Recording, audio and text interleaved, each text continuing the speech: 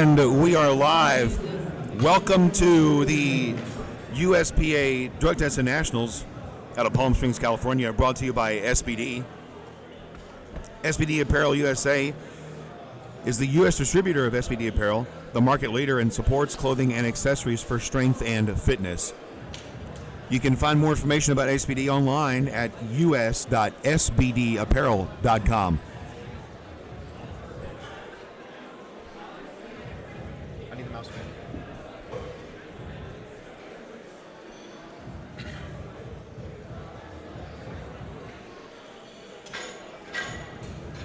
So the live stream title is incorrect. We are not showing the women today. Today is men. We'll switch that view right now. There we go. So today is going to be the men's 52, 56, 60, 67.5, 75, and 82.5 kilo weight classes.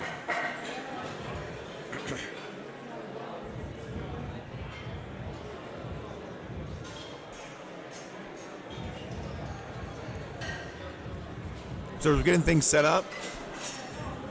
A couple more of our sponsors have some information to tell you a little bit about. Actually, I won't, because it looks like the clock is down to 11 seconds.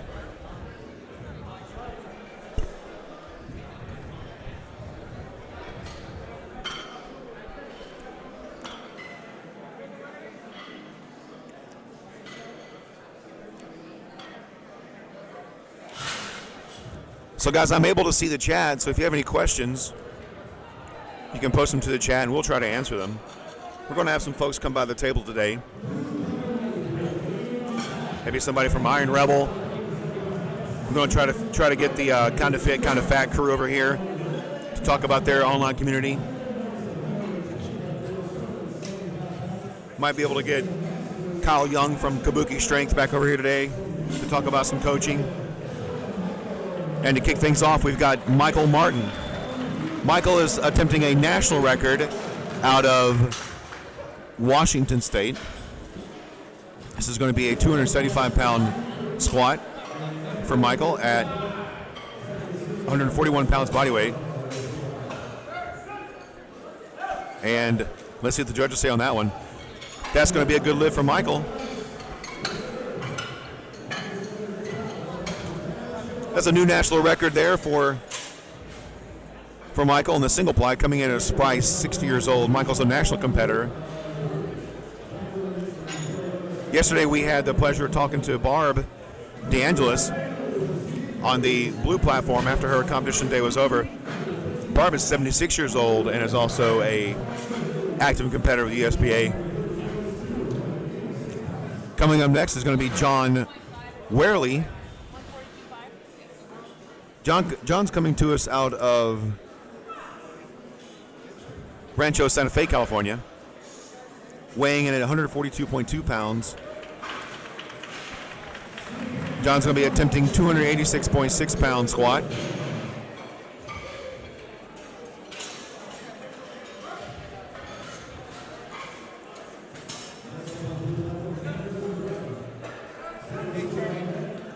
And he stands up and squats back down with it. Let's see what the judges say. That's going to be, unfortunately, no lift. Usually when we get reds on the side, that means that we didn't quite get down to depth.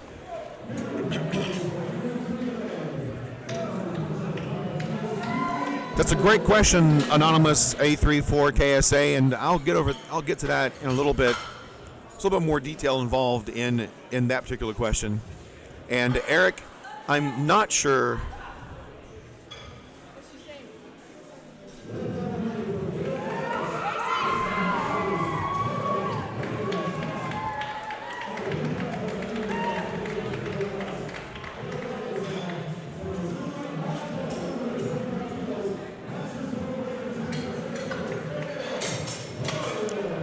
Eric, I'm not quite sure when Sage lifts. I'm going to try to find that out for you.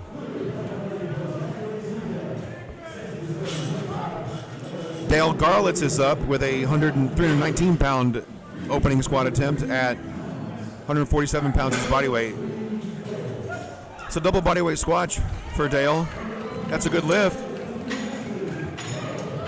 At 71 years old, Dale's an active competitor in our Masters division.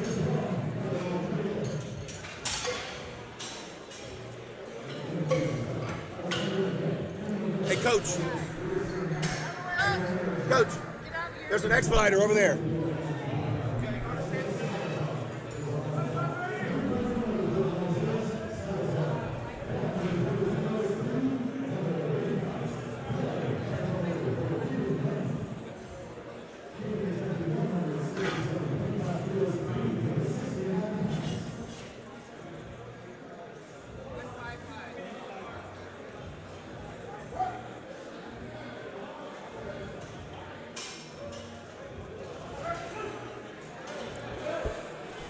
Keaton Brennan gets a good squat at 22 years old, actually, squatting 385.8 pounds. And yes, we are aware that the live stream does keep pausing, so we are definitely working on that technical issue.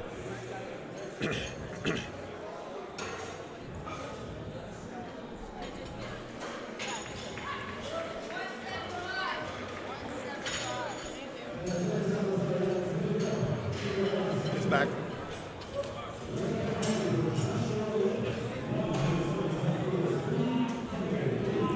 Coming up next is going to be Joshua Lipp, attempting a 385-pound squat at 147 pounds body weight. Josh is also coming out of California. It's like Riverside. He's with Team Strength Initiative. He squats down and stands back up. That's a good lift. So the lifters do compete in order of weight class. They're typically grouped in groups of 10, anywhere from 8 to 15, depending on the size of the meet, in flights by age class and weight class. But you notice we have 6 weight classes today and only 4 flights. So there is some carryover between flights, but the flight order is determined by the lifter's weight selection. That way the spotters and loaders are only adding weight and then taking weight off once for when we go back to the top of the order. Daniel Burke is up next with a 385.8 squat. And that is a good lift for Daniel.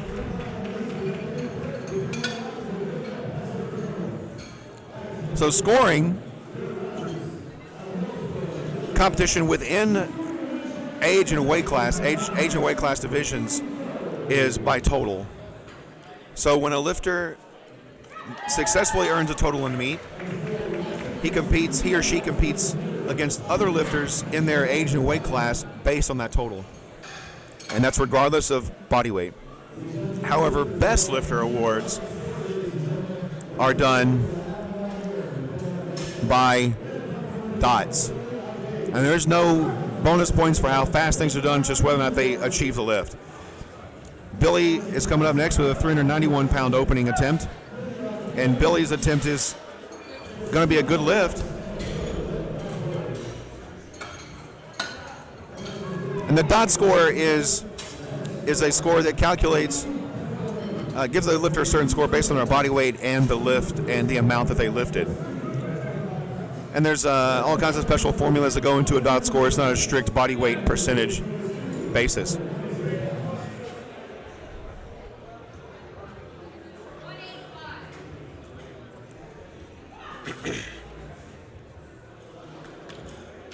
Coming up next is going to be Brandon Lopez.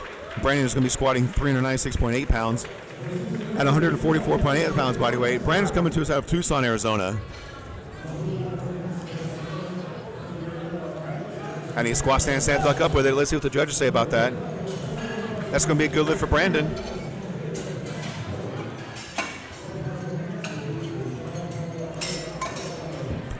And if you guys follow me on Instagram, here in the next couple of days, I'll do a little bit more detailed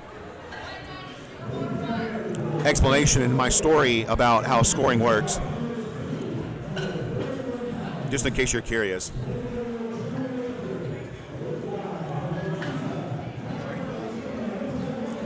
Coming up next is John Paul Arreglado.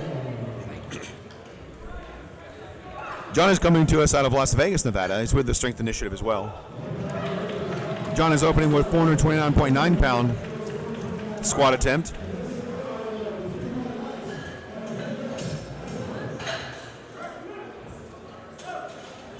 And the judges say that is a good lift for John Paul. All you need is 2 white lights to make a good lift. And once the lift is successful, the lifter gets credit for that amount, for that weight lifted. There's no extra credit for getting all 3 white lights. And at the end of the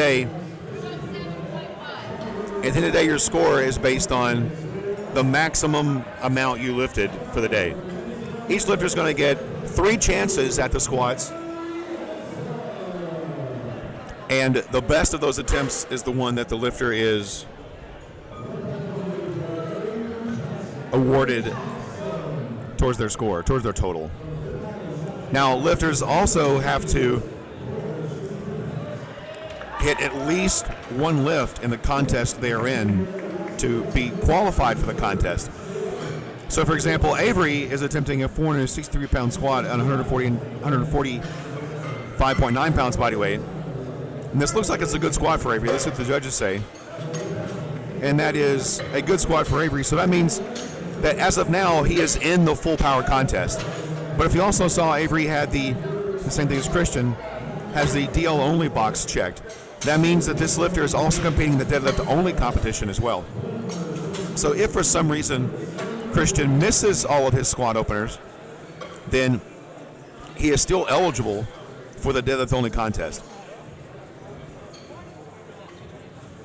Now, if a lifter is entering in a full power meet and sets a record on one of the lifts, but unfortunately does not qualify for a total in the contest because they didn't get a single attempt on one of the other lifts, then that record does not stand. For a record to stand, the lifter has to achieve a total in the contest in which they attempted the record.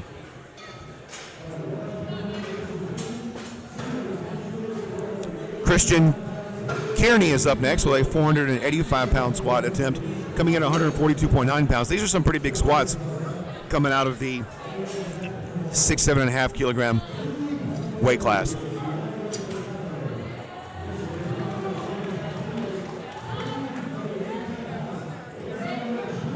And the judges say that is a good lift, 2-1.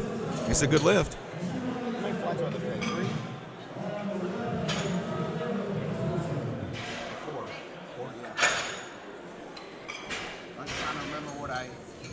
Up on the wall real quick. And we're now back up to the top of the order, kicking things off with John. John missed his opening attempt, by the way, and he is going to reattempt his opener of 130 kilograms, which is 286.6 pounds.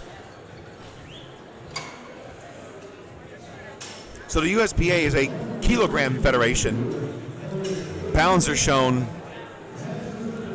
really just kind of for your information on the screen, but all the scoring and the body weights is all done in kilograms. So for John competing in the 7.5 kilogram weight class, that means that weigh-ins yesterday morning, he had to weigh less than 67.5 kilograms. And John's second attempt, he's definitely a strong enough lifter, but let's see if he got that technical issue squared away. And he did, so that's a good lift for John.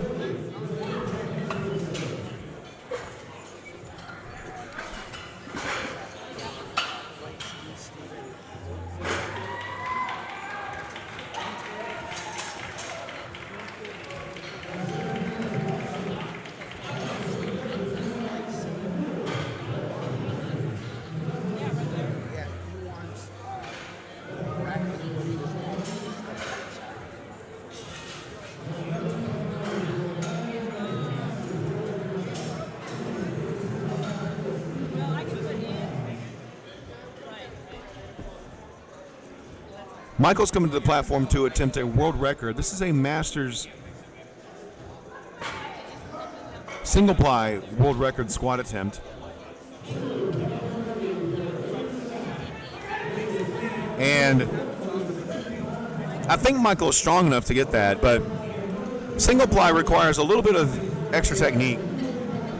And if you miss the groove, you can really hurt your attempt to lift that weight. So hopefully Michael works with his coach to get that squared away and comes back for his next attempt to achieve that. Coming up next is Dale Garlitz.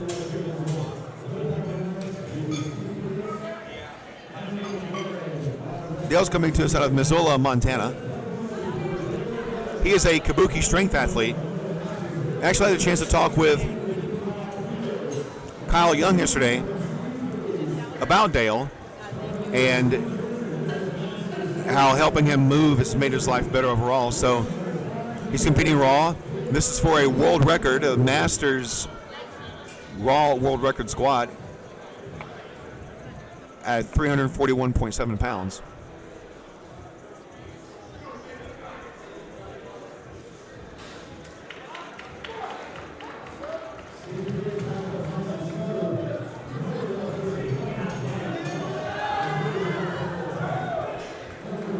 And it looks good from here. Let's see what the judges say about that.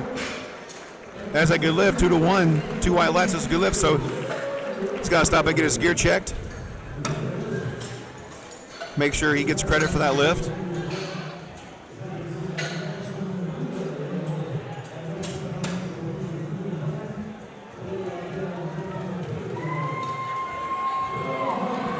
The 82.5 kilogram lifters are going to be spread out possibly between flights C and D.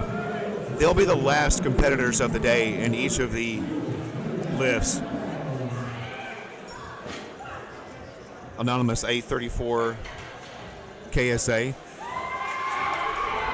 But we don't have the meet split into 2 different sections. So it's going to be flight A, B, C, and D, and then for squats, and then flight A, B, C, and D for bench press, the same thing for a deadlift. So Keaton Brennan, 16-year-old lifter out of Montana. That's a good lift for Keaton at 385.8 pounds.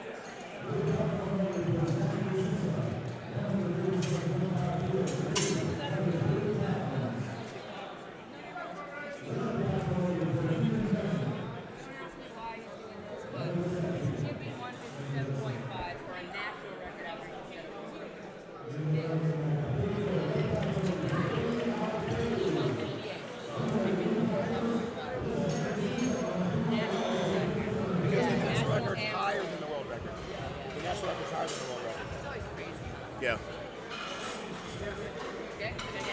A little bit of side conversation with the expediter, Tracy.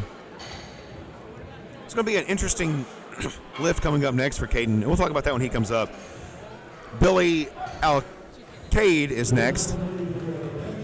Billy's out of Alaska with a 407.9 pound squat attempt. That is a good lift for Billy. Hey, Tracy.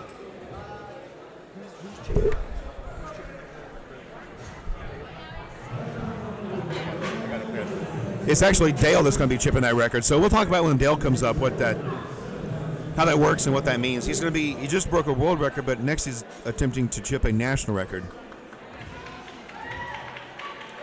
Daniel Burke is up next. Daniel is going to be attempting a 407.9 pound second squat. He was going to his first.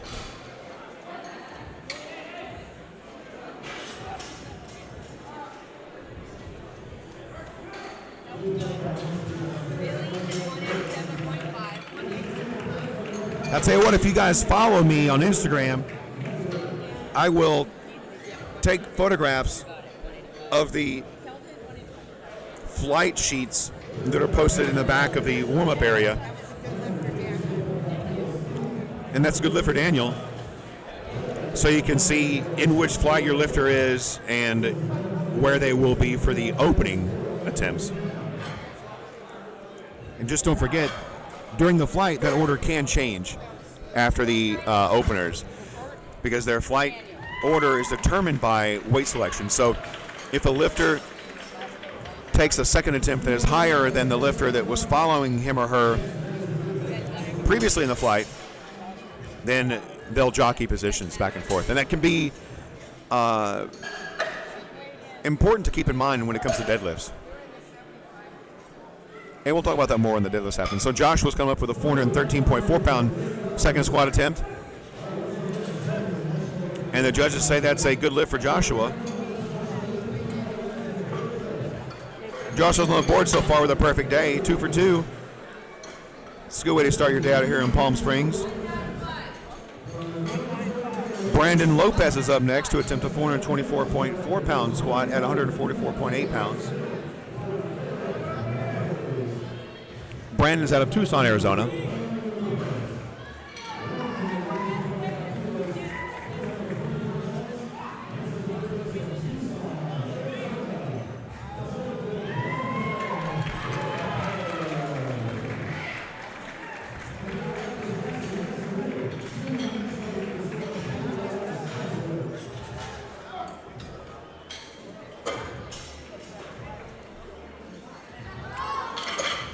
Brandon's first attempt looked really good. This one here, let's see what the judges say about that. That's going to be a good lift for Brandon as well. John Paul Arreglado is coming next out of Las Vegas, Nevada. He's a strength initiative athlete.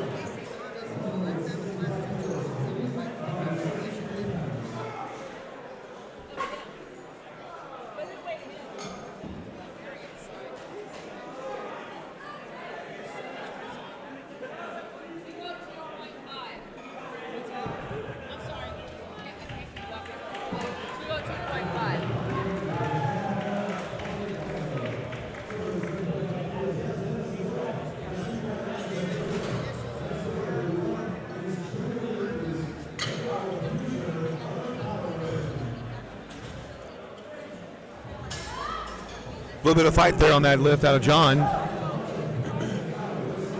But it's a good lift. Good lift for John Paul.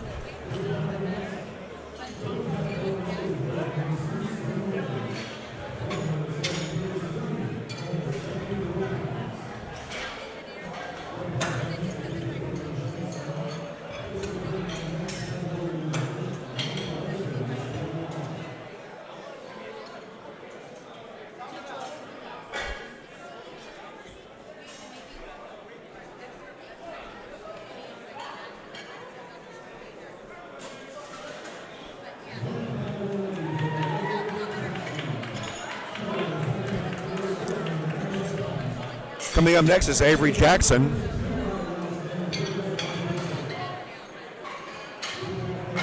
Avery's out of Fripp Island, South Carolina. Quite the haul for Avery to get here. That's about as across country as you can get, coast to coast.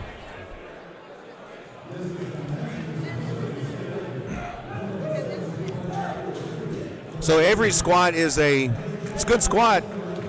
It looks a lot more different than typical squat looks. His stance is really close, and his feet are pointed pretty much straight forward. So really it depends on your body's mechanics, on how you choose to lift and what position works best for you.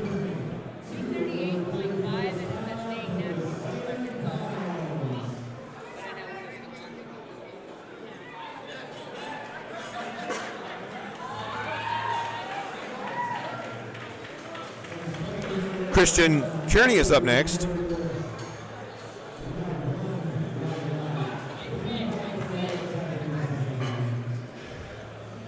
Christian's got 507.1 pounds on the bar.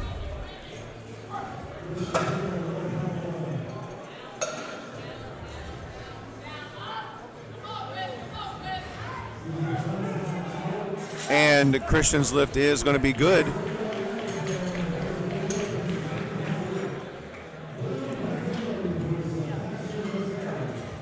Christian's competing in the classic raw. You notice that when he walked off the platform, his legs are really stiff. It's hard for him to bend his knees. Well, that's because those wraps that they put on provide a lot of stiffness to the knee, to the leg.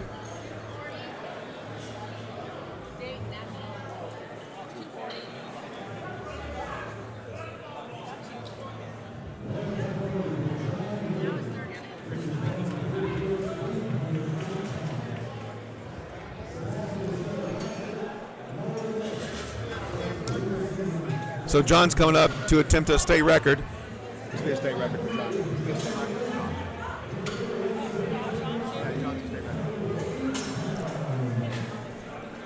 This will be a state record for John out of California.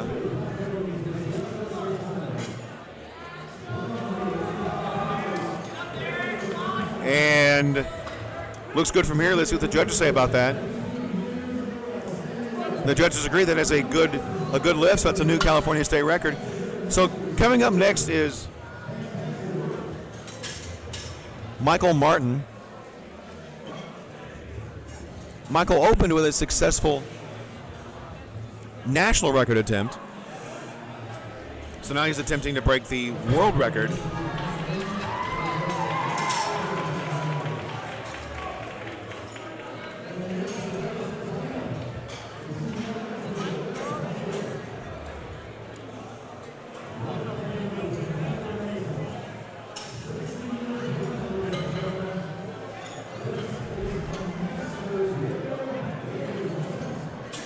Michael has 314.7 pounds on the bar. And here we go.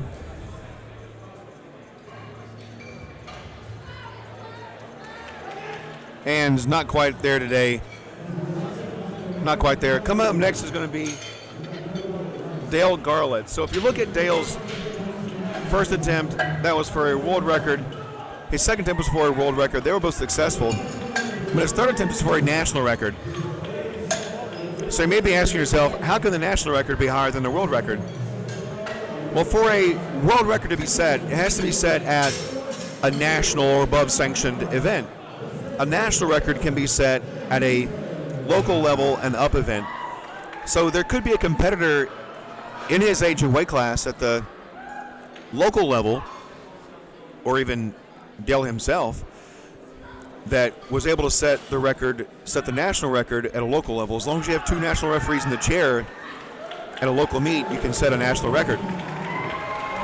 But a world record requires two international referees, so you see all gray shirts for our referees today so far on the platform.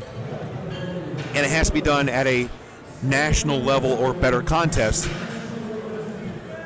So that's why the world records fell first for Dale, because there just wasn't somebody that was stronger than the national record attempt that had set it. So let's see if he gets the national record now too, at 348.3 pounds.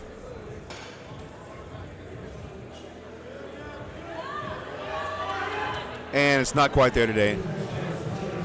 Anonymous A34 KSA, we do not post times for the event other than the start time, because things can move fast or slow depending on what type of lifters we have, how quickly the lifters decide to go. The lifters have a minute from the time that their platform is called ready to get the bar off the hooks, or in the deadlift to actually initiate the deadlift. So when you have 10 lifters, a flight can go as fast as 30 minutes. It can't last as long as 45 minutes. It can actually go faster than 30 minutes if the lifters don't take a minute each. And so it's really, really fluid. But you can look at a flight of 10 lifters and pretty much expect that it's going to take anywhere from 30 to 40 minutes. And Keaton Brennan doesn't get his third squat there at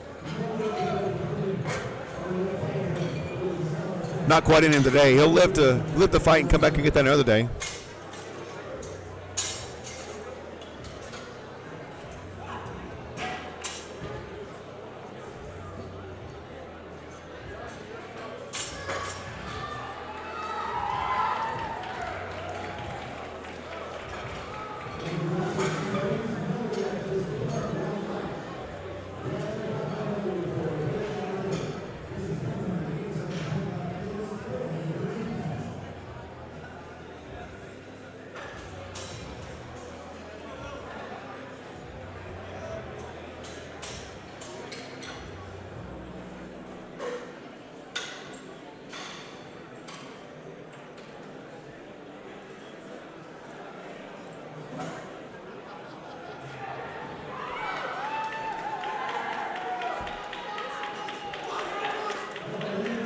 And that's not quite in the tank for Billy today.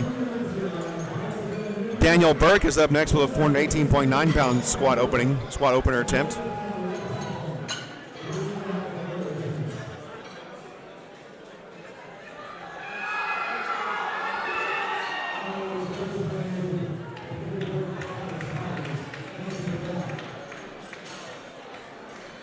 Yeah, the last flight should be a while. The last flight will probably kick off in about an hour or so, Jennifer. But you've already paid for the whole show, so go ahead and stick around and watch the whole show.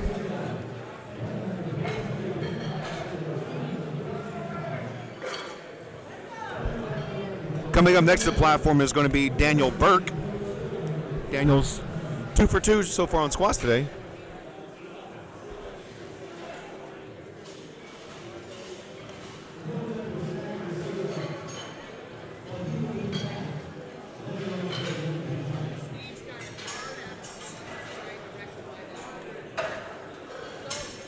Pretty good looking walkout of 418.9 pounds on his back.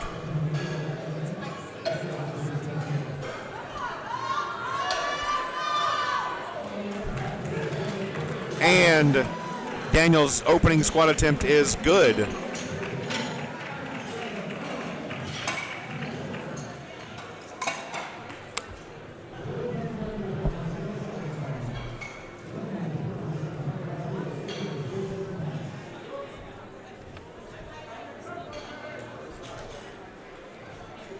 We'll take pictures for this. Do you have time for me to take pictures for this?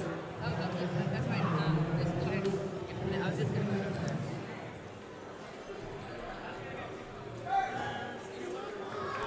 Joshua Lipp is up next.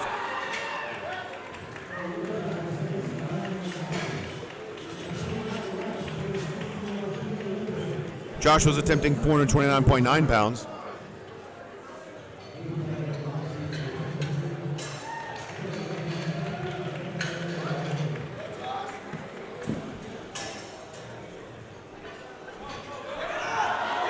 And not quite in the tank for Joshua today.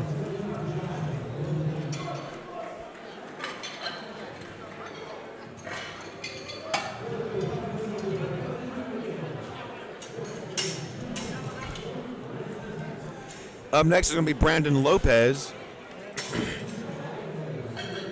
Brandon's coming to us out of Arizona, where he's attempting to break the Arizona state record today for the 65.5 kilogram open division.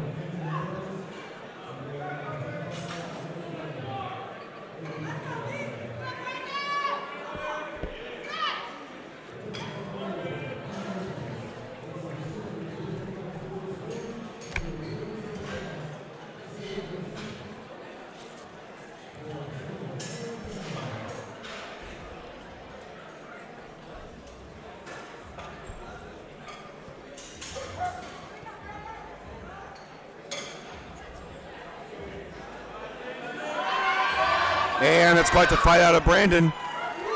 Let's see what the judges say. He fought through that. And that's a good lift for Brandon. 2-1. That's a good lift.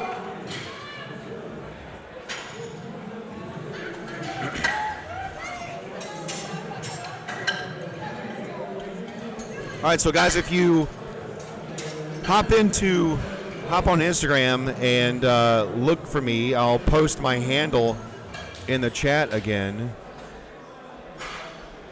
I just took screenshots of the flight orders for B, C, and D. So you will be able to tell which flight your lifter is in if your lifter is not in flight A. Just watch my story on Instagram at Kilted Lifter, and I just shared my tag again to the chat. John Paul Arreglado is up next, attempting a 468.5 pound squat at 148.4 pounds. And that's no lift for John Paul. Not quite there in the tank today.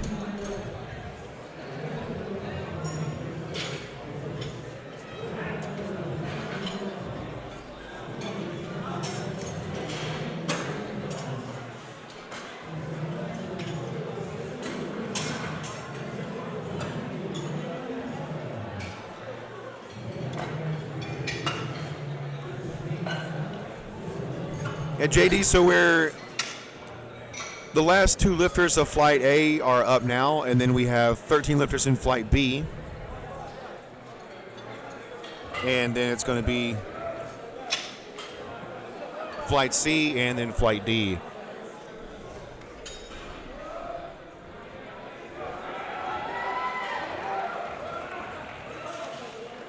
If you look at the roster over here on the right-hand side, the bottom right-hand side of your screen, you can tell which flight we're in and which flight's coming up next. So this is showing you the next 6 lifters. And so these are the last 2 lifters in Flight A, and then we roll right into Flight B. Avery is attempting to break a world record. This is the junior world record raw squat at 67.5 kilos. Avery at 145.9 ounce-pound body weight has 525.8 pounds on his back. And it's definitely deep enough. Definitely strong enough to stand back up with it. Let's see if the judges say get in on technicality. That is a good lift for Avery. That's a new world record.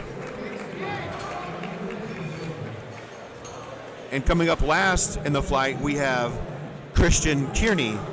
Christian is also attempting to break a world record. This is for the classic raw 67.5 kilogram open squat world record.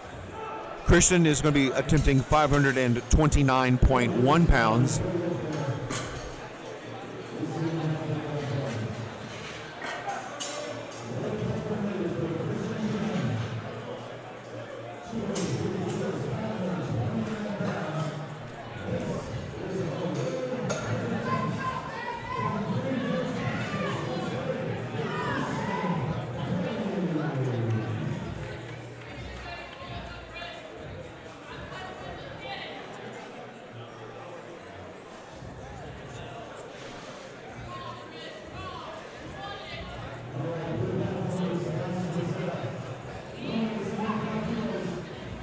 And there's Christian's walkout. Gets the squat command. There's his descent. There's the up command for Christian. He looks pretty strong from here. Let's see what the judges say about that. 3-0 light, that's a new world record for Christian.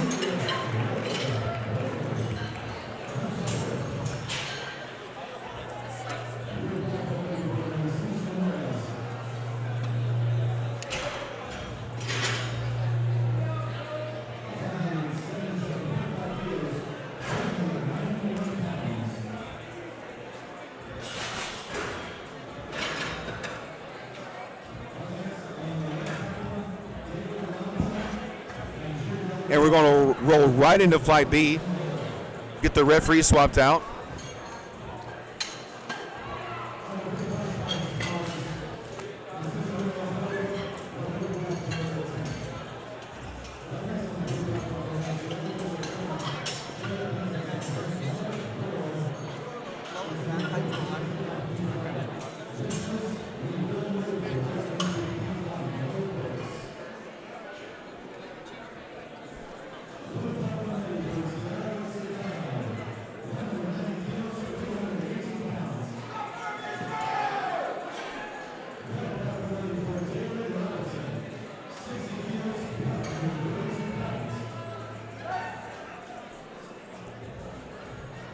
All right, David's coming up for this opening squat. David's coming to us at a spry 80 years old. Master lifter out of Loveland, California. And there's a squat command for David. Squats down, he stands back up. Let's see how he does.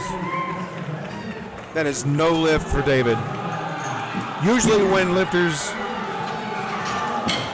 earn red lights on the side and not the front, that tends to be an issue of depth.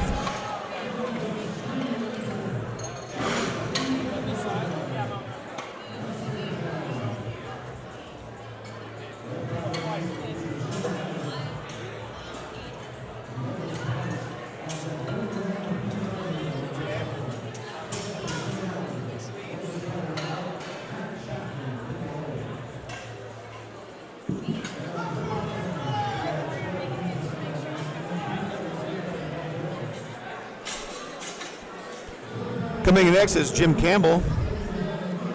Jim is 85 years old. I do believe that's going to be the oldest lifter that I've seen so far. today, and maybe even the oldest lifter in the entire contest. He's attempting a 154-pound squat at 158.7 pounds body weight. And that is a smoke show out of gym. That's a good lift.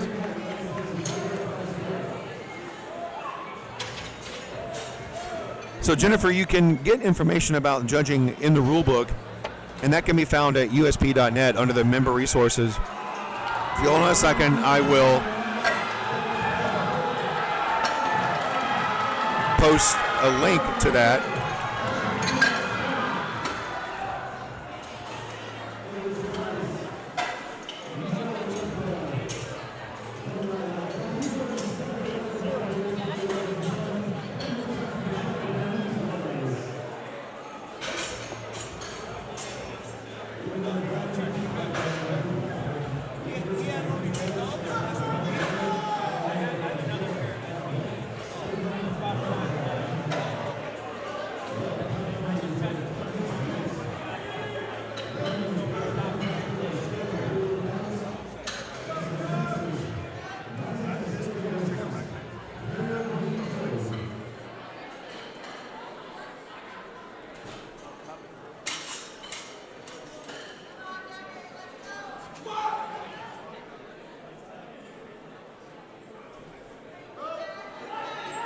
And Douglas's squat at 248 pounds is going to be no lift, maybe a little bit of up and down motion is what I saw from this side.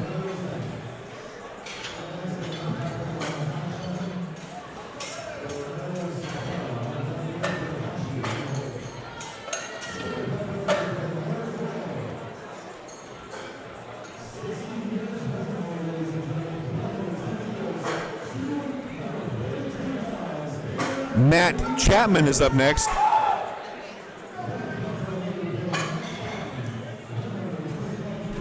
Matt's coming to us out of Miliani, Hawaii. Matt's opening up with 275.6 pounds. There's the squat command from Matt. Squats down and stands back up. Looks strong enough from here. Let's see what the judges say about that.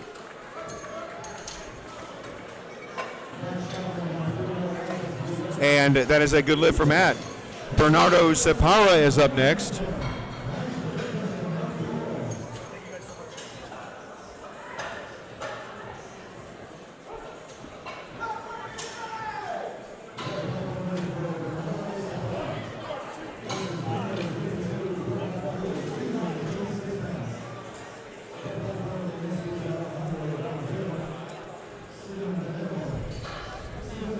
Jennifer, there's also a few videos out there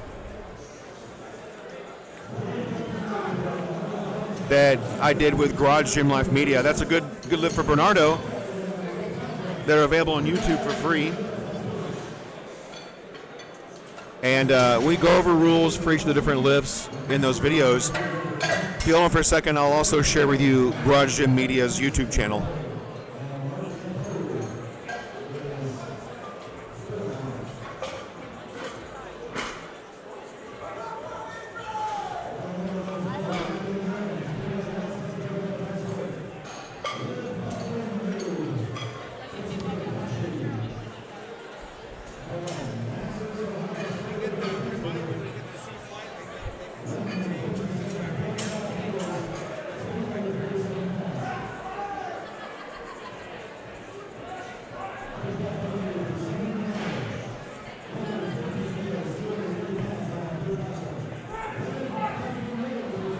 Christopher Vashi is coming up next. Christopher is out of Cincinnati, Ohio. Christopher is actually someone that I know personally, and I reffed his very first meet a little bit over a year or so ago. It's been fun watching Christopher's progress.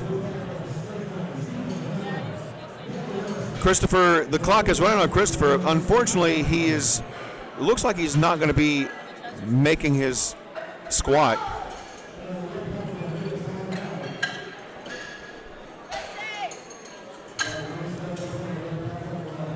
Christopher's time on the platform hasn't been long, and so it's possible there's a little bit of experience level issue for Christopher. He's not quite sure where he's at. Maybe his handler lost track. Or maybe he's just had to go to the bathroom.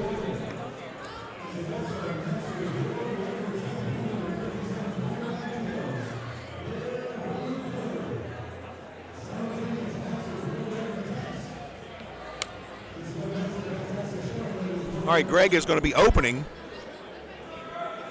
with a world record attempt raw squat in the Masters division, 75 kilograms.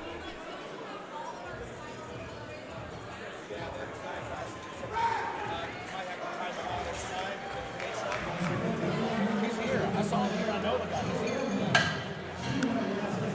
He's here. I saw him earlier. He's here. You know that? Yeah, I saw him around. I know the guy. He's in Ohio. He's trying to go down here. Well, he's spacing out. I can walk back there and try to find him if somebody takes my spot. Let's see who shows up in the second attempt. Okay.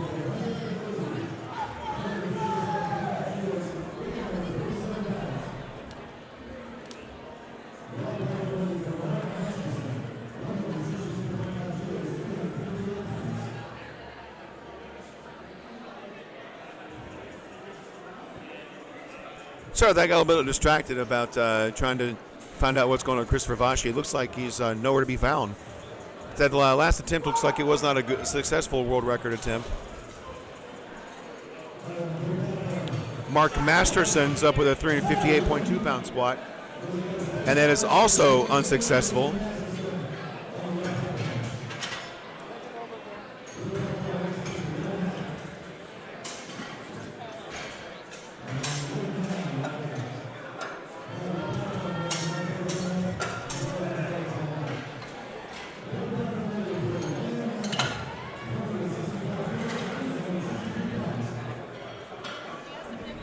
Mark Ento Ho is coming to us out of Miliani, Hawaii as well.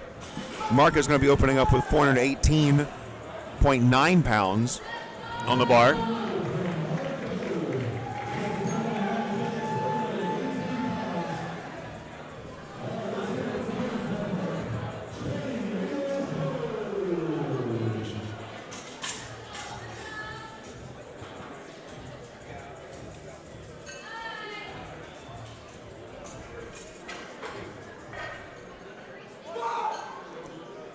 And Mark gets the squat command for his opener.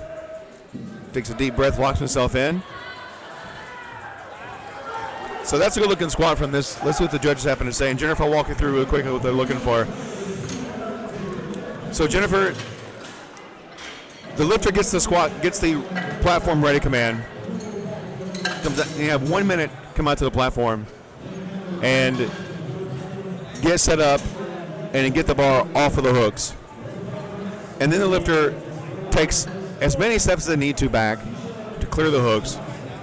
The fewer the better because you're spending less energy. And then the lifter gets set up, feet firmly planted, standing erect, and waits for the squat command. And the head referee will give the squat command. And then the lifter squats down. So for Estuardo, you see the squat command, the hand come down by the judge, lifter squats down, and then stands back up. And that is a good lift for Estuardo. So the judges are looking for, once the squat command is given, the feet have to remain firmly planted. The feet cannot be shifting around, feet cannot move. And they're looking for the lifter to descend in one motion. So once you start down, you go down. Get down to the bottom of the squat where the top of the leg at the hip, a crease is formed in an area, is below the top of the knee at the bottom of the squat, and then the lifter stands back up. There's no command to stand back up. The lifter squats down and then stands up. And then once fully locked out, standing erect, the head referee will give the rack command. And that's the command for the lifter to place the bar back on the racks. So the judge is looking for those solid feet, looking for that depth, and they're looking to make sure the lifter does not jump any of the commands. That's a good lift for Zisha. Sage Stokes is coming up next. And so, unfortunately, I wasn't able to tell you there when Sage was lifting.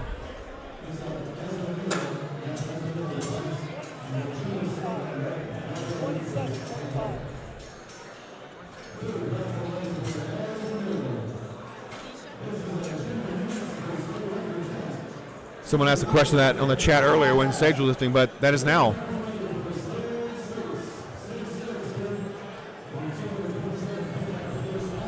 So Sage is coming to us out of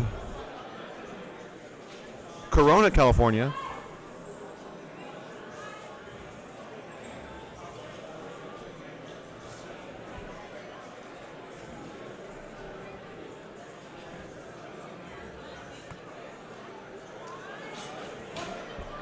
Sage is opening with a 501.5 pound squat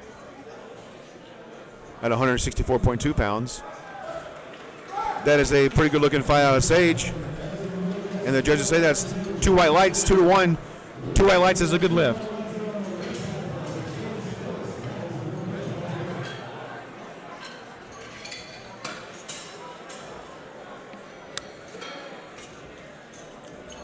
Coming up next is Kashmir Hughes.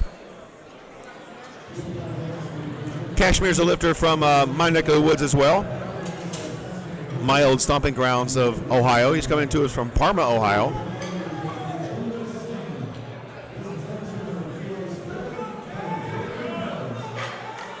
At 164.9 pounds, Kashmir's opening attempt at 512 puts him in the heaviest lifter so far in the 75 kilogram weight class.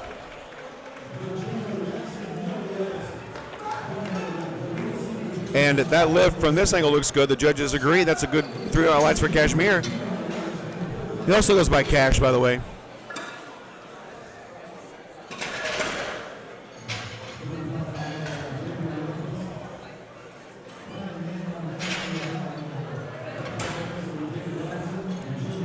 So you see the spotters are stripping the bar all the way down before they load those Ivanko plates back on. The lifting order is determined by the weight selection. That way they only have to do this once for the entire flight. Ivanko, by the way, is the provider of the plates for today's contest. You can find out more information at ivankobarbell.com. Since 1967, their mission has been to introduce innovation to the industry and perfect existing technologies. They are proud of their rich contribution to the history of the barbell and to the lives of those who use their products to pursue physical health and strength. David's second attempt is a repeat of his first. Hopefully he gets it this time.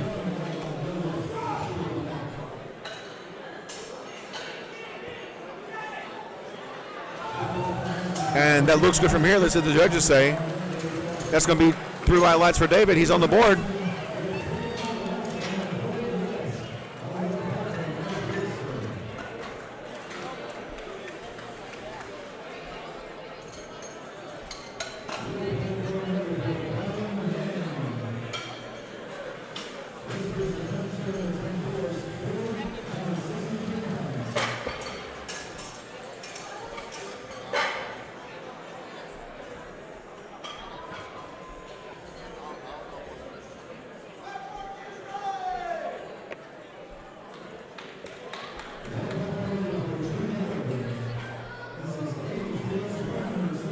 Jim is coming up next. 85 years old. I think Jim is the oldest lifter in the contest.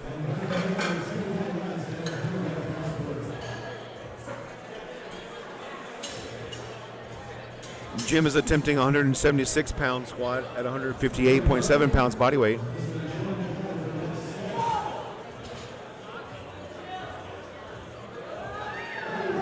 And don't blink, you'll miss that. Jim's a fast squatter. And unfortunately, that is two red lights. So Jim's going to get feedback from the judges there on what they saw, why he didn't earn white lights. He's getting that feedback now. You can see him over there on the left-hand side of your screen talking to Tracy.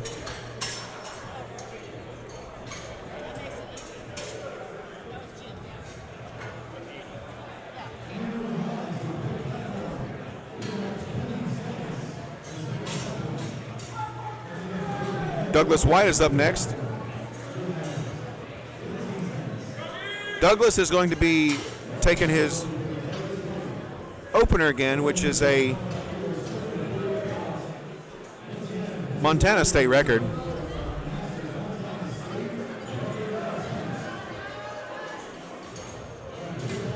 Yeah, right, JD. I hope I'm still able to walk at 85 years old, or even alive at 85 years old, much less lifting my body, putting my body weight on my back and squatting it.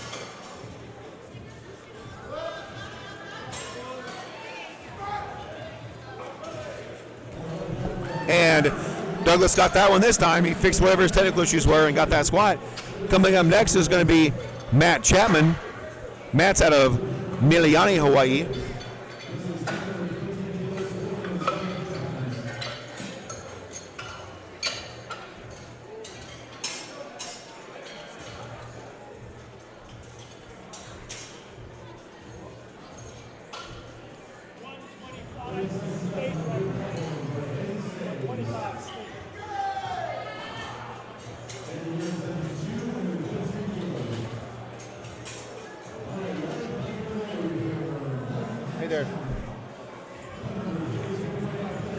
Matt is up next with a 314.7 pound squat.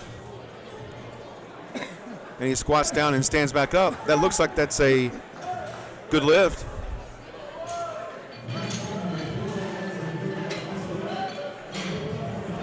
And the judges agree. Christopher Vashi is up next. Hopefully Christopher has been located and he is able to come out and take this squat. He's attempting to break a state record today, and at least wants to get on the board. Some folks earlier were talking about how they're having a hard time finding him.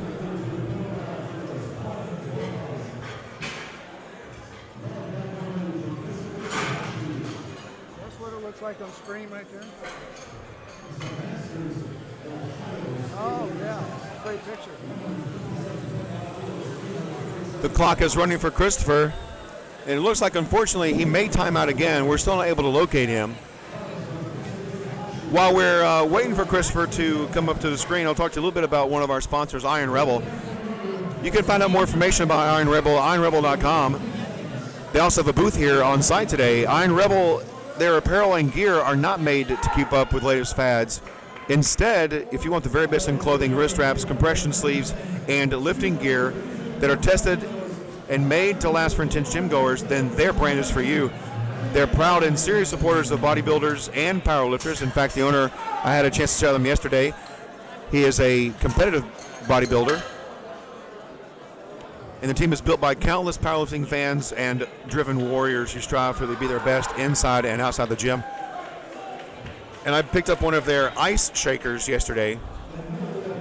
And it's a pretty cool mug, insulated mug with a ice filter in the top, and the blender is in the top of the mug as well.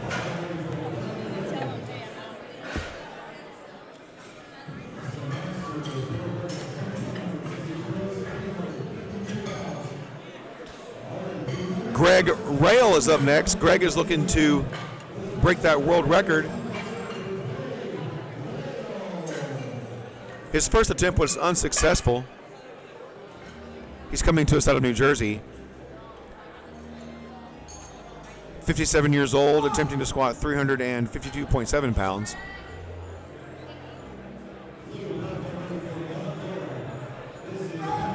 And he looks strong enough. Let's see what the judges say about that. That's going to be 2 white lights. That is a new world record. Get his gear checked on the way out.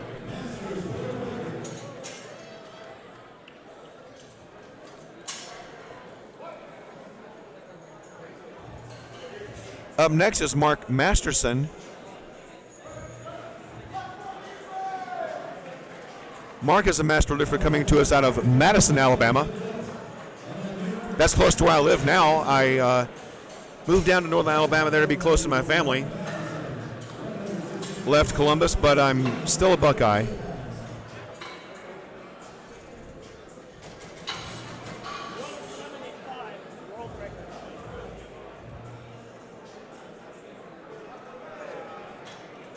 Mark walks out the bar with 358.2 pounds on his back.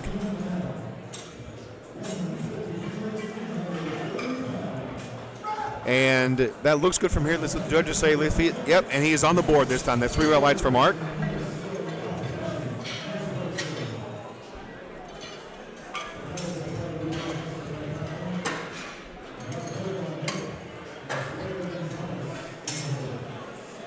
Yeah, Jennifer, I recommend you go to that YouTube channel there and look at some of those videos that I did with John Greaves of Garage Gym Life Media. He's on the other platform today.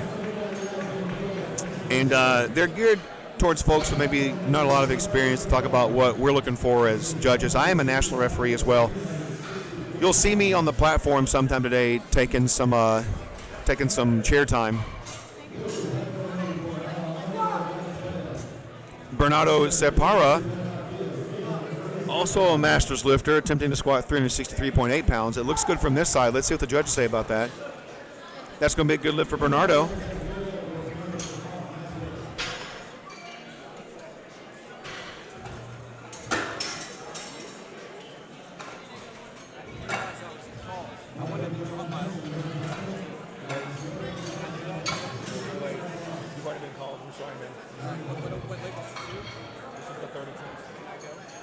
Yeah, when your name's called. So you see where you are in the order? Yeah, so you're called. Good luck, man. There's a screen in the back as well. Good luck, man. So it looks like Christopher did get found, and he's going to attempt that opener, but I know Christopher, so he came up to me and asked me where he was at. He wanted to drop his opener. So I'm rooting for Christopher. This is his first big contest. I hope he's able to get it figured out and get on the board. Mark Antoho out of Miliane, Hawaii is up, squatting 446.4 pounds. And Jennifer, by the way, if you want to know what a textbook squat looks like, that is a textbook squat.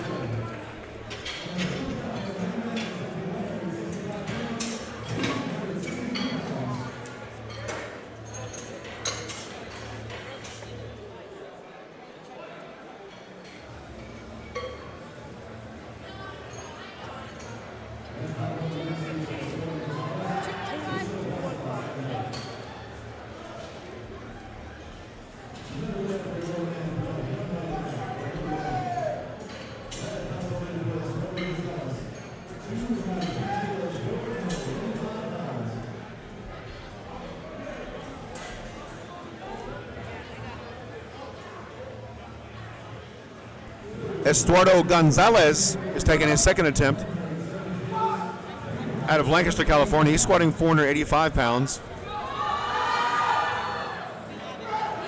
And that's a good-looking squat out of Eduardo.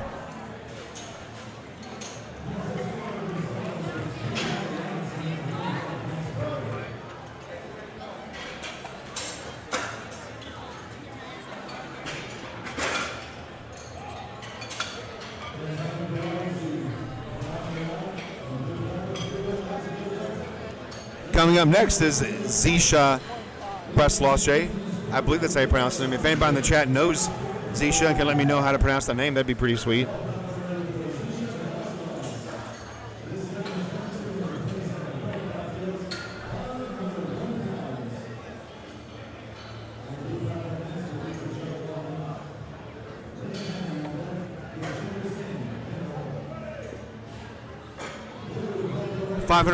$501.5 pounds.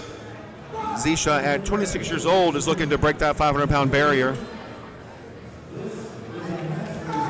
And that's a good-looking squat from here. Let's see what the judges say about that. It's going to be a good lift for Zisha.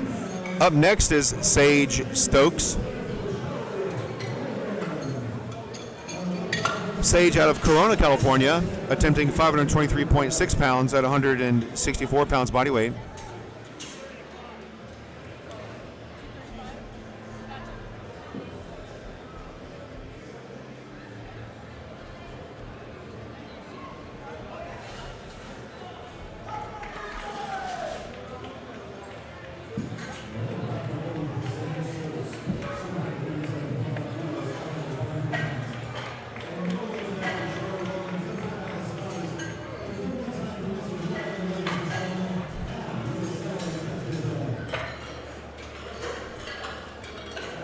And Sage gets up under the bar. He's going to walk out 523.6 pounds.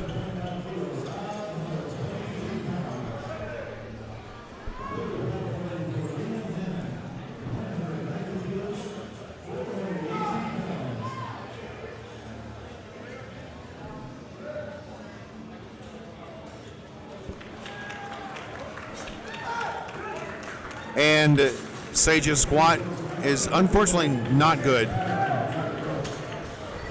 Sage probably had a problem with depth. Once again, from the side, if the two red lights on the sides, that means that probably was an issue of depth.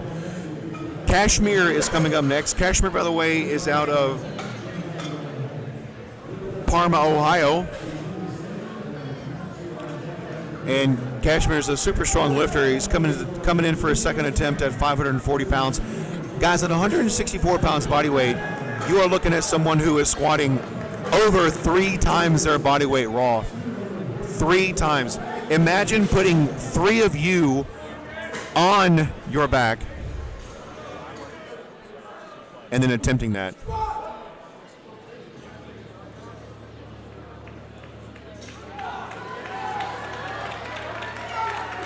And that looks good from here. Let's see what the judges say. That is no lift for Kashmir.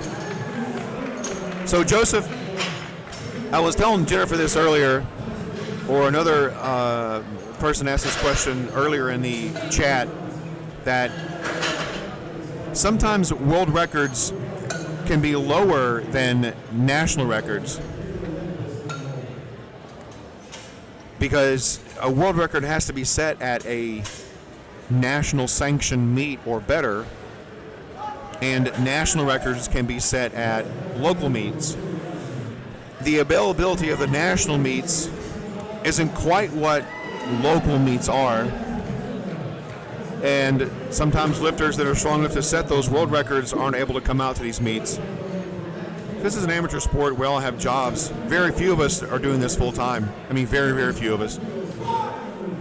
And David Robinson comes out.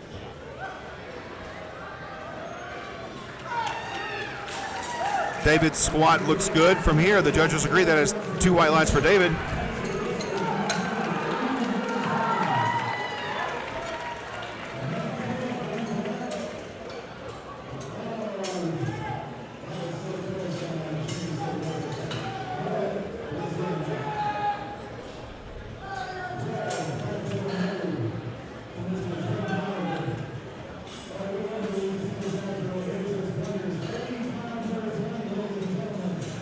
Yeah, so Tom Keller holds the squat at 407.9 pounds, to your point, Joseph. Up next is Jim Gallagher at 85 years old. Here we go. Lordy, lordy, lordy, that is the super fast squat. Oh, unfortunately, he doesn't get that today. A little bit of issue there on depth. But then, Joseph, if you take a look at the world records, the IPL world records, for master men,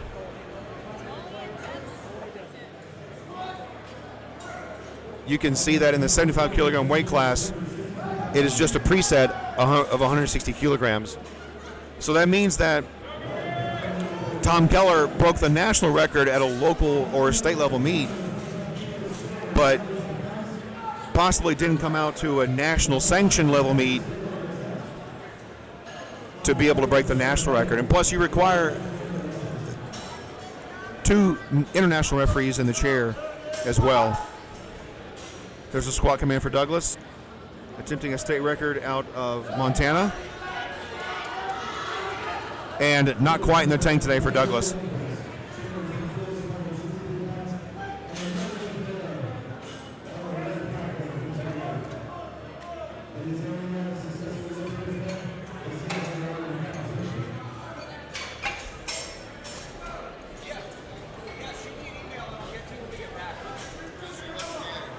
Yeah, just Tyler, USB on that. Need this chair here.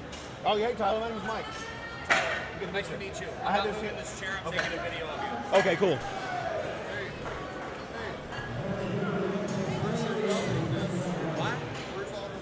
Matt's coming up next.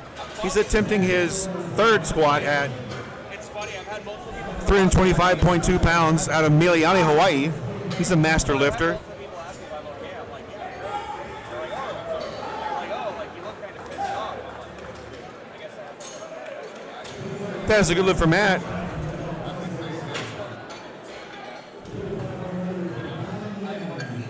That's correct, Joseph. World records use the IPL instead of USPA, but you can see it on the USPA's website under the records chart. Christopher Vashi is coming up next, guys. Christopher Vashi went incognito for a few minutes.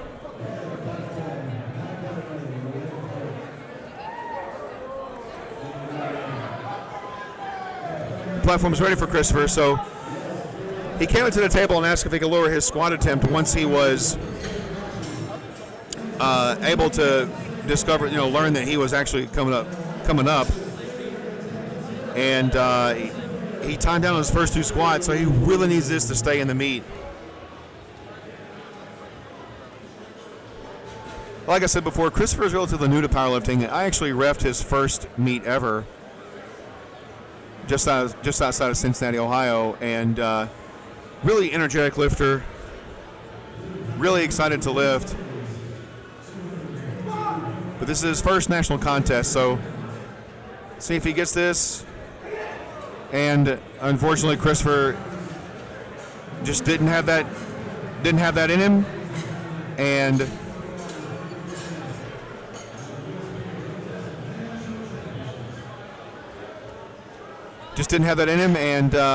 unfortunately disqualified.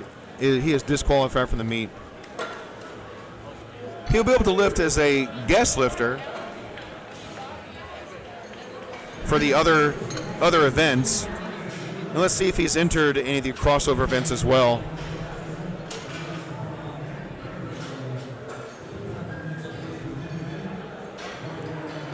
He has. He's entered the bench press only and the deadlift only. So he's disqualified from the full power event, but he is still in the bench press only and the deadlift only events.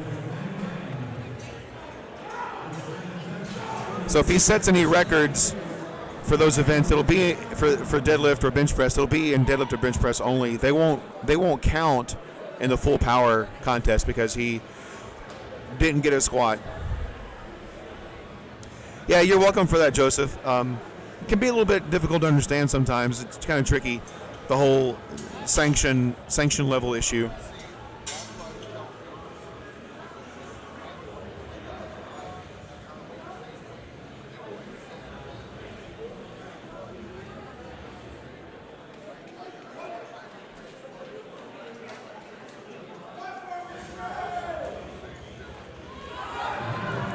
Coming up next is Mark Masterson.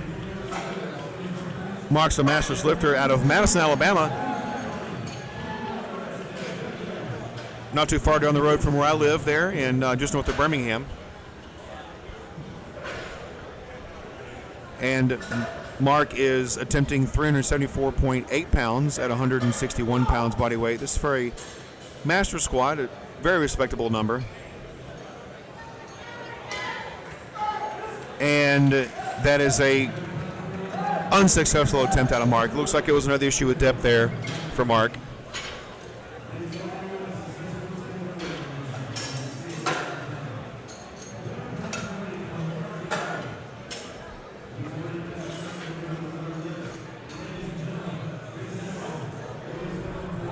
Coming up next is going to be, yeah, right, there are so many feds, but the USAPL is under the USPA, is under the IPL banner.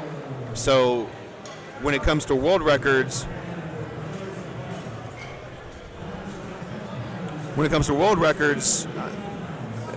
other feds, across other countries fall under the IPL world records as well. So you'll see other countries listed in the world records there. Bernardo Separa is up next with a 385.8 pound squat. It looks good from here. Bernardo is clocking in at 52 years old out of California. That's a good lift for Bernardo.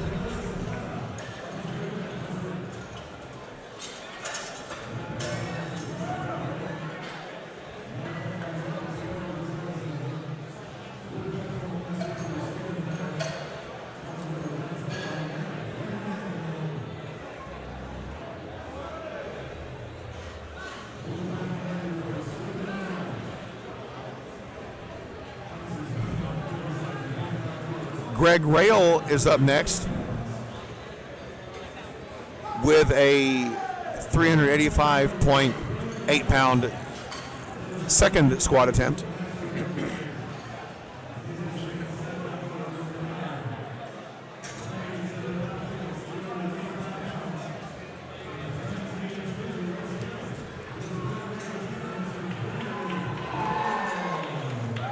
Greg missed his opener and then got things together for his second attempt. Let's see how he does on his third.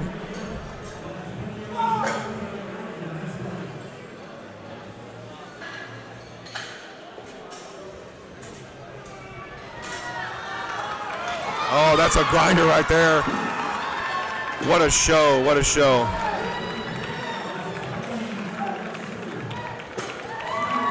And that's a good squat out of Ray. So I think it's maybe taxed himself a little bit there, having a hard time standing up. We do have medical staff on site. Get Ray any attention that he may need. That's awesome, Joe. What meet are you competing at? We'll see if we can follow you as well.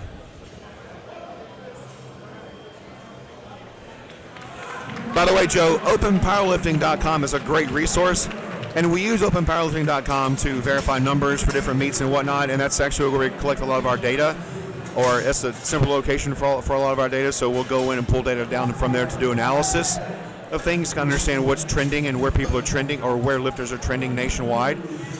But when it comes to the records, that's not the official resource. The official resource is at USPA.net.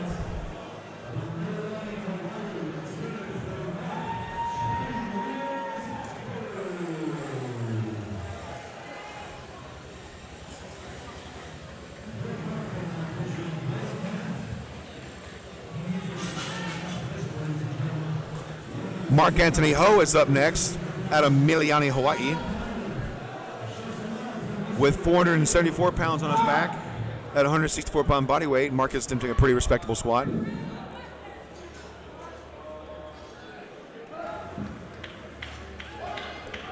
Very guarded descent, but it looks very strong. And that's 3 right lights. That's a perfect downward squat for Mark Anthony.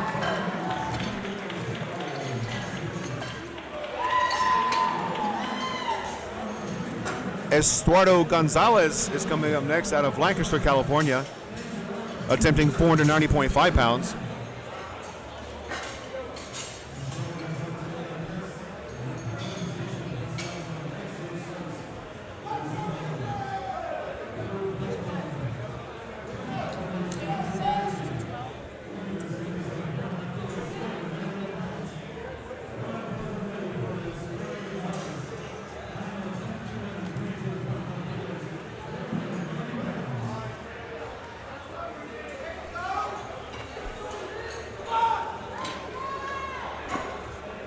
And Estuardo put in quite the fight there.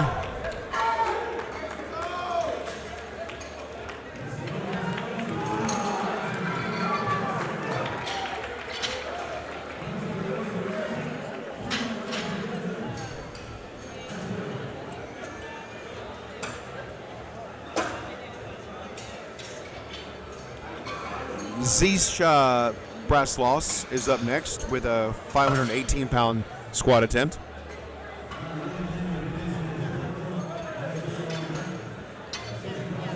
Coming to us out of Hawthorne, California.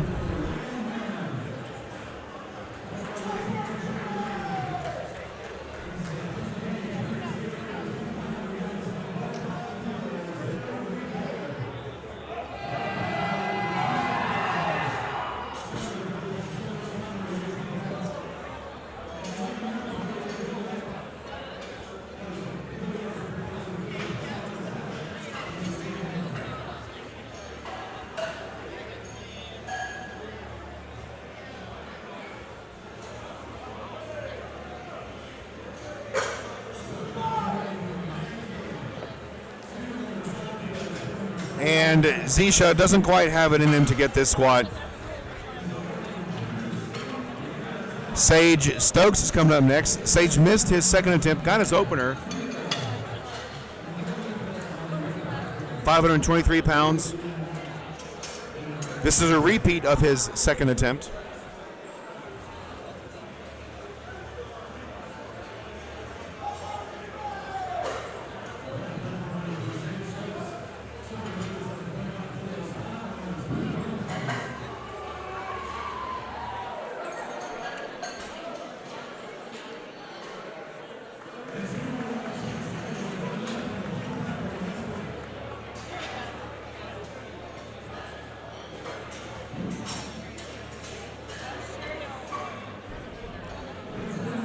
Sage is getting all braced up, ready for his squat, getting everything locked in. Unracks the bar. Nice, calm walkout. I definitely think he's strong enough. Let's see if he gets his technical issues squared away this time.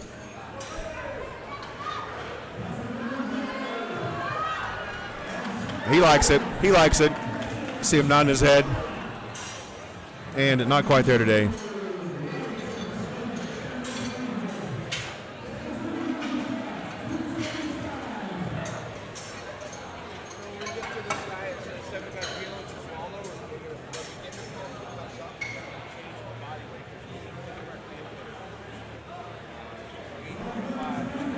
Kashmir is going to round out Flight B squats with a 540-pound attempt. This is a repeat of his second attempt where he missed it based on depth. Kashmir is definitely strong enough to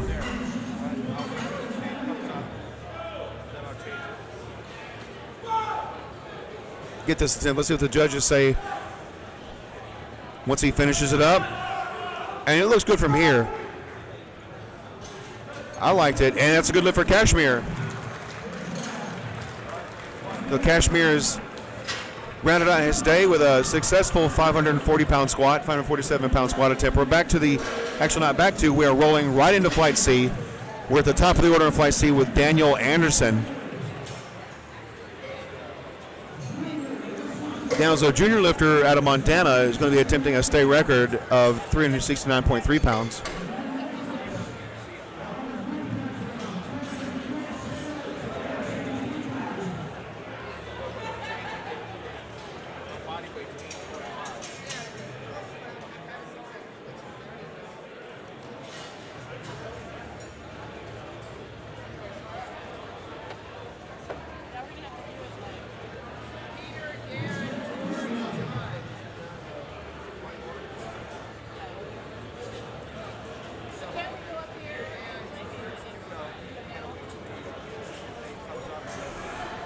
Well, we're swapping out referees there and getting things ready for Daniel to come up. I'll tell you about one of our sponsors, liftinglarge.com.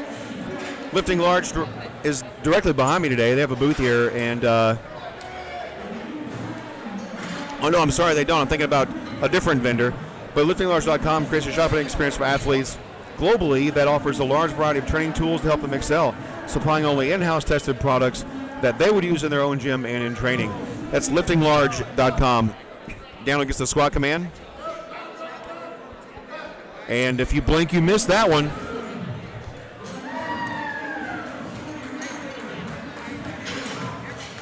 That's a good lift for Daniel. Shane Smith is coming up next. Shane will be opening with 391.3 pounds.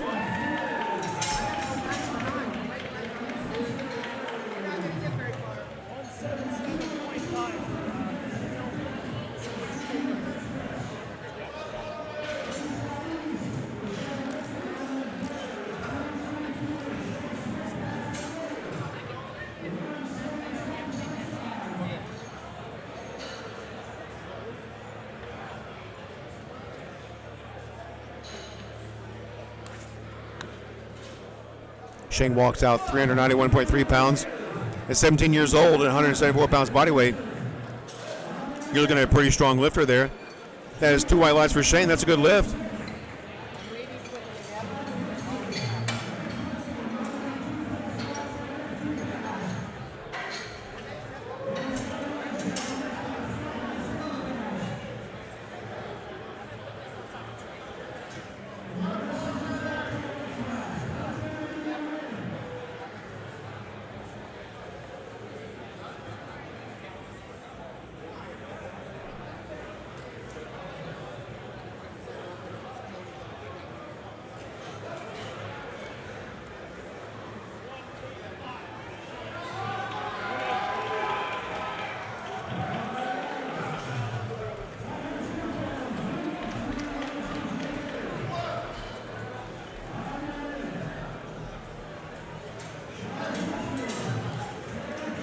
And Sean's attempt at 402.3 is successful. That's a good lift for Sean.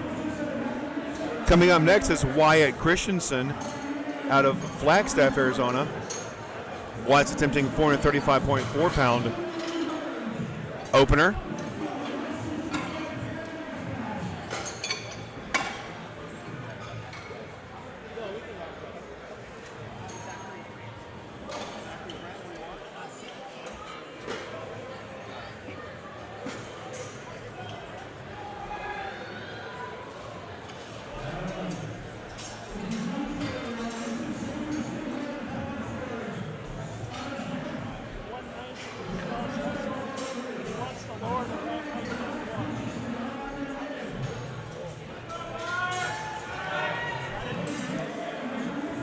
Wyatt comes up to the bar.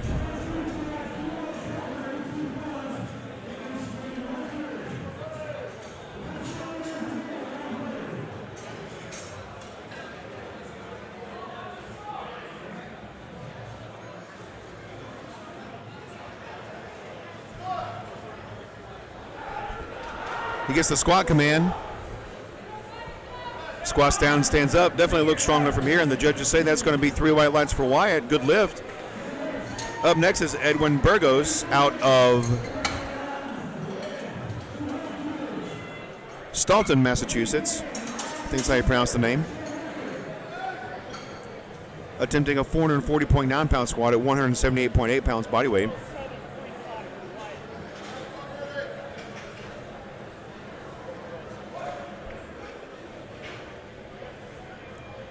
So I see a familiar name in the chat.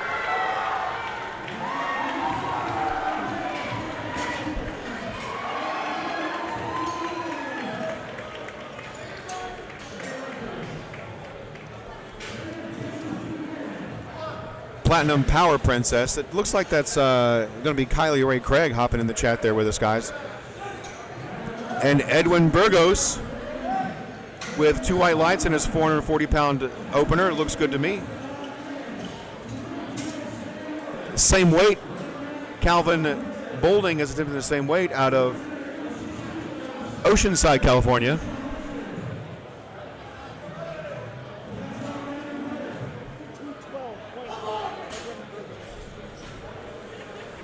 For those of you in the chat, Kylie is our Pennsylvania State Chair. She's also a national referee.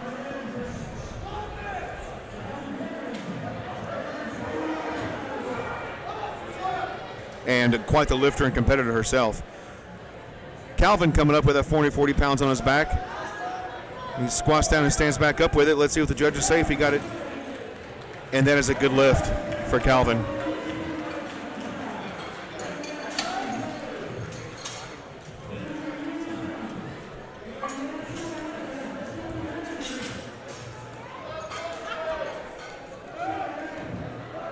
Out of the City of Angels is Jesualdo Oliveira, loading 446.4 pounds on the bar.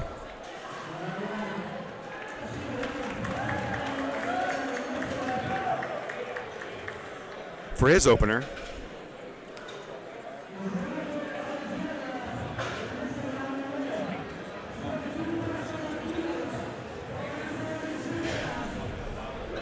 And the clock is running for Jesualdo.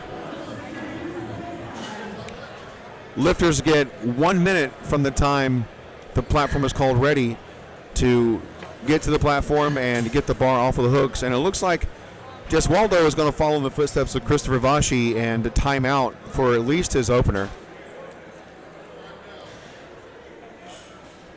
And that is timed out, so that is no lift for Jesualdo. They're going to load weight on there now for Zachary Brandt, 451.9 pounds. Zachary's coming to us out of Vancouver, Washington. A junior lifter in the 82.5 kilogram weight class.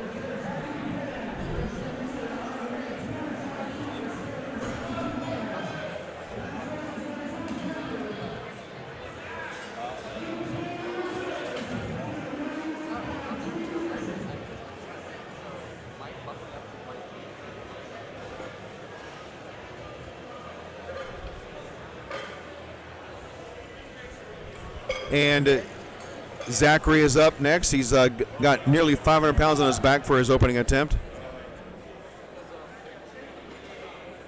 And then has a super fast squat out of Zachary. And that's a good lift. Guys, 451 pounds at 178 pounds body weight is a very, very strong lift. Jose Vasquez is up next. Same weight, it's just a matter of changing out the rack.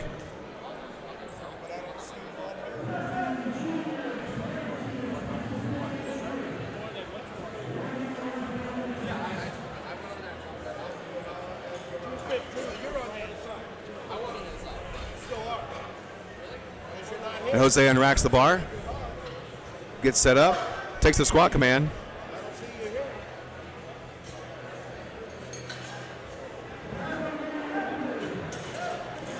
Makes easy work out of that. That's a good lift out of Jose. He's on the board. Up next is Steven Holtzman out of Tucson, Arizona. Steven is attempting an open classic raw 82.5 kilogram state record squat.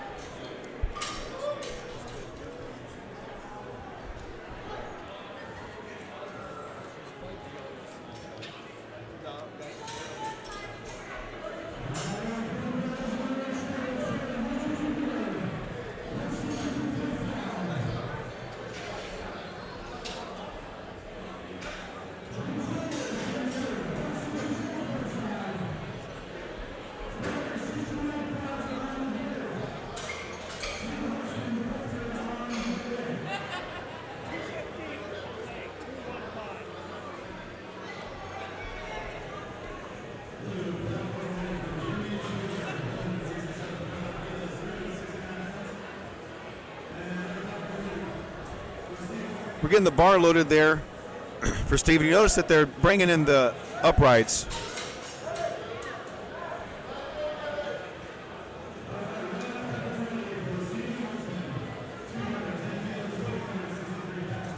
Does it look like only one upright is in? From this angle, it looks like one of the uprights is in and one is out.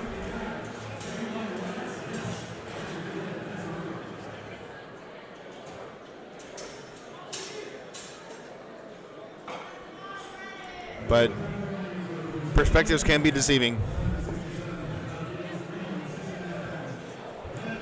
Steven gets the bar off the hooks. Walks out 463 pounds. Gets the squat command for that Arizona State record. Makes easy work out of it. Let's see what the judges say about that. That's going to be 3 white lights for Steven.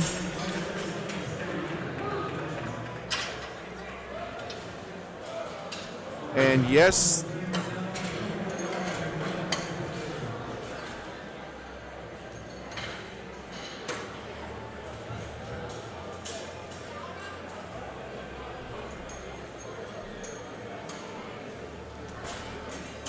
so lifters can elect to have the uprights tilted in or pushed out.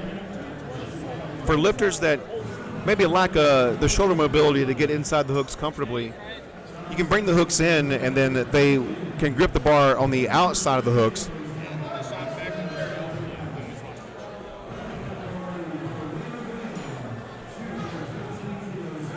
Lifters are permitted to also, you'll see Leo coming up next with a 474-pound opening attempt, bringing his coach or handler with him. Lifters are also permitted to use their coach or handler to help them get set up on the squat. So you'll see her position Leo either by touching, and she's actually touching him to help him get positioned on the bar. Lifters can also call out commands. She has to be off the platform, though, when the lift is underway. So you see her walk off the platform there before the start command is given.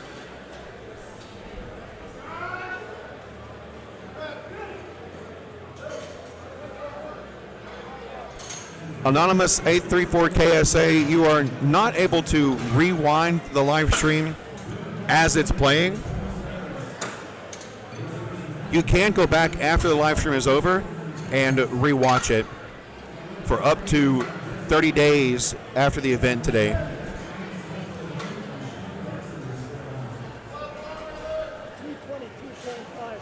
Jesse Kaufman has 523 pounds loaded on the bar for him. Coming to us out of San Diego, California.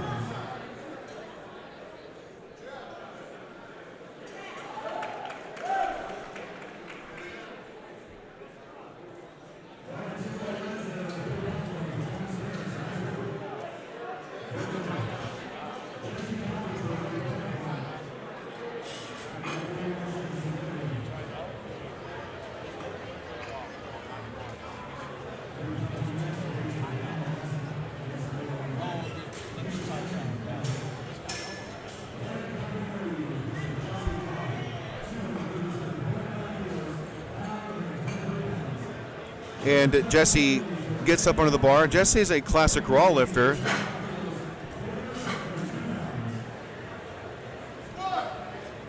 Gets the squat command. And that's going to be 3 white lights.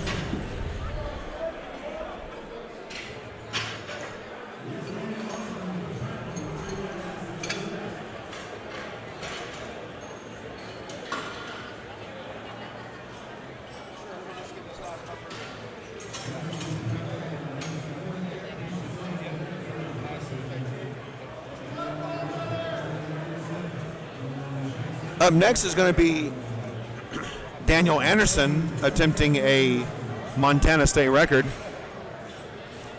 Daniel is a junior lifter in the 82.5 kilogram weight class.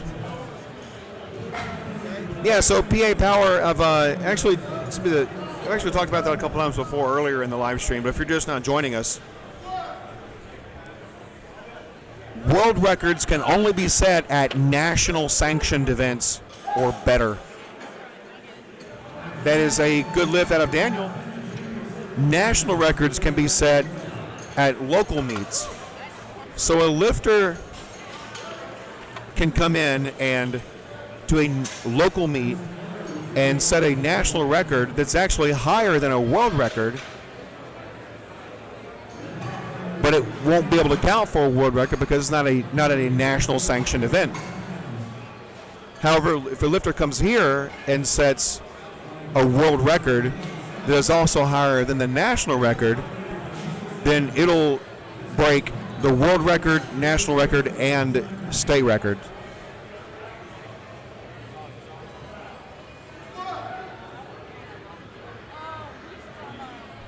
And there's also the issue of judges. So let's see what the judges say about Shane's.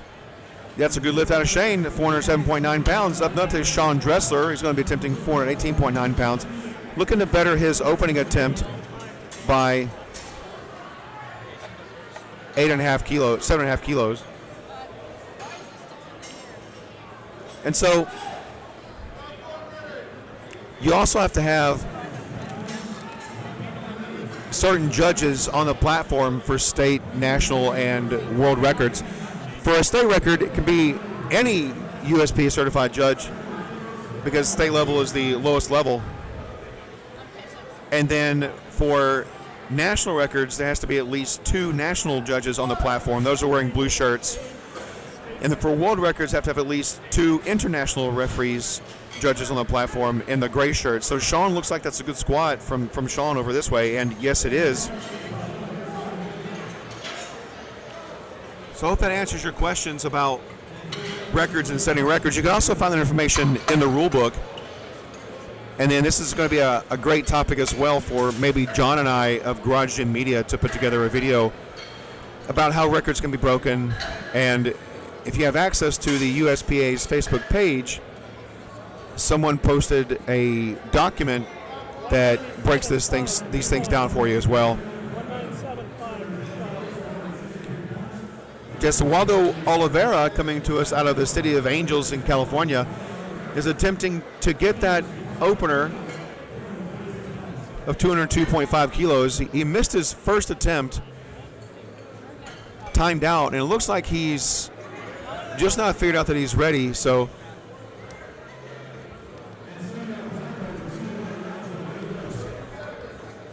Still got some time. Still got some time. So let's hope that he's able to get out there and get this attempt in the book so he gets on the board.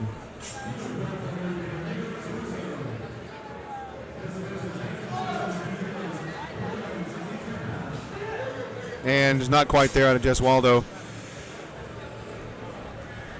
Maybe he just wasn't quite ready to get started yet today, so hopefully he's able to get out of his head and come back out here and post that lift.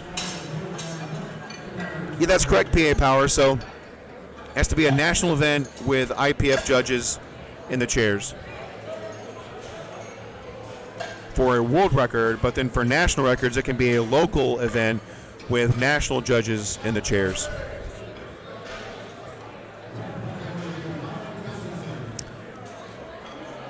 Anonymous WNNVF, you will be able to watch the live stream. If you purchase a ticket to the live stream, you'll have access to that live stream for up to 30 days. And if you want to watch live streams for day 1 or 2 or other platforms, you'll need to buy tickets for those days and platforms. Anonymous A34KSA, each lifter gets 3 attempts towards their meet total. Wyatt is on his second one. If you look down at the bottom left of your screen under athlete information, that's a successful lift out of Wyatt. Up next is Calvin Bolding with a 463-pound squat attempt for his second one. So Anonymous WNNVF, if you take a look at the bottom left-hand screen of your window, bottom left-hand portion of your window, you'll see under athlete information, you'll see the lifter's name and information about the lifter, and then you'll also see what their attempts have been in both the squat and all 3 lifts, the squat, bench, and the deadlift. And you'll see they have 1, 2, 3 attempts. So they come out, they take their first attempt, and then their second attempt, they can go up in weight. You can never go back down, or they can reattempt the same weight if they missed it. And then the best of those 3 attempts is what's taken towards their score. If a lifter doesn't make any of those 3 attempts, then that lifter is disqualified from the contest. Not an issue for Calvin as he got his opener. His second attempt, not quite deep enough.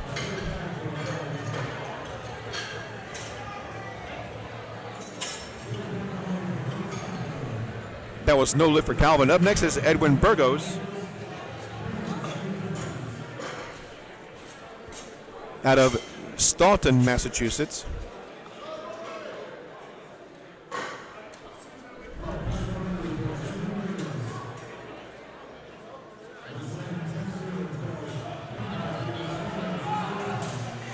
Yeah, so PA Power, you can actually, if you qualify for Worlds, which is here in a few weeks, actually here in California, you can compete at Worlds, and if you're able to break the world record, then you can break that at Worlds. You can also break the national and/or state record at Worlds as well. And then when it comes to multiple classes, so a class is weight.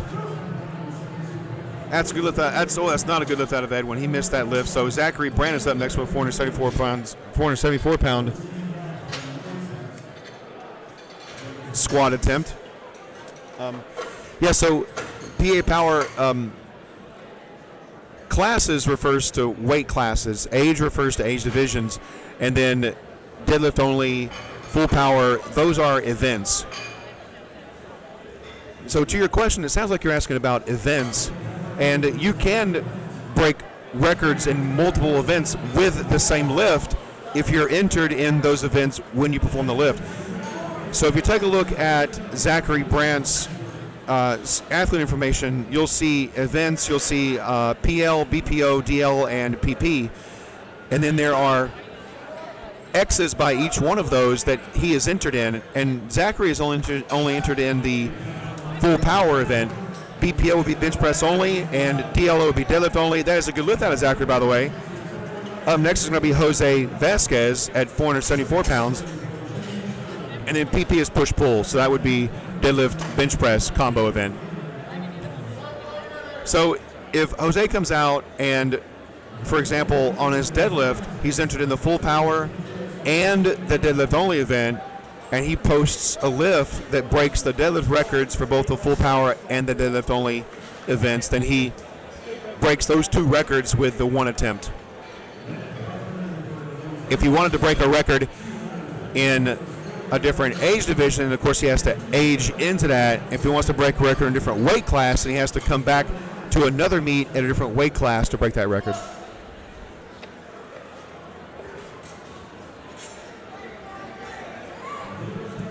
Jose Vasquez coming in with quite the grind, and that is 3 white lights for Jose. He's got a good day so far going on. Up next is Leo De Leon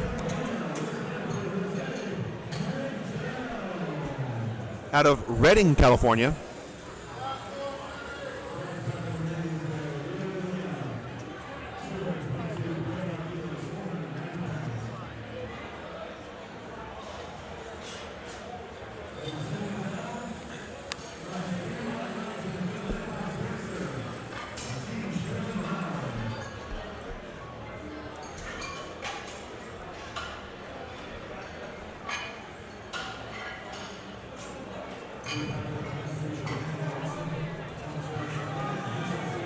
Leo comes up to the bar.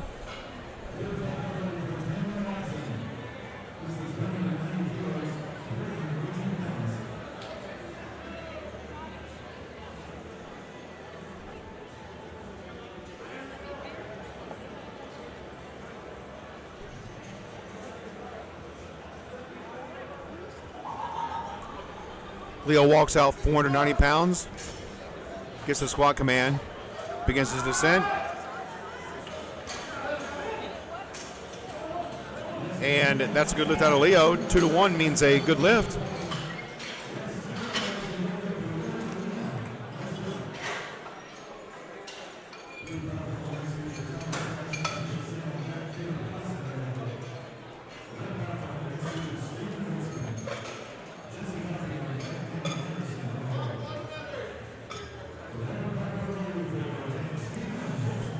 Platform is ready for Stephen Holtzman. Stephen is going to be attempting an Arizona State record.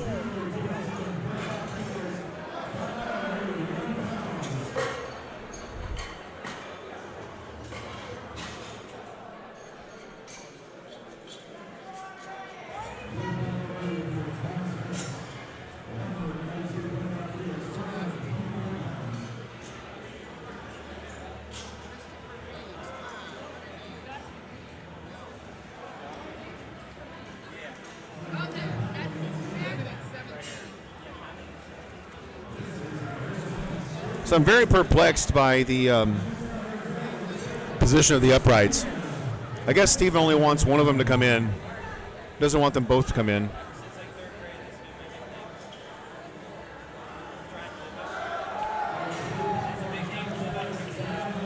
Stephen unracks the bar.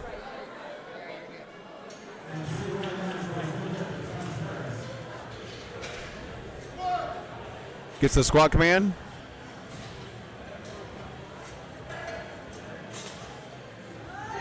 And it's not quite there for Stephen today. He'll get another shot at that for his 3rd attempt. Unless he scratches, then he won't be taking that 3rd shot.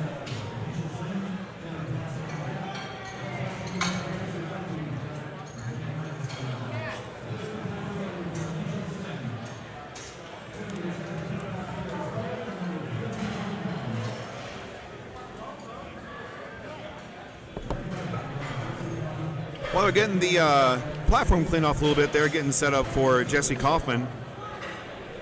Take a second to tell you about Kabuki Strength. You can get information about Kabuki at store.kabukistrength.net. They are also here as well, and Kyle promised me earlier that he would demonstrate the Myo Rock on anybody who wants that demonstrated on him. And practically they work to complete the mission through 4 distinct pillars: equipment, education, coaching, and charity.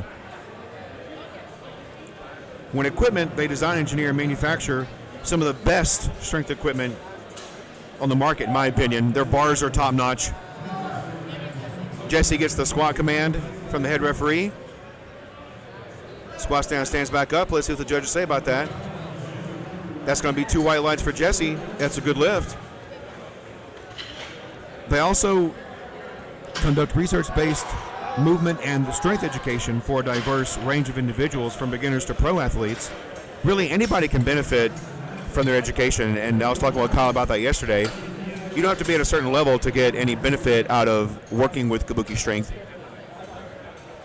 They also offer world-class coaching for strength athletes around the world and in person at their lab in Oregon, and they help others and give back to the community through their charitable efforts. So that's Kabuki Strength. That's store.kabukistrength.net or kabukistrength.net, and then there's a link to their store from the main page. So coming up next is going to be Daniel Anderson. Daniel's coming to us out of Miles City, Montana. This is going to be a Montana state record for Daniel as a junior lifter. And unfortunately, he's not able to get that third attempt, but he did get the state record on his first and second attempt, so he will walk away with that state record. Shane Smith is our next lifter out of Cambridge, Ohio. Mild neck of the woods. Shane's coming out of the Ohio area. Here's shout out to Sarah Kelly, the Ohio USPA chair.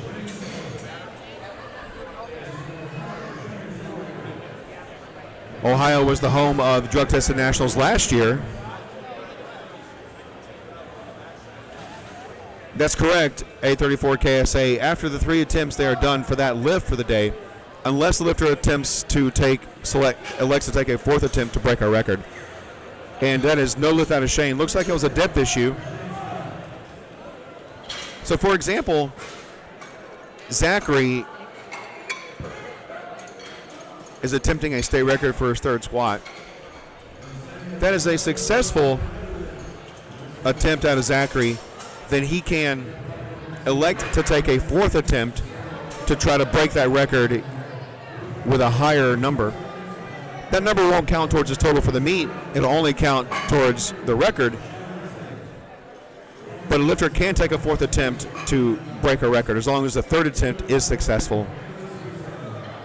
Sean Dressler is up next, going to attempt 435.4 pounds.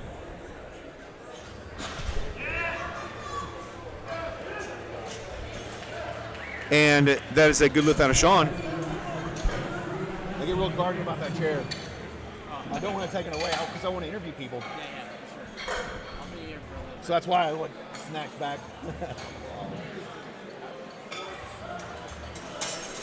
Coming up next is going to be Jesualdo Oliveira.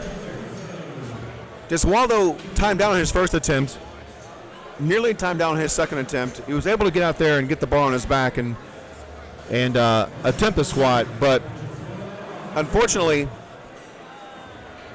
just wasn't able to get it out of the hole.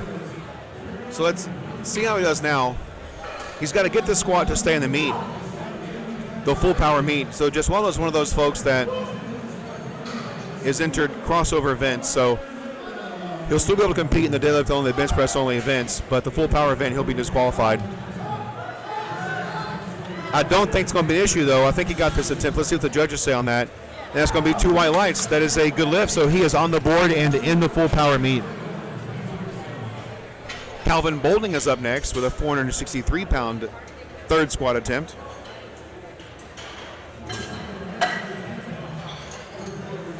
Speaking of charity, guys, when it comes to charity, the USPA Powerlifting Foundation is a nonprofit organization out of Irvine, California, founded by USP Hall of Fame and lifter and coach Liz Friel, whose goal is to provide those in need with the opportunity to change their lives and become empowered through the sport of powerlifting. You can get more information about them at USPAPowerliftingFoundation.org. You can also donate directly in your live stream window up in the top right-hand corner. There's the Donate Now button. So Calvin walks out 463 pounds. Takes his squat, puts in quite a fight. The crowd's behind him. And that looks good from here. The judges agree that is 2 white lights for Calvin. It's a good lift. Edwin Burgos is up next, coming to us out of Stoughton, Massachusetts. I hope that's how you pronounce that name. I might look it up between breaks to see.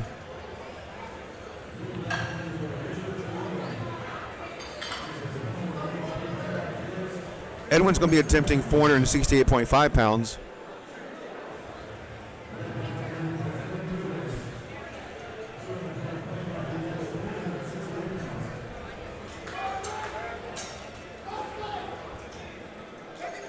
We are in the final attempts for Flight C squats, and then we're going to roll right into Flight D.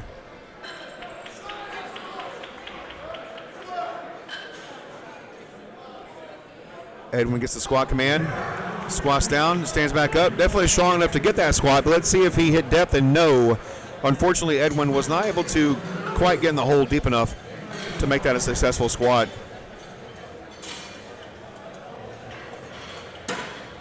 Wyatt Christensen's up next. Wyatt is so far perfect on the day in squats. He's going to be attempting 474 pounds for his final attempt. That's 215 kilos. Out of Flagstaff, Arizona, a junior lifter, weighing in at 181 pounds.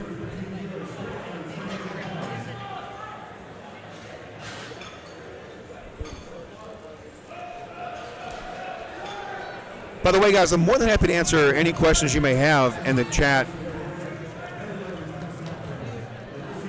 Like I said, I am a national referee myself. I'm going to get some chair time here a little bit later. And I'm sitting next to other national referees, international referees, as well as director of USPA himself. So there's probably no question that I can't get answered for you if you happen to have it.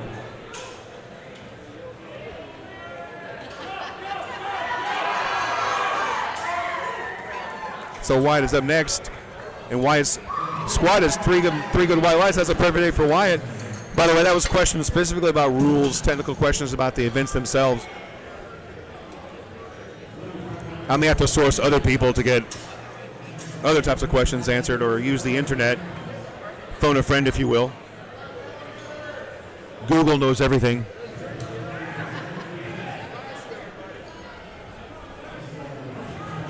Zachary Brandt is coming up next. It looks like Zach has quite the nickname, Snack Pack Zach, coming to us out of Vancouver, Washington.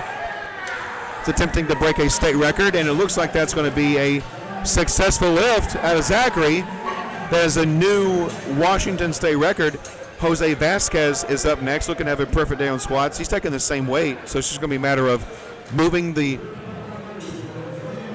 position of the uprights, lowering or raising them as needed for Jose. And it looks like we're ready for Jose.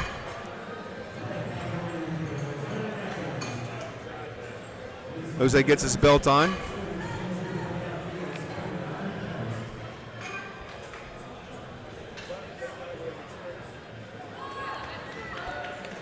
Anonymous A34 KSA, that really depends on how other lifters stacked up, whether or not they'll be able to,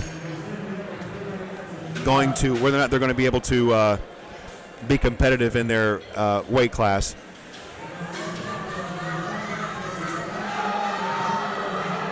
And then there's going to be no lift out of Jose. But chances are, at this level, with lifters having to qualify to get here, that it's a pretty tight competition already. So if a lifter doesn't make their first two attempts and stays at their same attempt for the third, chances are they may get outdone by other lifters.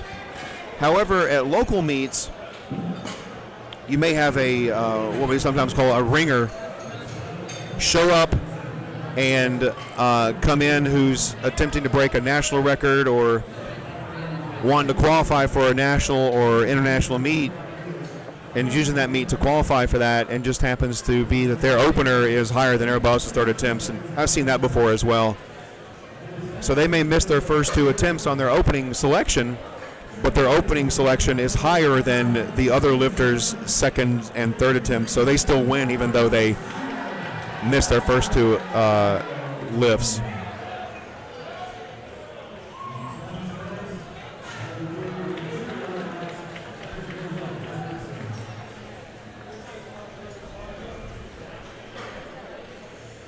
Yeah, there's one lifter, JD, in Flight D that we're keeping an eye out for.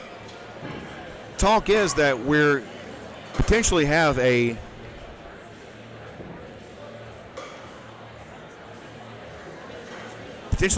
all-time world record deadlift broken today. And so we're definitely keeping an eye on some lifters in Flight D. Steve takes the walk out with 501.5 pounds on his back, looking to break that 500-pound barrier and take home a Arizona State record, but not today. Steve doesn't quite get that today. Sham, no, we are not currently lined up to live stream the Barbell Brigade meet. Specifically talking about me and John Greaves as the commentators. And I'm not sure if the technical point of contact here, Chris, is going to be doing that live stream either.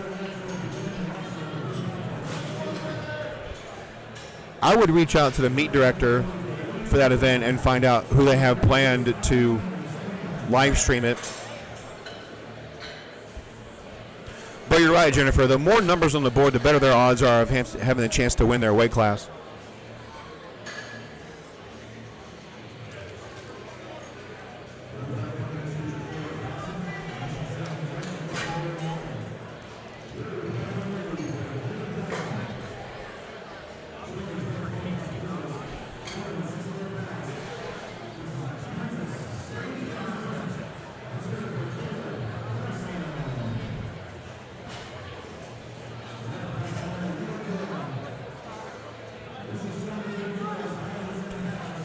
Hey, do me a favor, Sham, if you can, in the chat, just post a link to the event information for that Barbell Brigade meet.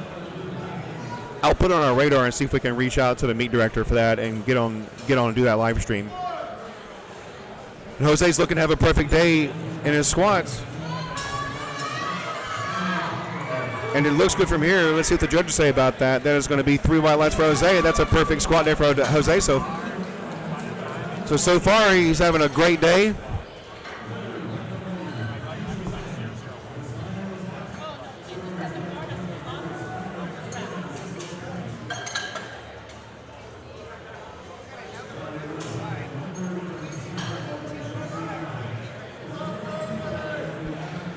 Platform is ready for Jesse Coffey. Coming to us out of San Diego, California.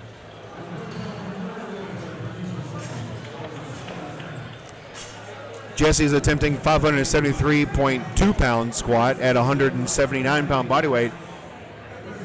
As an open submaster lifter in the classic raw division, he's attempting to break the California state record.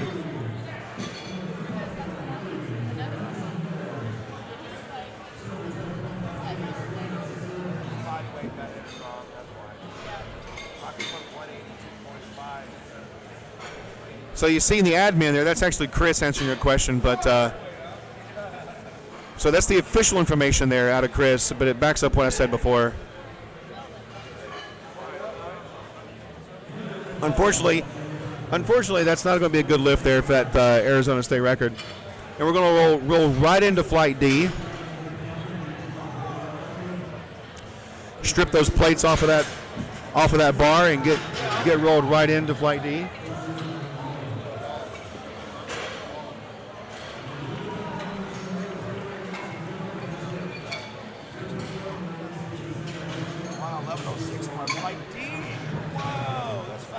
Right. So to your question earlier about times and whatnot, we're actually in Flight D now, and it is just now 11 o'clock. The meet's been underway for 2 hours, and we're already on Flight D, so that is moving really quickly. So that's the more back up to the reason why we don't post times for when things are going to happen.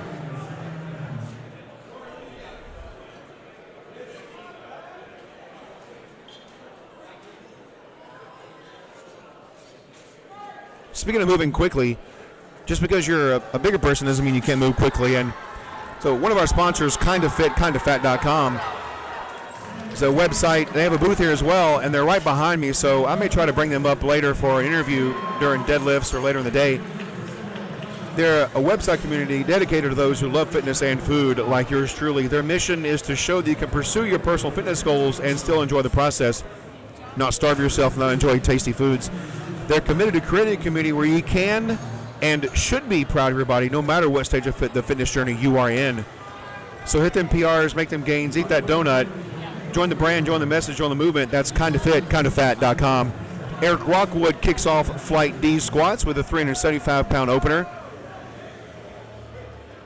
Eric comes to us out of Lake City, Pennsylvania.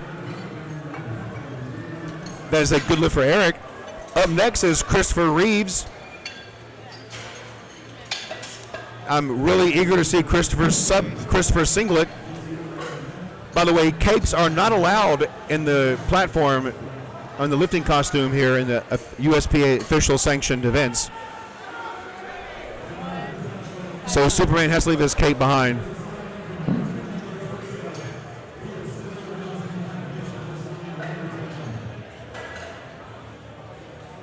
Yeah, that's correct, PA Power. We are using the 20 kilogram, it'll be 25 kilograms for the bar and the collar through the day today. Once we get into the 90 kilogram male lifters, we'll break off the squat bar. And that is a good lift for Christopher Reeves. Coming up next is Casey Irvine out of Bayside, New York. Casey's attempting 352.7 pound squat at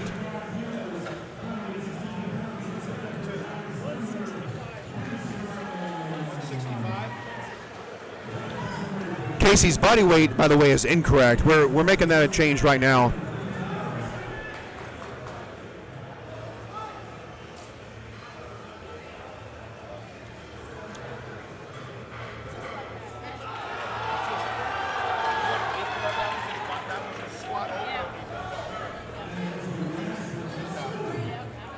And Casey put in quite the fight for that one. Let's see what the judges say about it.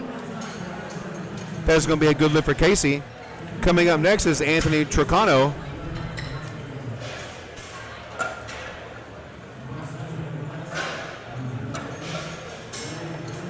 So PA Power, it really depends on the meet director and what the meet director chooses. A lot of times for lighter lifters that are smaller weight, or smaller lifters a little bit lighter weight, the squat bar is actually thicker than a power bar in the grip area, so it can present problems when it comes to grip. But it's hard to swap out bars during the flight, so typically it depends on the flights. They may swap out bars during the flights or just may use a squat bar the entire time. And Anthony Trocano posts a good lift for his opener. John Serbosek is up next, taking 407.9 pounds out of Iowa City, Iowa. And it's really up to the meet director what bar they use. There's no requirement that a power bar be used for squats or that a squat bar be used for squats. Deadlift bars are used exclusively for deadlifts, though. And so Jennifer, so if you take a look at the dots right above the USPA logo, John Serbosek takes his opening attempt of 407.9 pounds.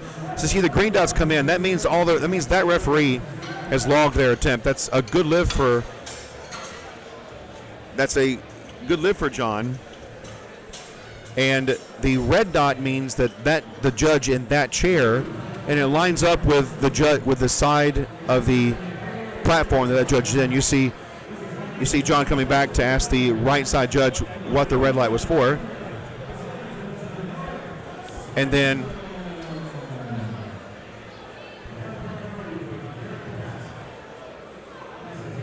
the lights correspond to the judge that gave that light, and when they're green, that means that judge has logged their results or their decision. So you might see sometimes, and Gary Slick's opening attempt, you might see sometimes they all pop up really fast like they do with Gary, or one judge may lag a little bit, and you'll see two little green dots and no dot like in the center, so the head judge may be lagging some. That's what all those dots all those dots mean. There's also dots as a score. And that's a scoring process, which is based on the lifter's body weight and total weight lifted.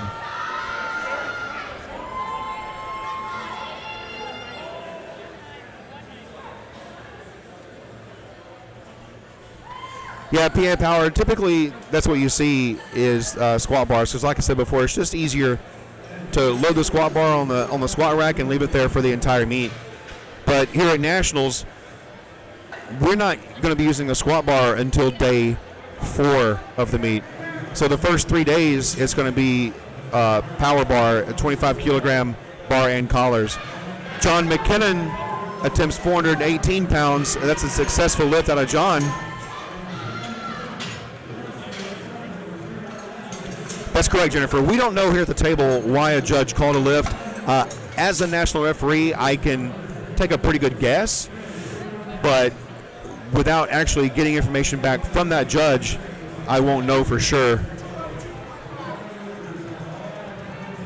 But the lifter is encouraged to go up to the judge to find out why that lift was missed so that they can correct that for the next attempt.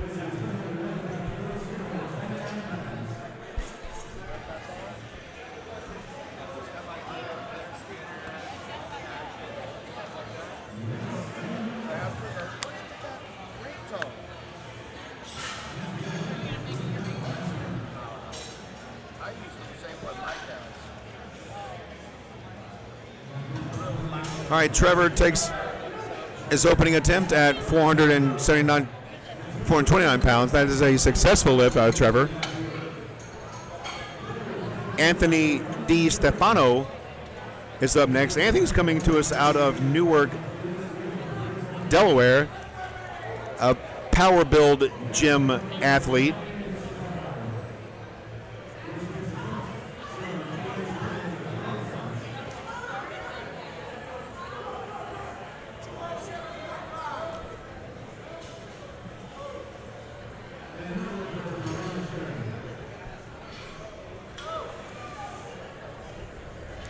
Anthony takes his walkout.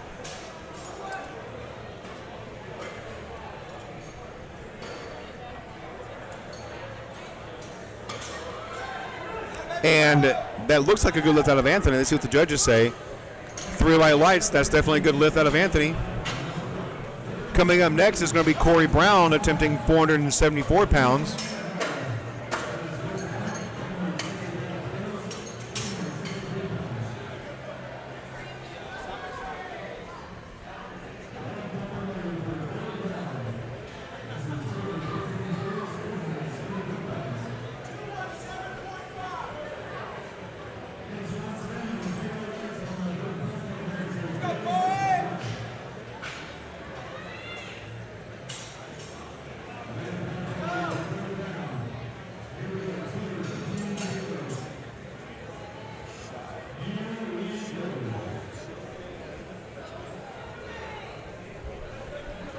And Corey Brown comes up to the bar, doesn't like where the rack is. He's getting that adjusted.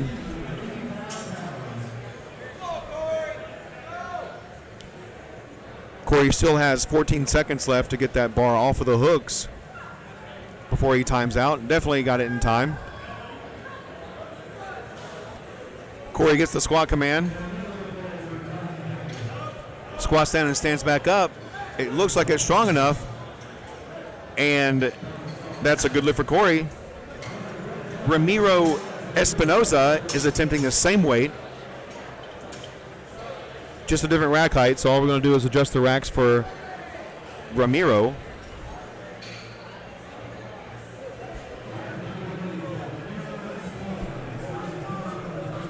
And Ramiro comes to the platform.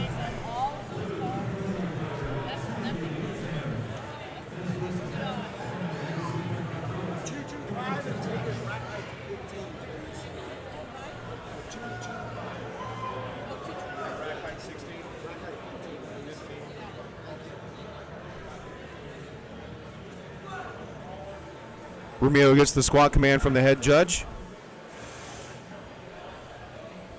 Takes a guarded descent, stands back up a little bit faster.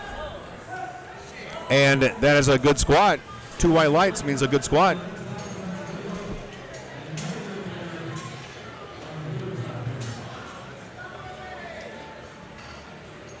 Platform is ready for Dylan Gutel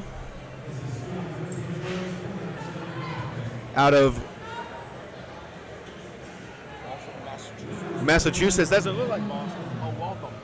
Out of Waltham, Massachusetts. It's kind of hard for me to read some of these things across the way, so sorry about that delay on that.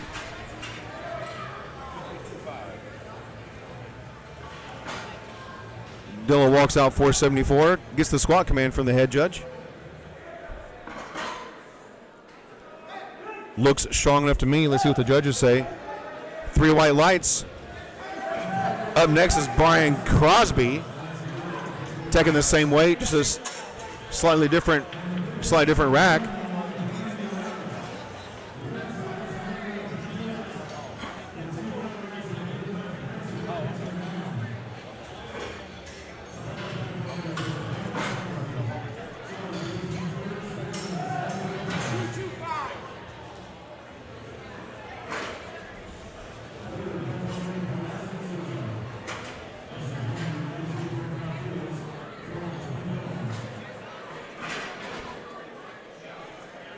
Brian's taking his time getting set up, making sure he's in the proper zone.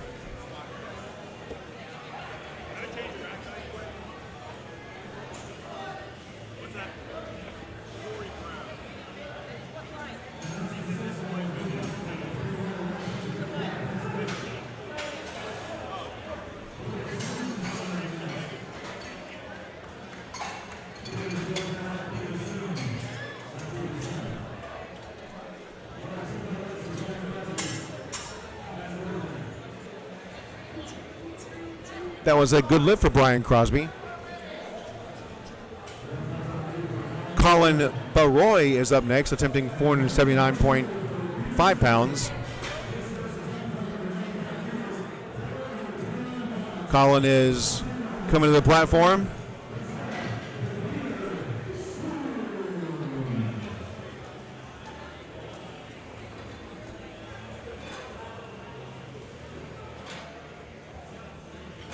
Gets the walkout. And the squat command. And that's the way an opener should look. Right there. Good lift. We are back to the top of the order now. With Eric Rockwood out of Lake City, Pennsylvania.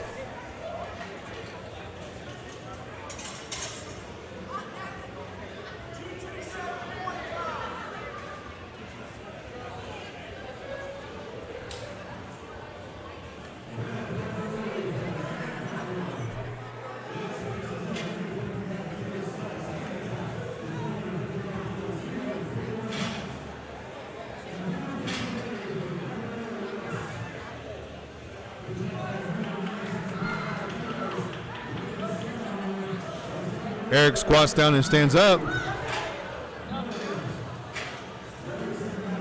That is going to be no lift for Eric. Didn't quite have it there. Christopher Reeves is up next.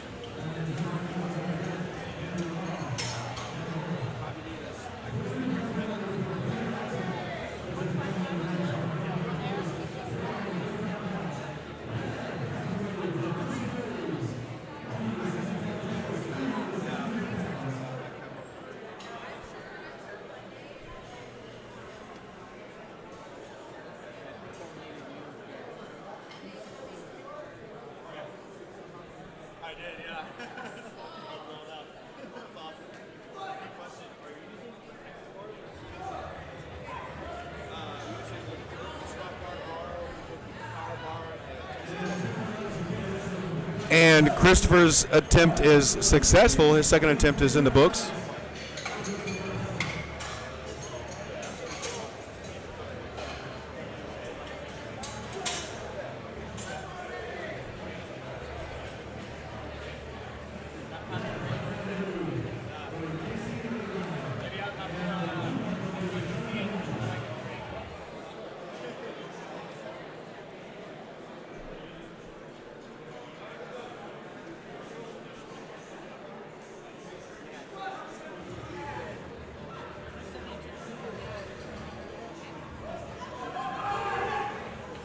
And not quite there for Casey today on his second attempt.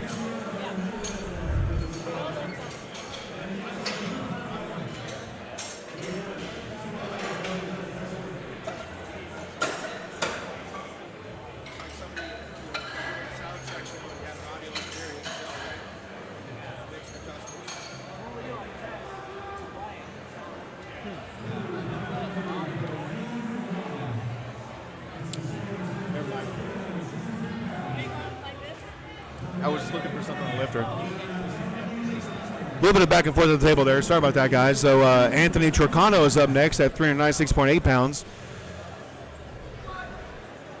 Anthony is out of Bethel Park, Pennsylvania.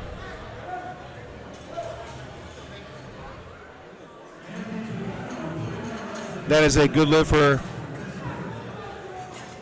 Anthony.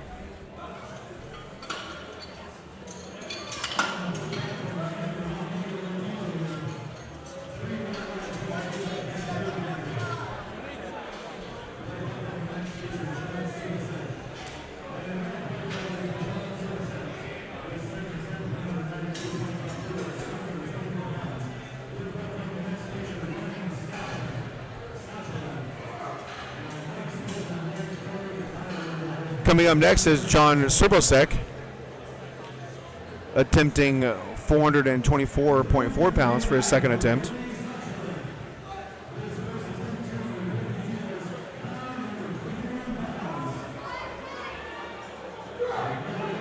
And that looks good from here. Let's see what the judges say about that. That is a good lift. Gary Pratt. They're loading the bar up for Gary Pratt, putting 429.9 pounds on the bar.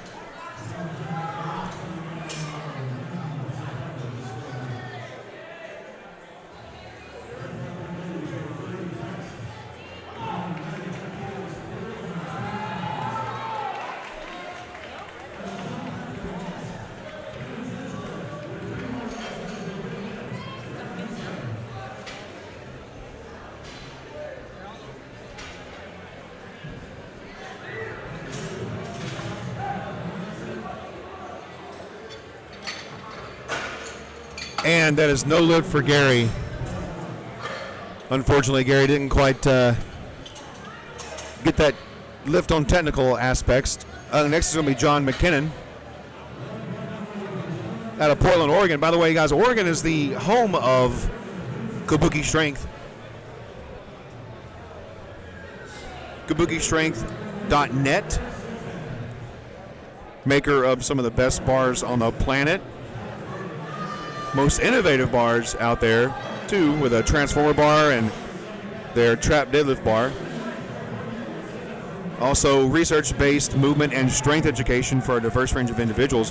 The 85-year-old lifter we saw in flight A or B, I think, is a Kabuki athlete.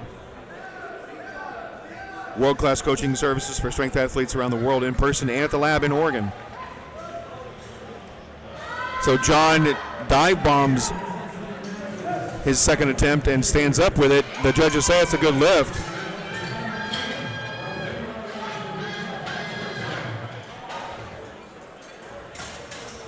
Getting the bar loaded up for Trevor Ryan. So, guys, this is a tested event.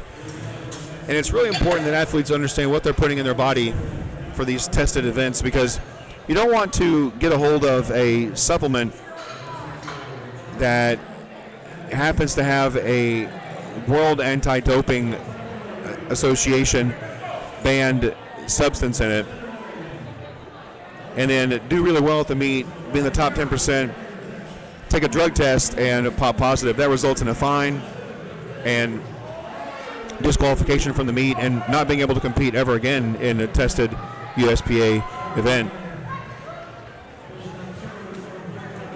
Trevor's second attempt looks good from here. The judges do agree with that. That is a successful second attempt for Trevor.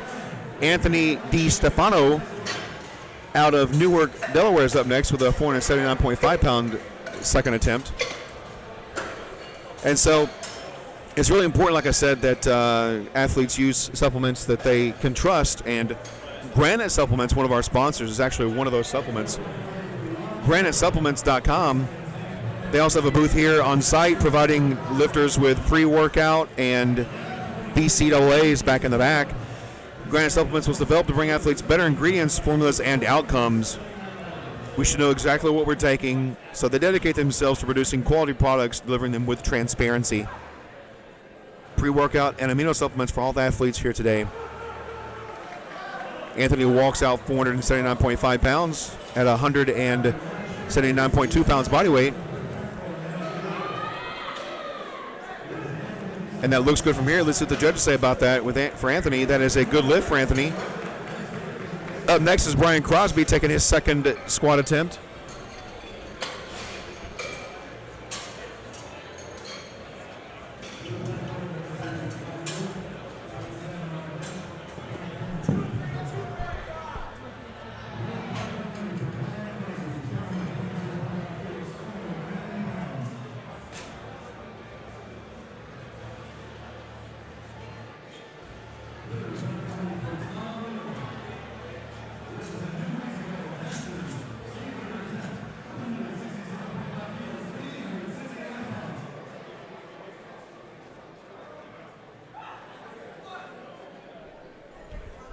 Brian gets the squat command.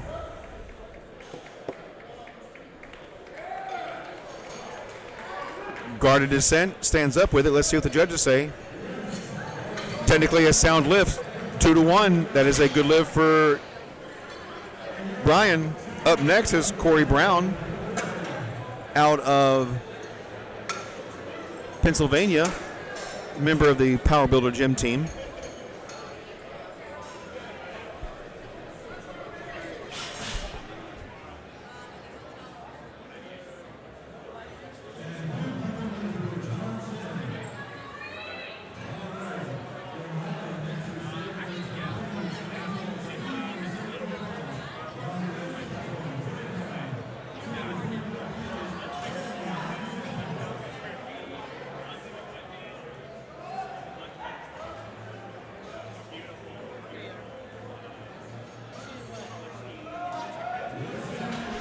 So we've had a lot of folks join the live stream in the chat recently.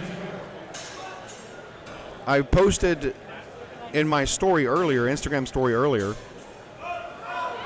and Corey with 496 pounds on his back squats down and stands back up. It looks strong enough that judges unfortunately did not agree with that. Probably a depth issue for Corey. Up next is going to be Dylan Guthel. That is my handle. I will also post that in the chat again. So like I said to my story, I have shared flight sheets for flights B, C, and D, so you can see where your lifter is if you happen to just now be joining the fun.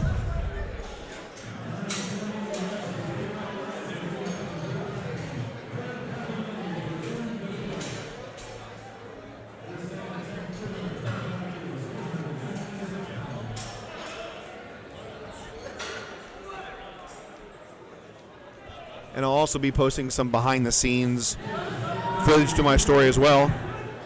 So Dylan squats down and stands up with it. And that is a good lift for Dylan.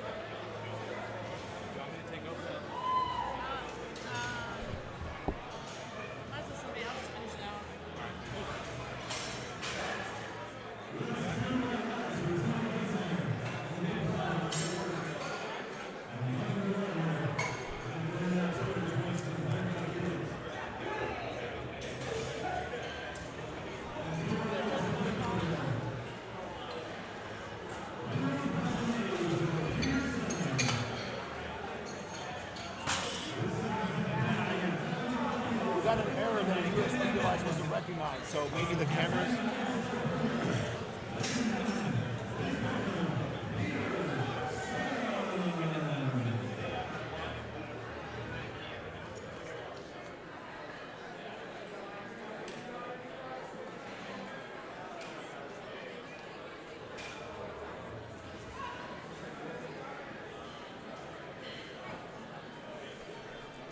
We're having a little bit of technical issues over here, guys. Sorry about that. So I'm going to try to keep up with the commentary. Ramiro Espinizo is coming up next out of Texas with a 512.6 pound squat attempt. This is looking good so far, and the judges agree that is a good lift. We're sorry about that, guys. We are definitely working on the feed right now. Audio is working, but for some reason it looks like we are not seeing the video.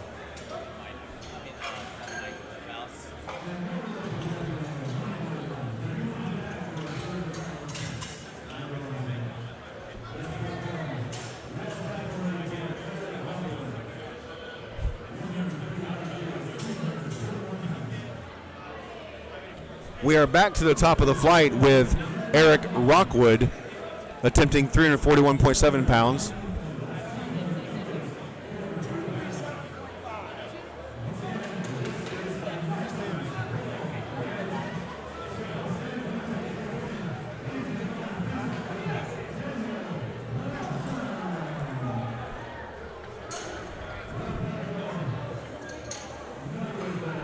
Yeah, definitely. We're definitely back, but not the camera view that we are looking for this. So we're trying to get the camera that's in front working again. Up next is going to be Eric Rockwood attempting 341.7 pounds. Oh, no lift. Sorry, that's going to be Casey Irvine. Up next is going to be Casey Irvine attempting 369.3 pounds. Casey's coming to us out of New York. Bayside, New York, actually.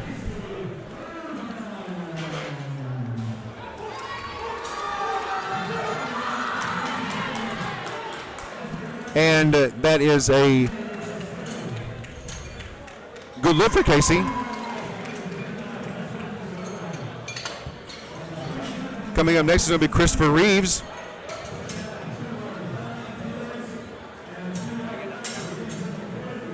Hey. This is the last of this flight, and then we're rolling right in bench press. So, Okay. it's up to you. If People aren't complaining; they want to see us perform. anytime I'll get a Okay. All right, so just a little bit of an update there. The camera that was that's for the front view has malfunctioned for us, so we're unfortunately going to be showing you this view for the remainder of the flight potentially, and this is going to be the same view that we have in place for the bench press. So hopefully we'll be able to get this squared away in time for deadlifts, so you won't be looking at everybody's butts for deadlifts, and of course, unless you'd like to, maybe pay extra for that, I guess. Ding, ding, ding. Yeah, sorry about that, La Apache. We're doing our best, but sometimes, things happen that are out of our control, and devices, start to fail, right? So, but we're doing our best. Up next is going to be Anthony Trocano coming in at 413.4 pounds. Anthony's looking for a perfect day on his squats.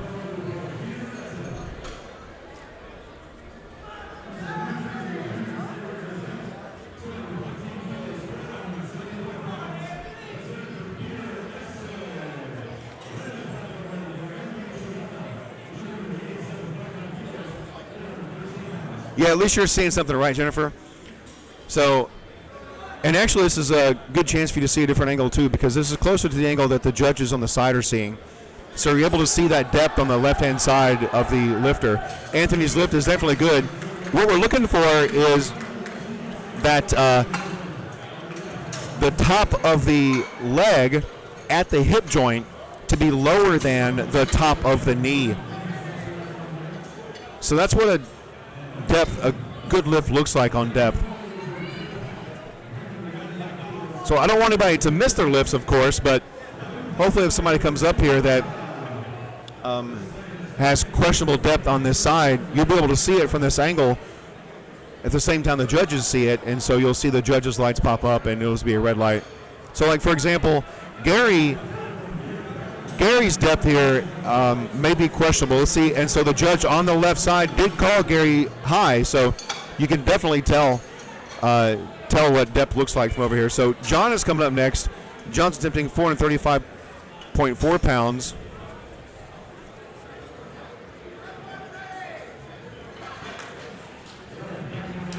I need that chair, please. I need that chair to stay over here, please. I need that chair to stay over here. Thank you.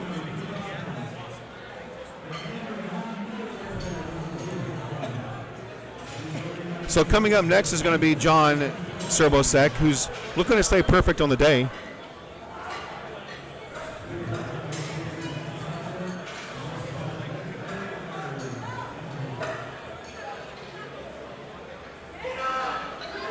And let's take a poll. Well, actually missed that on, didn't quite have it in to get that up there, but there was that depth angle again. You can see it from this side.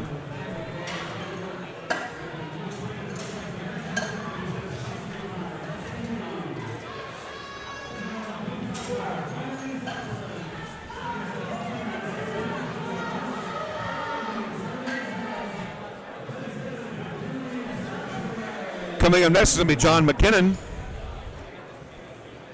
looking to finish out squats with a perfect day.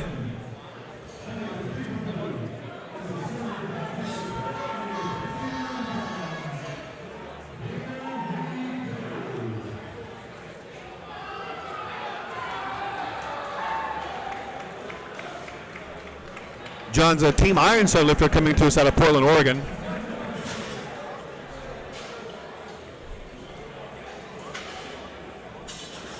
You can also see where the placement on the bar is on the back. In the rule book, to be 3 centimeters off of the top of the deltoids. And so for the low bar squatters, you can definitely see how that can be a question. But it looks like John was definitely deep enough on his squat. That's a good lift out of John. Trevor Ryan is going to come up next with a 501.5 pound squat attempt.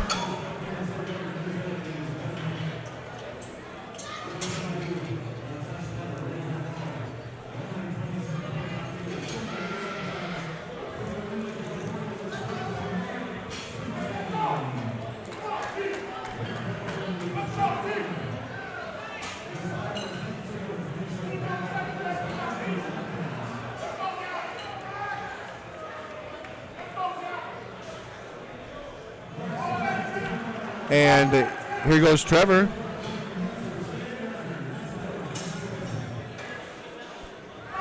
Trevor squats down, not quite there for the final attempt for Trevor.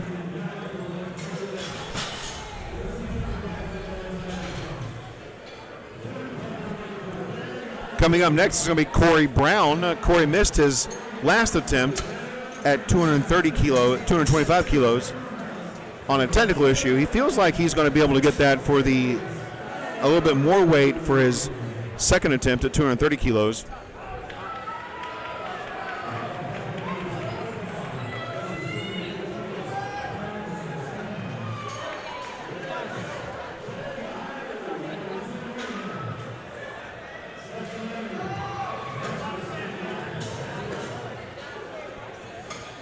Corey's got 35 seconds left on the clock. He's taking his time getting set up, making sure everything's dialed in before he steps onto the bar. He was getting on the bar, braced himself under the bar, getting those lats locked back. There's his unrack.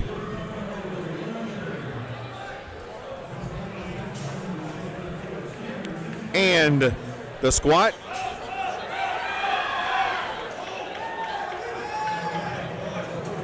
And there's Corey's squat. It is a good lift. 2-1. So the red light came from the judge on the other side of the platform, not from the vantage point you're seeing here. So that would be from the judge who's actually looking over the camera right now. You can see straight away. The judge on the left side of the platform, you can't see her. She's out of the view of the camera. You can see her foot there coming back in. So Brian Crosby is up next. At the same weight. Brian is out of Painesville, Ohio.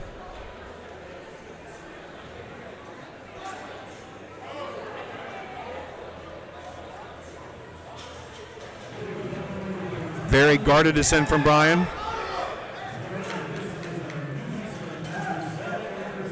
And 2 white lights for Brian. Maybe depth on the left-hand side here from our angle. That depth looked a little high as well. Anthony Di Stefano is up next.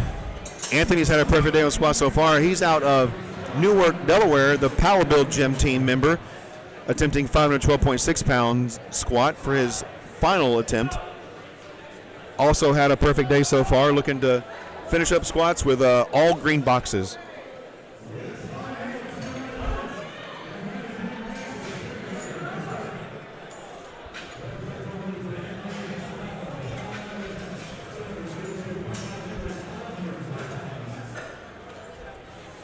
And here we go for Di Stefano. Yeah, those green boxes down there mean those were successful attempts. If the box was red, that's an unsuccessful attempt. And quite a fight out of Anthony. Let's see what the judges say. I liked it. Yep, 2 white lights. That is a good lift for Anthony, so that's a good day. Way to finish out those squats. We got 3 more lifters in this flight squats before we roll into the bench press. We're actually going to be taking a break before bench press. We're going to be taking a, right now the time hasn't been determined, but these past 2 days it's been a 15-minute break before we go into bench press. How long's the break today? Do you know? 15. Usually, that was good if you changed it. So I'm being told it's usually 15, so I guess we can count on a 15-minute break before we come back. Hopefully we'll get that for you before we actually take a break, so you know when to how long you have to take care of some business and grab some lunch potentially. So Dylan Guthel is up next, and Dylan dive bombs. That looks good from here. Let's see what the judges say about that. That is going to be 3 white lights for Dylan. That's a perfect day for Dylan. Good work there. Up next is going to be Colin Baroy out of Chico, California. Attempting the same weight, coming in at 178.8 pounds body weight.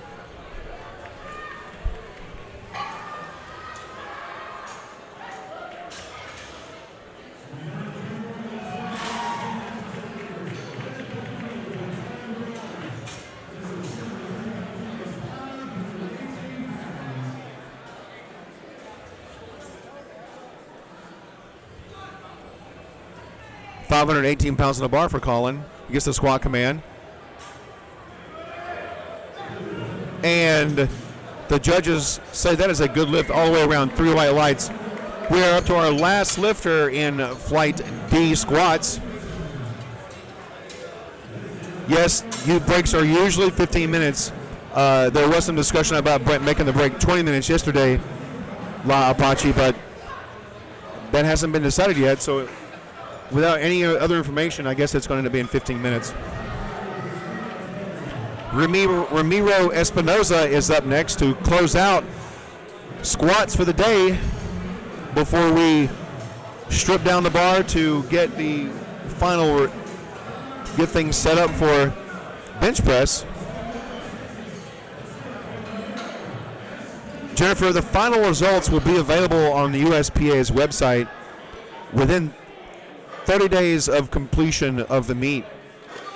If you like, you can follow my Instagram, and I will try to post the final results to my story. And Ramiro's squat at 523.6 pounds looks like it's a good lift. Unfortunately, depth seems to have been an issue for Ramiro.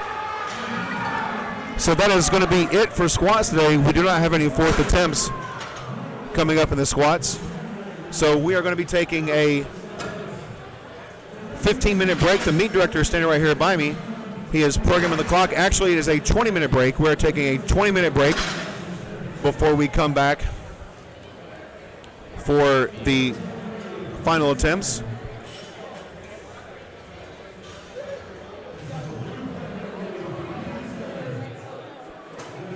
So Jennifer, my Instagram is my handle. I posted it to the chat a couple of times. I'll post it one more time.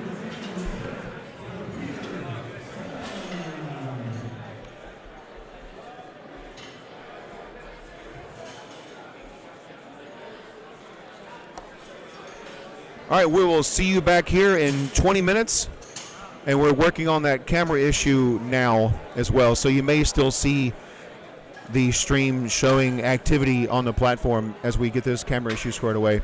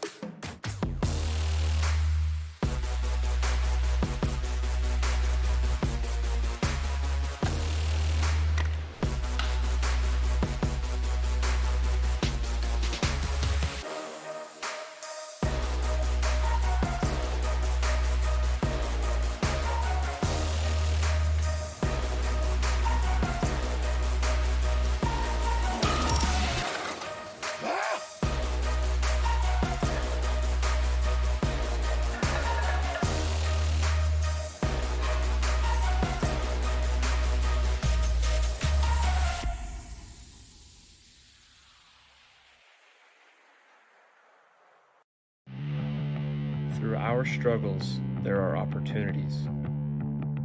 Opportunities that can change us and change the world.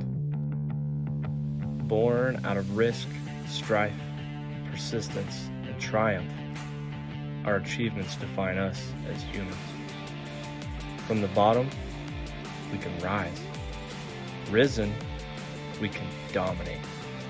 We are strong. We are pioneer.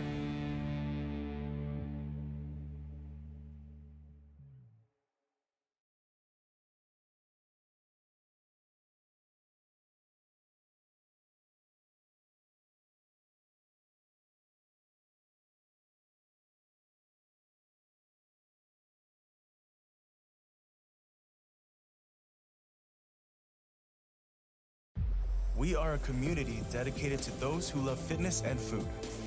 We have a mission to show that you can pursue your personal fitness goals and enjoy the process.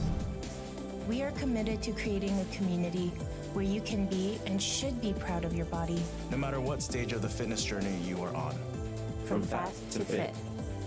Hit them PRs, make them gains, and eat that donut. Join the brand, join the message, join the movement.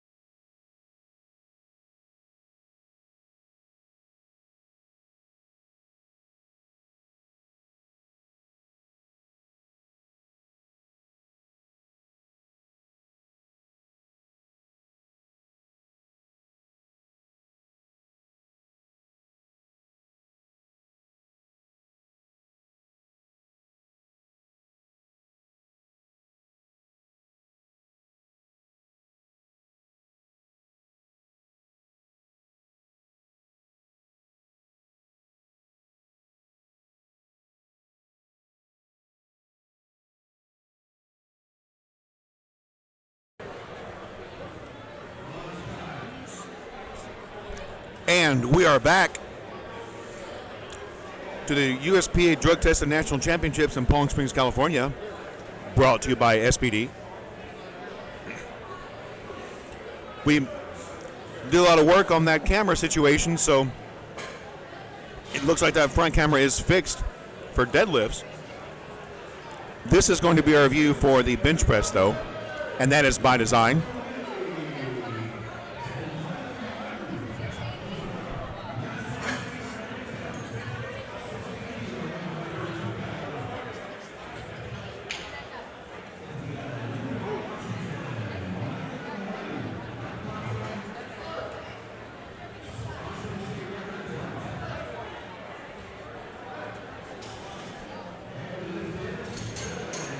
That is a good lift from Michael Martin. We're kicking bench press off with a good lift.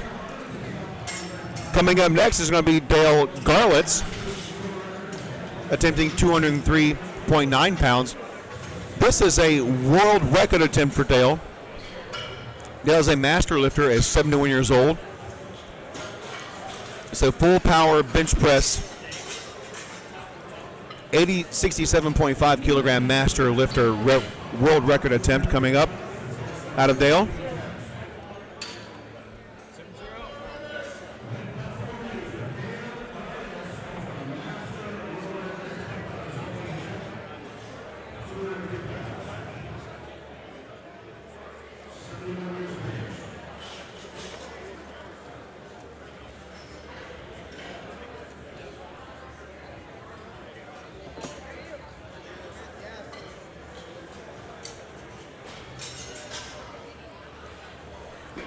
And Dale gets his handoff from his handler.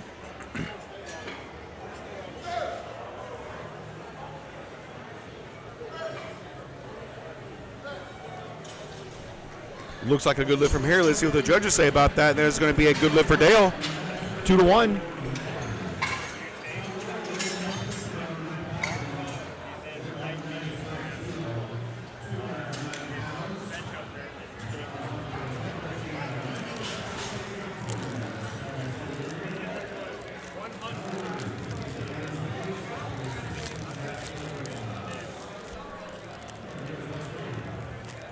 John Worley is up next. John coming to us out of Rancho Santa Fe, California.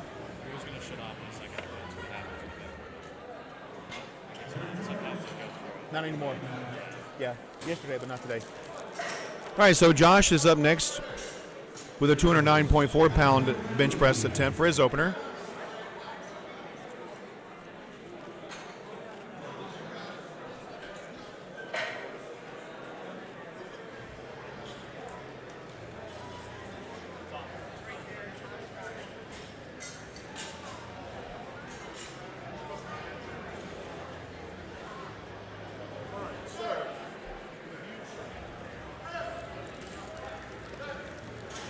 And that is a good lift for John.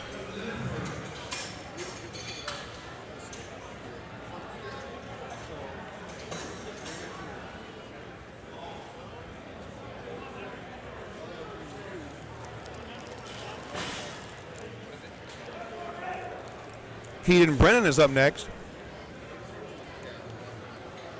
with a 226 pound bench press opening attempt.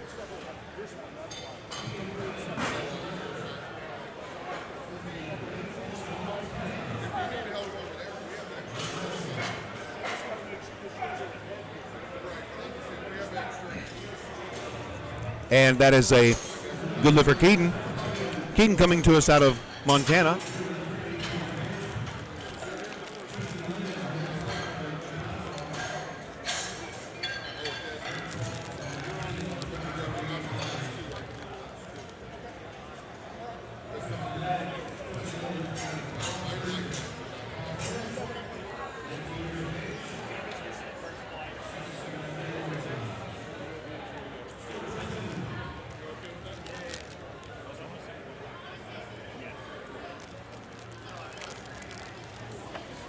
Tristan Lynn is a bench press only competitor, opening with 248 pounds.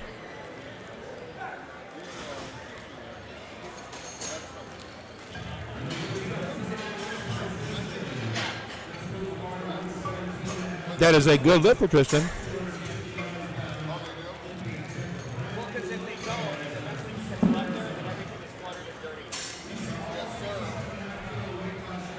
Thank you.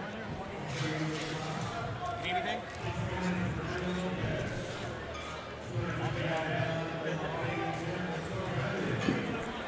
Brandon Lopez comes to the platform.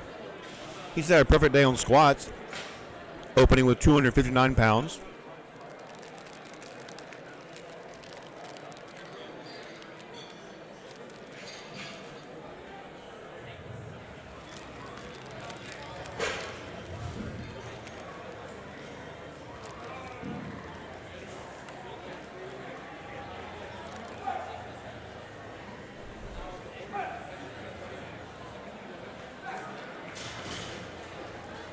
And that is a good lift for Brandon. Up next is Wayne Colberna.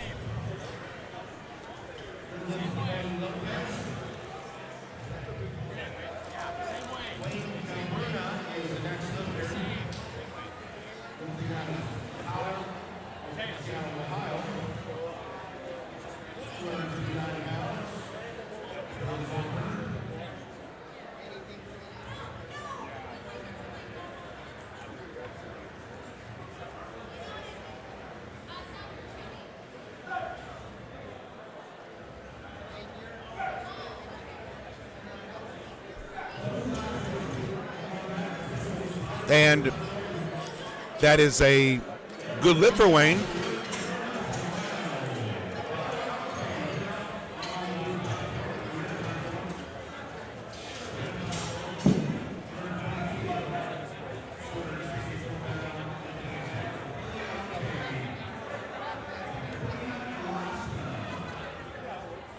Up next is Billy Alcade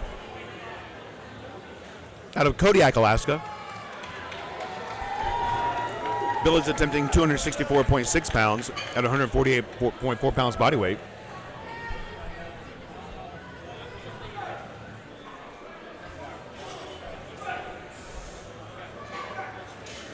And that looks like a good lift from here. At least what the judges say about that.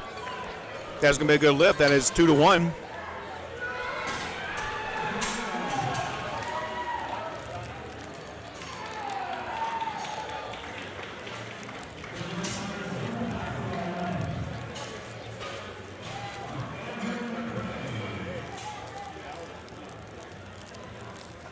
Joshua Lip is up next with an opener at 270.1 pounds.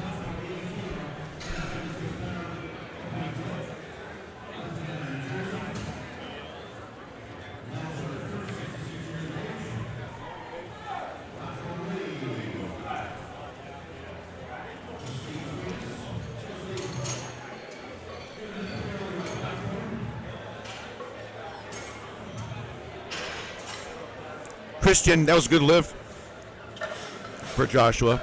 Christian's up next. Christian's had a perfect day on squats. He's looking to keep that momentum going into his bench press. Christian is a Bama Brick Squad team member out of Greenville, Texas. He's attempting 286.6 pounds at 142.9 pounds body weight.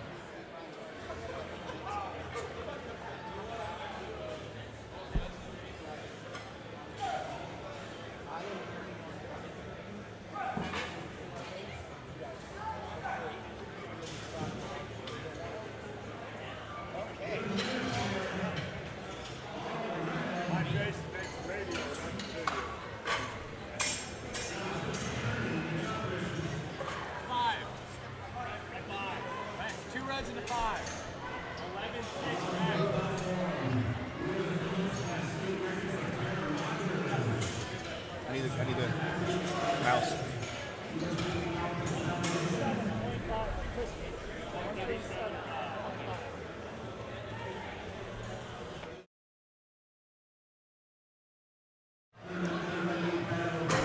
We're swapping out the views right now.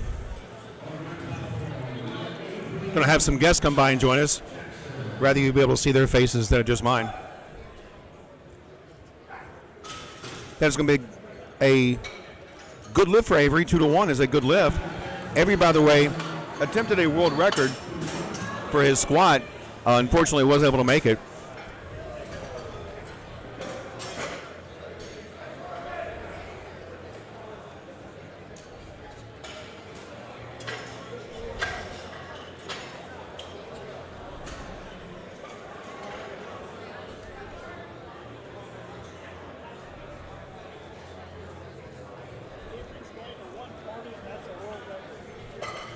So we are back now with the correct view, and you can see my ugly mug.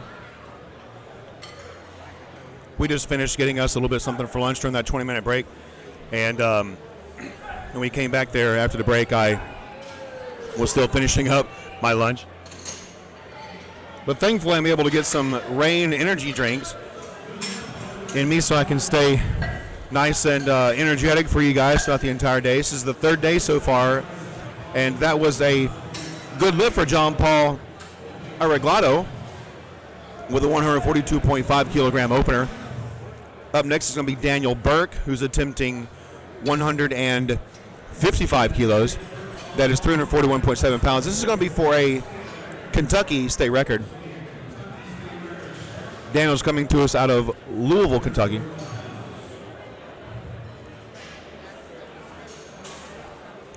Monster energy drinks and Train Total Body Fuel are providing us with some energy drinks today to keep us powered so that we can bring you a great event. And that looks like that's going to be a good lift for Daniel. I had a few of those yesterday. I don't believe I had the Rain Melon Mania yesterday. This will be the What I'm going to try now is the Rain Melon Mania. It's got BCAAs and aminos, and it's one of the total body fuels. I did have one of the thermogenic body fuels yesterday. It tasted pretty good. Just a little bit like cotton candy. So Michael Martin is next. That, by the way, that was a good lift for Daniel Burka. Michael Martin is up next. Michael is a master lifter at 60 years old. He's looking to set a Washington state record. He gets the press command. And quite the fight. Looks pretty good from here. The judges agree. So my first guest is going to be, I'm first joined by Emily Thompson out of Alabama. Emily competed yesterday on this platform and had a really good show. So we're going to chat with Emily really quickly to find out how her day went and what she thought of things going on. So Josh is going to be coming up next with a 220-pound bench press opener. But Emily joins us. So Emily, come on, let's go over a little bit here. Get in frame. We can see our faces on the screen there. There you go. So, Emily, you came out of Alabama? Yes, right? And yes. so, tell us about your trip here and how you prepared to make that quite long trip. I didn't make it myself from Alabama as well. And so you can compete yesterday successfully. Well, it was my first time on an airplane ever. We went into Dallas-Fort Worth. We got moved terminals about 7 times. We made it here, so I had 2 flights, first experience ever, so I was really nervous about competing after that. Did you fly in on Sunday? Yes, we flew out on Sunday. Yeah, so we were probably on the same Dallas flight I came from Atlanta. I picked up in Dallas, but on the same Dallas flight. So that was a good lift for Josh. Up next is going to be Dale Garlitz, who's going to be attempting 220 pounds for his second attempt, looking to capitalize on the opener. And this is also for a world record. By the way, guys, Dale is a 71-year young lifter, trained with Kabuki Strength. So maybe we'll get Kyle to come over a little bit later and talk to us about what they do for Dale to help keep him healthy and promote health, longevity, which is a good reason why a lot of people lift. So tell us, why do you train? Why do you lift heavy, Emily? I actually battle with a lot of mental illness, and I did for a long time. I was diagnosed with PTSD when I was 17. I didn't do anything for about 4 years, and I wanted to do something that challenged me mentally, and competing is really hard for me. I struggle with getting my mentality in check. I have an awesome team and support system that gets me through my meets. Could not do it without my coach and my team behind me. That's a fantastic story, and a lot of people do use lifting or some other thing to help give their mind something to occupy themselves with, rather than whatever thoughts they may be having. So that's a great way to do that, and we're glad that you found that through the USPA. By the way, that was a successful lift for Dale, so that's going to be a new world record for the master bench press in the 67.5 kilogram weight class. Up next is going to be Keaton Brennan, coming to us out of Montana. He's attempting 237 pounds. So you set some world records yesterday too as well, right? Can you tell us a bit about kind of the records that you were able to take home with you? Yeah, I set 8 world records in the junior IPL. I set some drug tested and non-tested. I set the drug tested squat in bench press. I set drug tested and non-tested in full power and bench only, in 2 in both divisions. I set the deadlift only world record in junior, and then I set the total in both non-tested and drug tested. That's a lot of hardware. It is That's hard to remember. I'd have to write all that down. I couldn't remember that in the first try. So you also took home a championship as well? Yes, I did. I won first place in the juniors division. Fantastic. Now, you're sticking around today as well rather than flying back because you're supporting another team member. Who are you here supporting today? Yes, we're here with Mark. I honestly don't remember his last name. That's so awful. We train with him from Awakening Strength in Huntsville. This is his first national meet, his second meet ever that he's here competing in, so we're here to support him and watch him. Oh wow, that's a lot of fun. Only his second meet, so he's helping to get some coaching from, he has somebody handling him and whatnot that's guiding him through the process, because big meets like this can be overwhelming for lifters. So Tristan Lynn has taken his second attempt. Now Tristan is a bench press only competitor, only event he's in, and that's a good lift for Tristan, 2 white lights. Up next is Brandon Lopez, working on a perfect day so far at 270 pounds. So you said you train out of a gym out of Huntsville. That's really close to the home of Heidi, right? Yes. She's in the Madison area? Is that where she's at? Huntsville. Oh, she's in Huntsville. Yeah, she's awesome. And so do you work with Heidi from time to time, or? I worked with Heidi once when I first started competing about a year and a half ago.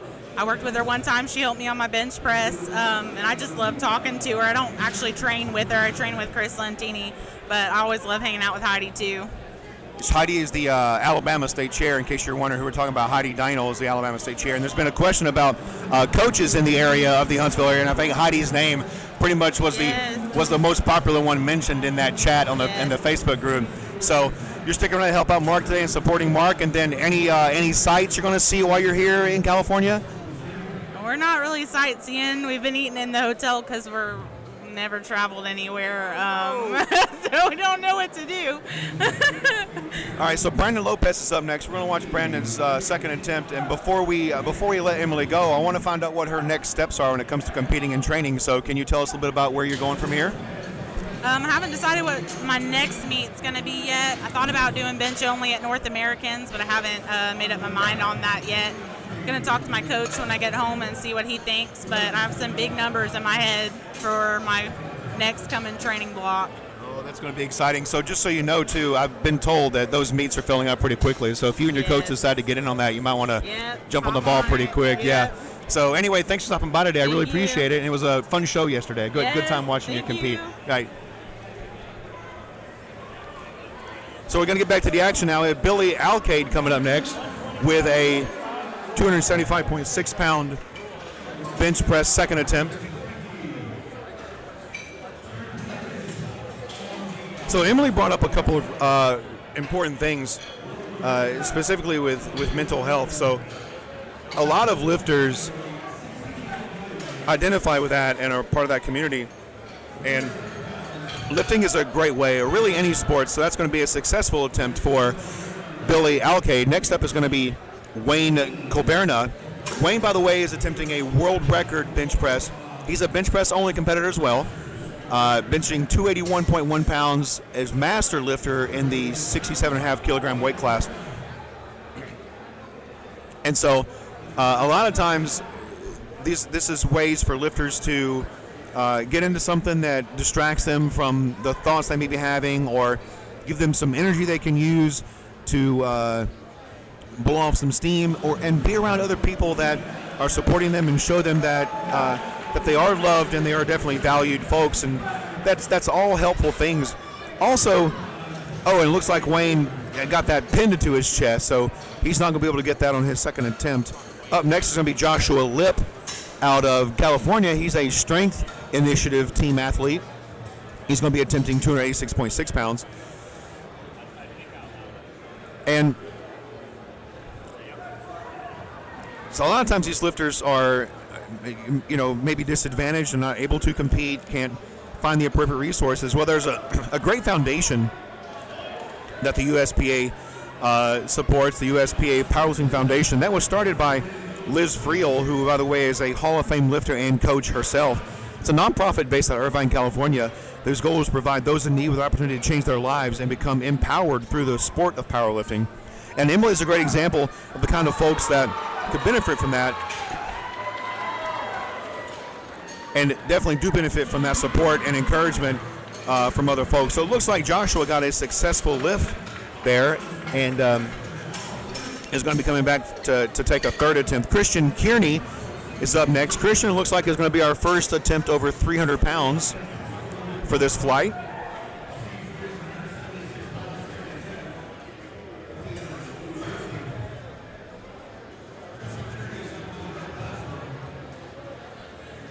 Christian comes to us out of Greenville, Texas. He is a Bama Brick Squad team member. Christian is competing Classic Raw.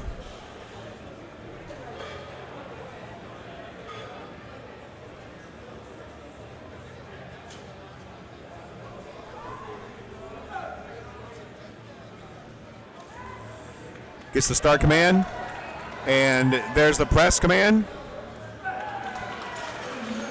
And that is going to be a good lift for Christian.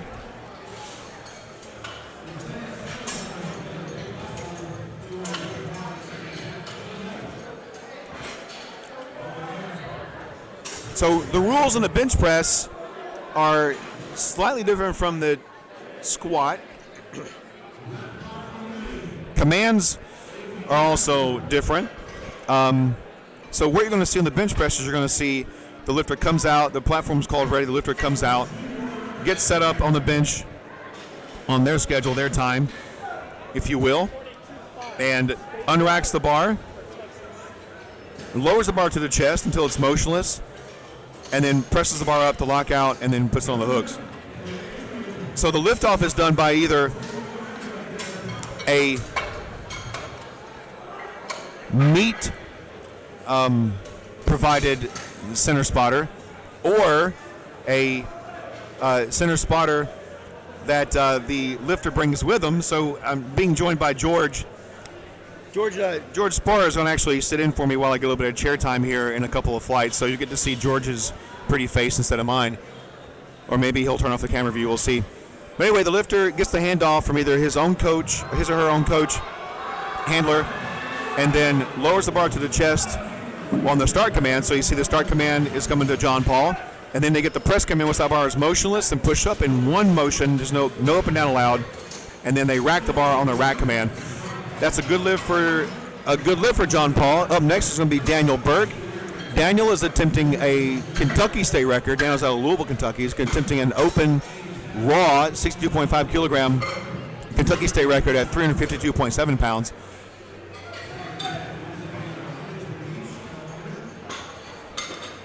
And so Daniel is going to show us what the rack command looks like. So we come out, get set up under the bench.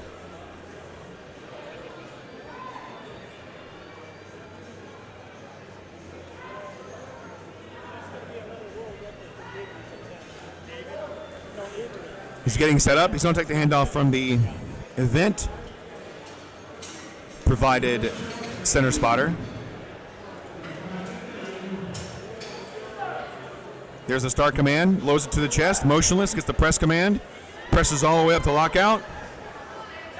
Unfortunately, didn't quite make it to lockout, but if he did, the next command would be rack, and that would be the command to bring it back to the hooks. So we're looking for the lifters to follow all those commands. So now we're stripping the bar down, getting it ready for Michael Martin to come up and take his third attempt at 154.3 pounds. Michael, once again, is a master lifter who's attempting a Washington state record as a single ply master lifter in the 67.5 kilogram weight class. And the other things we're looking for is once that bar is motionless and you press out, is that the lifter is maintaining 3 points of contact. Feet to the ground, glutes to the bench, and shoulders to the bench as well. The head can come up. So here's the start command for Michael. And just not there for Michael today.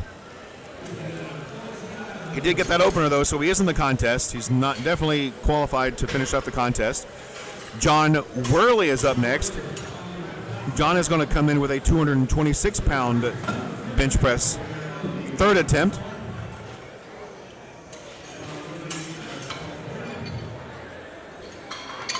The feet can move. There can be some instant movement in the feet, so the lifter will drive through the feet, so that could actually cause the feet to push out. And the only thing is the movement cannot touch the equipment, so they cannot touch the bench, that center support there on the bench. The lifter is permitted to bench flat-footed or on their toes. They can bench in lifters or in sneakers if they so choose. So we're getting a big arch set up from John. There's the handoff, and that's John's own handoff person, by the way. You notice giving the handoff. And we'll see what John did there in the lift. It looks like it's going to be 2 white lights for John. One of the side judges probably saw the glutes come up off the bench. So because of this view, the lights are in reverse. So the light that's on the far right-hand side is actually going to be the light that's closest to our camera view on the left, because we're coming in from the back.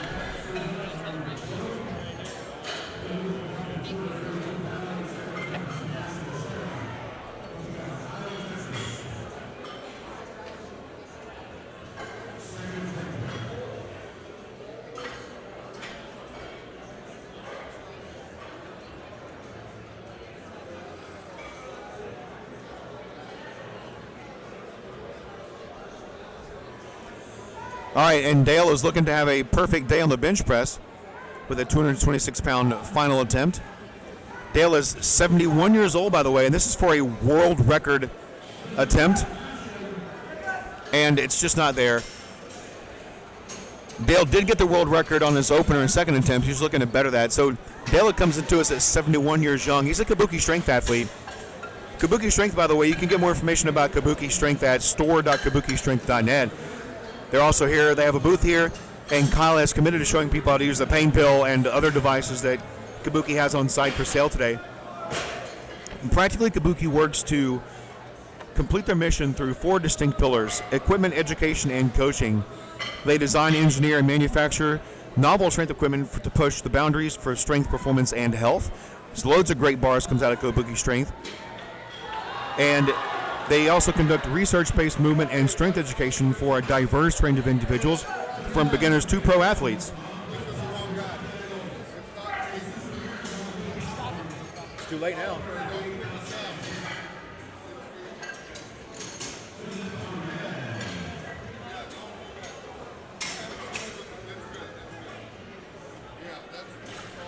All right, we had a little bit of a mix-up here on lifts who's lift to where and whatnot. So up next is Tristan Lynn. That was a good lift for Caden. Up next is going to be Tristan Lynn.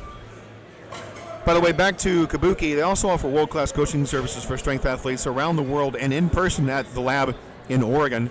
And through charitable events, just like with the USPA PF, they help others and give back to the community.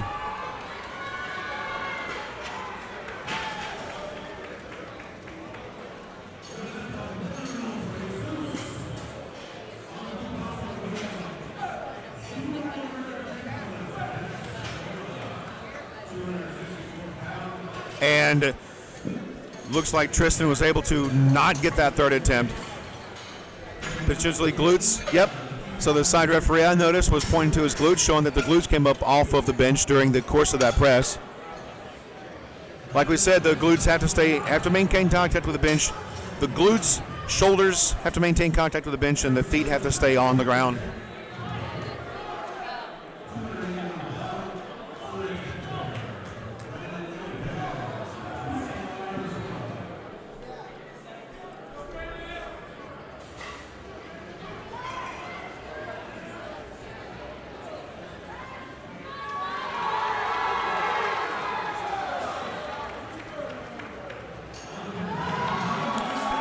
Brandon Lopez is coming up next. Brandon is looking for a perfect day to round out his bench press.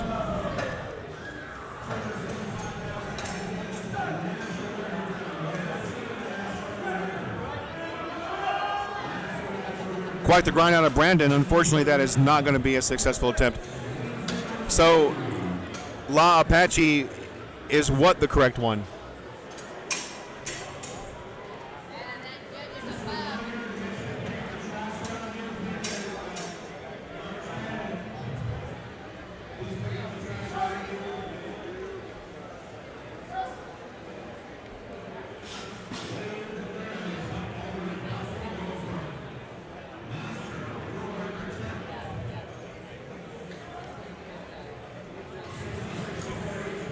So up next is going to be Wayne Coperna, who is attempting a master world record bench press for his third attempt at 281.8 pounds. Remember the last time he was able to get off his chest, and indeed that is the same case this time.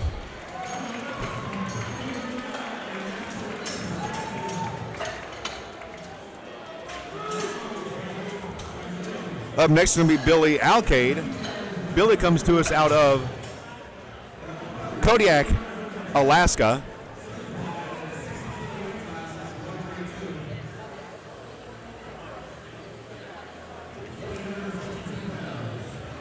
Billy's getting step on the bench with a 286.6 pound bench press. Third attempt. Looking to have a little bit of a better day there on the bench press than he did on squat, getting his third attempt.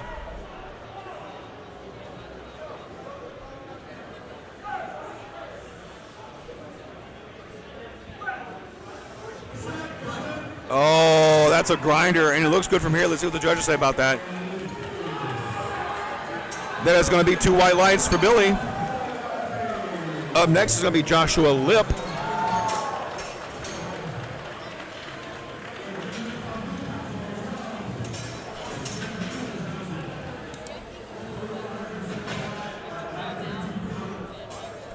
Joshua comes to us out of Riverside, California. He is a Strength Initiative athlete.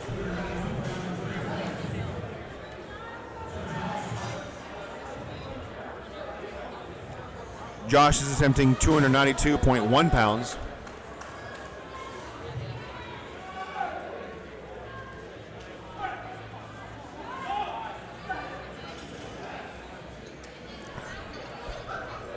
That is a good lift for Josh. Perfect day on the bench press for Josh.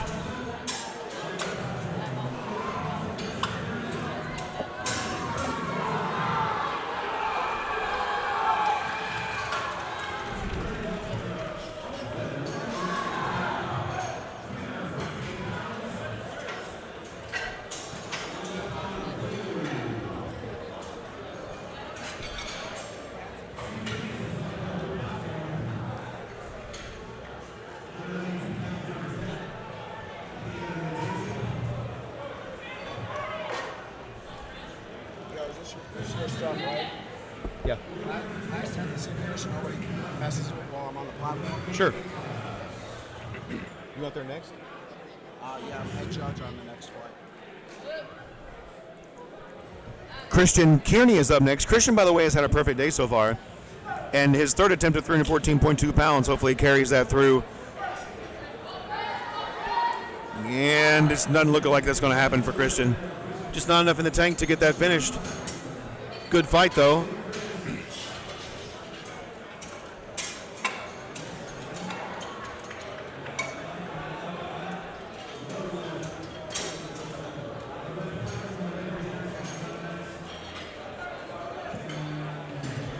Avery Jackson is up next. Avery Jackson, by the way, has also had a perfect day.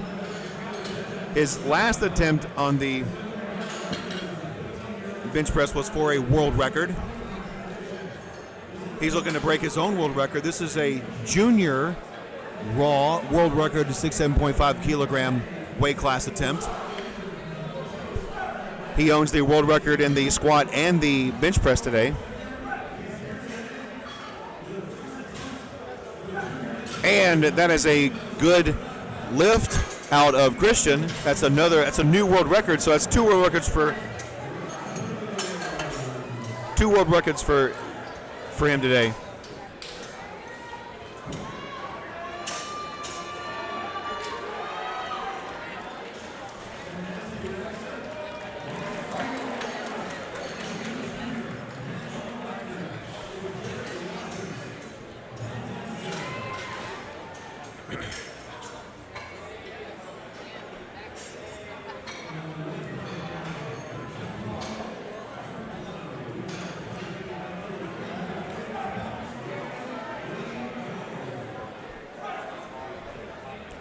And John Paul Arreglado attempting 341.7 pounds, not quite in the tank for him today.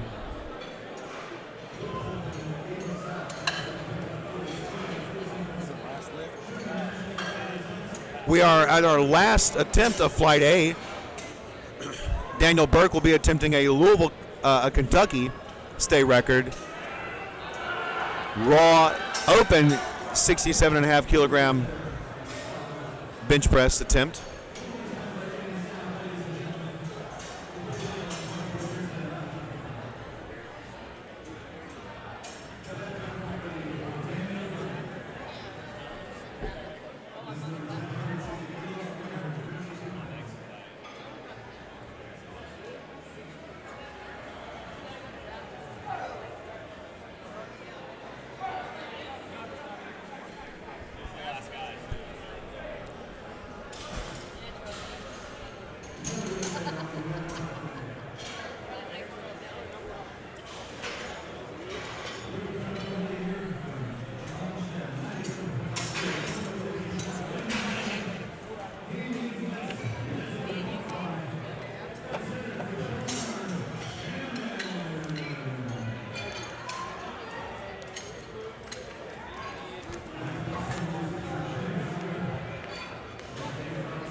So we're going to go right into Flight B, swap out the referees.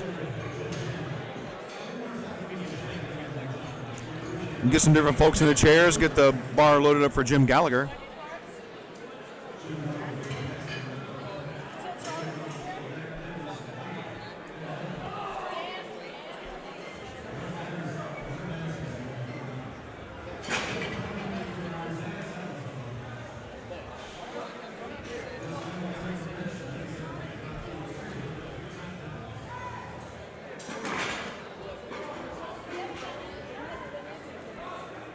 Oh, you're talking about the date. The date. Is the date correct? No, that is not correct. We'll get that fixed right now. Give me just a second. I need the mouse.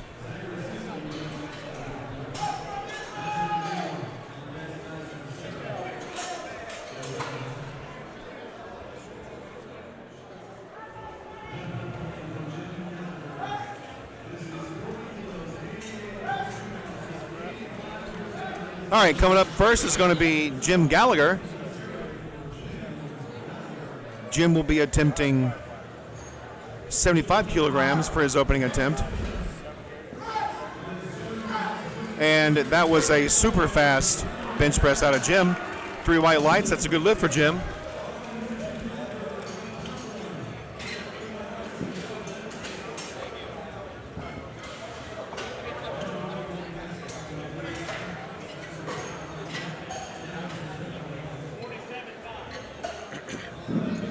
Now they're getting the bar loaded up for David Robinson.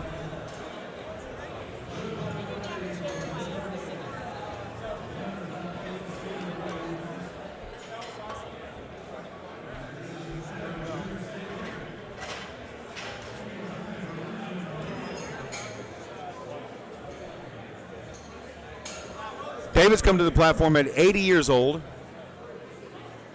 From Loveland, California, David is taking a world record bench press attempt at 172 pounds.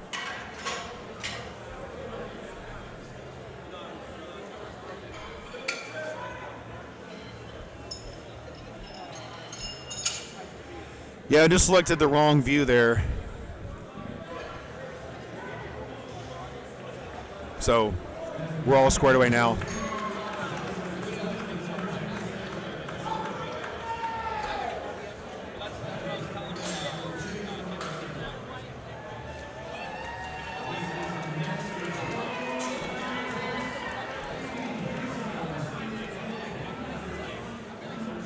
David comes to the platform, takes the bench.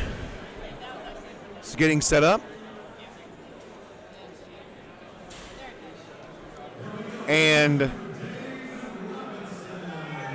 he's taking the handoff from the event-provided center spotter. There's the start command for David. And that is a new world record for David. And he likes it.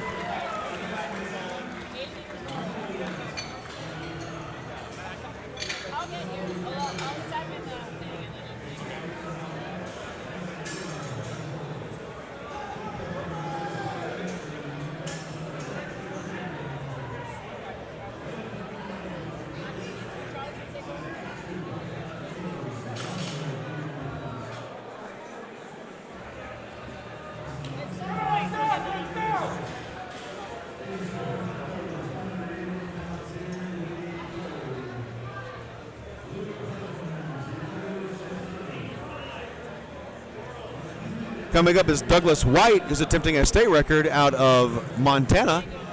He's a Boost Athletes. He's a Boost Athletes competitor,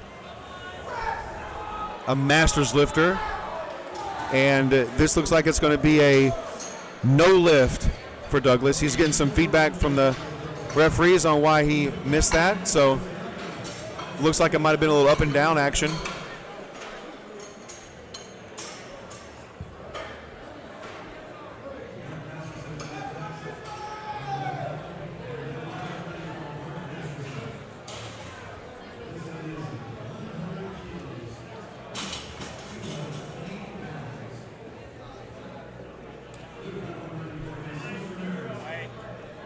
Computer's resetting. Hold on.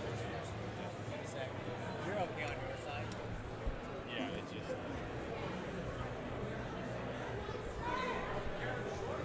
So we're at the scorers table, a little bit of technical difficulties, so things will be back, but it looks like this live stream should still be up.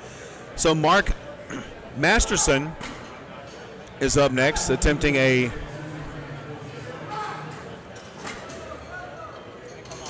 not quite sure what his bench press is.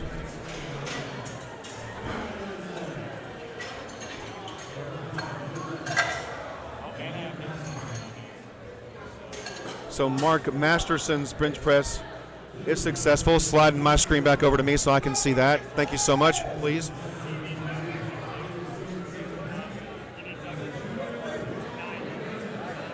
Up next is Greg Rail out of Flemington, New Jersey.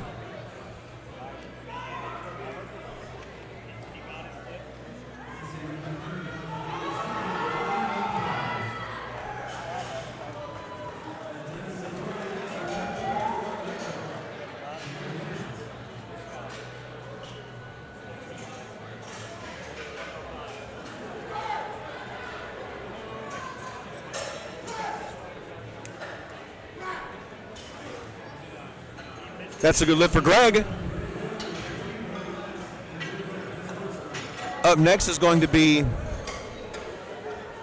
Matt Chapman. Matt will be attempting a 253.5 pound bench press attempt.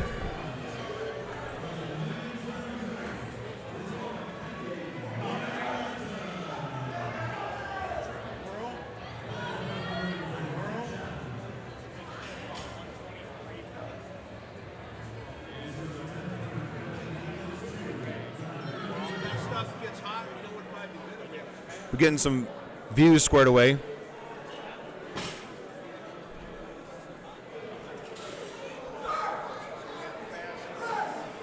Matt's bench press at 253 is a good lift. Matt, by the way, is being cheered on by his friend Emily.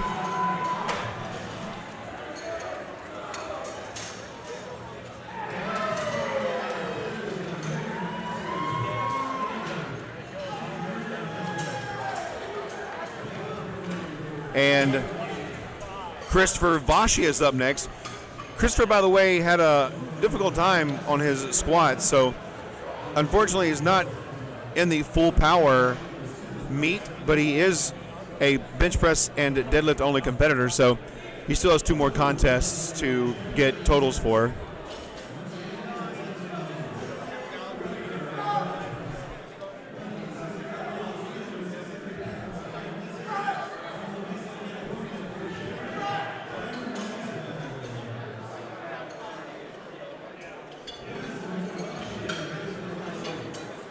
That is a good lift for Christopher. Up next is going to be Sage Stokes. So Christopher's on the board for the bench press only portion of the event. Sage Stokes comes up next. He's going to be attempting 286.6 pounds.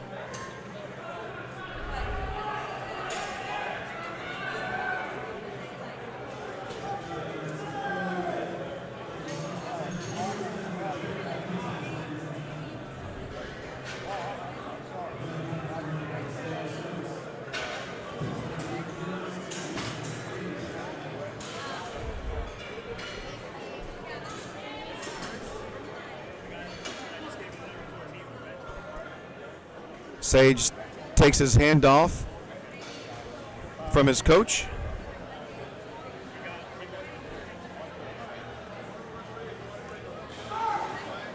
There's the start command. And that looks good from here. Let's see what the judges say. It's going to be 3 white lights for Sage.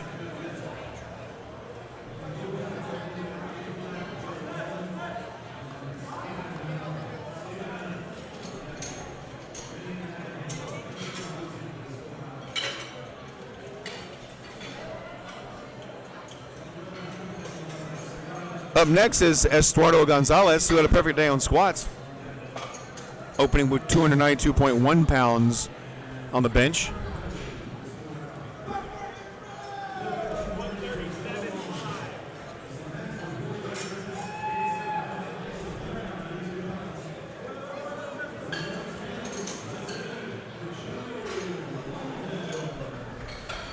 Eduardo is getting set up. Looks like that was a bit of a misload for Eduardo's bench press. He's getting everything ready to rock and roll, trying to get locked into place.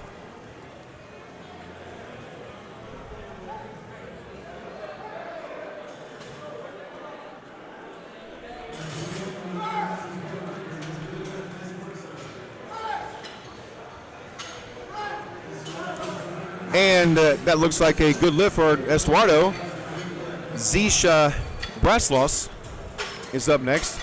He's going to be our first 300-pound bench presser in Flight B.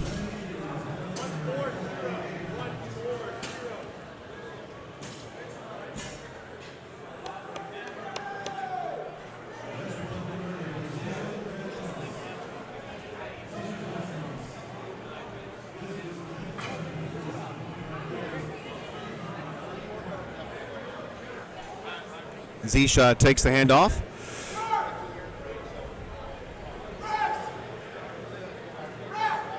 And that looks good from here. Let's see what the judges say. That's going to be 3 white lights for Zisha.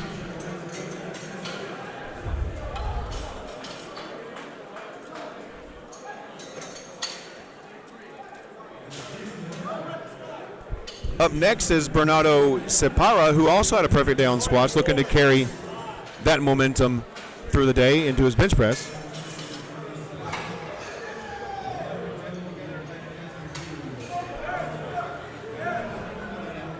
He's getting the bar set up for himself.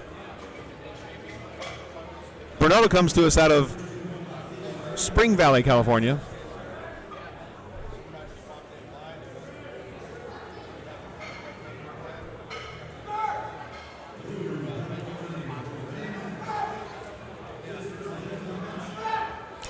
And Bernardo is on the board with his bench press. Makes a difference,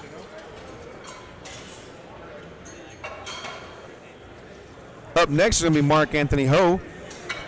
Mark Anthony Ho is coming to us out of Miliani, Hawaii. This will be a Hawaii 75 kilogram raw open bench press state record attempt.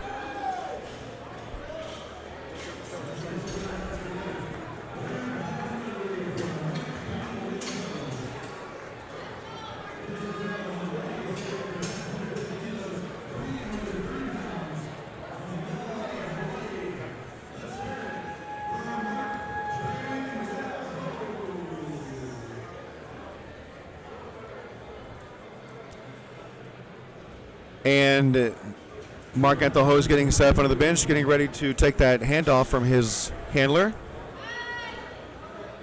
And there's his handoff. He is get the start command. Very guarded descent.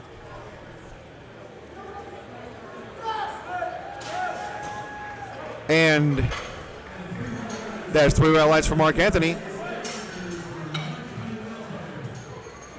Up next is Kashmir Hughes out of Parma, Ohio. Kashmir's had a really good day so far.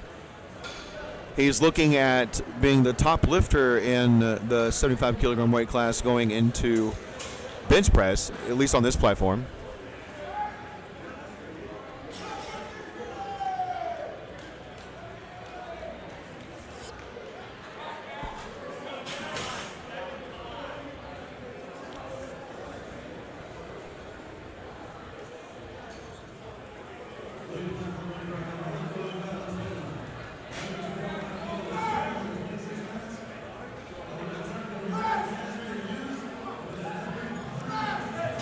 That is a 330.7 pound bench press for Kashmir. Jim Gallagher is up next.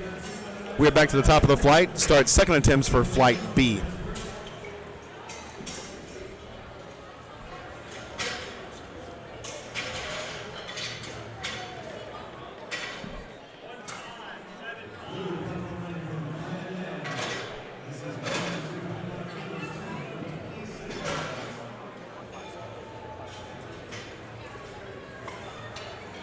Back to the top of the order, we're taking off those Ivanko plates and loading them with the Ivanko plates for Jim. Ivanko, by the way, at avancobarbell.com.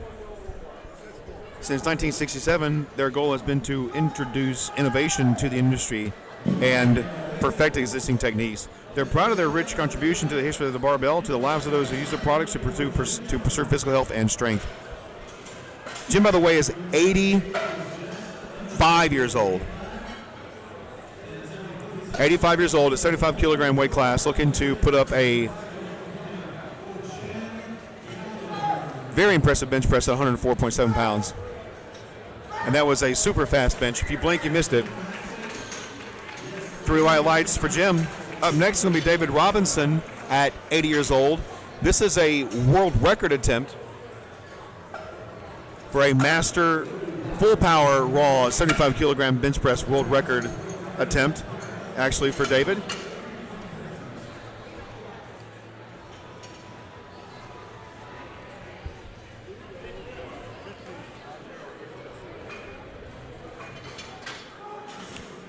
Actually, JD, it's we're moving a lot faster than yesterday.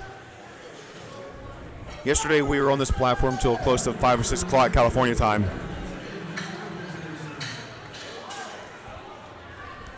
And we were actually commenting earlier that the we were on bench press probably an hour earlier than we were yesterday.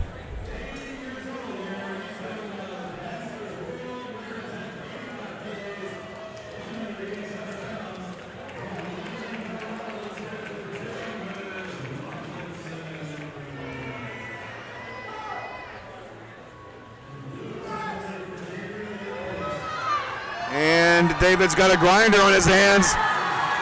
Oh, that looks good from here. The crowd's behind him. You can see the crowd standing on their feet cheering for David. That is 3 white lights for David. That is a new world record. And David likes it. David likes it. Got to get his gear checked.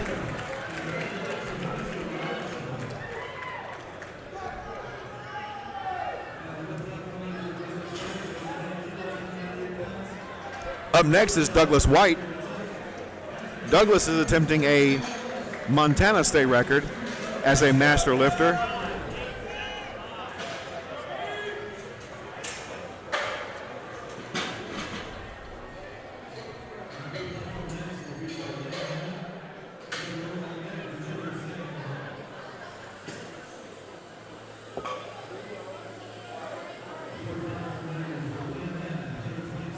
David gets the handoff. Douglas gets the handoff from his handler.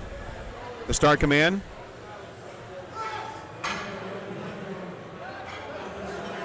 And unfortunately, Douglas doesn't quite have it in him to get that bench press up. So if you're watching the live stream, you notice that that particular time there was a large pause between when David got the bar down to his chest and got the press command.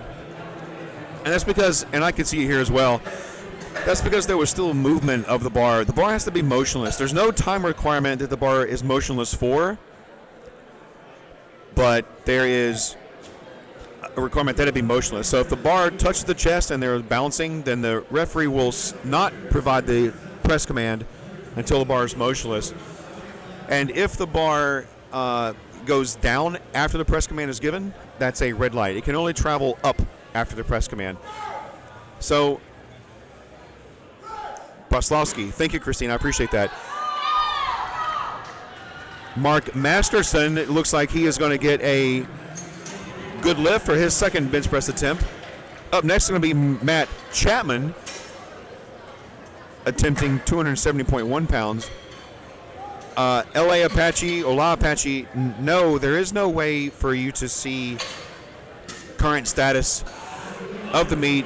The live meet results are not being shared anywhere outside of the meet itself.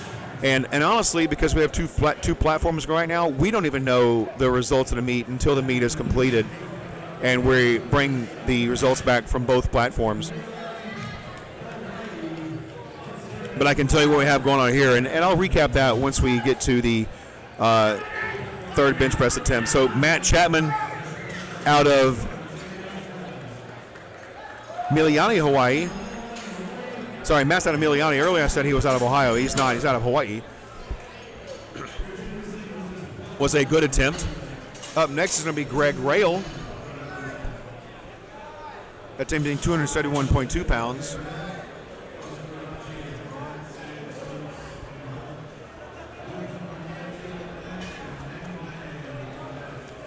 Also, LA Apache, if you want to follow me on Instagram, I will take screenshots of the Iron Cop software output here between the bench press and the deadlift to show you where people stand on this platform going into deadlift. All right, Greg has 271.2 pounds on the bar. He's coming up to the bar to attempt a Masters world record in the 75 kilogram weight class.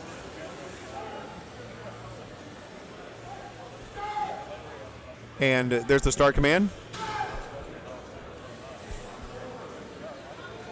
And it looks good from here. Let's see what the judges say about that. That's going to be 3 white lights for Greg.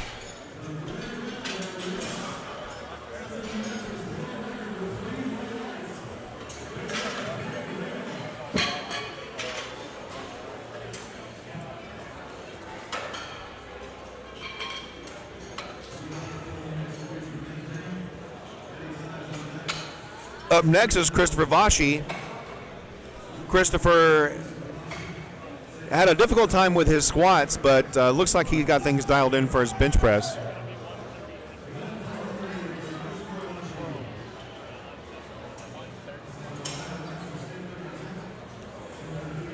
Christopher gets the platform ready command and gets set up under the bench, taking his own handoff. Actually, not taking a handoff, lifting off by himself. 286.6 pounds on the bar.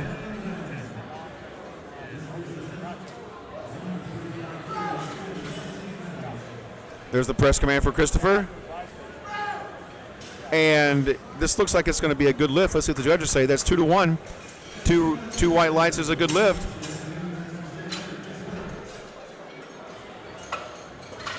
So it looks like he's being corrected on the thing that got him a red, or his gears being checked. Is that a state record for Christopher? Yeah. That was a state record, so his gear is being checked.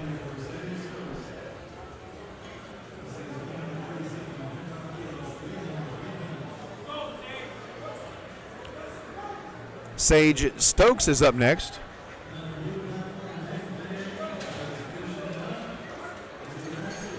Once again, LA Apache, I will post the link to my handle in the chat in case you're not following me, so you can see where to see those results between the deadlift and the bench press. But that'll be for this platform only. So Sage gets the handoff from his handler. The start command with 303.1 pounds on the bar. And it's going to be a no-go for Sage.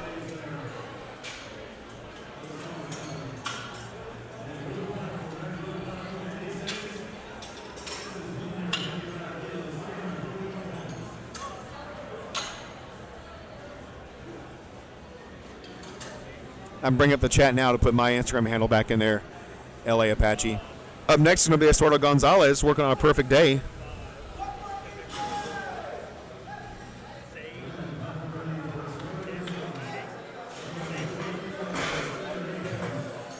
And the clock is running for Estuardo.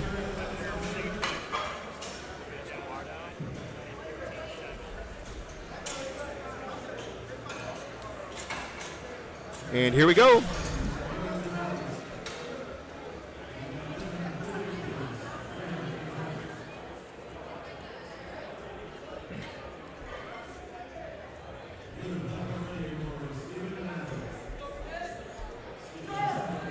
Estuardo gets the start command.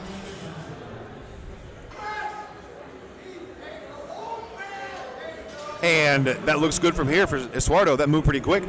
3 white lights is a good lift. Up next is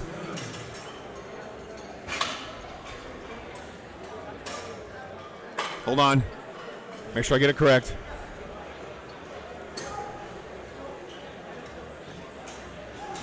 Zisha Brauslowski.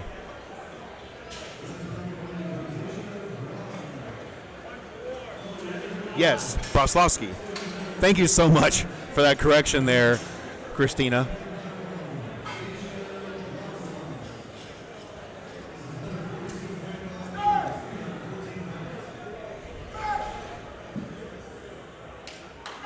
And looks like a good lift for Zisha. Indeed it is. So LA Apache, that total is for that lifter only. So you are able to see their total live as they're completing their lifts. But where they stand is something you're not able to see until the meet is actually over.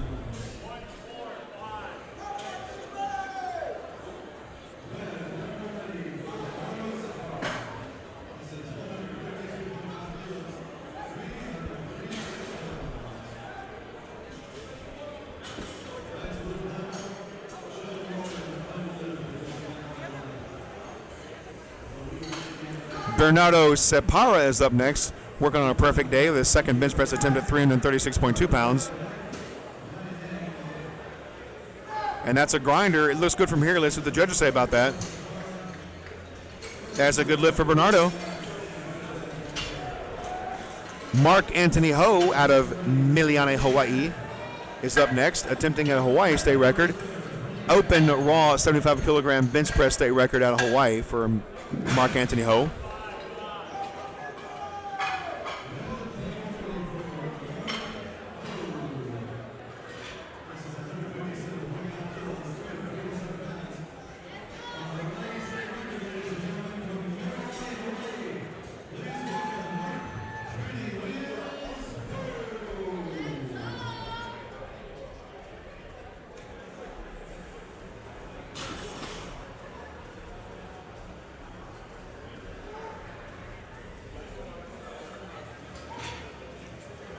And Mark Anthony is going to get his handoff from his coach handler.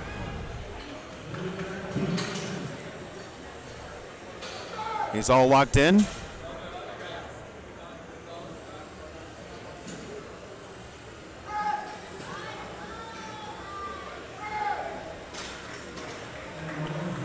That is going to be a good lift for Mark Anthony. LA Apache, once the meet is complete, you will be able to download the output of the IronComp software. So you'll be able to download the full meet roster with everyone's attempts, whether or not they were good or successful, what records they broke, and what their total and dots were, as well as a breakdown of each class and who won. All of that stuff will be available after the meet by PDF download at USPA.net. Kashmir Hughes out of Parma, Ohio is up next. Kashmir, by the way, stands to be the best lifter in the 75 kilogram open contest on this platform. Unfortunately, that bench press didn't help him out. So here is where we stand right now. Right now it is Kashmir, followed by Mark Anthony, and then Estuardo Gonzalez in the 75 kilogram open contest on this platform. There are two platforms, so the likelihood that one of those lifters could be bumped off the podium by the other platform still exists. We're back to the top of the order now for Jim Gallagher.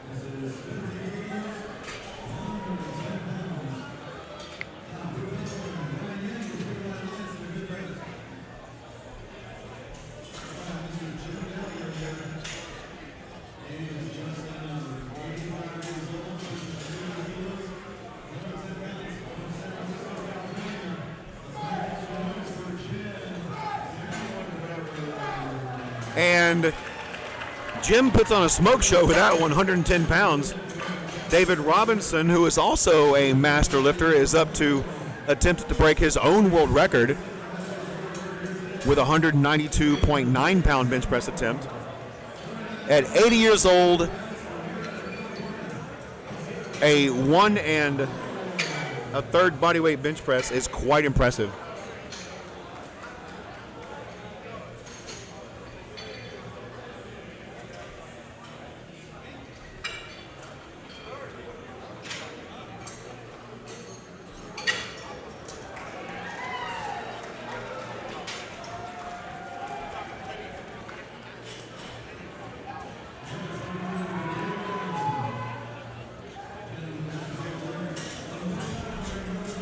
David Robinson is up next on the platform. And here we go with his 192.9 pounds. And it's just not coming off his chest today. He's not able to get that.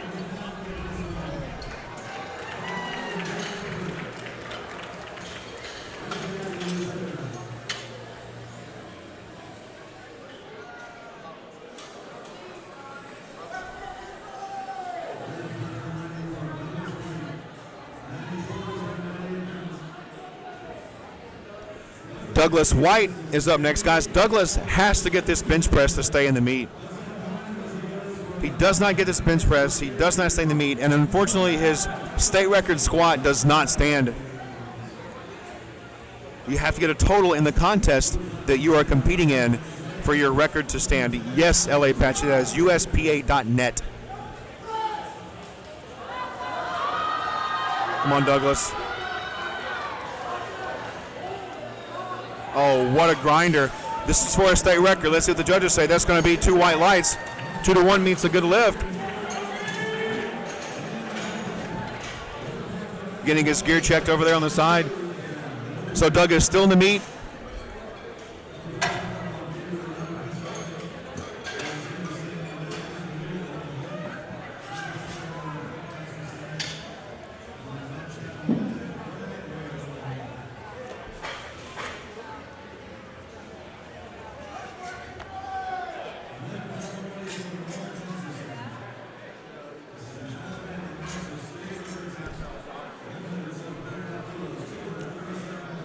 Up next is Mark Masterson out of Mallison, Alabama. Mark is attempting a Masters 75 kilogram bench press, Alabama bench press state record attempt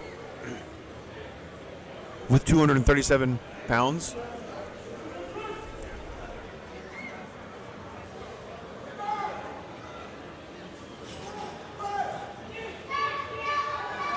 And not quite there for Mark today. He is in the contest, though, and he does stay in the consideration for that Masters National Championship. That's correct, Jennifer. 2 white lights is a good lift.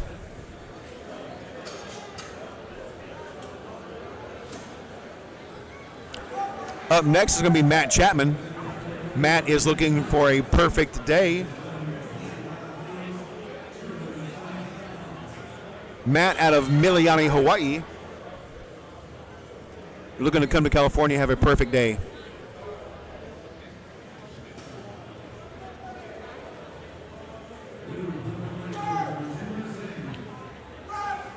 And there's the press command for Matt. Not quite there today. Hopefully he lives to fight and come back and get that another day.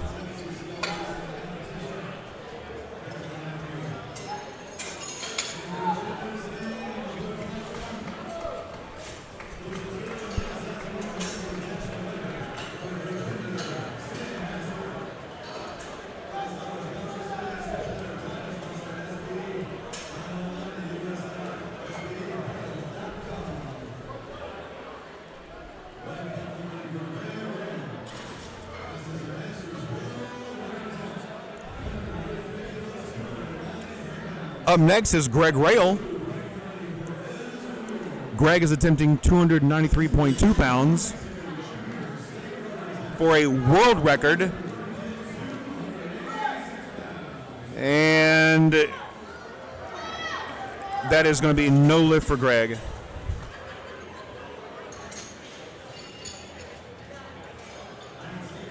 Christopher Vashi is up next. He's having a killer day on the bench press.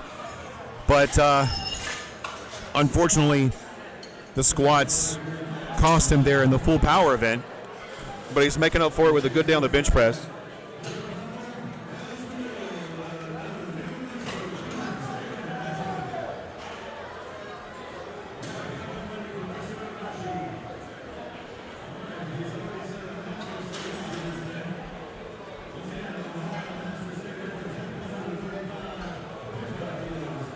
Yeah, guys, USPA.net is your resource for everything USPA. Everything's pretty easy to find. on the website, and it looks like Christopher's not going to get his final bench press attempt, but he's got 2 in the books, going away with a state record, an Ohio state record. Up next is Sage Stokes. Sage out of Corona, California, attempting a 303-pound bench press. Sage is looking to break that 300-pound barrier. Didn't quite get it on his last attempt.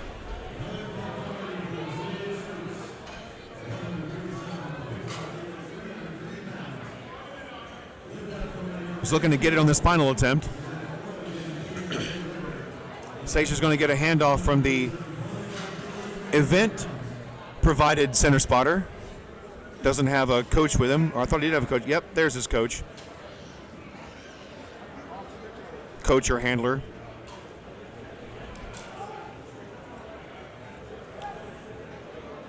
Sage gets set up. So I'm really rooting for Sage to get this 300-pound bench press. That's a barrier for a lot of people. And not quite there for Sage today. Hopefully he'll go back and in his next training block, get everything squared away, get that knocked out, and get that 300-pound bench press in the books. Up next is going to be Zisa Prozlowski, right? Let me double check.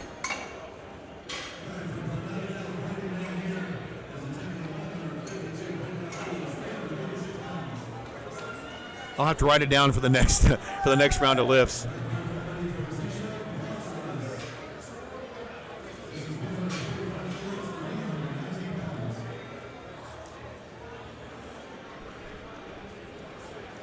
Zisha has been perfect on the bench press so far. Only missed his last attempt on the squats.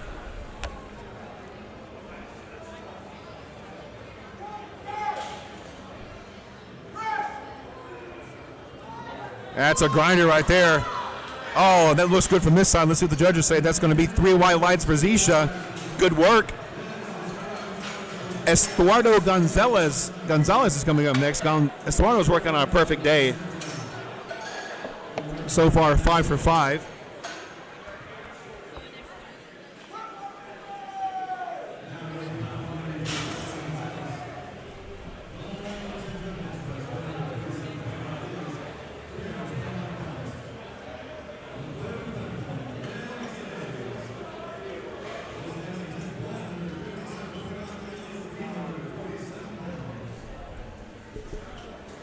Estuardo coming in at 161.4 pounds, attempting a 325-pound bench press.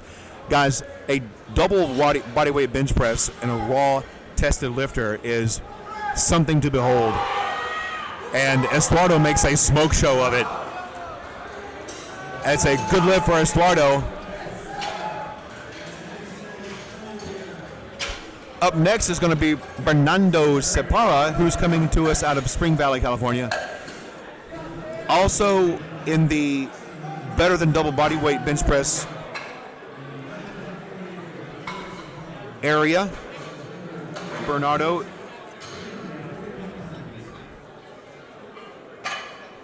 Great squats out of Bernardo today, great bench presses. He's having a really, really good day so far.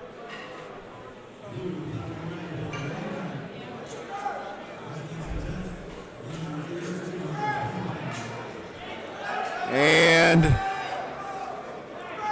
that looks like a good lift from here. He's definitely strong to press it up. Let's see. Technically, yes, it's a good lift. And now we're up to Kashmir Hughes out of Parma, Ohio. That is my old stomping grounds. I've seen Kashmir lift several times in meets up in Ohio. He's a strong lifter, always fun to watch. He's attempting a 347.2 pound bench press at 164.9 pounds.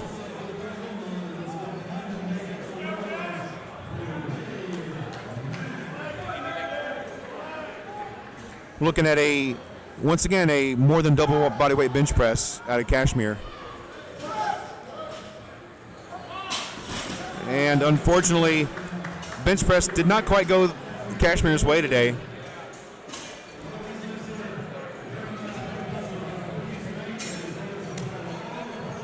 And rounding out the flight is going to be Mark-Anto Ho with a Hawaii state record coming out of Miliani, Hawaii. This is for 358 pounds.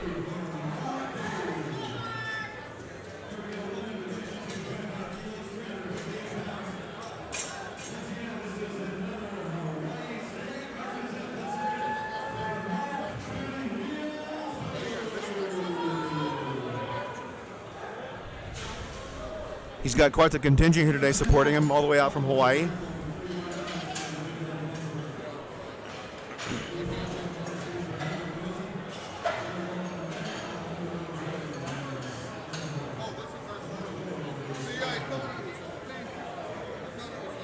And Mark-Anto is taking his time. He's still got 18 seconds left to get the bar off the hooks. Takes his hand off. Gets all set.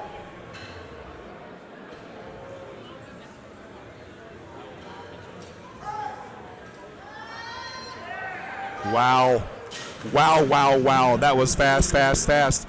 That is 3 red lights for Mark-Anto. We are going to swap out referees, and I'm actually going to let George Sporer take over my spot so I can get some time in the chair. Treat, you're going to in for a treat with George's beautiful voice. I don't think he wants me to show you his face, so we're going to take the commentator view off. Do you want people to see your face? Can we leave commentator view on for you? We're going to take commentator view off. He says he's not quite ready for you guys to see his face yet. So let me make that adjustment. And I'm going to get my shirt on and get out there and do some refereeing.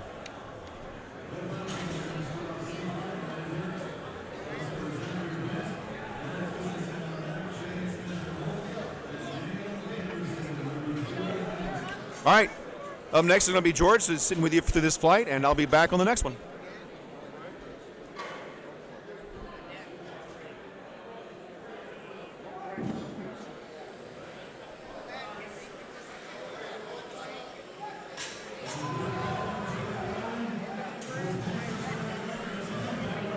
Hey, they said make good calls.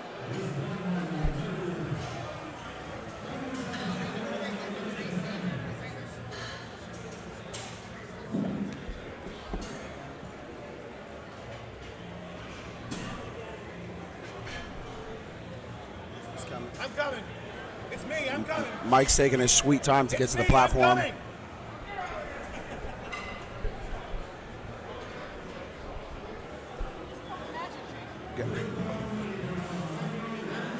Got Zachary Brandt up.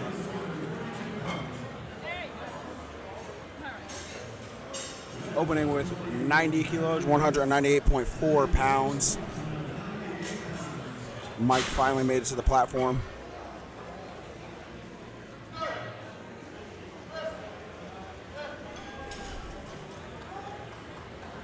Three white lights, nice easy opener for him.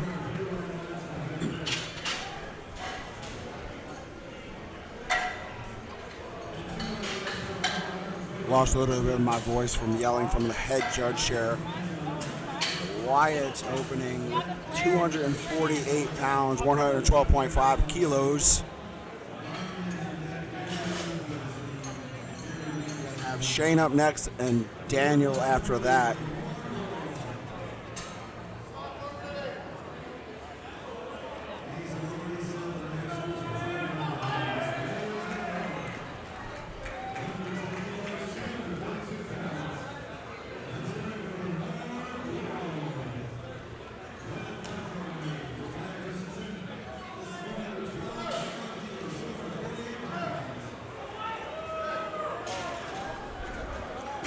Nice, easy, fast opener.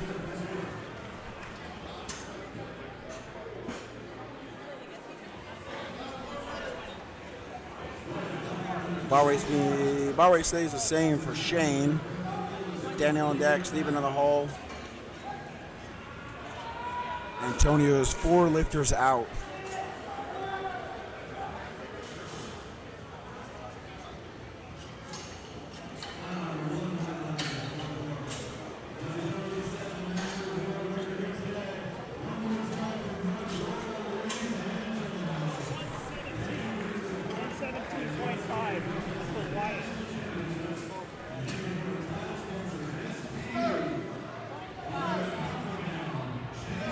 presses it out. Nice, solid, fast opener.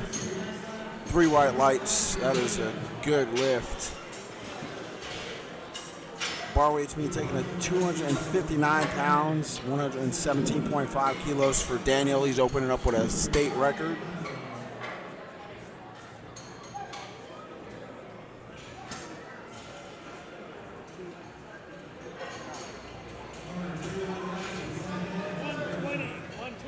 For James, Ohio State record.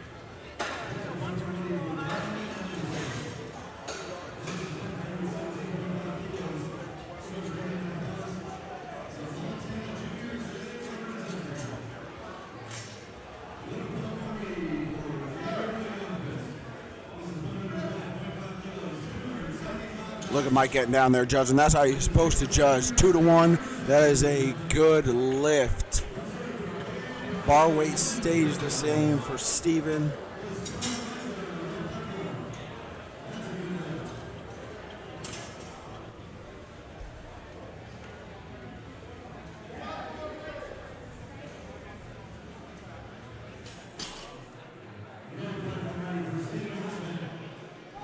Platform is ready for Steven. 5 state record for Montana.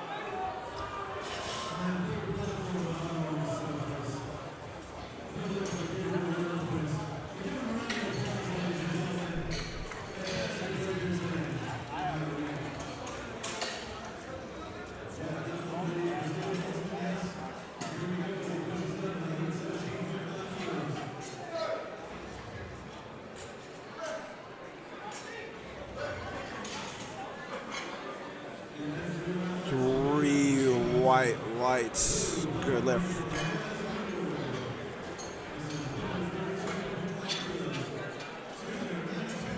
Bar weights being taken to 264.6 pounds for Antonio, 120 kilos. Edwin on deck, Sean in the hole, and Calvin is 4 lifters out.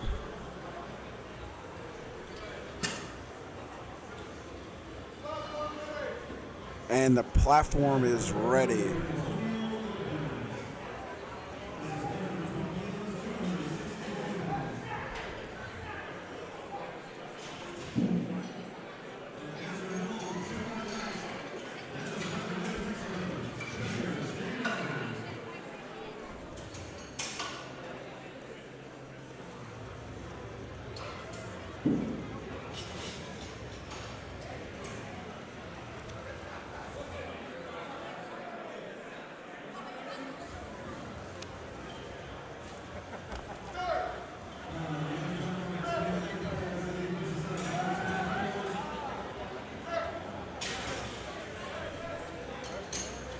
Two to one, good lift for Antonio.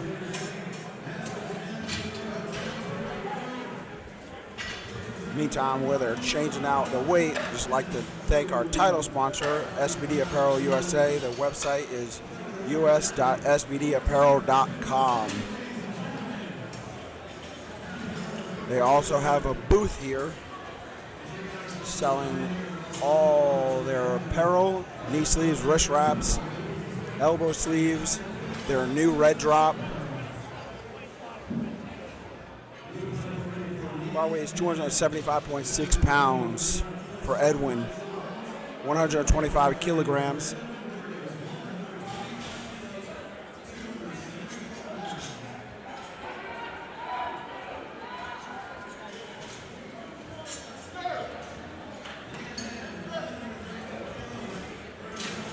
Looked like a nice fast opener for Edwin. He got 3 reds.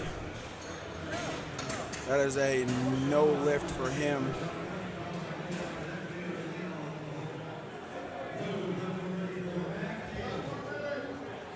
Platform was ready for Sean. Bar weight stays the same for him.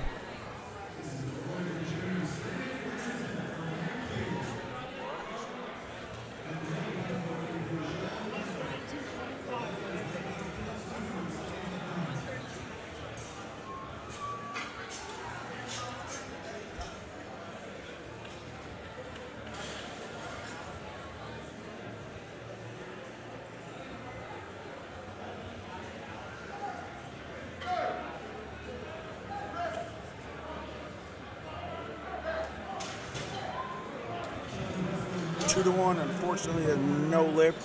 Lift gets turned down. His butt came off the bench. Mike! Mike! Mike! How do I put my face on it? I'm getting yelled at to put my face on it. How do I? Can you do that? I'll message Chris. All right.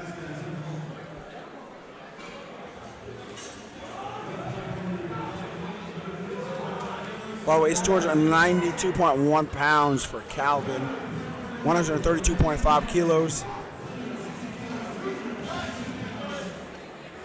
Correct. It is Flight C. They have 5 more lifters with their first attempt. 1275. Yeah, but if you didn't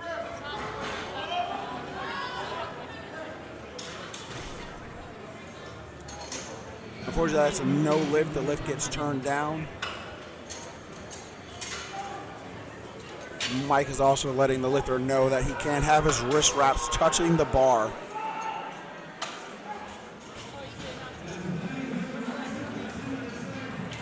Is it under sources or scenes? So just go to commentator view over here for day 3's bench commentator view, but you want to make sure to turn this back off. So it'll take a minute. I'll get Chris over here. All right. Okay?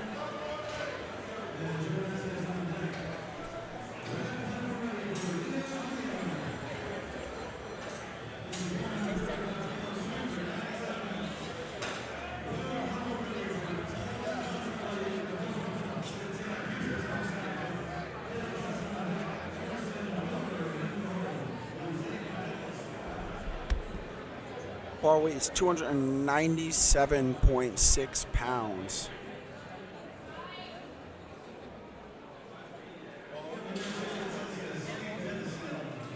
Thank you, Jennifer.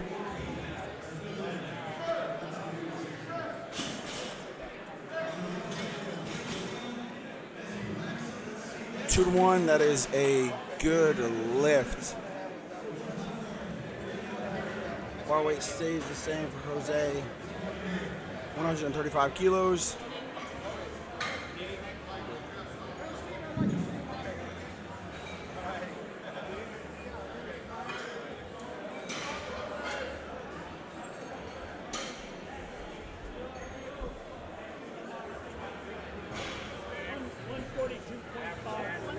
Correct, getting closer to Flight D indeed.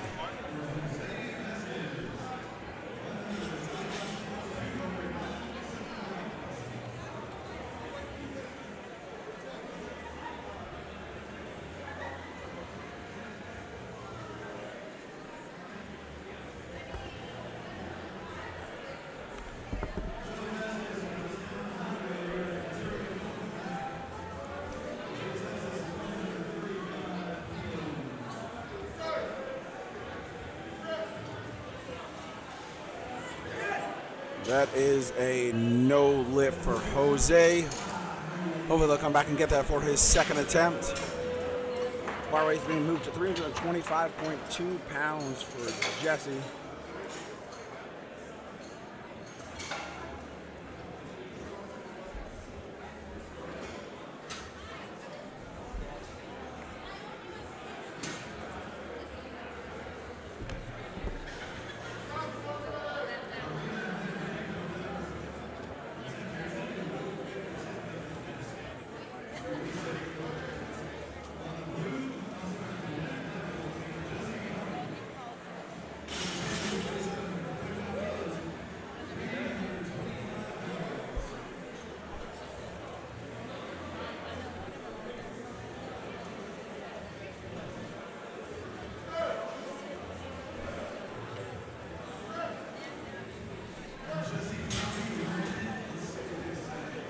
Three white lights, that is a good lift for Jesse. Bar weight stays the same here. Zachary on deck, Wyatt in the hole. Shane's 4 lifters out. I'm gonna go ahead and shout myself out here. I run the IG page USPA North Carolina. I run meets in West Virginia, Virginia, Maryland, Delaware, North Carolina, and also Tennessee. So check out my Instagram. Hey, so how do I get my face there? Yeah, I got yelled at because I'm not on there. Red commentary review, that's okay. All right, appreciate you, bro. All right, Chris got me live. 2-1, that is a good lift. Mike says his butt came up on the right side.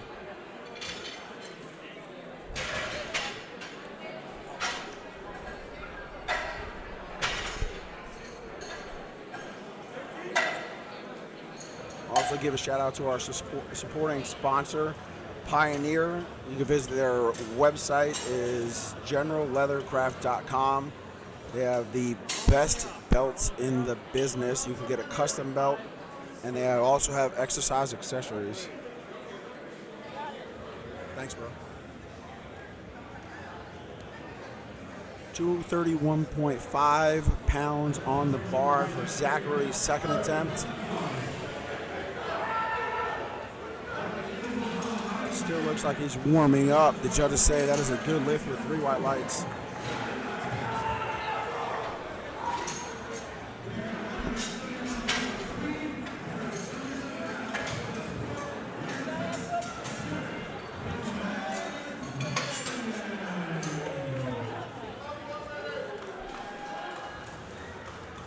Bar weight is 259 pounds for Wyatt.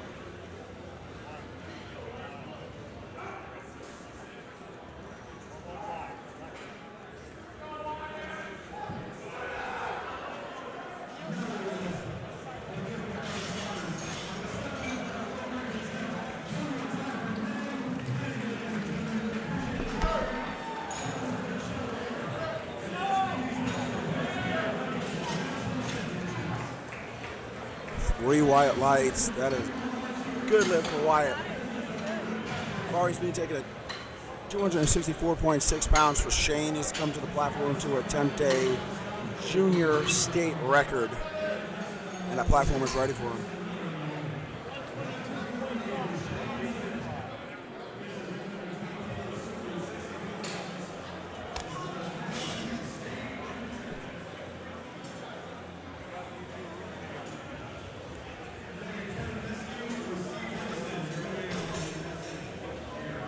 My IG handle is USPA North Carolina.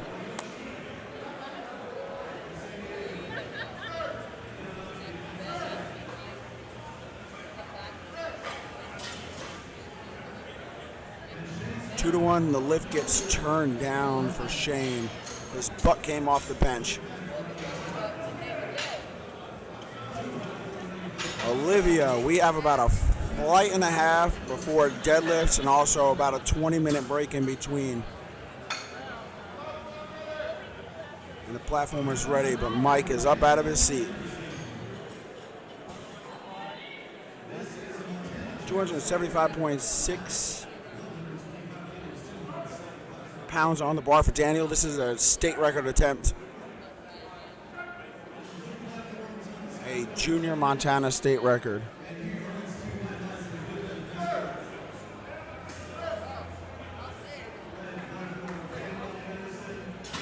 Unfortunately, that's a no lift. Daniel will come back and get that for his third attempt.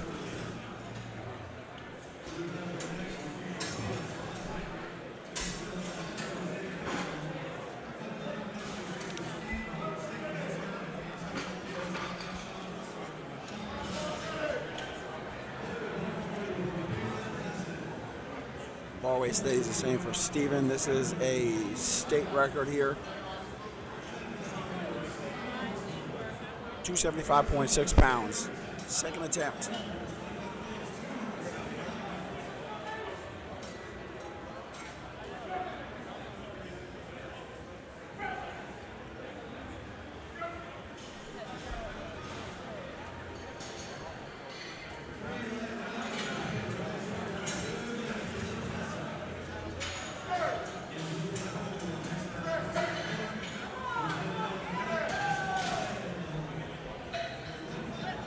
Three white lights. That is a new state record.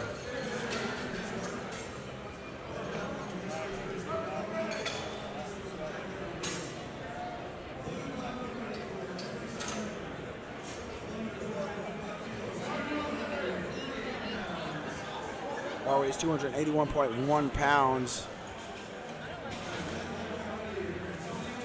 Second attempt for Antonio.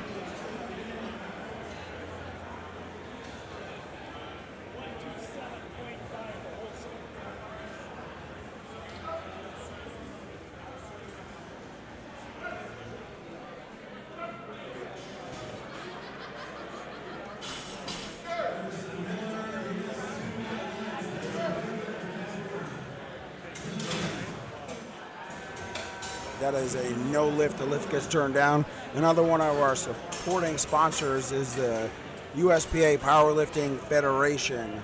You can find them at USPA Powerlifting Foundation, foundation.org.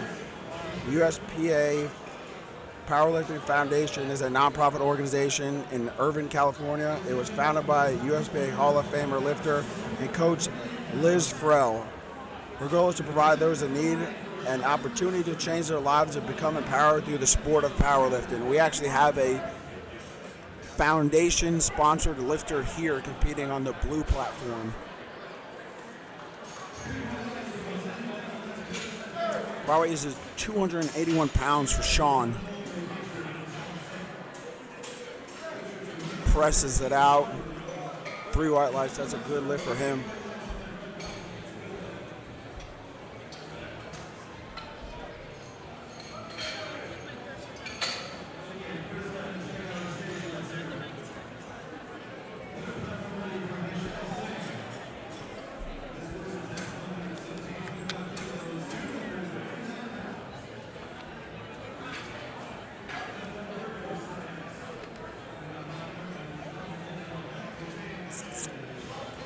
Bar weights being taken at 292.1 pounds for Edwin. He misses on his first attempt.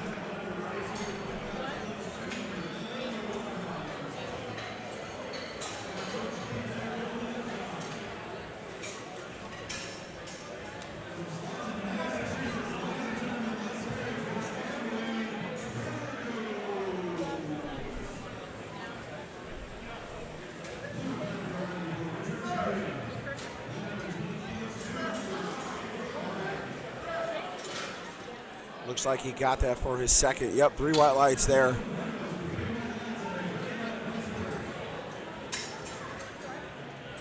Bar weight stays the same for Calvin. Jose on deck, Leo in the hole. Jesse is 4 out.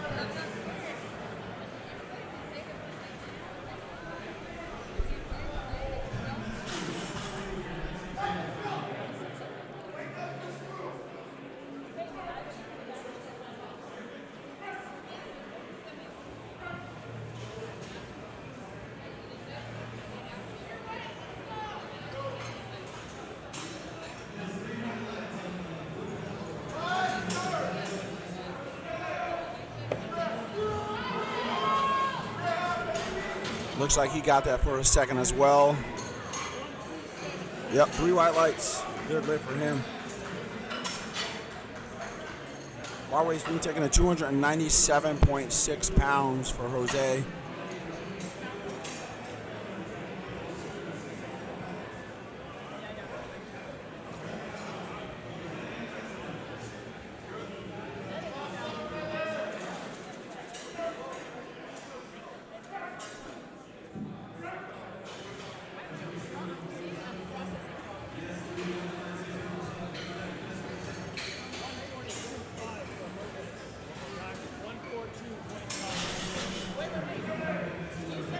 Jose misses for his first attempt.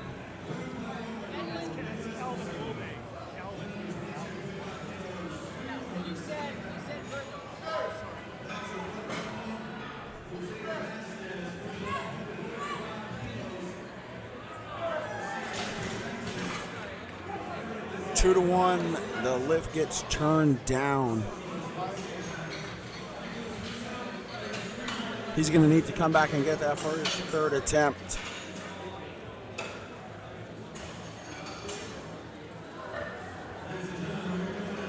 Another one of our supporting sponsors is Vonco.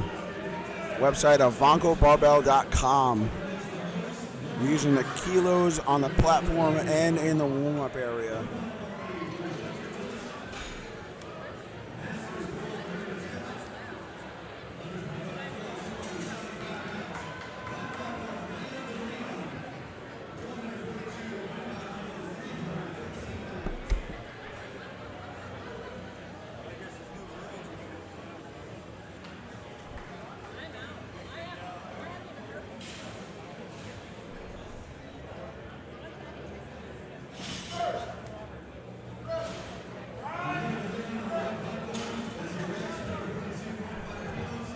Nice, easy second attempt for Leo.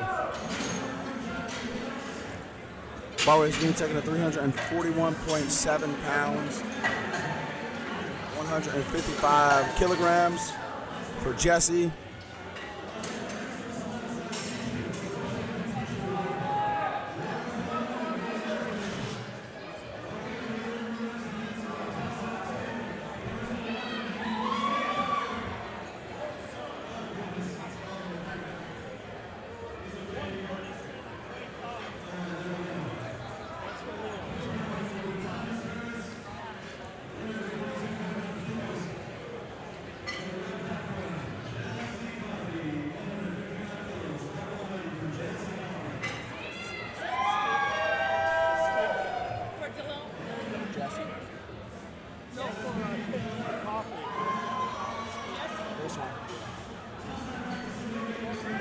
This is a state record for Jesse.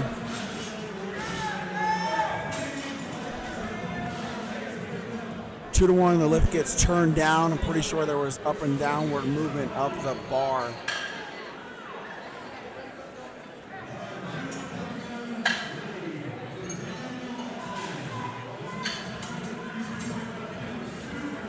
Bar weight to be taken at 358.2 pounds for Jesus Aldo. He is coming to platform to attempt a world record here.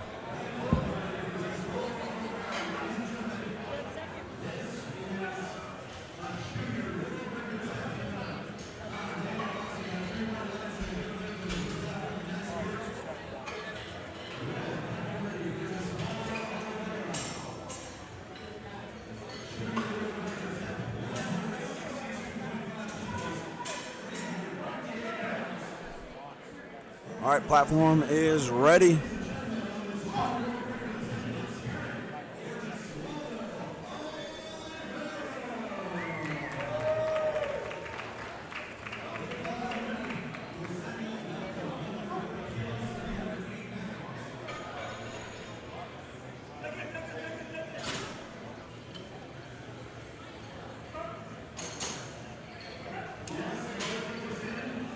I believe he jumped the start command.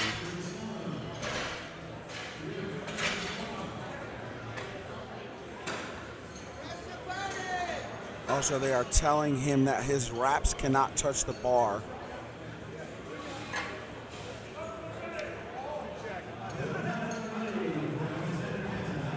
He'll definitely come back and get that for his third attempt.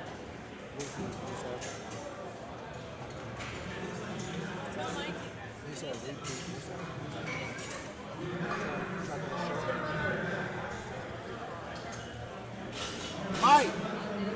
Mike! Olvera is going to repeat 162.5.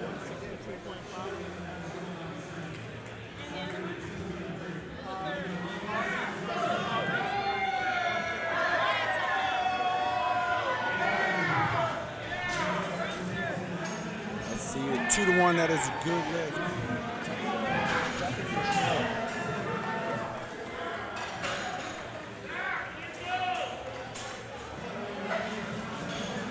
Bar weight stays the same for Shane, 270.1 pounds.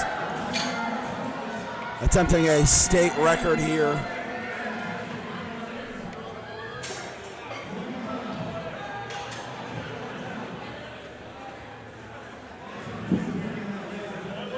Also, another one of our supporting sponsors, Kinda Fit, Kinda Fat. The website is kindafit.com. They also have a booth here at Drug Tested Nationals.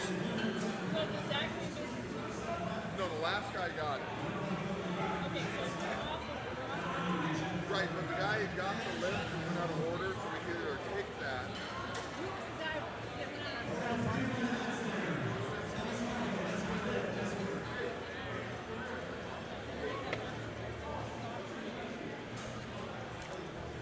I bought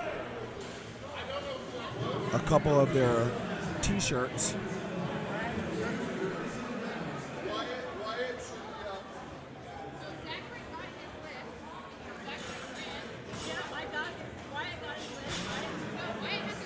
Wyatt hasn't gone yet. That's what I need to know.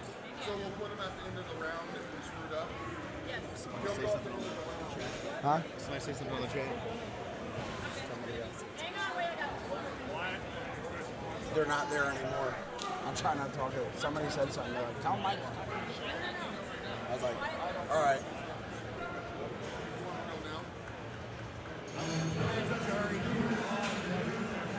I was such a hurry to come out here, guys. I was such a hurry to come out here.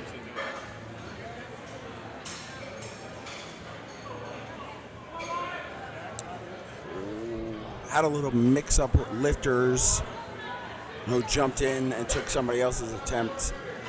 So Wyatt is coming to the platform to attempt 270.1 pounds for his final attempt on bench. Looking to go 6 for 6 for the day so far and 3 for 3 on bench.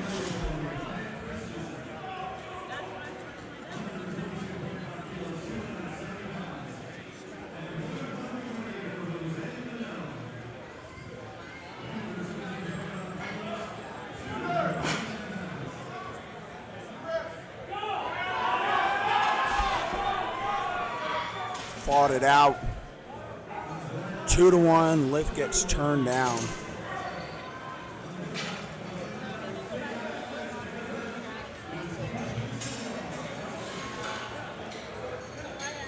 Bar weight stays the same for Shane.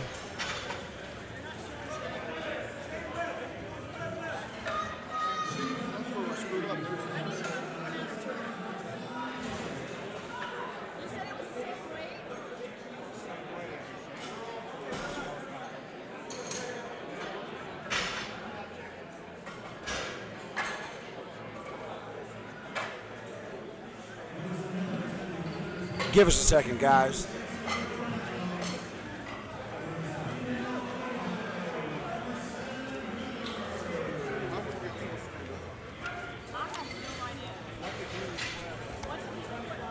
It's written down. It is written down. It's written down on the card. We'll get it, guys. We're in the third attempt.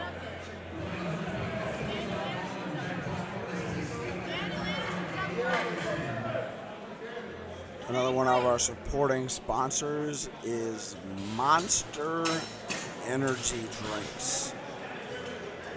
MonsterEnergy.com. They got Monster Hydro Energy Water, Monster Hydro Super Sport, Monster Ultra Series, and then Muscle Monster. State record attempt for Daniel here, 275.6.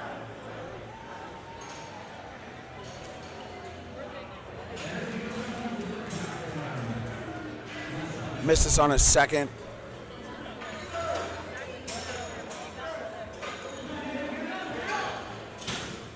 Good job, spotters and loaders. That is a no lift for Daniel. Bar weight stays the same for Shane. Also a state record here. A Ohio Junior state record attempt. Misses on his second.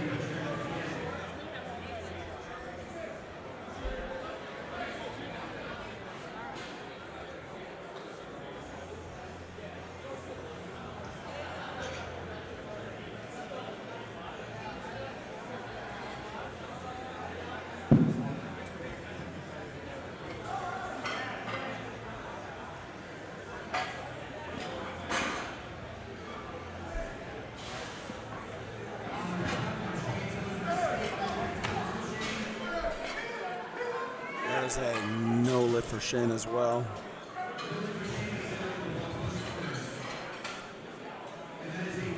We are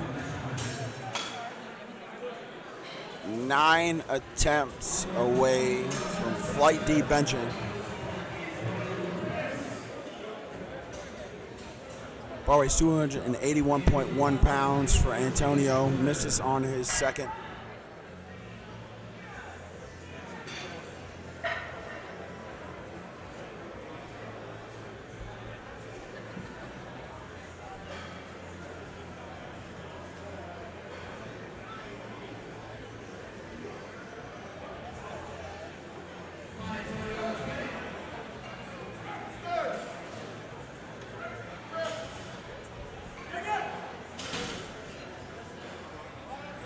That is a no lift. Bar weight stays the same for Steven. Looking to add to his state record here. 127.5 kilos, 281.1. Sean on deck, Jose in the hole, Edwin 4 out.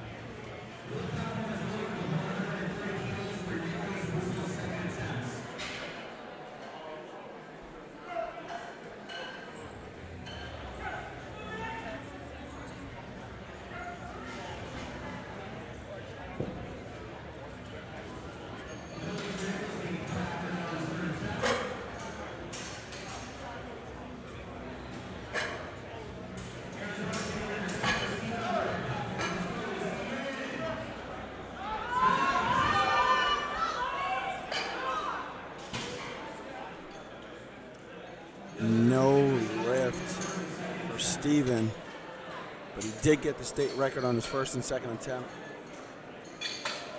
Bar weight's being taken to 292.1 for Sean.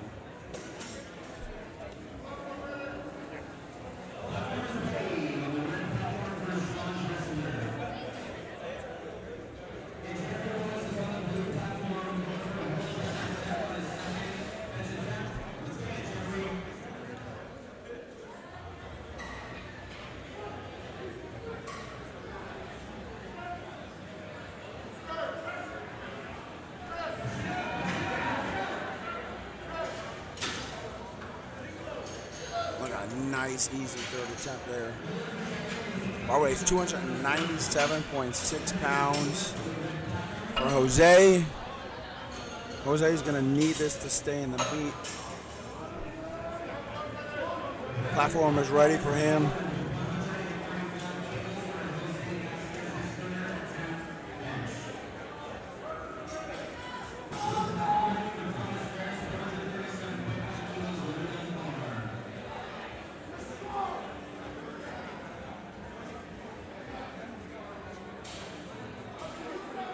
Get set up as the bar gets the start command.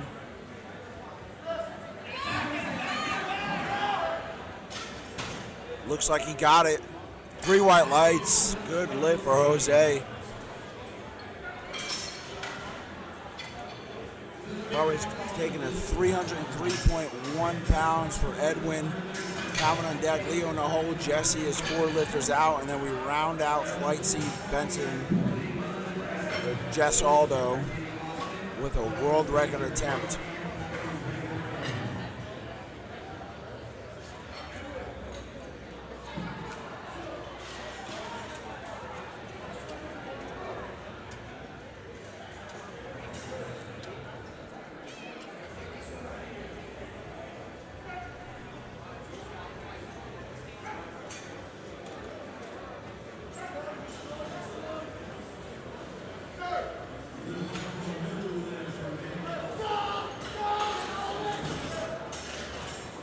Nice, easy third. 3 white lights, good lift for him.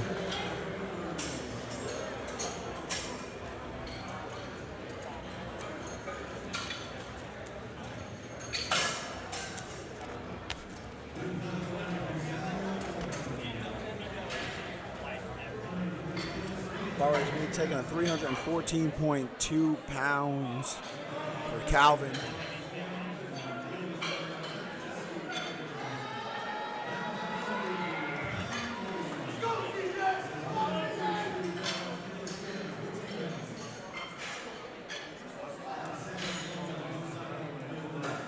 You guys want to say hi to Stacy Burr?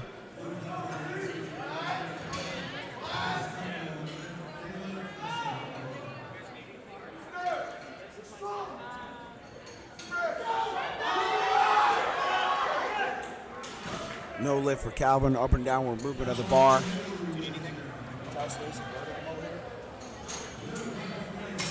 I'm having Stacy come over to say hi to you guys.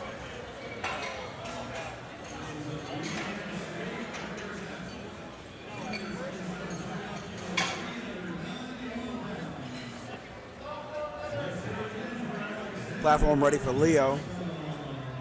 325.2 pounds on the bar for him. Looking to go 3 for 3 on Benson's.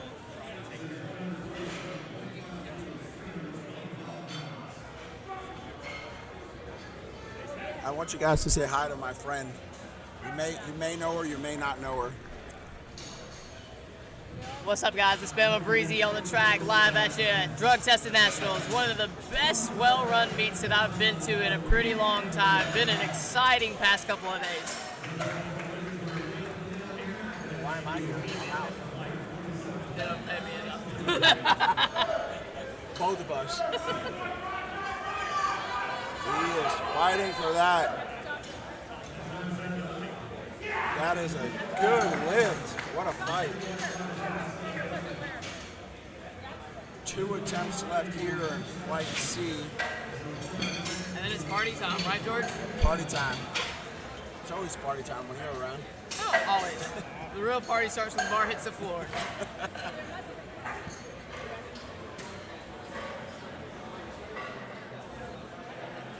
It looks like we got a state record coming up here.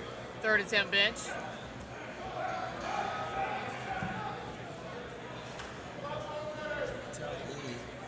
November. Have a one in contest in November. Shaking come out and do it. You know the date on it? Huh? You know the date on it? 13. It's in Carthage, which is like right outside Fayetteville.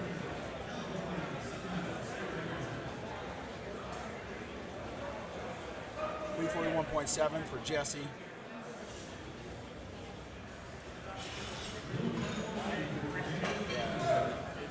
Lori wants to come out and do the one in December.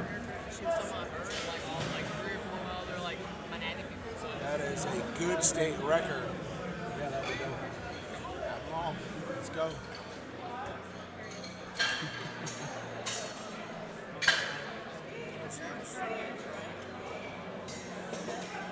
Flight D is coming up, party time, but we got a world record attempt here. 358.2 pounds for Gisaldo. Missed this on his second. He can jump the start command, so he'll definitely get this on his 3rd attempt. And that's one of those things at national meets, you really got to be, on point with the technicalities, making sure you're with your commands, you're getting everything right, because they're looking for those little things that sometimes can get by at national or local level meets. But here, you're going to have to earn it. And it's a fight. Not quite there on the day, but a good attempt. That was not Wyatt.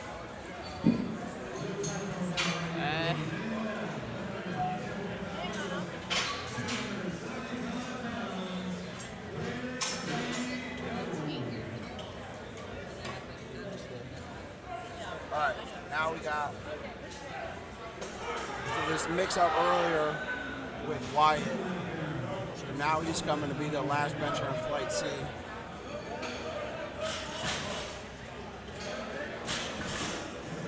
Sorry, Jennifer. He beat you to it. All right, Wyatt, 270.1.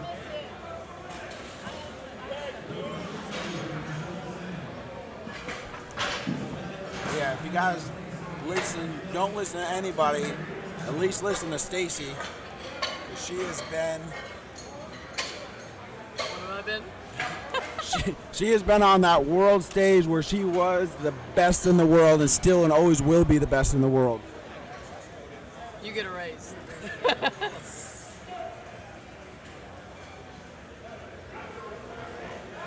This is Wyatt. Wyatt.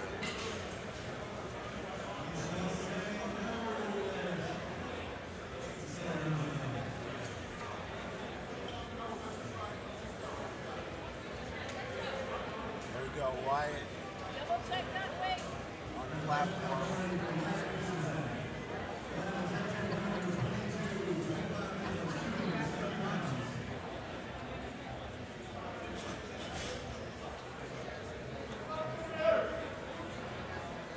staying all week.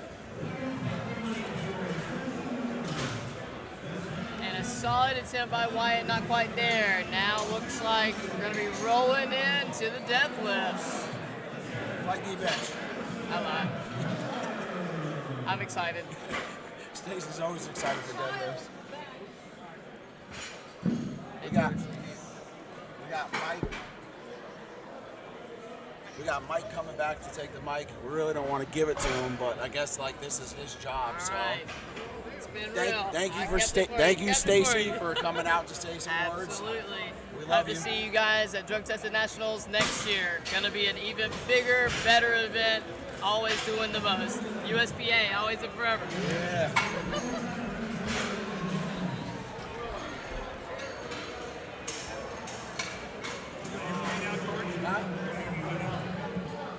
Anybody want me to interview Mike? Yeah, I didn't think so.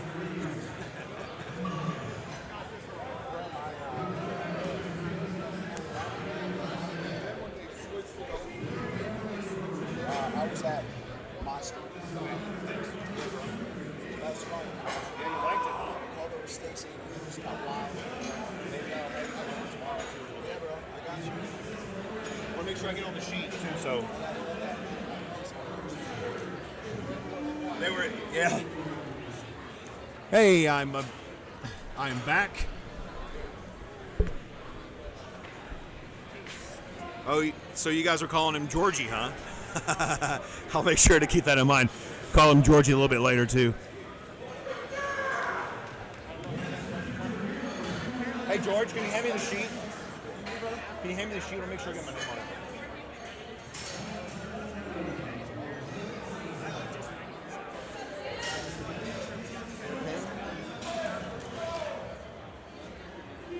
All right, we are kicking off Flight D with John Serbusek.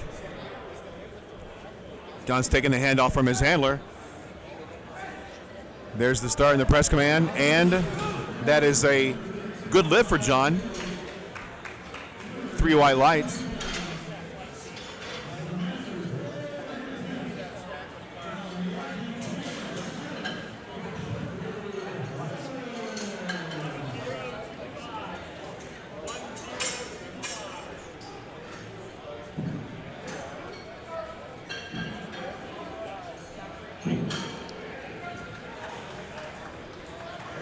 So in case you're wondering what that was all about and getting switched out so I could get some chair time, I'll tell you really quickly after Anthony DiStefano out of Delaware from Power Builder Gym takes his second attempt at 242.5 pounds.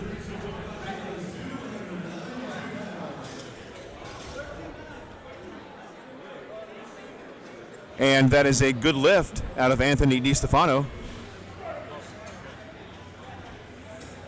Oliva, we're not quite ready for deadlifts yet. We're going to get through Flight D, and then it'll be time for deadlifts.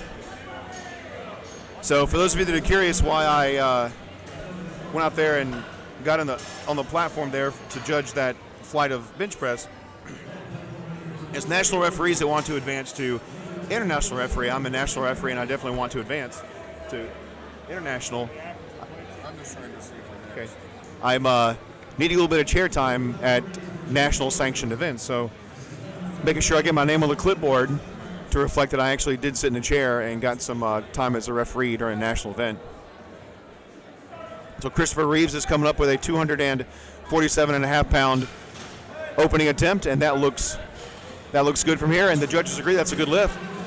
So in addition to getting so many meets at the national level under our belts, we also have so many flights that we judge and weigh-in sessions that we work, and then we take another test to get to international status. And so I'm working on becoming an international referee, so that's why you saw that switch out of the chair. So I'm glad that you guys had a good time with George, and I'm back now. So Casey Irvine is coming up with his bench press opener at 242.5 pounds. That is a good lift for Casey. So far, Flight D is off to a good start. So Anonymous TIZQI No, we don't know when deadlifts will start just yet. I can tell you that we're going to take a 15-minute break between this round of bench presses and deadlifts. This is the last flight of bench presses, and so we are just under halfway through Flight D. There are 14 lifters in Flight D, so you're probably looking at an hour or so before deadlifts start.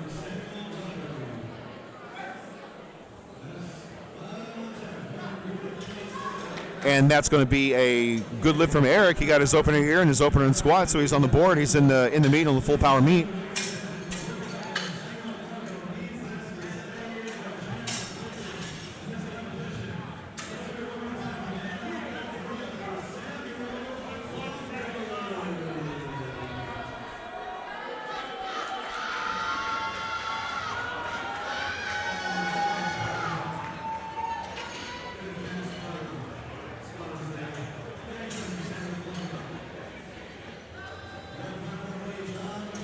John McKinnon is up next, taking his opener at 248 pounds.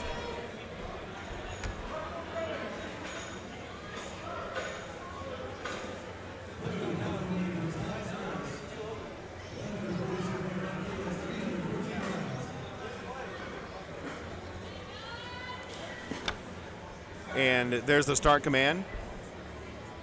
Lowers the bar to the chest. Gets the press command, and it's a smoke show. That thing down near push it through the roof. That is a good lift. Up next is Colin Baroy, who's opening up with 253.5 pounds.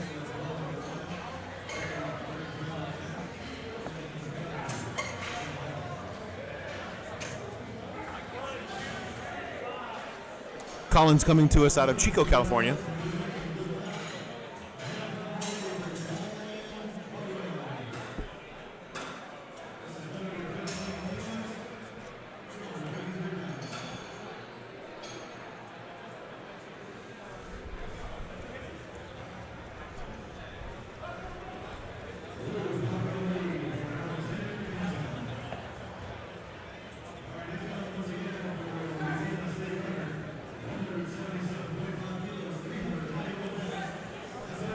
And Collins attempted 253. It looks good from here. The judges, unfortunately, that is no lift for Colin.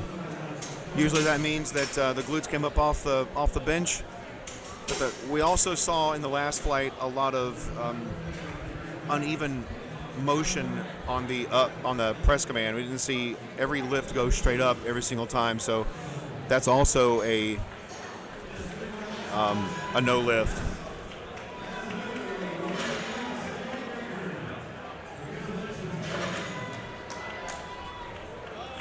Gary Pratt is coming up next with a 264.6 pounds bench press opener.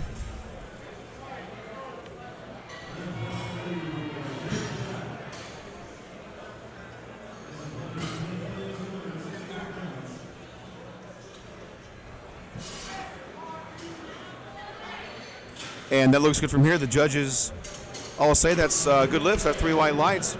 Anthony Tracano is up next.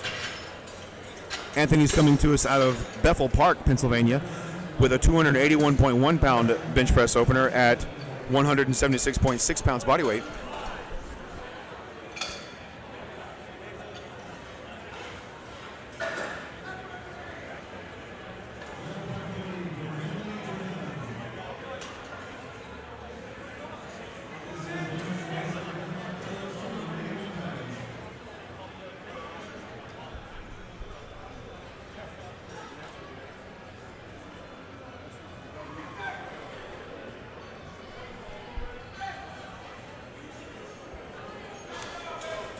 And Anthony makes 281 look easy.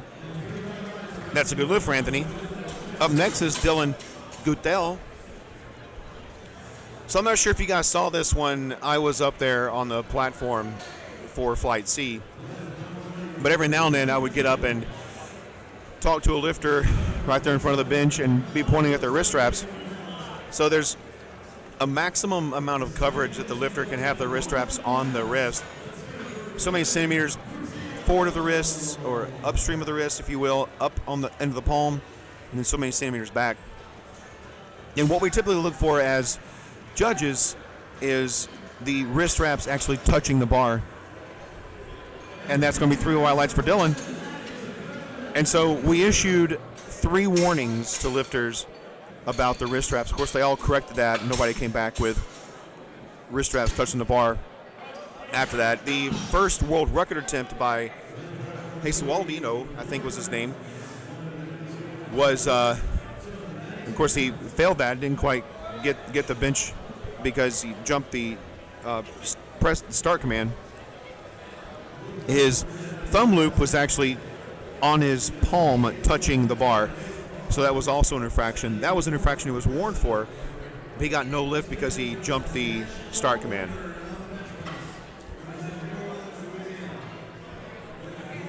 Corey Brown is up next. Corey is attempting 292.1 pounds.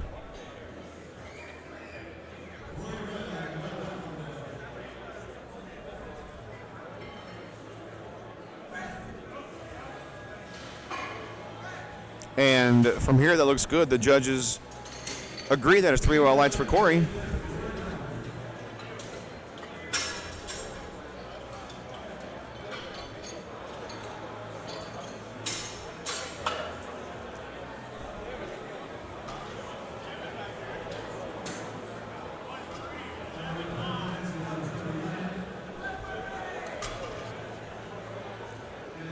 Trevor Ryan's coming in next with 314.2 pounds on the bar. Trevor out of Springfield, Oregon.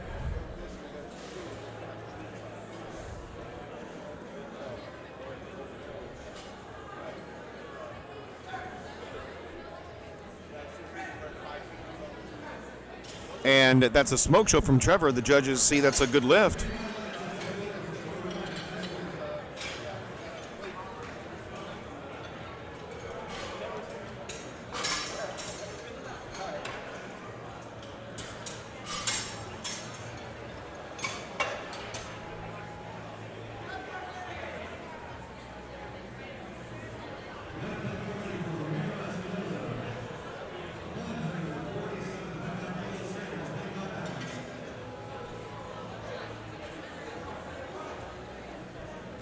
Ramiro Espinoza out of San Marcos, Texas is up with a 325.2 pound bench press opener.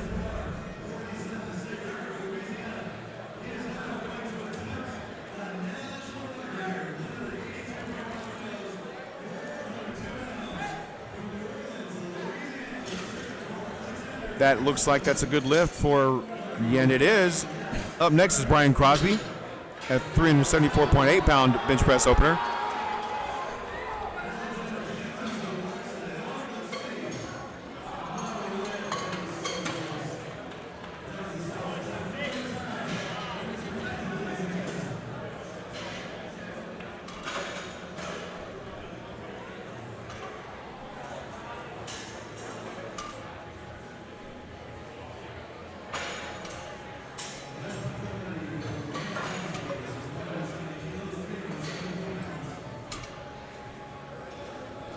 Brian gets the handoff from his handler.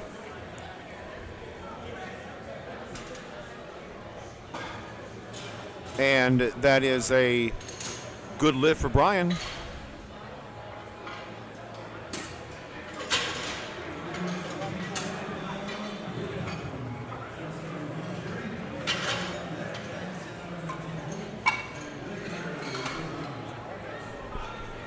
John Serbosek is up next with a 300 and...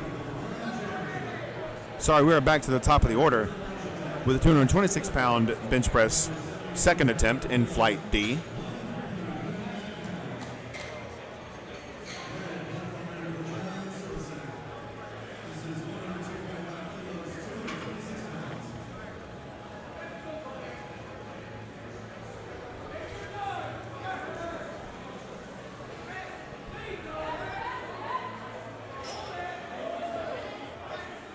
And that looks like a good lift out of John. And the judges agree. That's 3 white lights for John.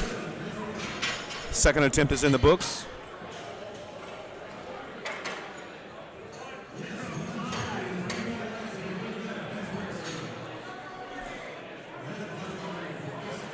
Platform is ready for Christopher Reeves, benching 253.5 pounds out of Pittsburgh, Pennsylvania, and 177.5 pounds body weight.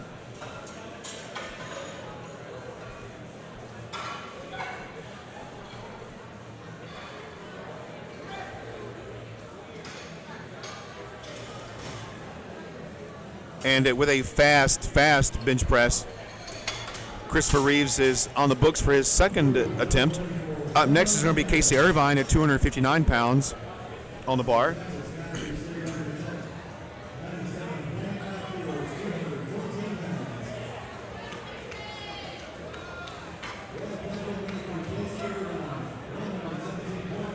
So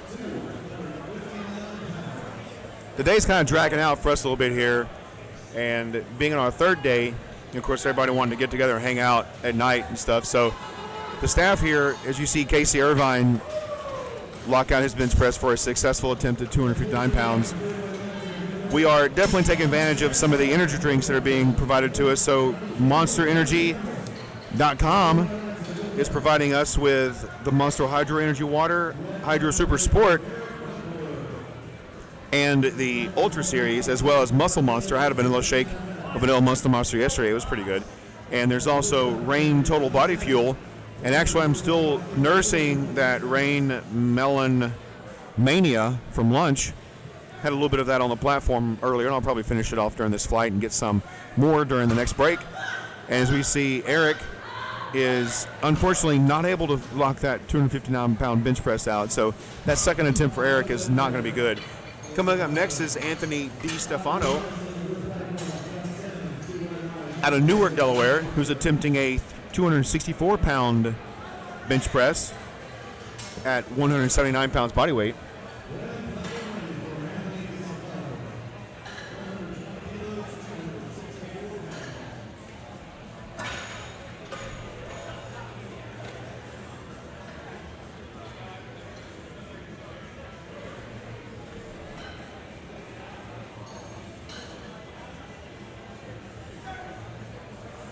Anthony gets the start command.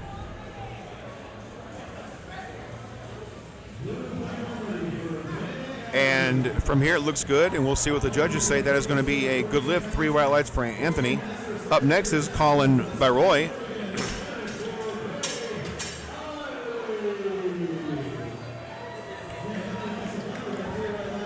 Colin is coming to us out of Chico, California.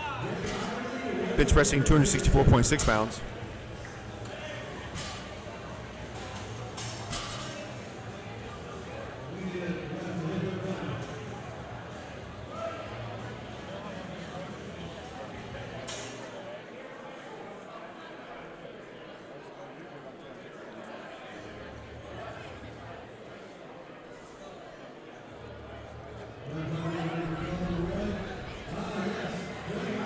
And Colin gets the handoff. There's the start come in for Colin. Hopefully Colin gets this one because stay in the meet. Yep. Colin's in the meet.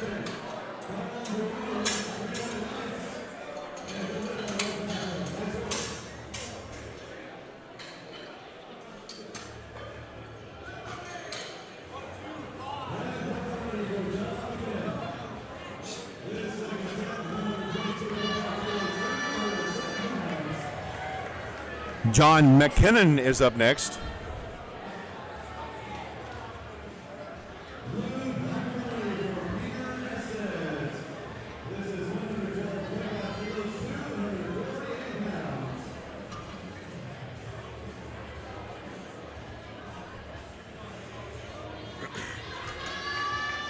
And John McKinnon gets the handoff from his handler.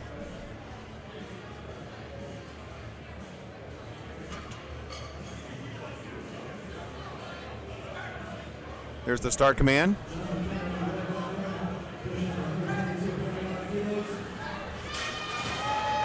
That is a good lift for John. We hear John's cheering crowd going crazy.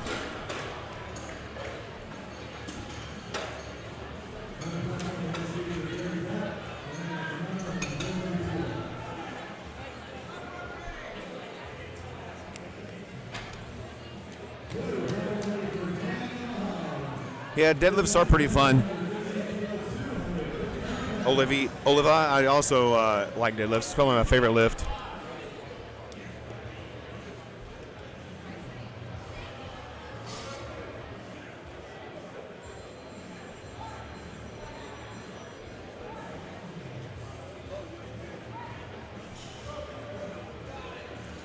And Gary takes the handle from his handler. There's the start command.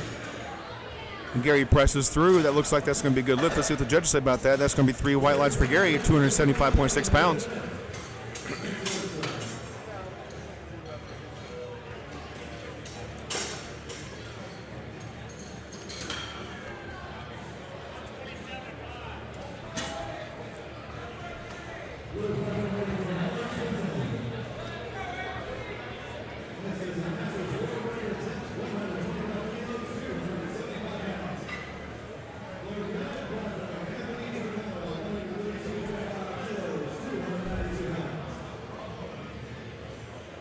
And out of Bethel Park, PA, Anthony Tricano.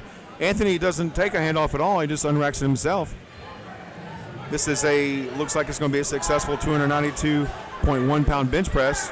Gets it fully locked out. That was quite the fight from Anthony. And that is a good lift.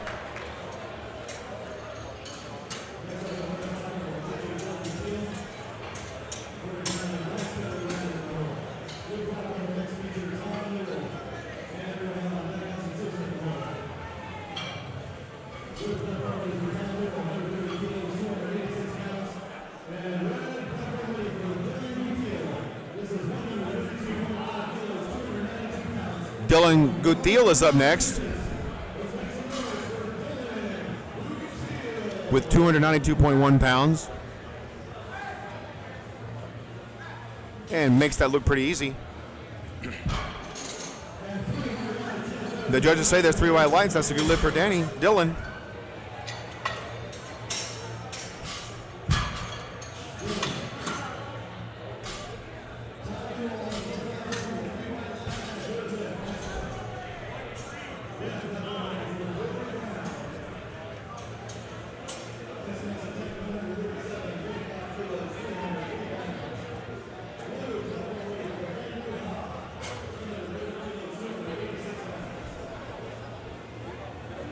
La Apache, Apache, are we talking about Mr. Espinoza? Ramiro Espinoza?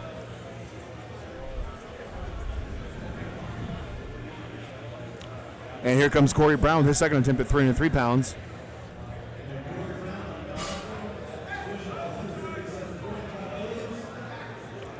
It makes it look pretty good from here, and the judges agree that's 3 white lights.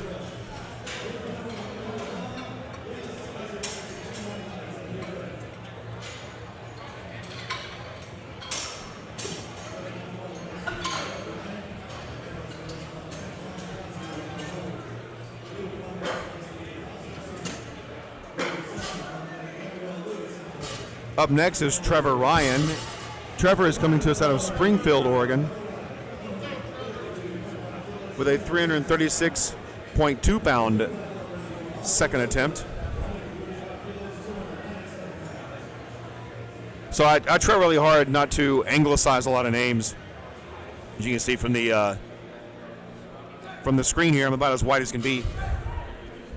So I definitely want to respect the pronunciation of people's names, and so I appreciate that. So that was a good lift for Trevor Ryan at 152.5 kilos. Up next is Ramiro Espinoza, coming up at 358.2 pounds.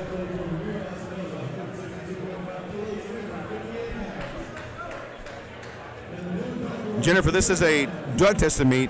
There's no dope being done here at this meet. Well, not by athletes, at least.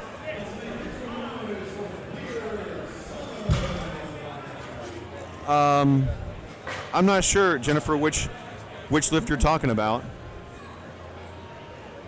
You're a little bit delayed, so things happen a little bit slower than what we're seeing. So maybe remind me what lifter that was. Also, I'm not on the platform, so I don't see what the judges see. So that is going to be a good lift for Ramiro. That's two good bench presses. Up next is going to be Brian Crosby. Brian is out of Painesville, Ohio. That is my old stomping grounds.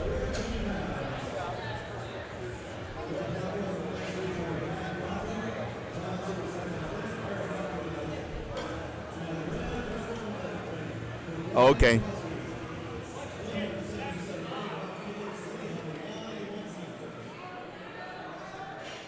Could be a lot of things in it. I'll try to watch a little bit closer so that I can. But you got to remember too, that's just my opinion. It may not be the actual reason they got the red light. At 391 pounds, Brian's got a pretty strong bench press, and he's making pretty good work of it. So that is going to be 3 white lights for Brian.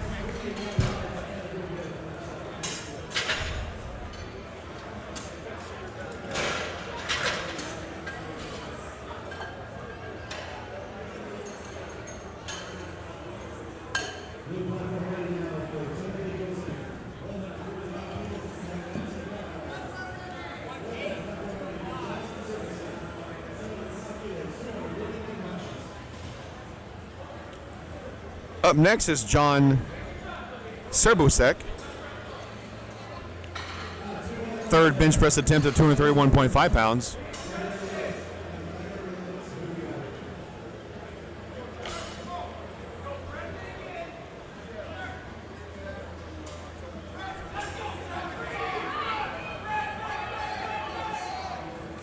And that's going to be no lift for John. Eric Rockwood is up next. Eric is not having the day that he would like to have had, I'm sure, with only openers so far. Let's hope he gets that dialed in and changes that out.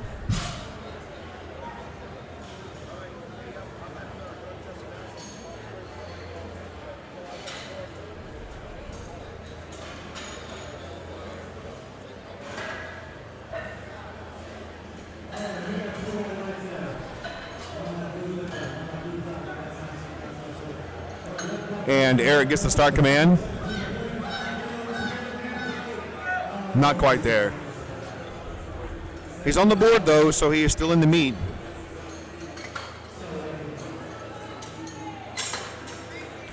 Just unfortunately doesn't get a second bench press attempt.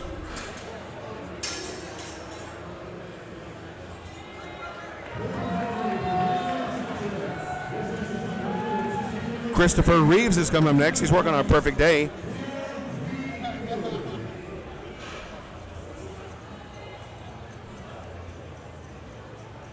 With a 264-pound bench press.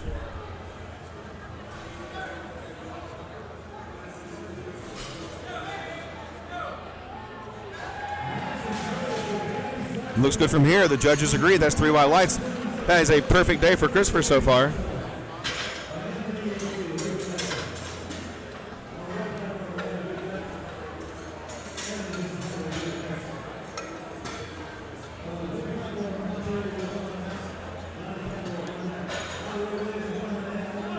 Up next is Anthony D. Stefano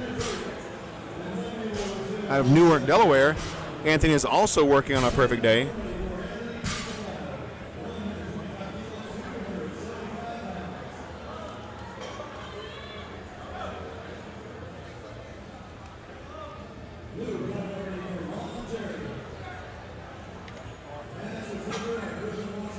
And Anthony gets the start command. There's the press command for Anthony.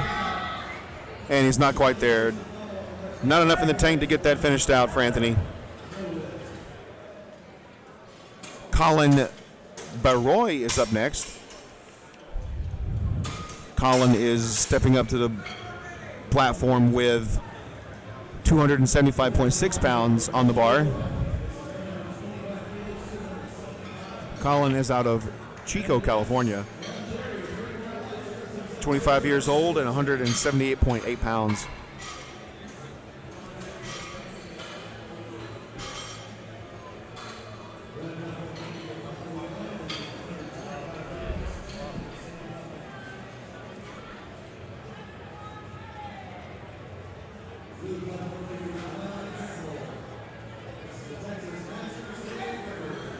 And there's the press command for Colin. It looks pretty good from here. Let's see what the judges say about that.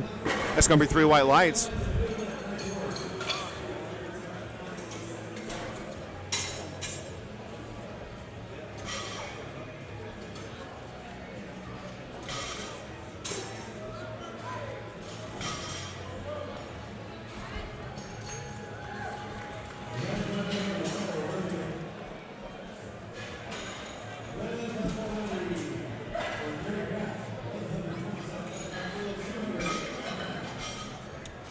Gary Pratt is coming up with 281.1 on the bar. He's had a pretty good day so far, only missing his second squat attempt. Pretty good weight selections for Gary.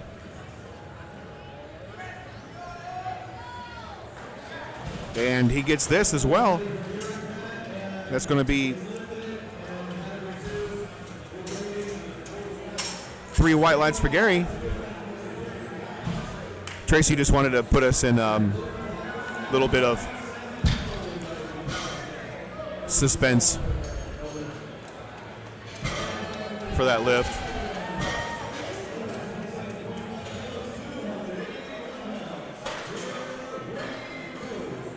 .281.1, Casey Irvine comes up to the platform from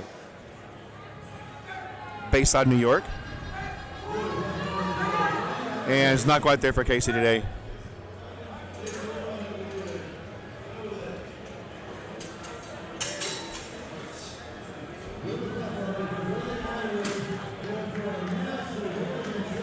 John McKinnon is up next.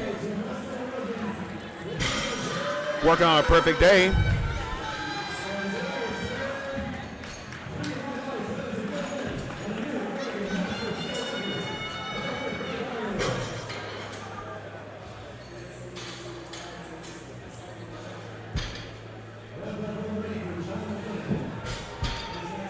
And John has 281.1 on the bar. He's getting set up under the bar, getting ready for his handler liftoff.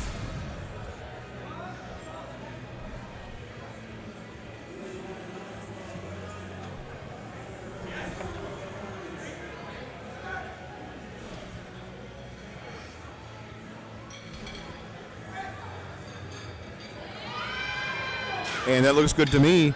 Let's see what the judges say about that. It's going to be 2 white lights. So that red light came from the judge across the way from where Tricia is sitting. So, Judge, you can barely see in the screen. And it looks like he may be explaining to the lifter what the red light came from. And honestly, I'm not quite sure. Sometimes you can get one red light from a side judge and not get it from the other judge, because the one judge will see the glutes come off the bench and the other judge won't. Anthony Trocano is up next with 297.6 pounds.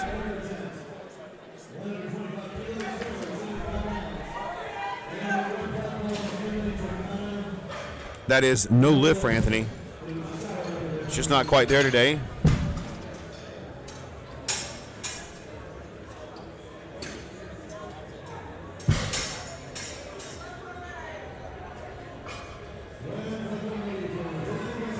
And up next is Dylan Guthiel. Dylan's working on a perfect day. He's got 303.1 pounds on the bar.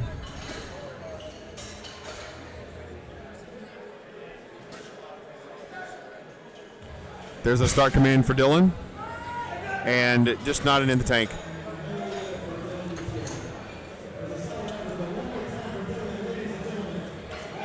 Oh, Dylan is grasping at his left front delt. Very small muscles. A lot of times that's a muscle that can be injured.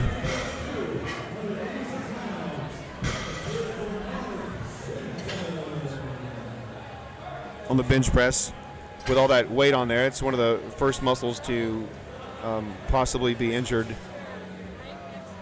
on a bench press.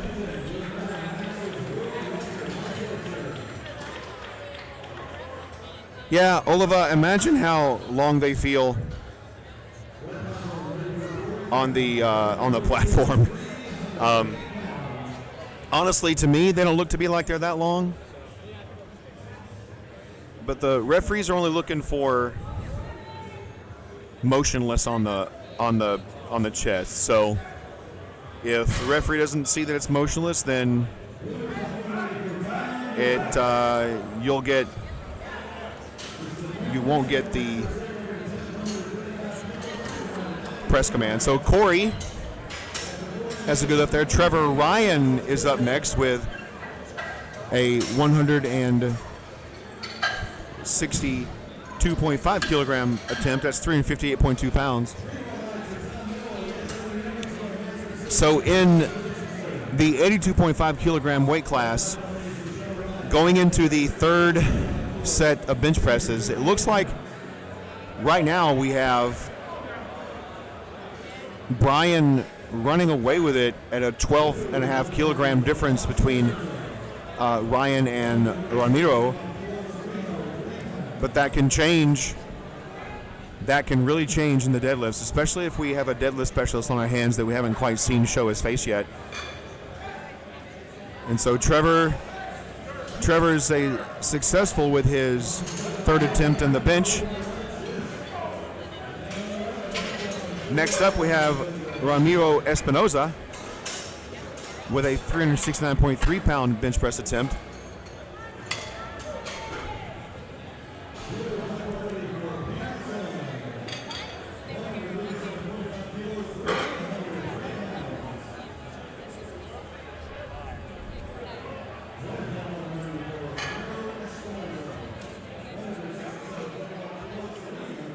Ramiro, by the way, is coming to us out of San Marcos, Texas.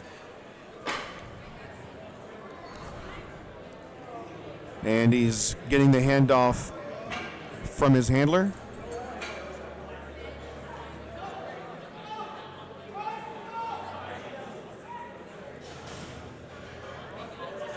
There's the start command.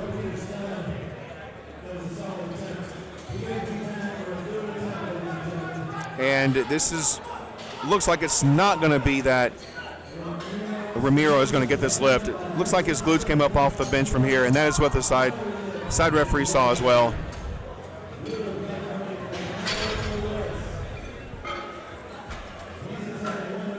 Hey, don't give it away, Oliva. Don't give it away. Okay, I guess we let the cat out of the bag. So word on the street is that Abner, let me get Abner's last name.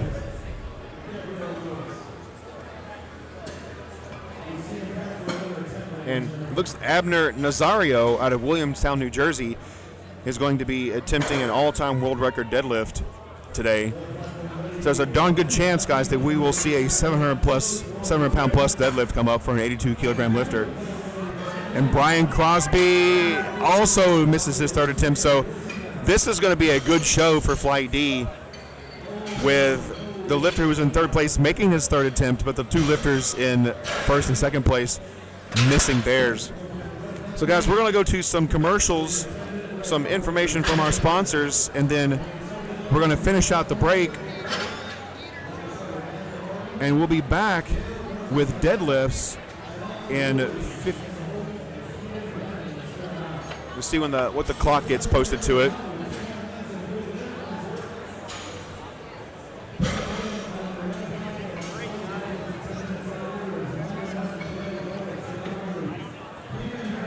How long of a break are we taking? Are we taking 15 minutes or what? All right, guys, so, and gals, hang tight. Not quite sure how long our break's going to be, but at least 15 minutes. Could be 20 like our previous breaks. So we're going to bring you some information from our sponsors, and we'll see you back here in a little bit.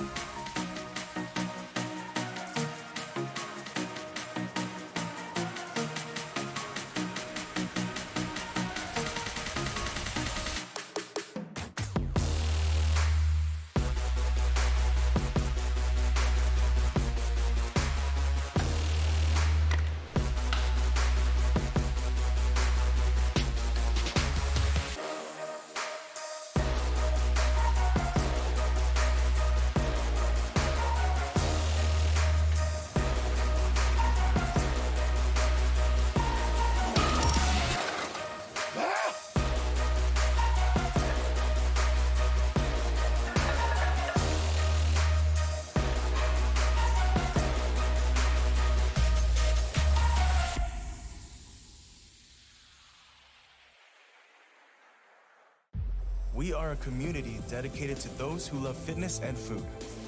We have a mission to show that you can pursue your personal fitness goals and enjoy the process. We are committed to creating a community where you can be and should be proud of your body. No matter what stage of the fitness journey you are on. From fat to fit. Hit them PRs, make them gains, and eat that donut. Join the brand, join the message, join the movement.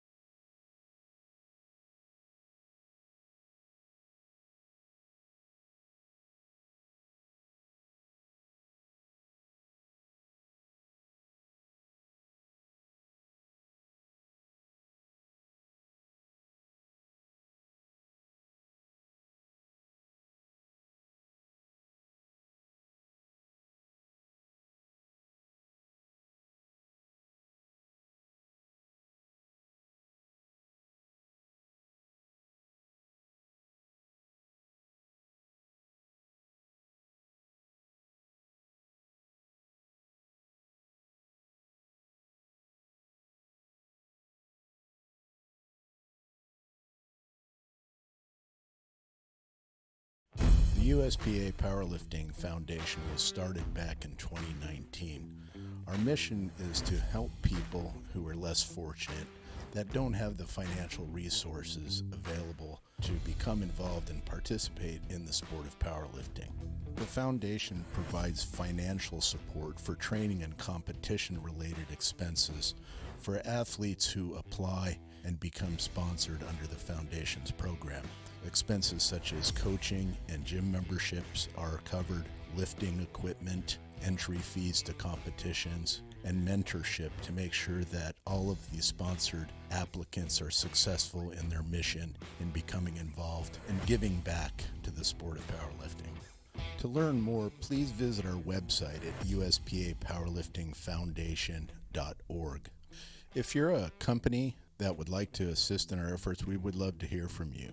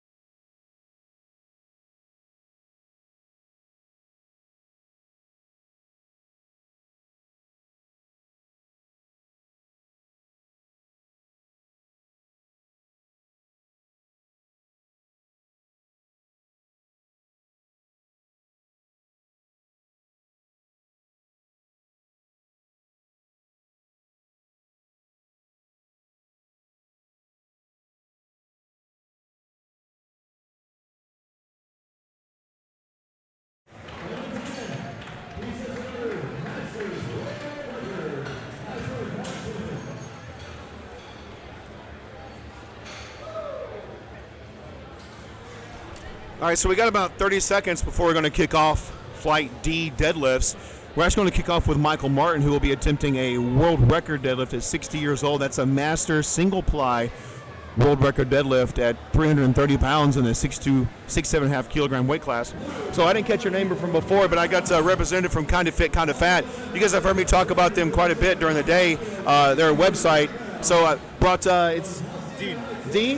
Yeah, so I brought D over from the booth. He had a bunch of donut boxes over there. I was hoping to get a donut from him, but he's trying to trick us, and that's what I guess you're putting your product in that and keeping your product on the table. So come a little closer to the microphone.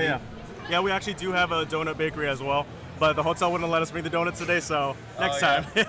So we're going to get right up in the microphone. So do me a favor, Dean, tell me about your website and your community and kind of what it is you're looking to promote and, and why people should eat those donuts and be part of the gains and join that brand like your ad says. So right up in the Yeah, so Kind of Fit, Kind of Fat is we're pretty much for a lot of foodies and fitness lovers, and we're really trying to show that fitness comes in all shapes and sizes, trying to be the inclusive brand and show that, it doesn't have to look one way, And we're really happy to be here at USPA. We've been with them for about 4 years now. They were really kind to us, and we're really excited to be able to do events like this and kind of just be here again. So, yeah. I saw a Kind of Fit, Kind of Fat taco T-shirt. Oh, yeah. Well, do you think maybe during the deadlift you can bring it over and I can show up on the screen, because I think that was a pretty killer design, yeah. And so we direct people to your website as well, so all the inventory is available on your website? Yes, sir. Yep. Well, kindoffitkindofat.com. You can find all our stuff there. We get new releases pretty much every month, and we're doing collaborations with different powerlifting brands and everything like that, too. Oh, fantastic. So can you mention any other powerlifting brands you have some collaborations coming up with that we can look forward to? Yeah, we've done one with Lift Evil last year. A Little League, we're planning on doing more again with Lift Evil, Massonomics, continuing to do more relationships with these other brands out there. So, Any guest artists or any kind of fun guest artists coming up soon? There's a guy I'm thinking about. Maybe I'll tell you about him off air. We have a lot of different artists that we're starting to help us out. So if you guys know anybody who wants to actually collaborate with us, we're looking for more of that. Just reach out to our email on our website, and we'd love to start featuring more designs from the powerlifting community as well. Fantastic. So the website address again is? Kindoffitkindofat.com. Kindoffitkindofat.com. So he's going to bring over that taco T-shirt and show it to us a little bit later, but there's lots of great designs on our website. We're going to go back to the action now and watch Michael break that world record. So thanks for joining us, Steve. I appreciate it. Yeah, have a great day. And it looks good for me from here. Let's see what the judges say about that. That's going to be 3 white lights for Michael. That is a new world record.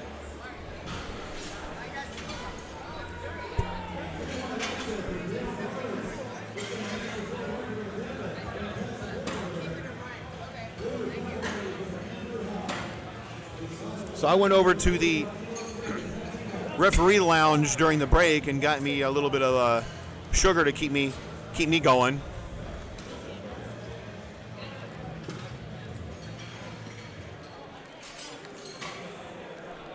Coming up next is going to be Dale Garlitz. Oh, so here, is this the taco shirt? Yeah, what size are you? I'm an XL. Oh, perfect. This is for you then. Oh, fantastic. I'll put it on. I'll wear it tomorrow. All right, sounds good. All right, so hold on. I want to show you this shirt, guys.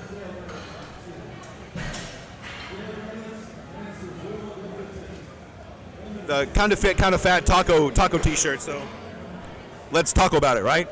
So here's Dale's deadlift. So that's going to be, it looks like a good lift from Dale. Let's see what the judges say about that. That is 3 white lights.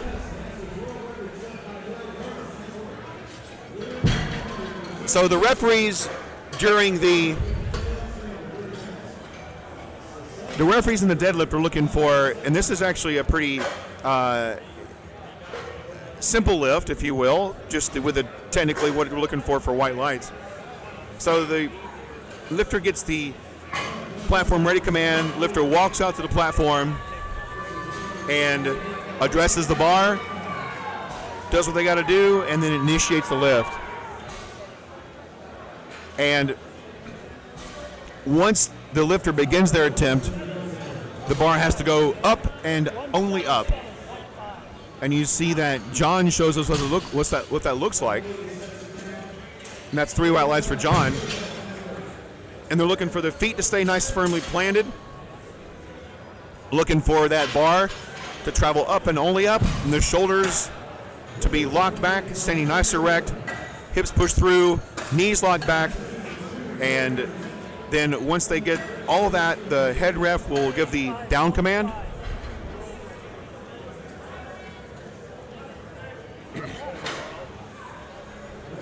And then once they get the down command, they set the bar down, maintaining control the entire way. So there's no dropping the bar, no slamming the bar down, pushing the bar down. Just set the bar down, nice and controlled, and that is a good deadlift. The lifters can either take, like Keaton did, a sumo deadlift stance, or can take a conventional deadlift stance, just where their feet are a little bit closer together. So Daniel got a red light on the left-hand side, so that usually means that there's an issue with a knee, a soft knee, or maybe the shoulder wasn't fully locked back at the top of the lift.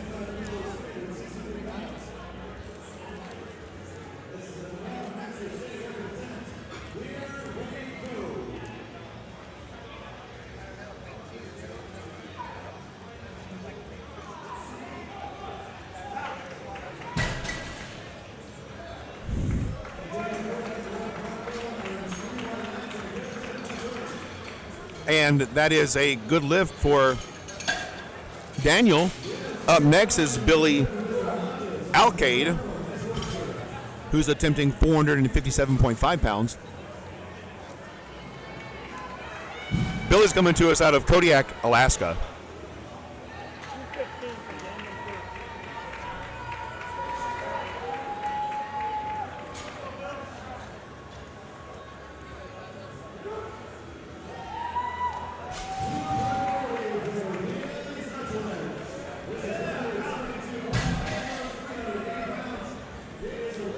And that is going to be a good lift for Billy.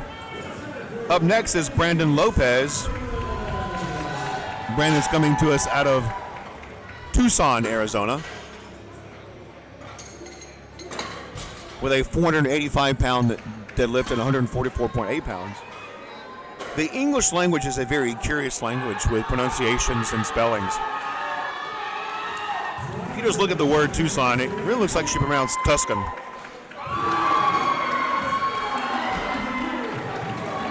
But that's not how it's pronounced, so.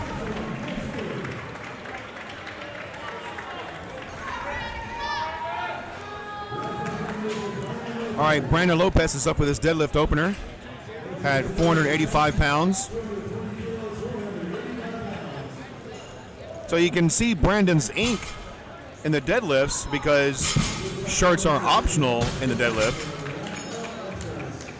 That is a good lift out of Brandon. So the reason the shirts are required in the squat and the bench press is because the lifter is touching components on the platform that other lifters are also touching with bare skin. As sort of at the bench and the bar.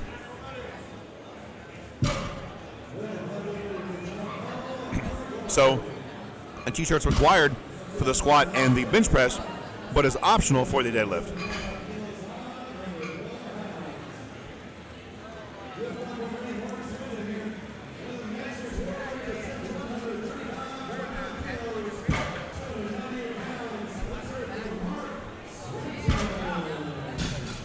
You'll also notice, especially beginning on John Paul's deadlift at 501 pounds,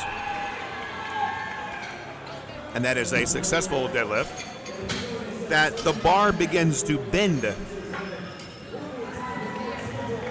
as the lifter picks it up. And the reason for that is that the deadlift bar actually is made with flex in it. So the bar does bend as you get above 400 to 500 pounds. And more noticeable during the day. We'll see it a lot more on some of the bigger lifters at the end of the day. And if you tune in tomorrow, and especially Friday, you'll see it a lot more as we get a lot more bigger lifters at that point.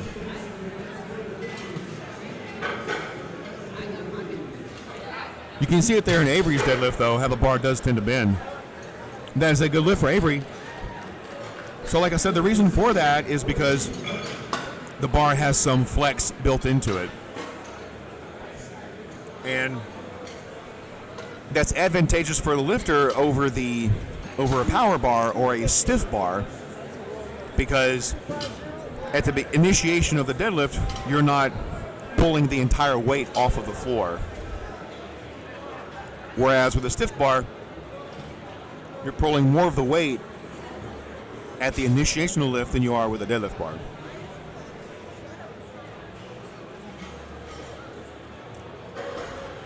And as far as I know, there's only one other fed that requires a deadlift, a power bar for all three lifts, and it's not the USPA.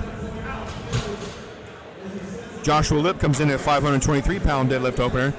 That's going to be good for Joshua.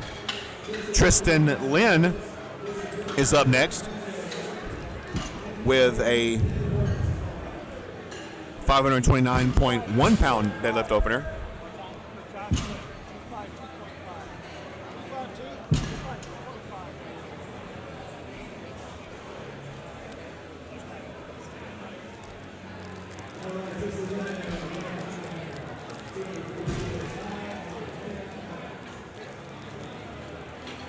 Tristan's getting set up.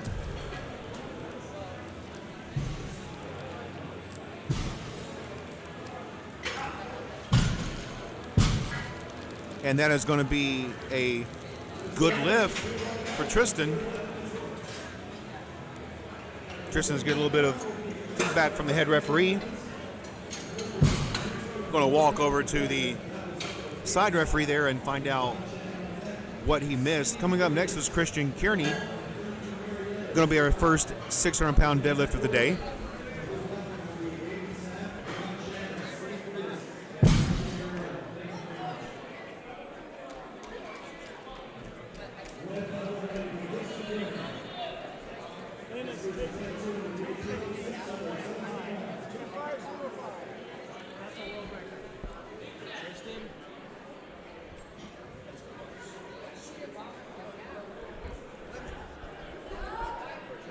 And that looks like a good deadlift from Christian.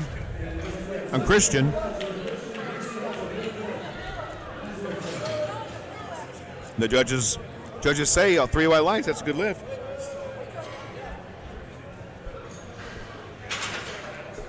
We're coming back up to the top of the order with Michael Martin. Michael just set a world record as a master single ply lifter in the 7.5 kilogram age division. And he is attempting to break his own world record with a 165-pound deadlift attempt.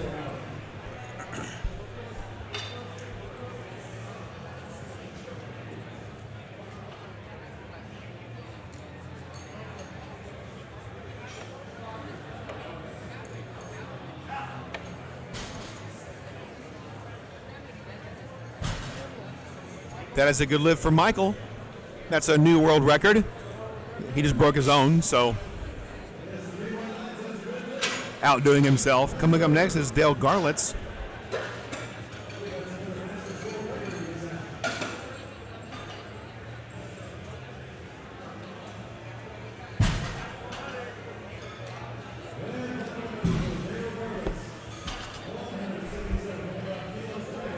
Dale's attempting 391.3 pounds. Dale, by the way, is a lifter out of the Kabuki Strength Lab.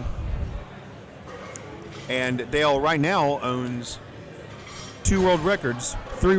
So even if he doesn't make any of these next 2 lifts, he walks away with a world record in the squat, bench, and deadlift. And that looks like a good lift out of Dale. And the judges think so too.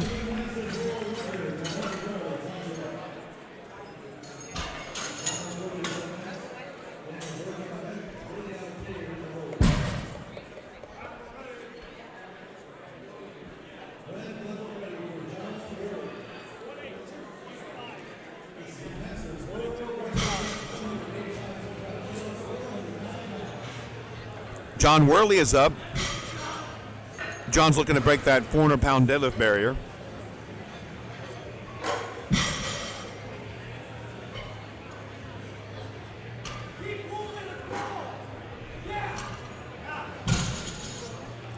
I like it. What do the judges say? 3 white lights. That's a good deadlift for John. He's getting some feedback from the head referee.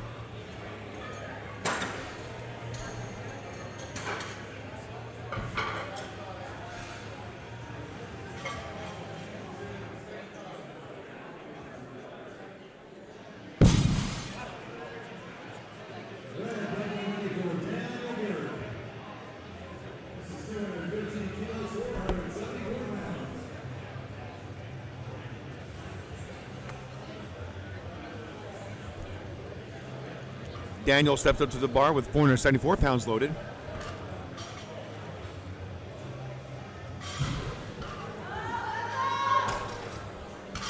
And not quite there for Daniel today. It's going to be no lift. Billy Alcade is up next out of Kodiak, Alaska. Billy will be attempting 485 pounds.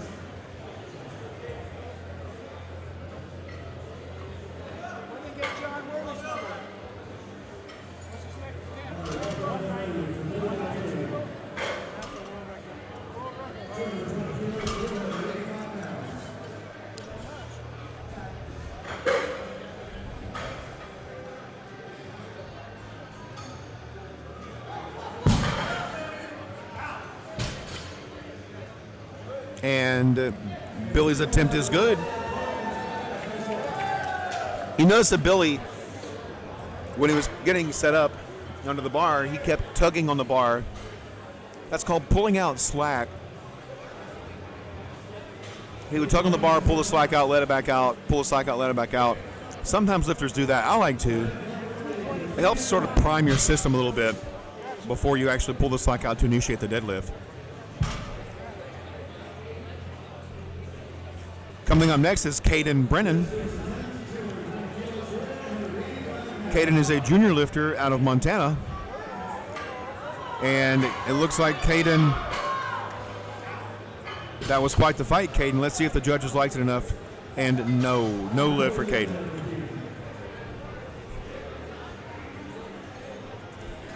Maybe there was an issue with lockout for Caden. We will see.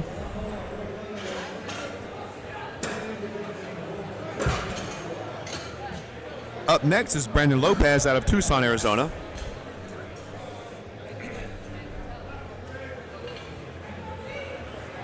Brandon is trying to break that 500-pound barrier with a 507.1-pound deadlift. Guys, at 144 pounds body weight, you're looking at nearly 3 times his body weight in a deadlift. That is a really good deadlift.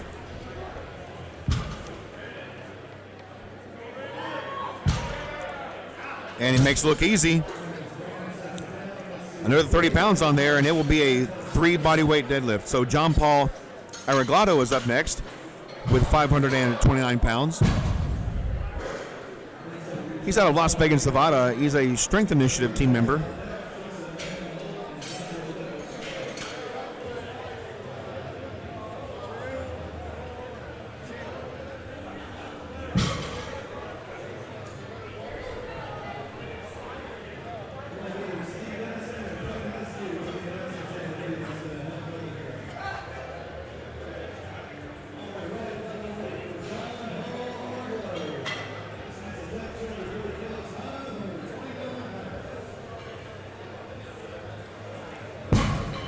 And that is a speedy deadlift out of John Paul. Let's see if the judges like it. Technically, yes. 2 white lights.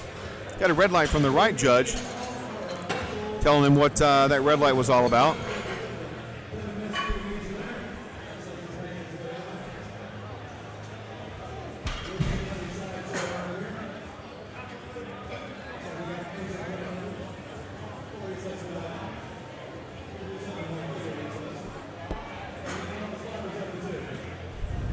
Avery Jackson is up next. Avery is attempting a junior 67.5 kilogram world record deadlift attempt at 551 pounds.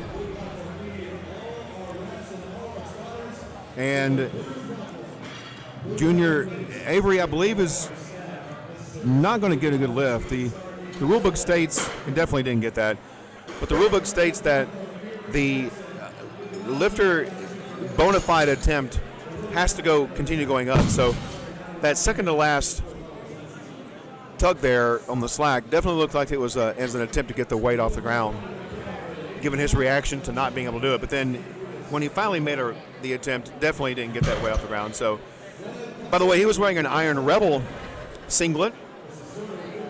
You can get information about Iron Rebel at ironrebel.com. Iron Rebel, their apparel and gear are not made up to keep up with the latest fads. If you want the very best in clothing, wrist straps, compression sleeves, and lifting gear that are tested and made to last for intense gym goers, then their brand is for you. They are proud and serious supporters of both bodybuilders and powerlifters. Actually, owner is a bodybuilder. I had a chance to chat with him yesterday. Sponsoring shows, meets, and athletes all over the world. Tristan Lynn comes up to the platform with a 552-pound deadlift attempt, and that's going to be a good lift for Tristan.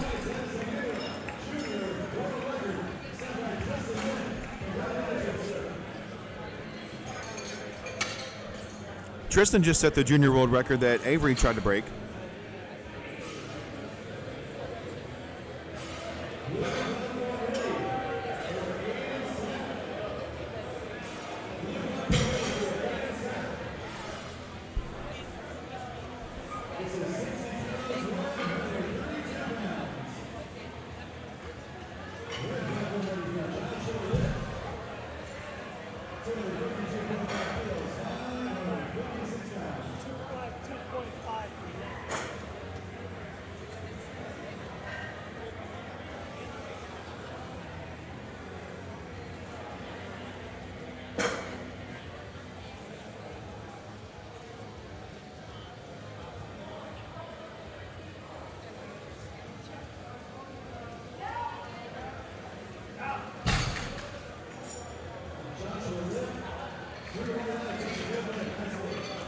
That is 3 white lights for Joshua Lipp.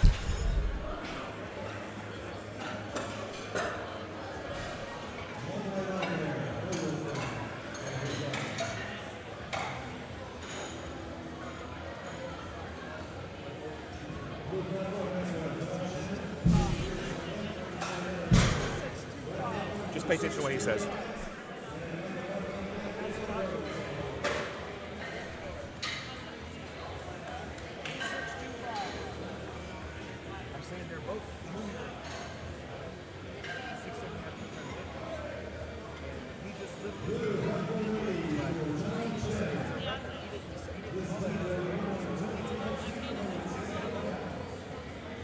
You see what I'm saying?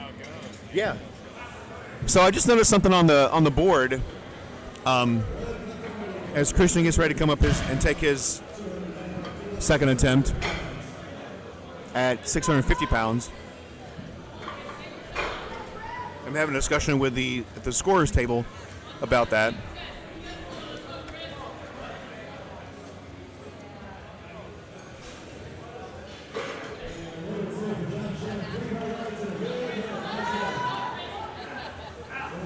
And that looks like it's a good lift for Christian.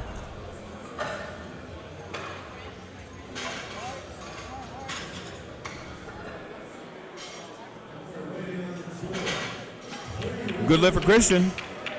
Coming up next with him, Michael Martin, who's attempting to break his world record. So what I noticed is that Avery Jackson attempted 250 for the world record. Juniors 6.5 kilo.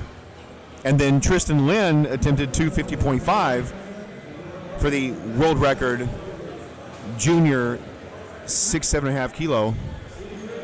And then was successful. And then Joshua came up to the platform and as a junior 67.5 kilo lifter successfully pulled 252.5. Oh, but the difference is Tristan is a 20 to 23 year junior and Avery and yeah, Tristan's 15 to 19, and Joshua is 20 to 23. There's two different junior divisions, so yeah, that's what that was all about. I forgot there were two different junior divisions, and the 67.5 kilogram deadlift world record in the 20 to 23 junior lifter belongs to Vincent Falzetta at 617.3 pounds. That is a good lift for third attempts there for the lifter at the Kabuki Strength Lab. Up next is going to be John Werrell, who is also attempting a world record in the master 67.5 kilo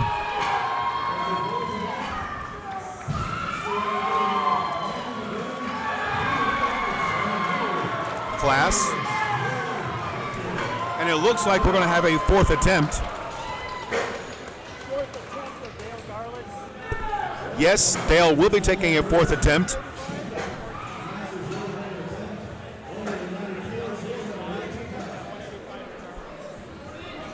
And here goes Josh with his third attempt deadlift.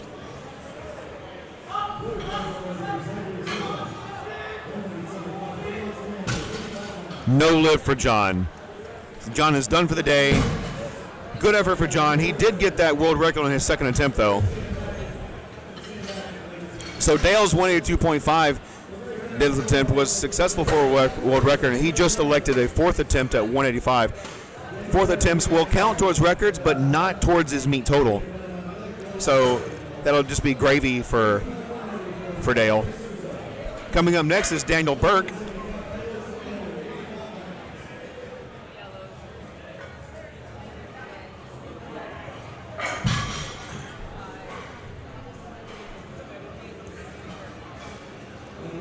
Daniel's attempting 474 pounds out of Louisville, Kentucky.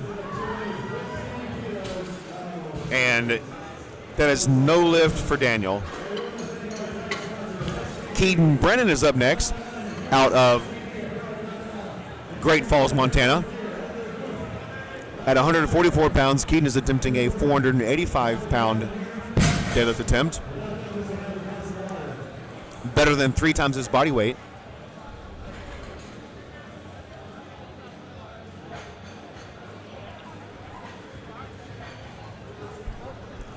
Not quite there for Keaton. It was a struggle bus on his last attempt. He got it. He got his second attempt, but his third was just didn't have in the tank.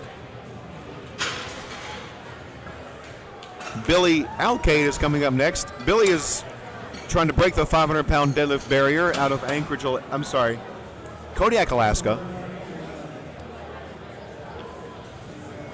Looking to have a really good day, Billy. Only missed his third squat.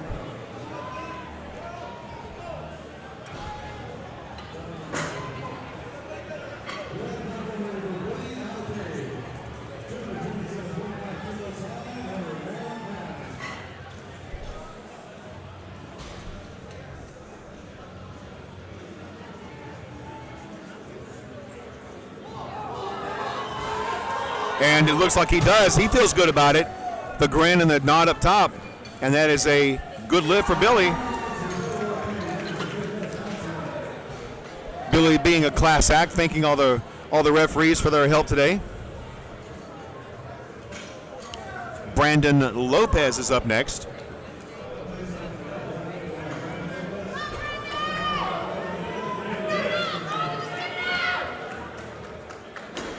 Brandon is attempting 529 pounds.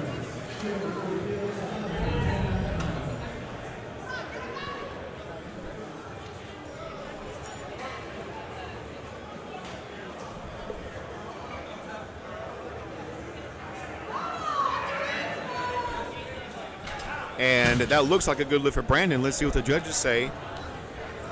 No lift. Solid attempt, but looks like there was a problem with the lockout there with maybe some soft knees at the top.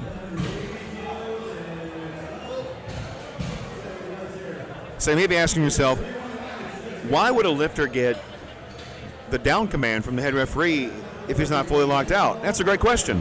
I'm glad you asked that.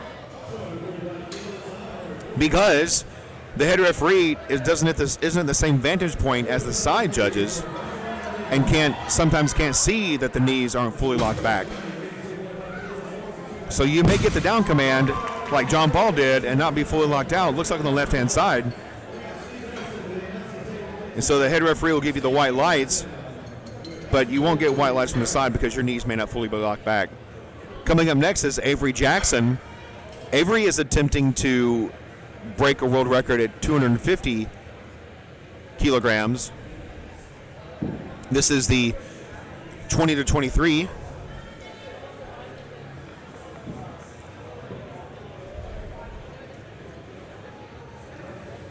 deadlift only world record. Junior 20 to 23. That currently stands at 232.5 kilograms, which he tied with his opener.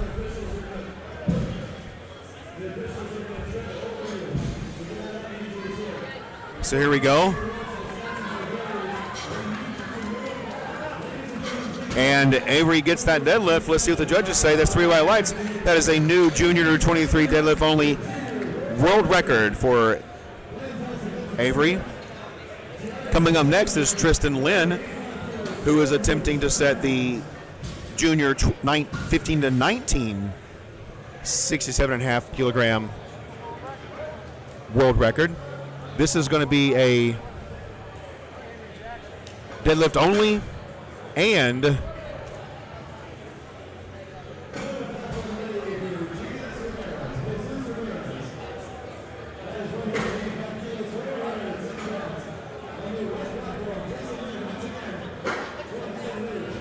the full powers. This will be actually for two different world records, the deadlift only and the full power deadlift. So here we go with Tristan.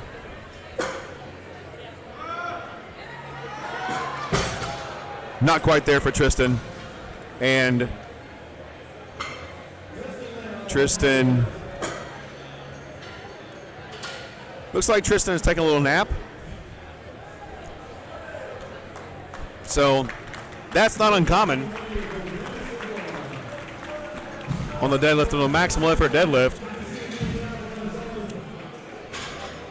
Intracranial pressure causes blood to rush out of the head and then back in, and that will result in a fainting spell. Not uncommon, especially in maximal lifts. And so Tristan is doing well, going back into the warm-up area, going to get some medical attention, make sure that he is all right. Coming up next is going to be Joshua Lip.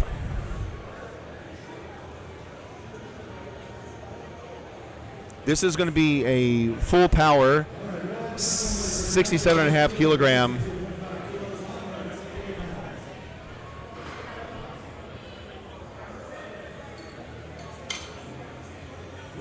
attempt.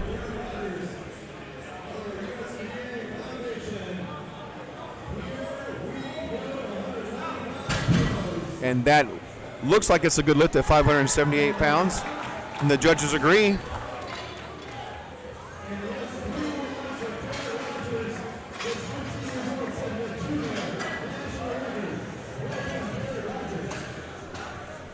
And here we are with another world record attempt coming out of Christian Kearney. This is going to be an open 67.5 kilogram deadlift world record attempt.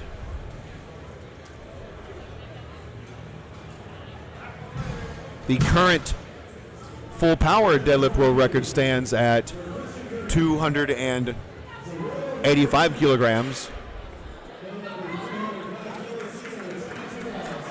for the open division. And then the deadlift only open division, the 67.5 kilograms, currently stands at 303.5 pounds. So this will break both of those world records.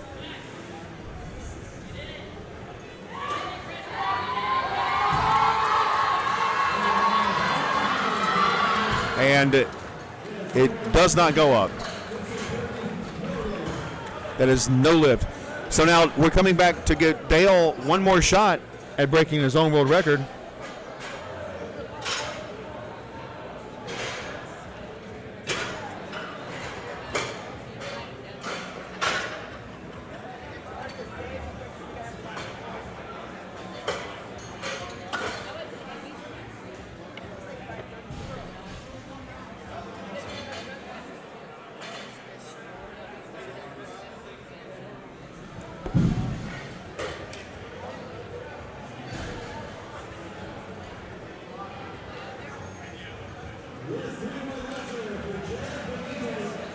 And here we go for Dale Garlitz out of the Kabuki Strength Lab, coming in at 71 years old. deadlifting nearly 3 times his body weight.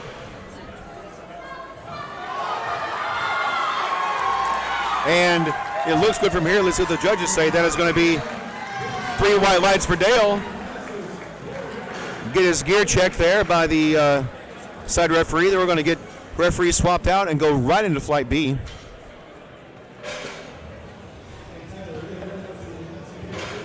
So Jennifer, if a lifter has a successful 3rd attempt and wants to break a record, they can take a 4th attempt to do that.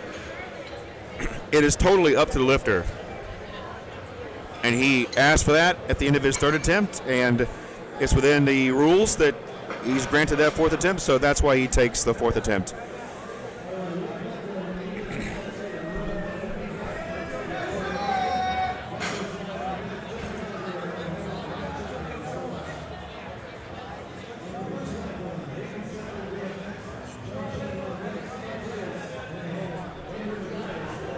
And we're going to kick off Flight B with David Robinson attempting 220 pounds at 163 pounds body weight. David is 80 years old. 80 years old, deadlifting nearly 1.5 times his body weight. Actually, no. Yeah, nearly 1.5 times his body weight.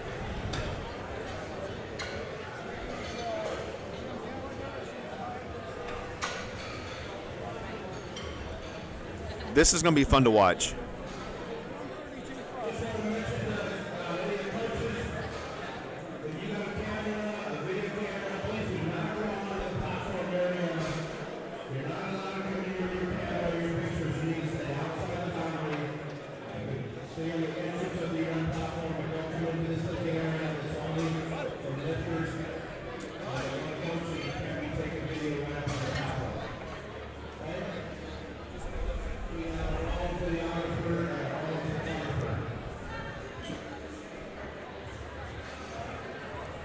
All right, so we're taking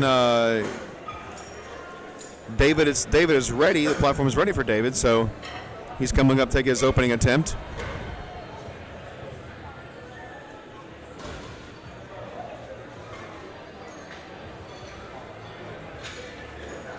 And David makes it look pretty easy. Let's see what the judges say about that. That's going to be 3 white lights for David. Douglas White is up next to attempt 248 pounds at 164 pounds body weight. That is 1.5 times his body weight at age 58 years old. David's coming to us out of Columbia Falls, Montana. He is a Beast Athletes team member.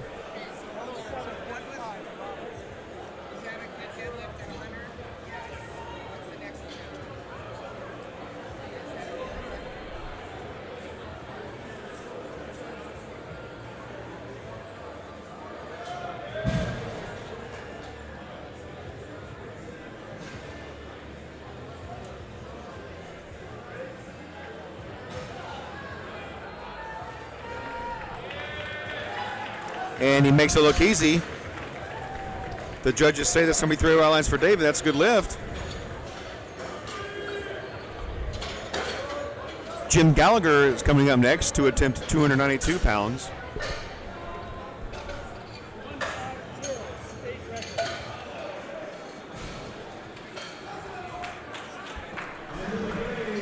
USPA National Championships out of Palm Springs, California, by the way, is brought to you by SBD Apparel. SBD Apparel is the U.S. distributor of SBD Apparel. The SBD Apparel USA is the distributor of SBD Apparel. But first, we're going to go watch Jim, who is 85 years old, deadlift 292 pounds. And wow. There we go, David. Or Jim. There we go, Jim. That is awesome.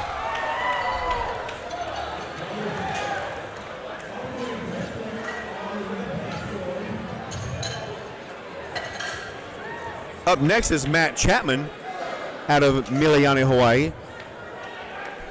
Matt is attempting 352.7 pounds at 161 pounds body weight.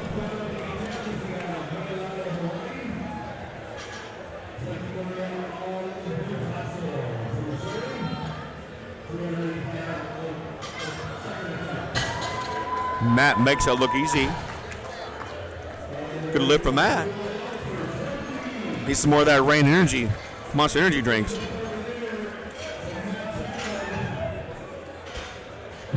Greg Rail is up next. Greg is attempting a world record deadlift in the 75 kilogram master division at 403.4 pounds.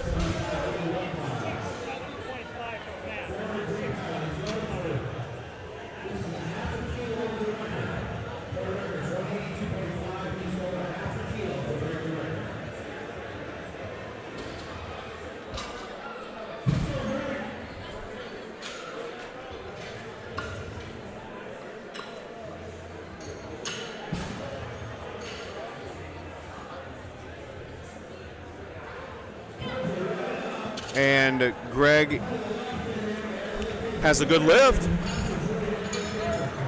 Mark Masterson is coming up next out of Madison, Alabama. Mark is attempting 418 pounds at 163 pounds body weight.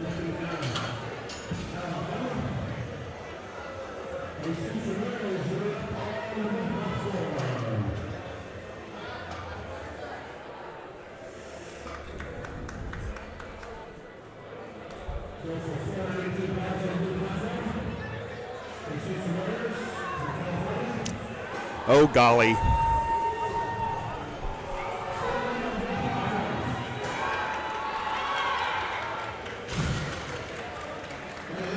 Thank you, Ohim H.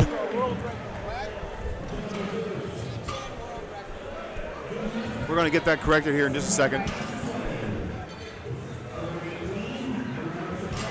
Okay, can I have the mouse? I need the mouse.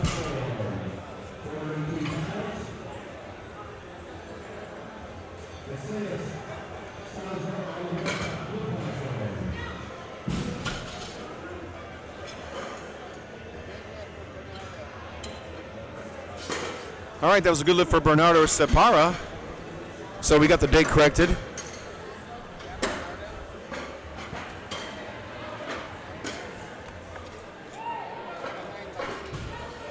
Sorry about that.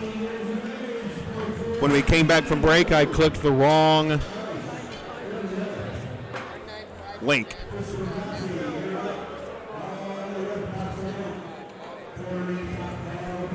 Christopher Vashi is up next. This is a world record master deadlift for Christopher. And he makes it look easy. Let's see. A little bit of showmanship there at the top, but there's a little bit up and down, so he gets the lift, though.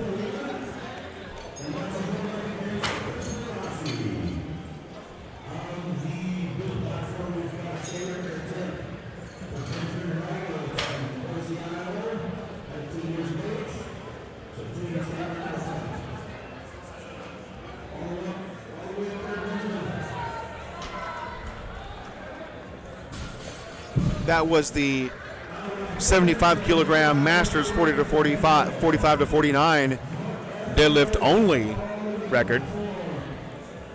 So if you remember, Christopher bombed out on squats,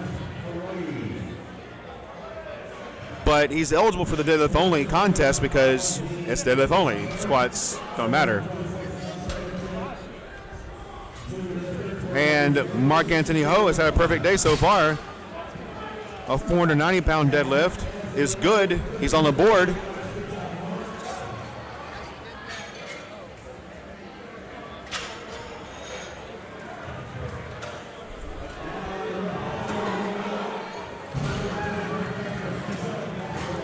Yeah, I didn't notice it either, Jennifer.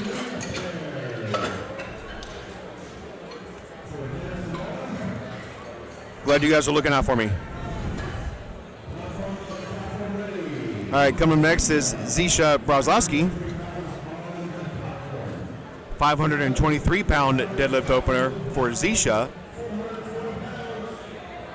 out of Hawthorne, California.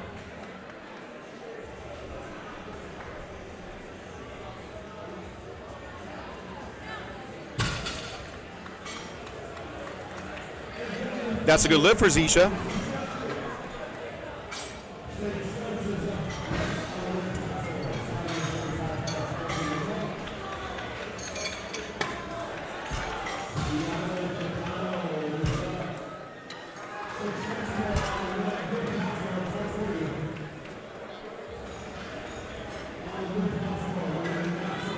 Up next is Sage Stokes.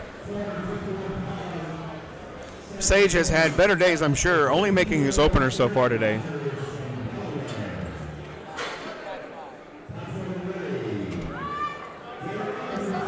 And looks like he gets that one. Let's see what the judges say about that. It's going to be 3 white lights. That's a good lift for Sage.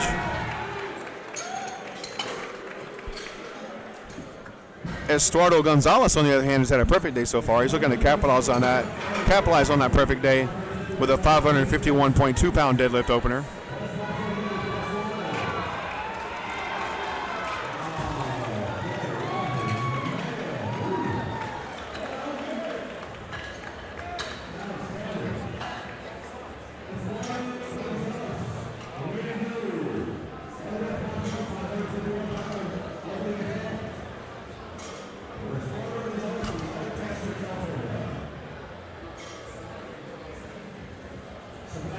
And Estuardo picks it up.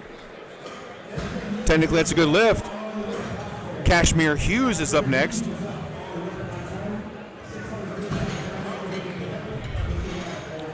Kashmir's looking to round out Flight B openers with a 290 kilogram opener.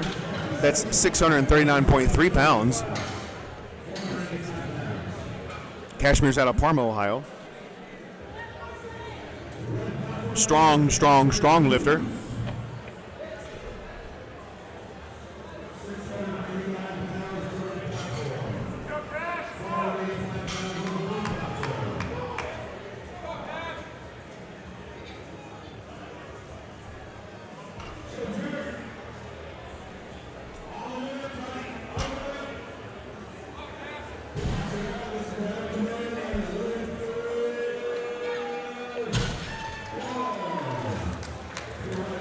That is a good lift out of Kashmir.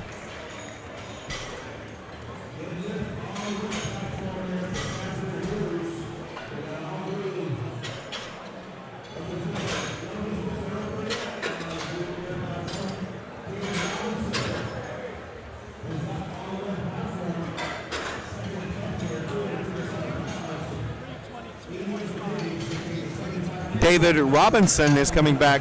We're back to the top of the order with David Robinson, who's attempting a 237-pound deadlift at 80 years old. 80 years old, guys. This is more than twice his body weight.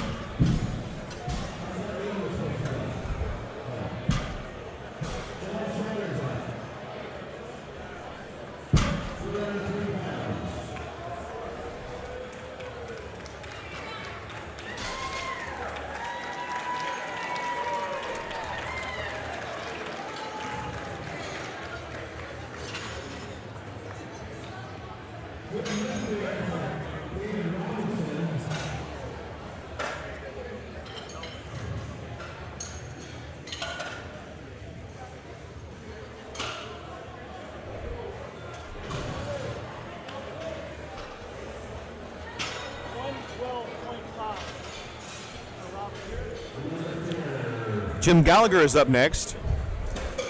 By the way, that was a good lift for David. Jim Gallagher, another young lifter, 85 years old, who is also attempting pretty much right around twice his body weight.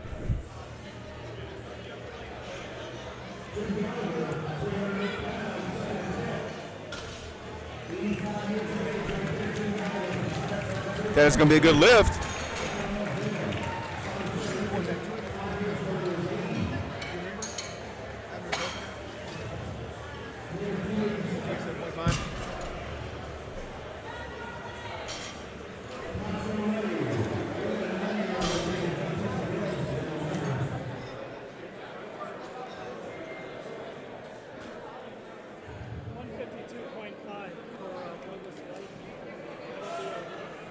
Jim Gallagher, you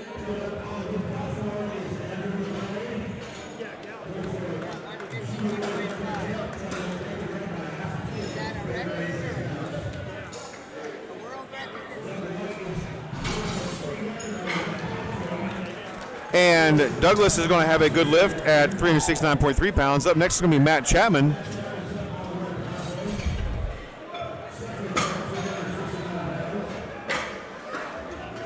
Douglas's opener actually was Douglas' second attempt was a state record at 150 kilos.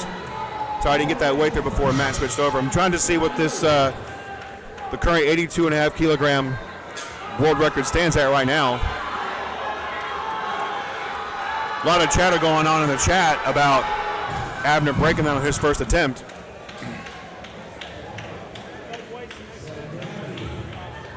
And I'm seeing that Abner currently owns the drug-tested deadlift only record at raw deadlift only record at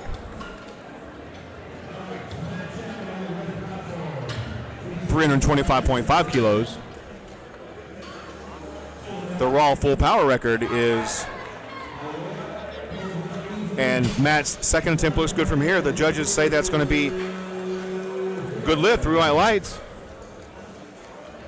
The full power deadlift record is not owned by Abner at 82.5 kilograms, and it is 318 kilos.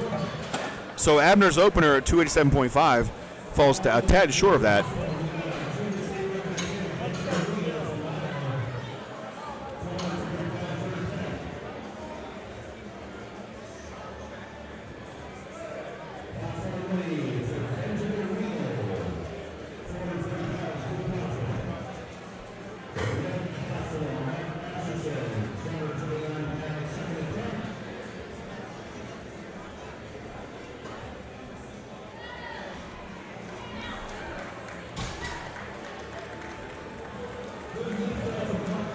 That is going to be a good lift.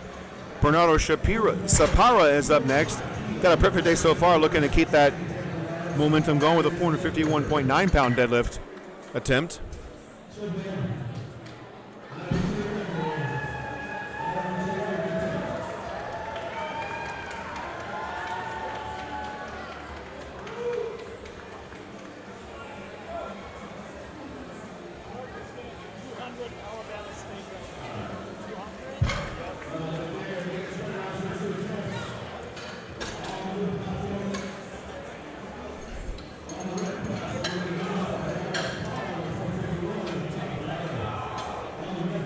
And it looks like the 181 deadlift record across all tested feds is quite significantly higher than 287.5 kilos. So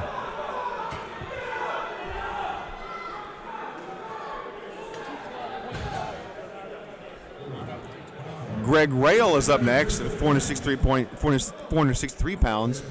This is for a world record in the master 75 kilogram division.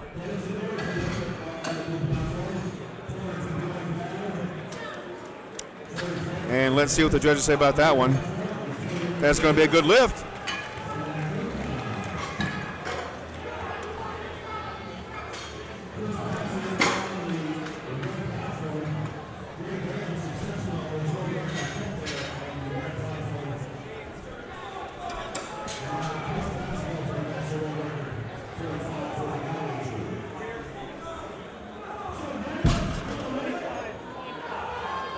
Actually, in the 181, that belongs to Angelo Fortino, also another Fed, set earlier this year.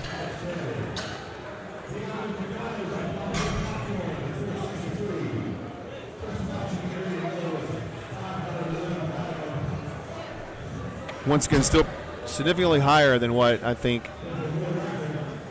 Abner's opener is. Maybe he's going to change it. We'll see.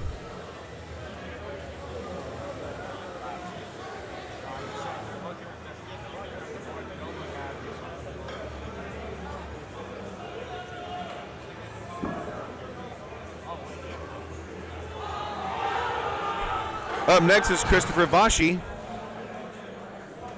511 pounds for his second attempt. Taking a bit of a break here to figure some things out before the platform's called ready for Christopher.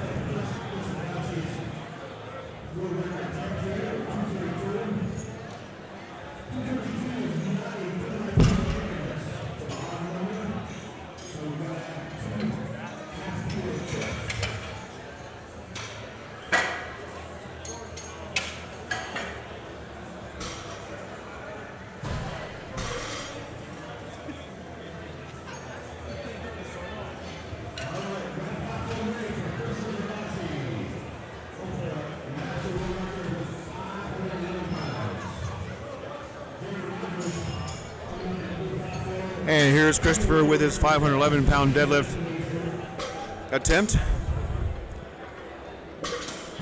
to set the world record to break the world record he just set. And here we go. There's that tongue again. That is a good lift out of Christopher.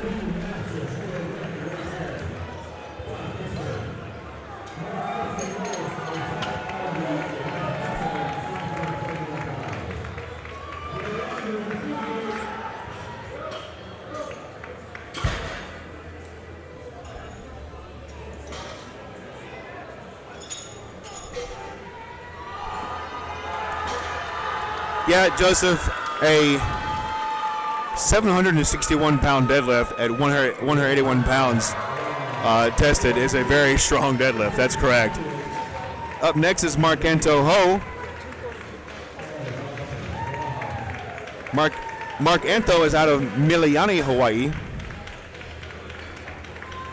It's getting set up. He's a sumo deadlifter.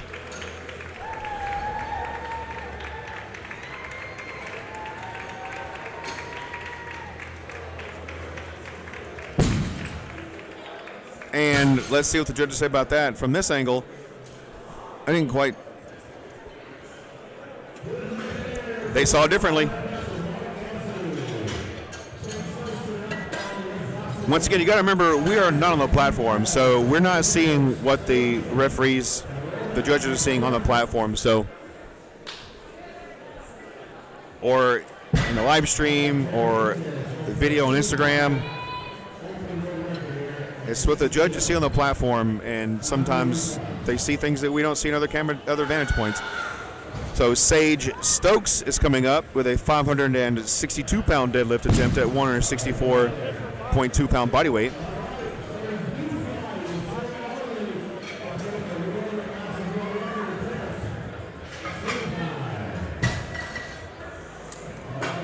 And the judges say that's 3 white lights. So his deadlifts are definitely going better than his squats and bench press.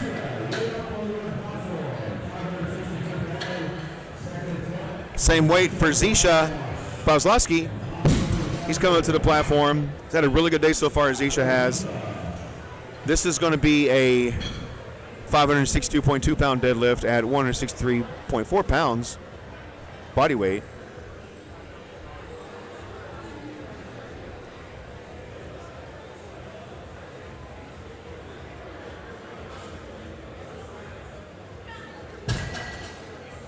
And that is going to be a good lift for Zisha. Definitely having a good day. Up next is Estuardo Gonzalez. Estuardo is coming to us out of Lancaster, California, working on a perfect day with a 578.7-pound deadlift attempt.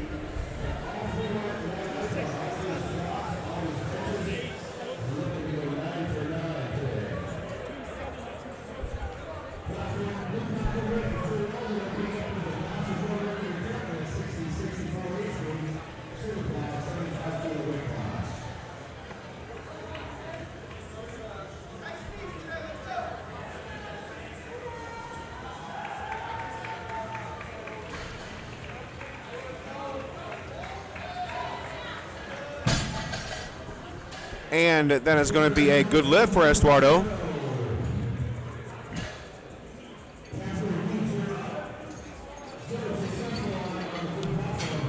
Coming up next is Kashmir Hughes out of Parma, Ohio.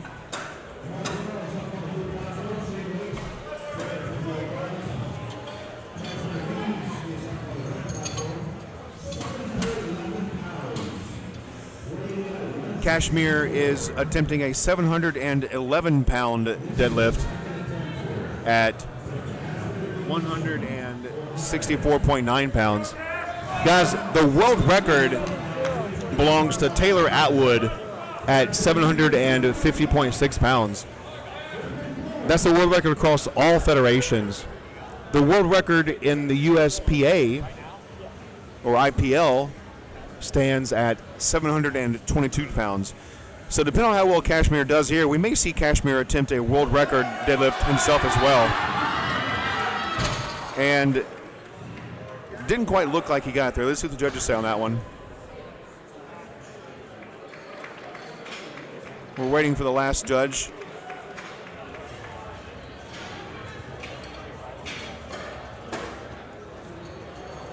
That's going to be a good lift for Kashmir.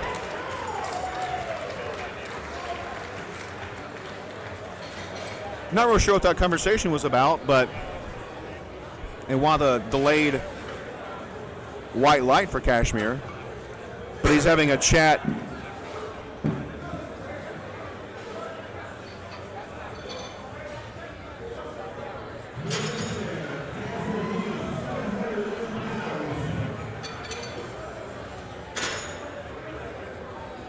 So those of you that went away for a few minutes and came back, we are still in flight B, deadlifts.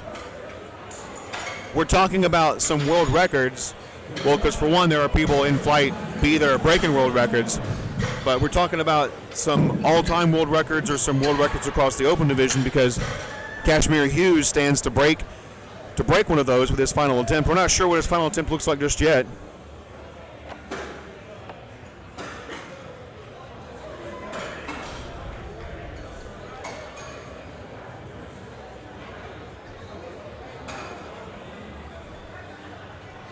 Yeah. Kashmir's final attempt is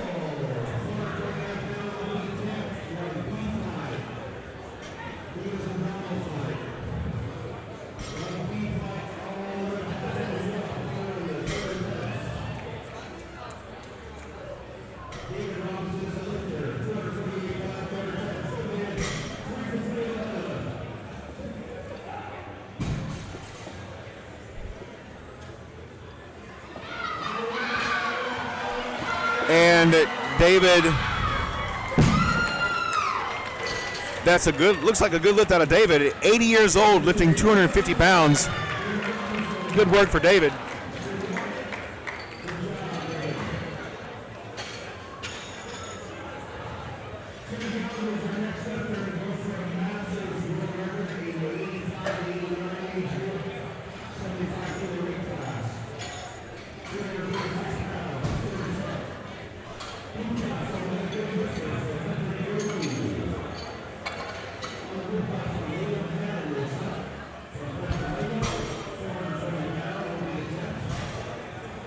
Did Kashmir's attempt come back as a state record only?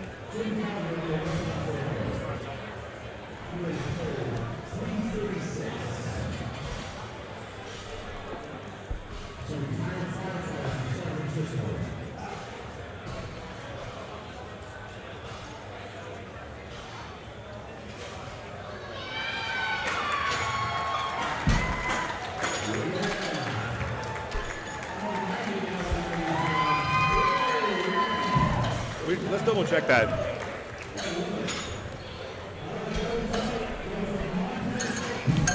That was a good lift for Douglas White.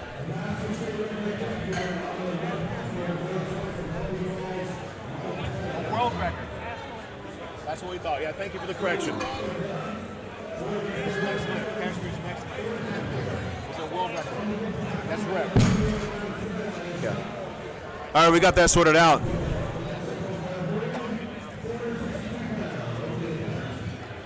Yeah, 322.5 is only for a state record because the national record is higher than that. And so it looks like Douglas is not going to get that off the floor today. Good fight, though. Coming up next is Matt Chapman. Matt's out of Hawaii again. He's 53 years old, attempting a 375-pound deadlift at 161 pounds. So, guys, we have 3 world record deadlift attempts coming up to close out this flight. One of them is a big, big, big one.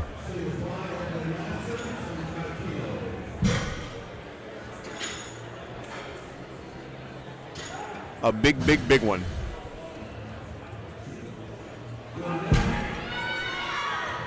There are no 82-kilo lifters that have lifted yet, Oliva.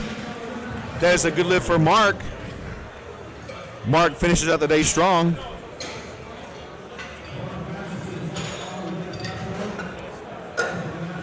sorry, that wasn't Mark. Mark is coming up next. That was a good lift for Matt. Mark is coming up with an Alabama state record at 440.9 pounds. This is for a master full power deadlift state record for Mark.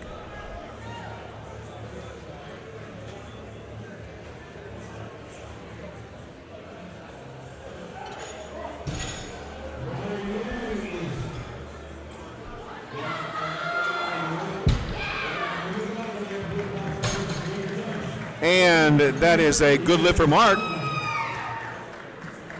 Mark's cheering squad is in full effect. We talked to Emily Thompson earlier. She actually competed yesterday on this platform. We talked to her about her experience here yesterday, and she let us in on a little secret about how it helps her with her mental health. Lifting does. And by the way, there's a USPA as a foundation, the USPA Powerlifting Foundation at USPAPowerliftingFoundation.org was a charity out of Irvine, California, started by Liz Friel, Hall of Fame lifter and coach. And her goal is to provide those in need with opportunities to change their lives to become empowered through powerlifting.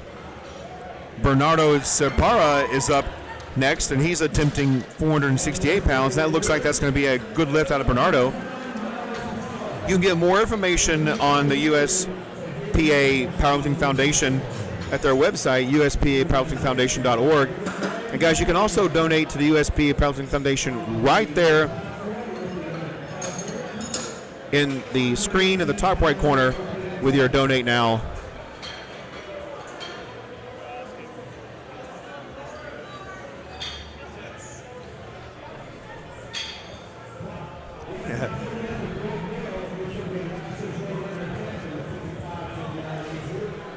All right, and coming up is Greg Rail.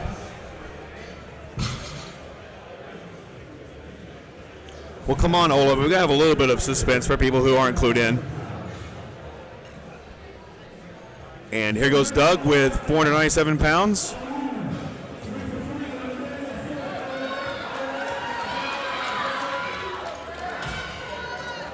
And let's see what the judges say. He likes it. The judges, unfortunately, do not agree.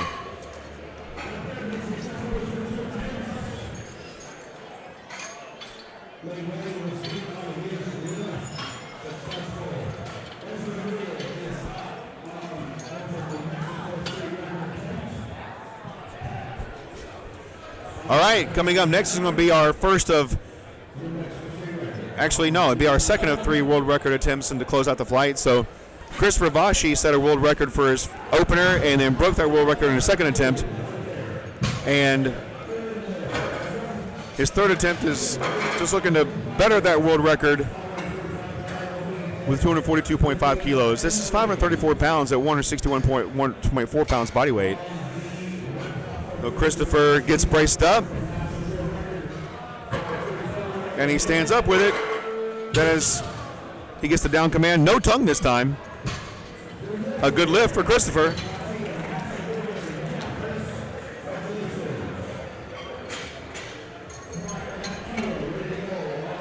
Don't forget, we could see some fourth attempts out of these lifters in the in-flight B.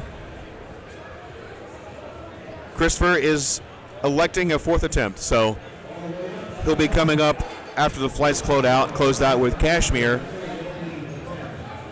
Kashmir's our last lifter in the flight. Unless, of course, someone comes in and changes their final attempts.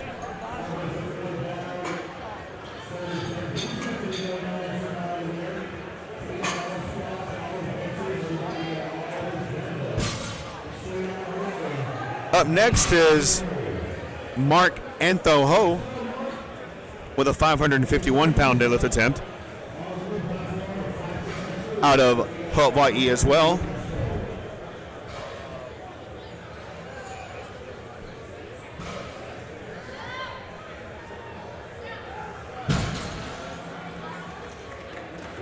And that is a good lift for Mark.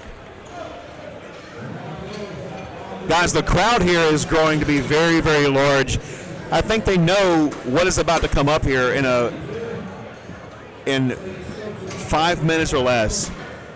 So I hope you're staying tuned, because there's a very good chance we could see a very big lift, a very big number fall. Sage Stokes is coming up next, not to be discounted, with a 589-pound deadlift at 164.2 pounds. These are all big, big numbers out of these lifters. Sage is coming to us out of Corona, California. He's got a few years left as an open lifter. Sage can definitely chase these numbers some of these other guys are putting up.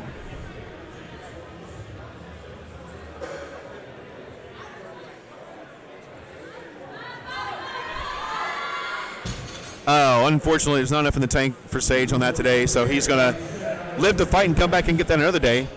Up next is Eduardo Gonzalez. Eduardo is taking the same weight out of Lancaster, California.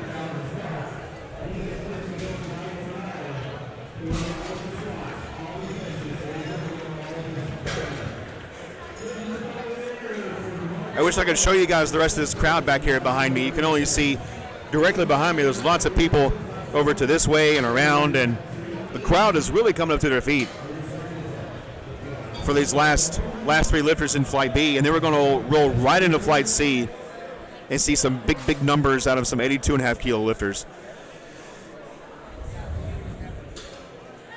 And don't forget, there are two flights of 82.5 kilo lifters, with a Flight C and a Flight D.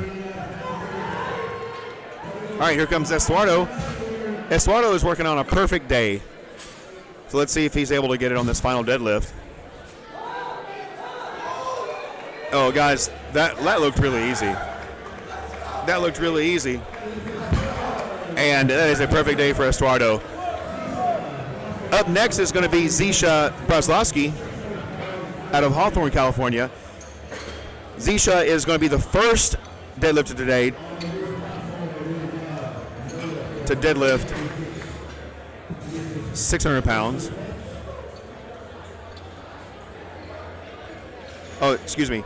Kashmir was actually the first one.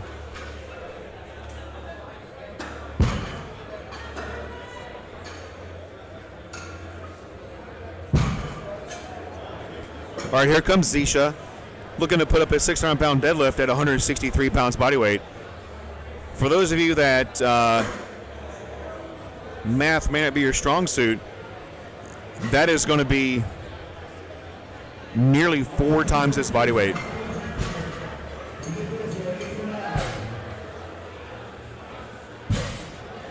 And that is going to be no lid for Zisha, not getting off the ground. So here comes the show that we've all been talking about, or at least I have. Kashmir Hughes is coming to the platform to attempt a 727.5-pound deadlift. Guys, the all-time deadlift world record at the 75-kilogram weight class is just over 750 pounds. That's owned by a lifter and another fed. This, however, is the world record deadlift in the IPL. It'll be the all-time IPL world deadlift record for the drug-tested lifters at 727.5 pounds for Kashmir.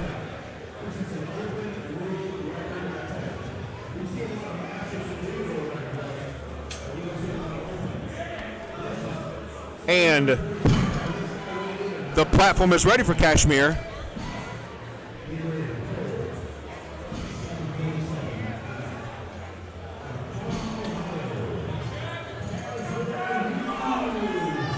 Kashmir of Parma, Ohio.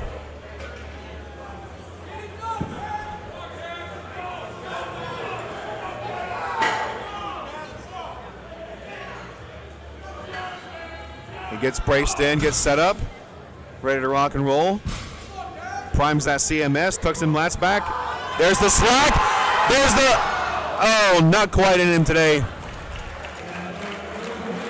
Not quite there today. Christopher Vashi is going to come up with a 4th attempt to break his own world record at 540.1 pounds.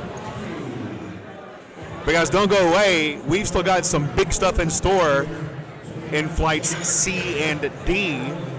a name you haven't seen yet. A deadlift-only lifter who's coming in to just pull some big weight.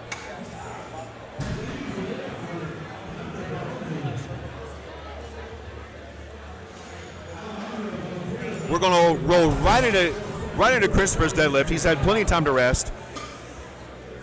The platform is ready for Christopher. Here he comes.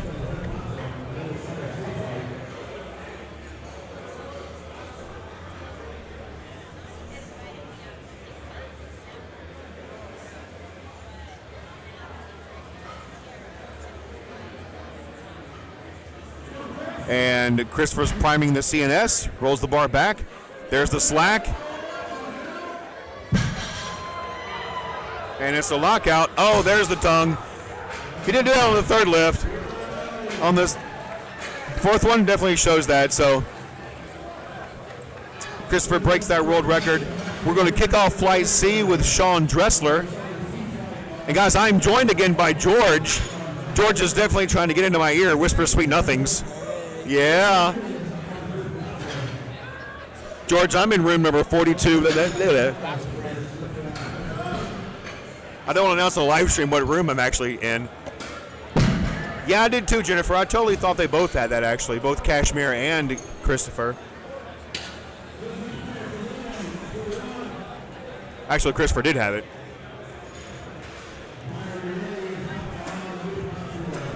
Georgie, they've been asking about you. They actually call you Georgie in the chat. Yeah. Georgie pudding pie. Oh. Oh, his own little take on that rhyme. I don't know if you guys heard that or not. We're going to get to repeat that. So, Georgie pudding pie. Kissed the girls and made them smile. So, a little bit of fun there at the end of the day for us. George and I, by the way, have worked on some meets together in the Tennessee, Georgia, and Alabama area. As referees, we've done a couple meets together with actually Christopher Nicolai out of the USPA, Tennessee. And George is a meet director himself out of, you're in North Carolina, right, George? Yeah, so George is a meet director of North Carolina. Puts on, I think he said he puts on 25 meets a year. So for those of you that are mathematically inclined, that's a meet every other week on average for an entire year.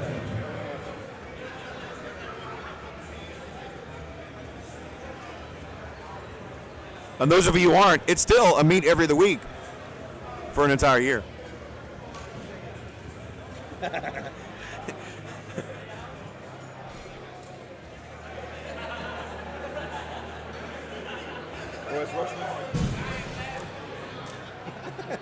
I'm not going to repeat that, no. All right, we're kicking off Flight C with Sean Dressler. At 21 years old, Sean's a junior lifter out of Colonia, New Jersey, attempting 402.3 pounds.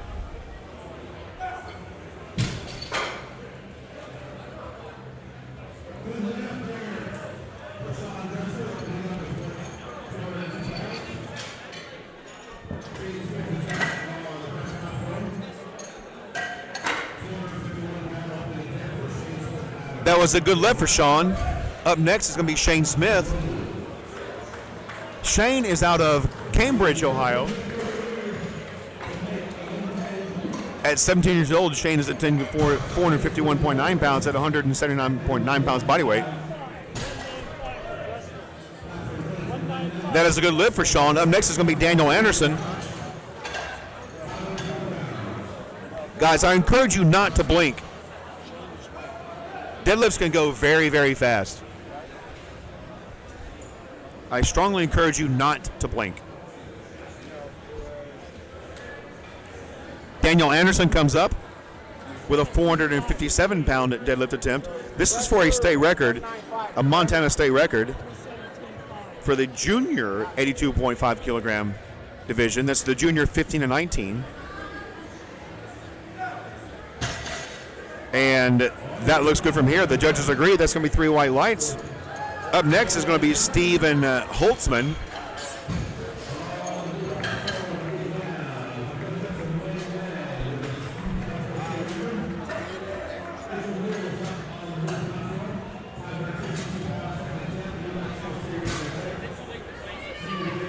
Stephen will be attempting 463 pounds.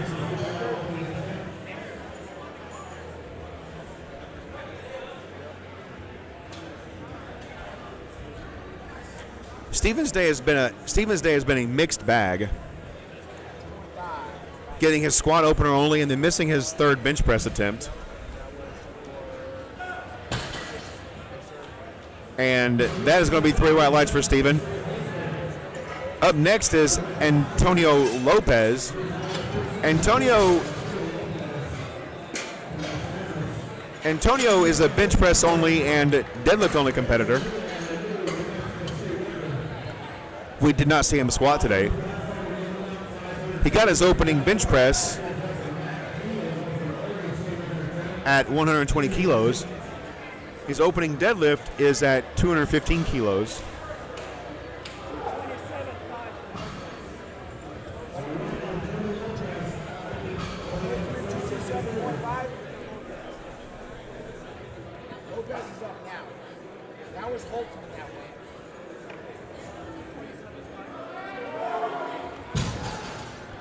And this is going to be a good lift for Antonio.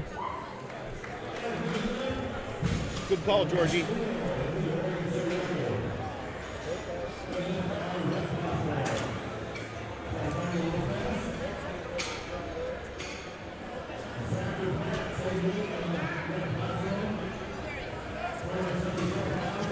Zachary Brandt is working on our perfect day so far with a 474-pound deadlift opener. And Zachary looks like he gets that with ease. The judges say it's a technical sound lift. Up next is going to be Jesualdo Oliveira from the City of Angels. A 479.5-pound deadlift at 177.5 pounds body weight.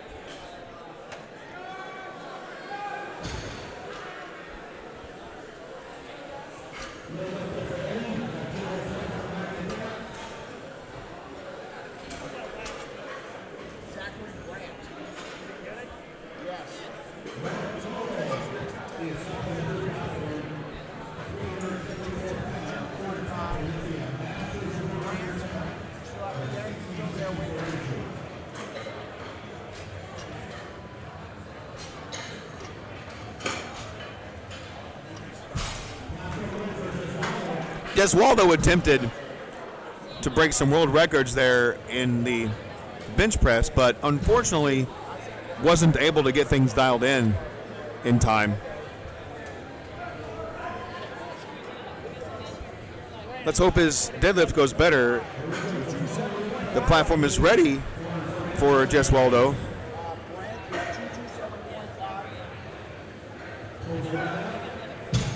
And he picks it up, puts it back down, and the judges say it's a good lift.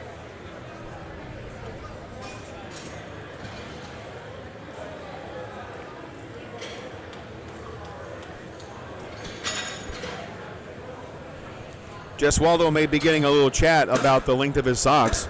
Good for him that both Iron Rebel and SBD are here selling socks. IronRebel.com for all of your apparel needs and supports, the same as SBD. That's SBDapparel.com. Jose Vasquez is up next out of Ontario, California with a 496-pound deadlift attempt.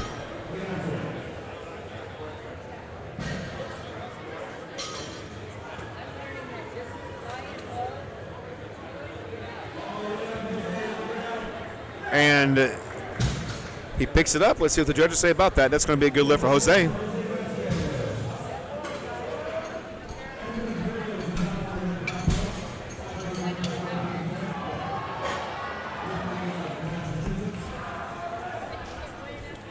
And Edwin is up next.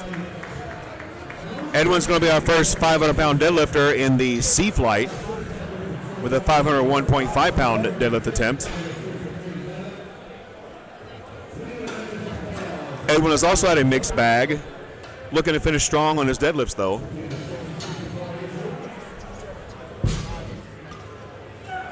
And that looks good from here. Let's see what the judges say about that. That's going to be 3 white lights for Edwin.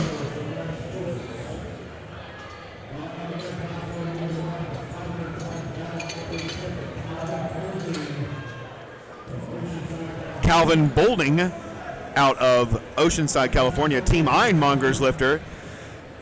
A junior lifter at 21 years old, 177.7 pounds, is attempting 512.6 pounds body weight. Deadlift.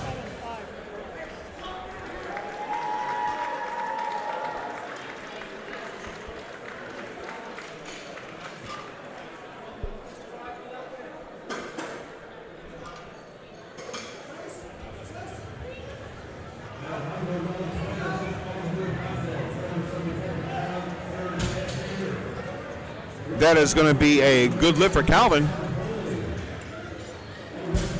Wyatt Christensen is up next. A really strong day for Wyatt, going 5 for 6 so far. He's out of Flagstaff, Arizona. Coming in at 181 pounds. We're going to be deadlifting 529.1 pounds for his opening attempt.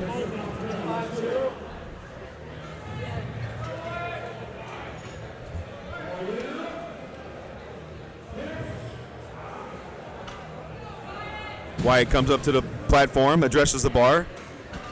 His sumo stance is about right where it should be to make the house. So his shins come up the side of the house, and then the quads are the roof. That's a good way for lifters to determine how wide their sumo stance should be. That's 3 white lights for Wyatt. Leo DeLeon is up next. Leo will be attempting 573 pounds. Leo, by the way, is working on a perfect day.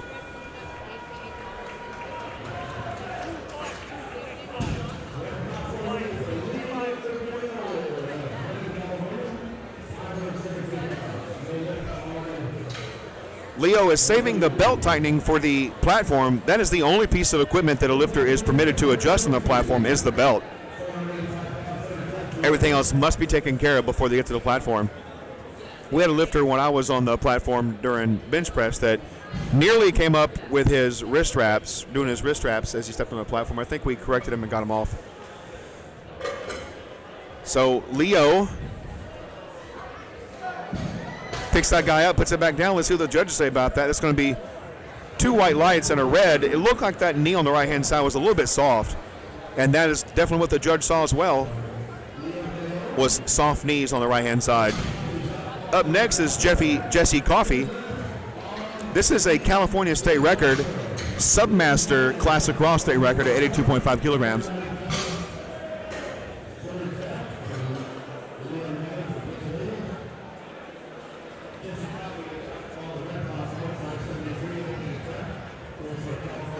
Jesse is rounding out Flight C deadlifts.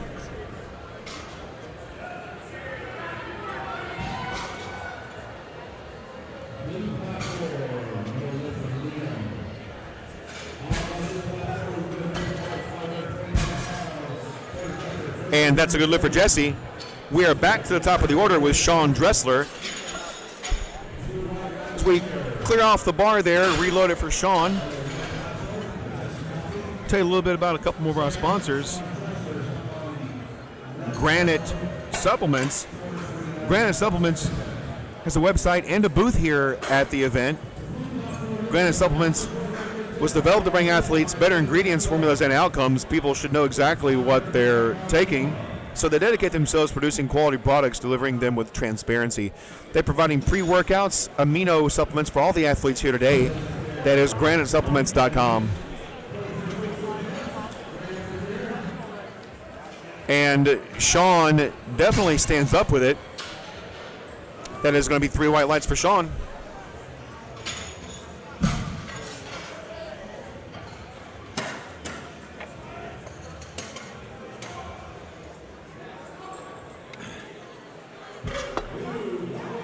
And my Rain energy drink is all gone. So, without any more energy drinks, Georgie, I think I might fall asleep on your shoulder.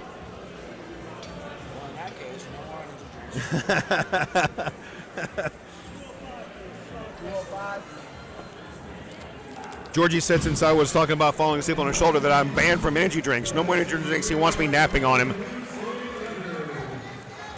And Daniel, unfortunately, is not going to be able to get that second deadlift attempt off the ground.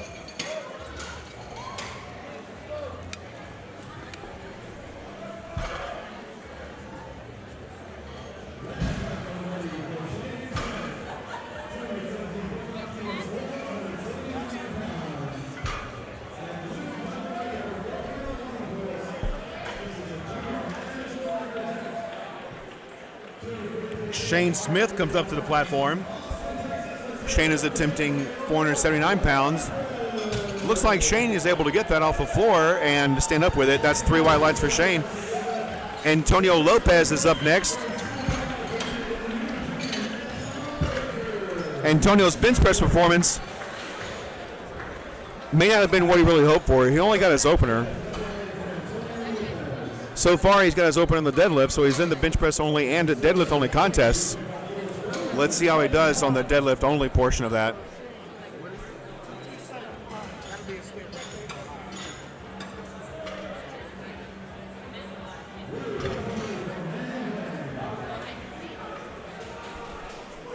What's up? Georgie can't get enough of you guys.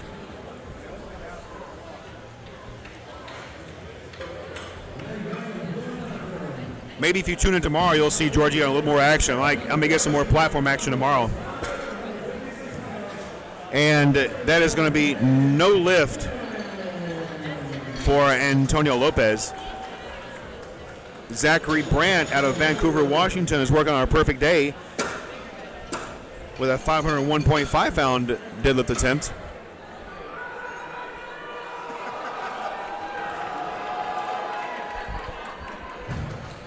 Guys, I totally recommend you don't go anywhere because this is a really, really good show, and it's only going to get better.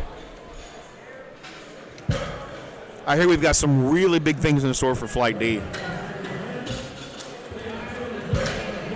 Zachary Brandt puts on a show with that deadlift. Talk about a textbook quality looking deadlift right there. Zachary's deadlift was clean and fast. I feel like he's going to get a perfect day. If he gets his weight selection in order, he will walk out here with a perfect day today. And guys, we are joined by Lord Elliott at the table. Trainer extraordinaire, Lord. By the way, Lord Elliott is the director of the USPA coaching certification program.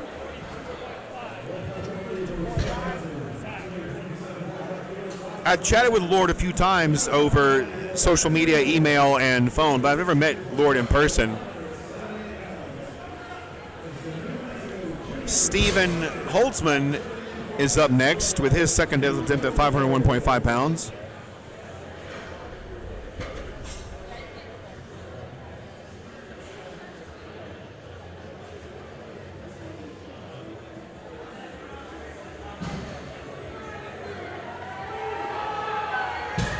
And Stephen stands up with it. Let's see what the judges say. That's 3 lights for Stephen. So if you notice on Stephen's deadlift, and I'm not sure if George picked up on this too, at the top of his deadlift, the bar did look like it came down a little bit. So some lifters will go into a hyperextension of their back, which actually lowers their shoulders relative to where their hips are, so the bar will come back down. The rule book specifically states that as part of lockout, the lifter goes into that position. That is not cause for disqualification of lift. So from this vantage point, it may have looked like that bar came back down before he was given the down command, but it was more than likely because of that hyperextension of the back. Yeah, the bar selling is what it's called in the rule book. So Jose Vasquez is up next with a 518-pound deadlift attempt, and that looks like it's good, and the judges think so. So his 518 is in the books. Edwin Burgos out of Massachusetts is up next with a 523.6-pound deadlift attempt.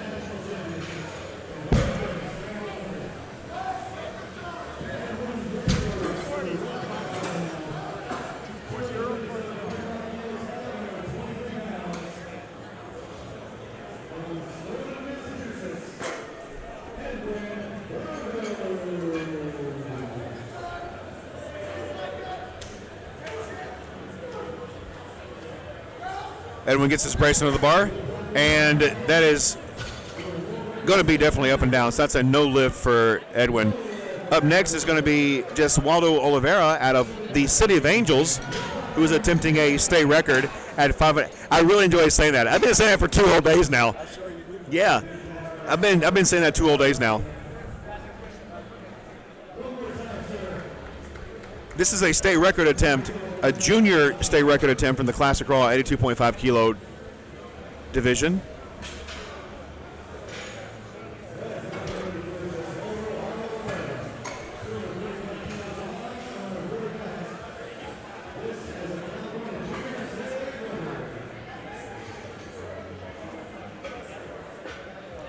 And that is a grind right there. You talk about sticking it out. Lordy, that was the fight. And the judges say that is going to be 3 white lights. So he's not able to quite stand up just yet. Going to have to maybe get Jeswaldo some medical attention there. A little lightheaded at the top of that deadlift.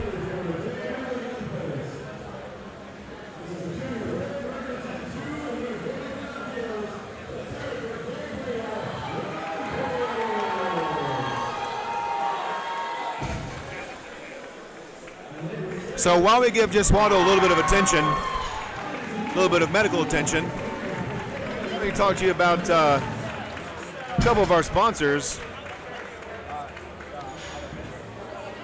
especially Monster Energy and Rain Total Body Fuel.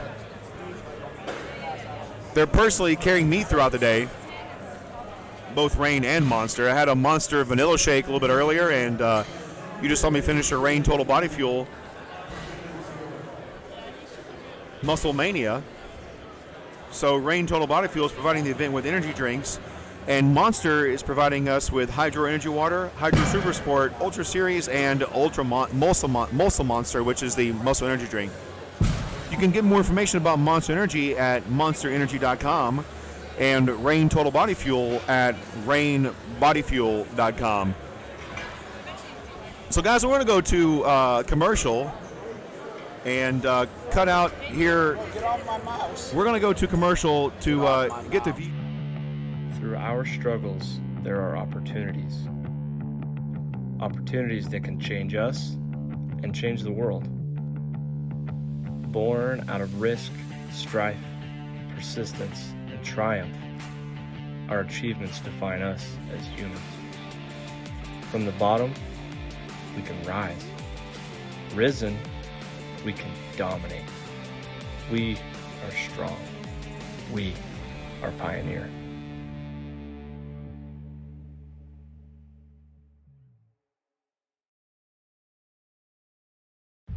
We are a community dedicated to those who love fitness and food. We have a mission to show that you can pursue your personal fitness goals and enjoy the process. We are committed to creating a community where you can be and should be proud of your body. No matter what stage of the fitness journey you are on. From fat to fit. Hit them PRs, make them gains, and eat that donut. Join the brand, join the message, join the movement.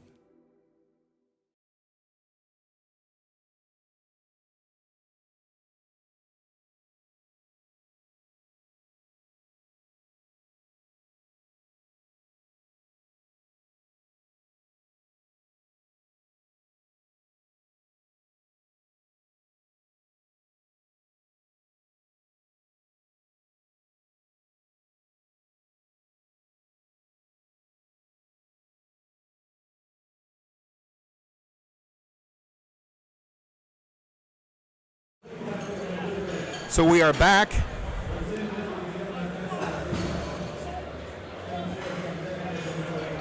Jeswaldo Oliveira has been given the appropriate medical attention, and we were able to get him taken care of. So the contest is going to continue. We're going to pick up with Calvin Boulding. We'll get you an update on Jeswaldo just as soon as we're able to.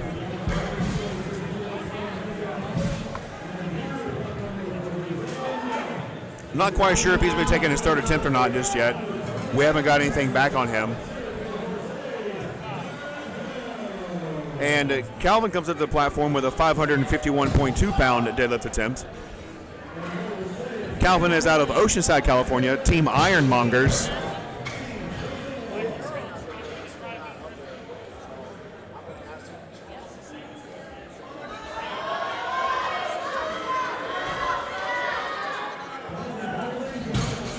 And Calvin stands up with it. That is 3 white lights for Calvin. That's a good lift. Up next is going to be Wyatt Christensen.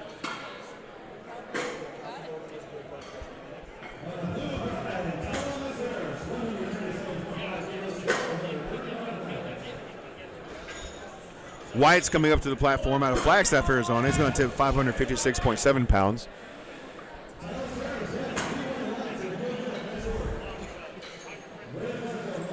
I'm stretching my arm out there, sweet cheeks.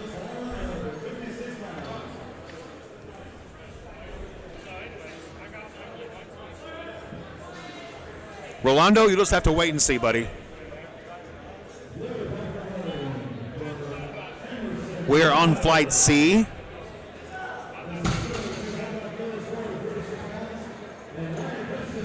And we're going to round out second attempts on Flight C with a state record attempt out of Leo De Leon.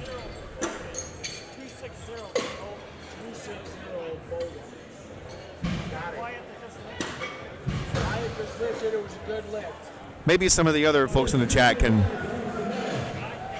let you know that about Abner. I haven't seen his name yet, so I guess that means no.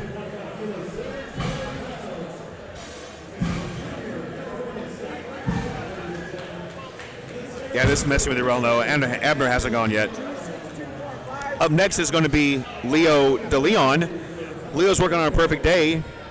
Second squat attempt at 600 pounds. This is for a California state record, the junior 82.5 kilogram division.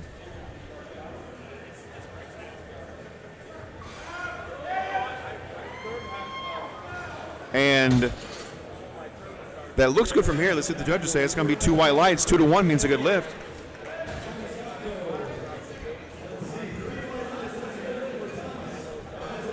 Up next is Jesse Coffey out of San Diego, California. Jesse is attempting a national record at 600.8 pounds. Same weight, so it's going to be a pretty quick change out. Jesse is going to round out the second attempts of Flight C.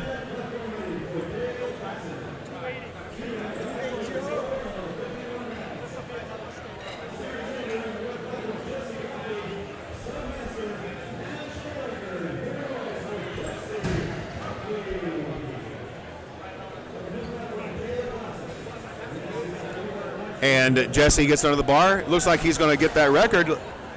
He definitely stands up with it. Judges say that's the 3 white lights. We are now back to the top of the order with Sean Dressler.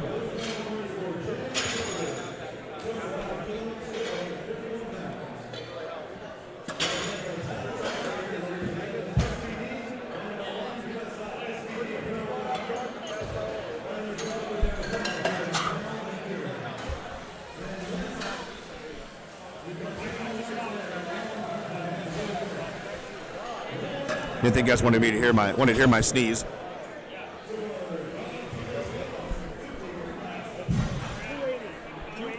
All right, Sean is up next with a 451.9 pound deadlift attempt.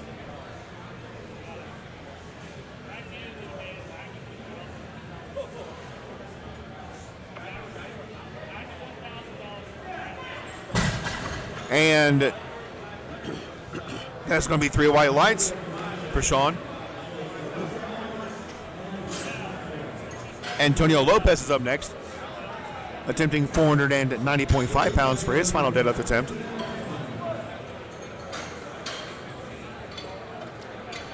Yeah, Robert, we're keeping an eye on Jeswaldo to let you know how he's doing. Hopefully there'll be an update on him soon. He did scratch the third, so he's done for the day. It's a heck of an effort, and decided to go to commercial instead of having you guys watch him be carted off the platform and get the help he needs.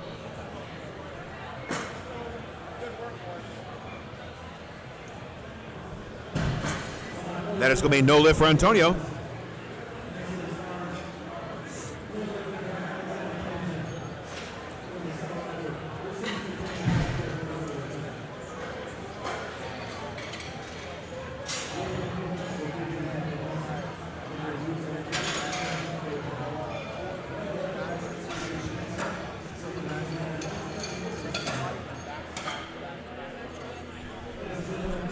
Up next is Shane Smith, rounding out his final attempt with a 501.5-pound deadlift. This is for a state record and Ohio junior state record, 82.5 kilos.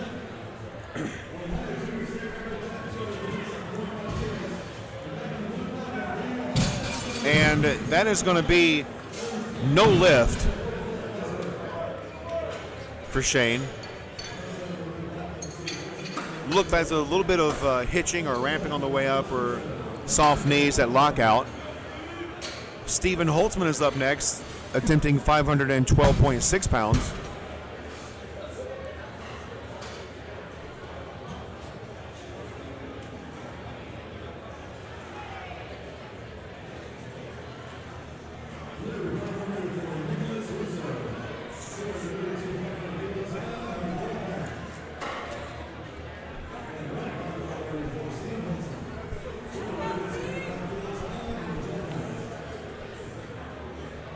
Stevens bench press didn't quite go the way he wanted to.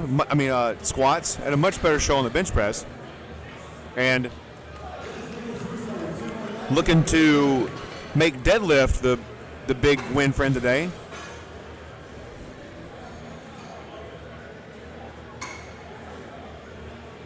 Steven braces, gets big air, pulls out the slack, and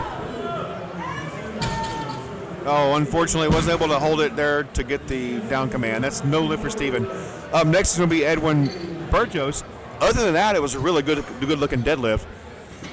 Got the big air, pulled the slack out of the bar, and initiated the pull with all the slack pulled out, which is really what you want to see. And Edwin's going to attempt 523.6 pounds.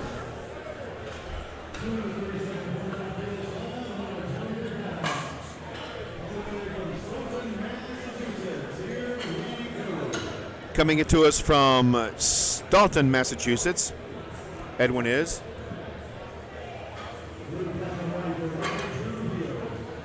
This junior lifter is attempting 523.6 pounds, and it looks like that's going to be a good lift. He stands up with it, and the judges say that is 3 white lights. That's a good lift for Edwin. Jose Vasquez is up next, attempting 529.1 pounds.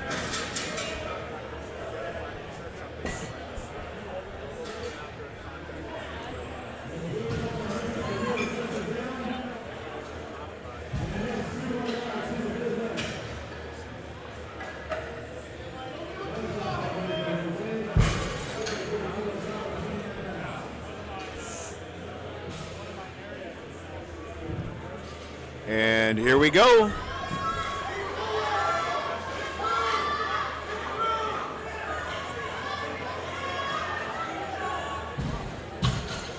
And Jose feels good about it. The judges, unfortunately, do not think it's a good lift.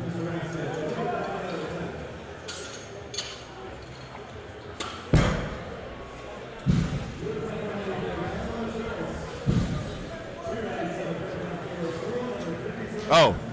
Stothand?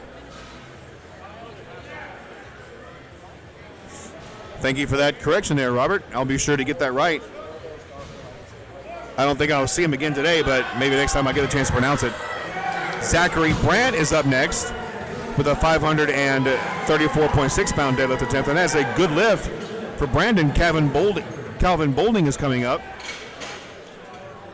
with a 573 pound deadlift attempt. I was wondering if you guys were still listening to me after giving Rolando asking about Abner going yet.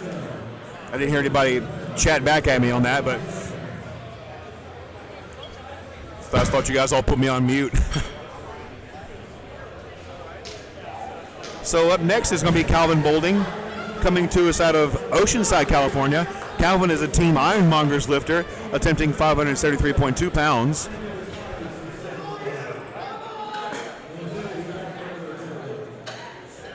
Gets his sumo stance. A little bit of CNS prime going on there. There's the big air, the brace. And it's not coming off the ground today for Calvin.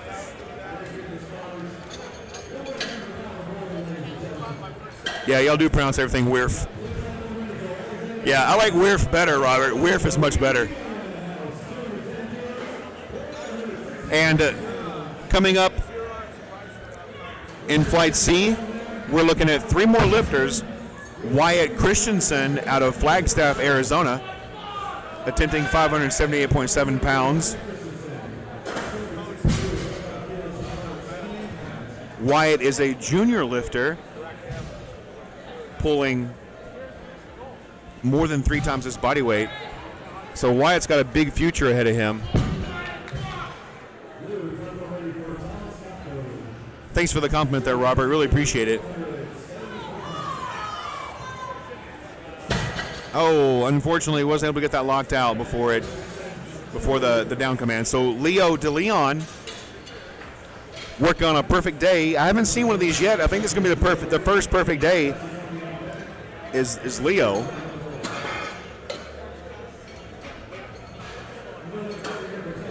This is for a state record out of California.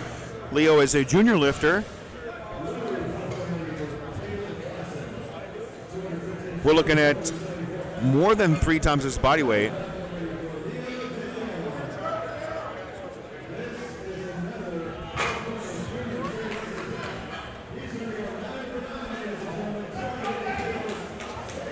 Leo gets his belt locked in.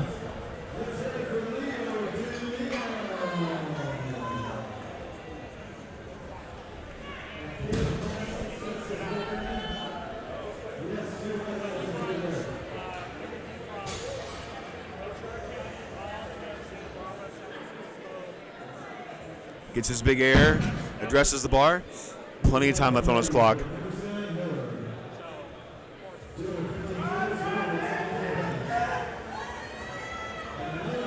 And there's the down command.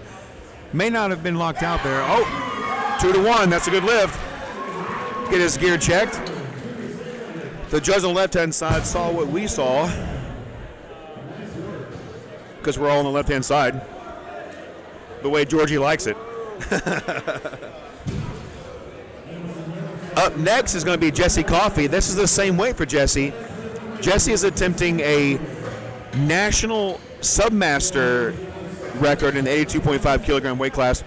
By the way, he set that on his last attempt, so he's looking to better his own national record. And then we're going right into Flight D, and the lifter you've all been asking about is in that flight.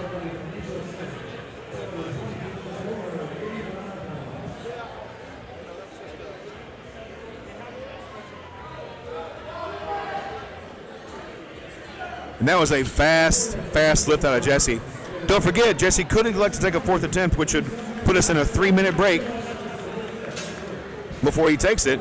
And he is taking a 4th attempt. So what I'm going to do is I'm just going to go ahead and cut to some commercials for you guys while we get Jesse's 4th attempt selection. Since he was the last lifter, he's going to get a 3-minute break before he takes his attempt. So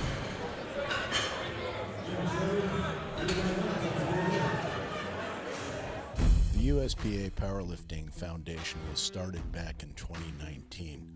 Our mission is to help people who are less fortunate, that don't have the financial resources available to become involved and participate in the sport of powerlifting. The foundation provides financial support for training and competition-related expenses for athletes who apply and become sponsored under the foundation's program. Expenses such as coaching and gym memberships are covered, lifting equipment, entry fees to competitions, and mentorship to make sure that all of the sponsored applicants are successful in their mission in becoming involved and giving back to the sport of powerlifting. To learn more, please visit our website at USPAPowerliftingFoundation.org. If you're a company that would like to assist in our efforts, we would love to hear from you.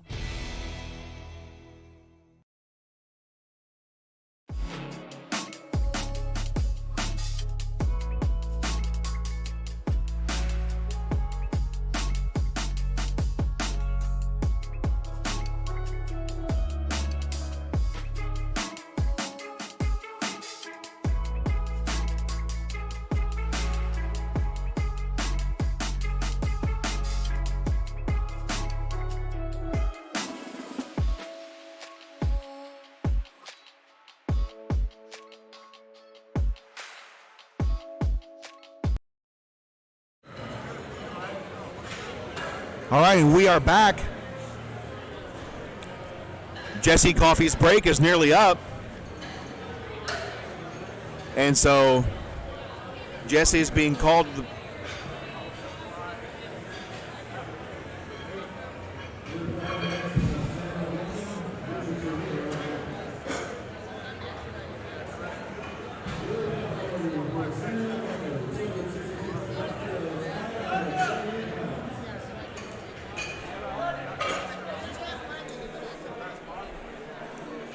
So here we go.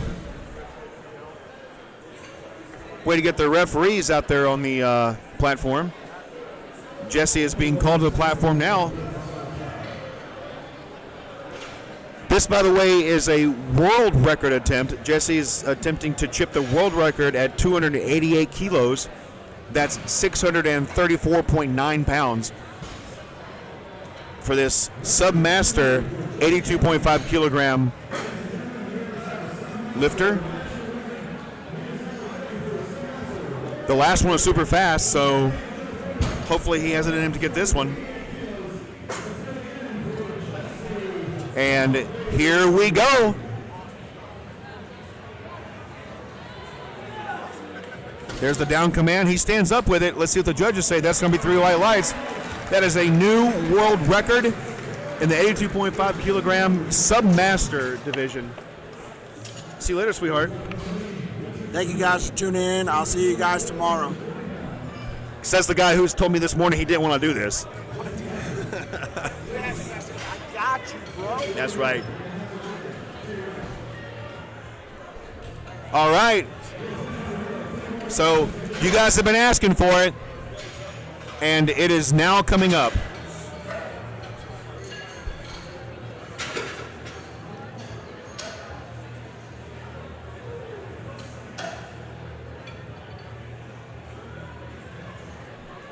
Flight D deadlifts are about to be underway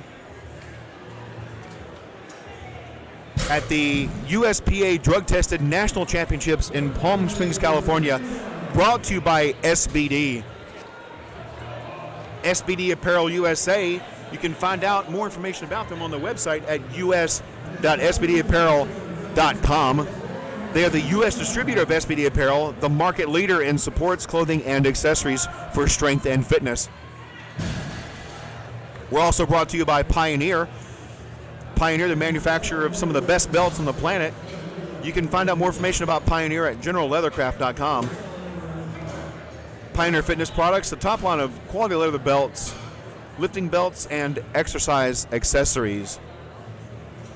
And last but not least, we're going to tell you about Iron Rebel before Casey comes out to take his opening deadlift attempt. Iron Rebel has a booth here, and you can find out more information on them at their website at ironrebel.com. Guys, you can probably also see Iron Rebel at your local powerlifting meet.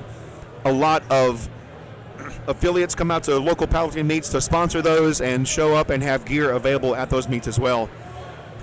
Iron Rebel, their apparel and gear are not made to keep up with the latest fads. Instead, if you want the very best in clothing, wrist wraps, compression sleeves, and lifting gear that are tested and made to last for intense gym goers, then their brand is for you. They are proud and serious supporters of both bodybuilders and powerlifters, sponsoring shows, meets, and athletes all over the world. Their team is built by countless powerlifting fans and driven warriors who strive to be their best in and outside of the gym. Another brand I'm a big fan of, liftinglarge.com.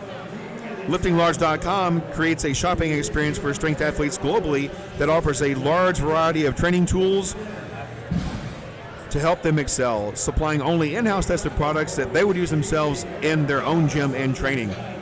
Their vision is to be the leader in strength tools. Superstores focus on exceeding customer expectations before, during, and after the sale. They are driven by Iron athletes wanting to help other Iron athletes compete at a higher level. And kicking off Flight D deadlifts is Casey Irvine.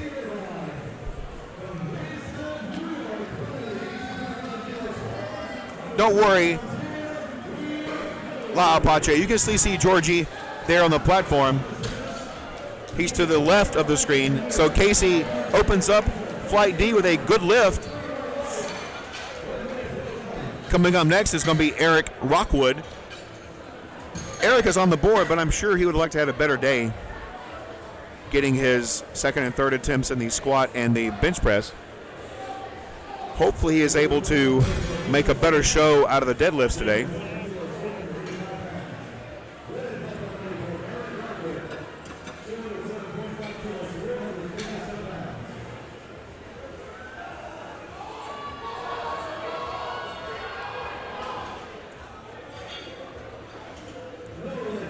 And Eric stands up with it.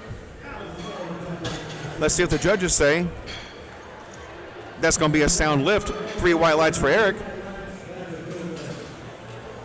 Up next is John Serbosek out of Iowa City, Iowa, coming in with a 474-pound deadlift opener.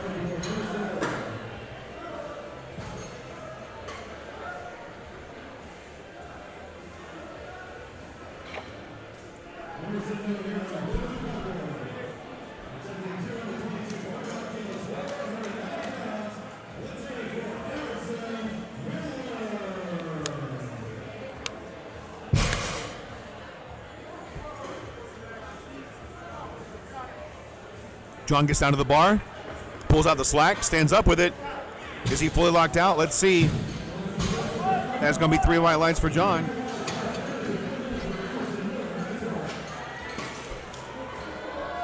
Up next is John McKinnon. John is coming in with a 479.5-pound deadlift opener out of Portland, Oregon. John is working on a perfect day.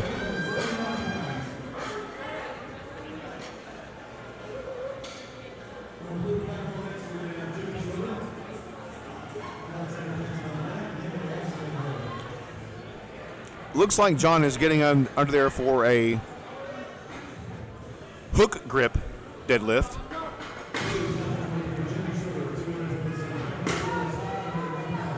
And here we go.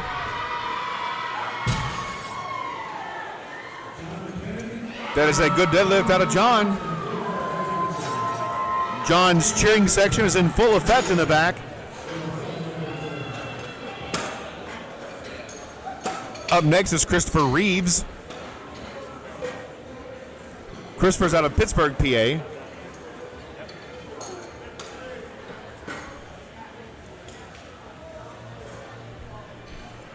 Christopher's attempting 496 pounds. That's 4 red plates even on the bar.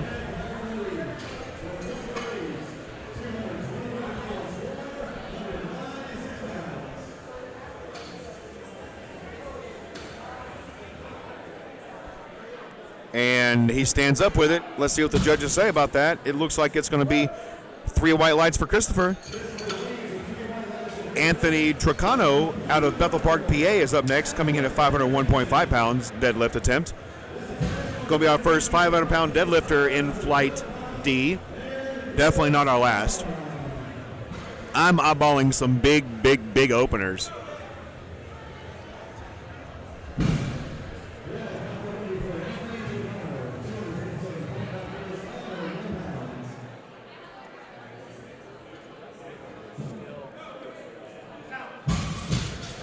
And that is going to be a good lift for Anthony.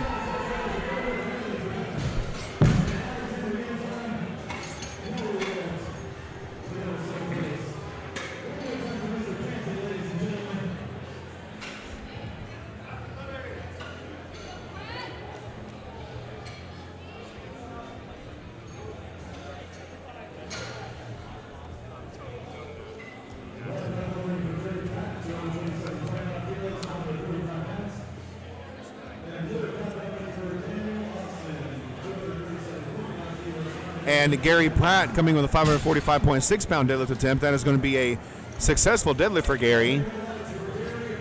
Up next is going to be Anthony D. Stefano. Anthony is out of Newark, Delaware, attempting a 551.2-pound deadlift for his opener.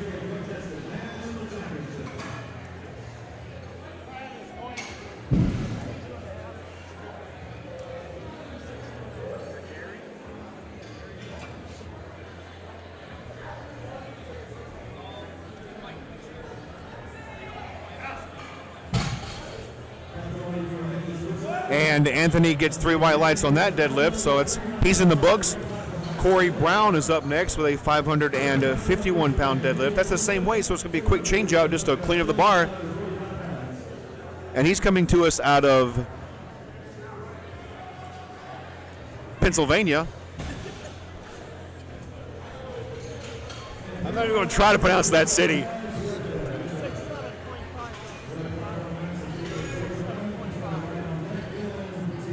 The bar is ready for Corey. He's a Power Builder gym team member, attempting 551.2 pounds at 181 pounds body weight.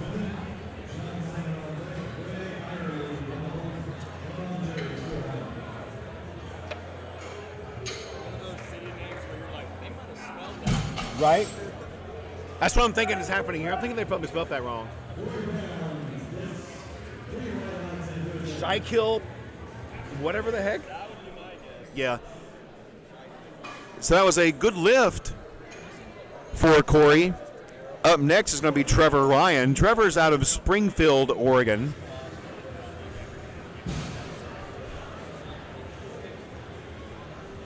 Trevor's looking to get on the board at 550 pounds.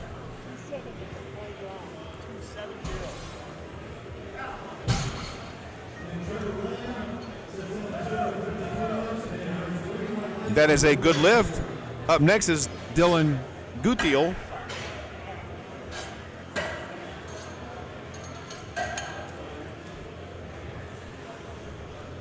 Dylan's getting on the board with a 562-pound deadlift opener.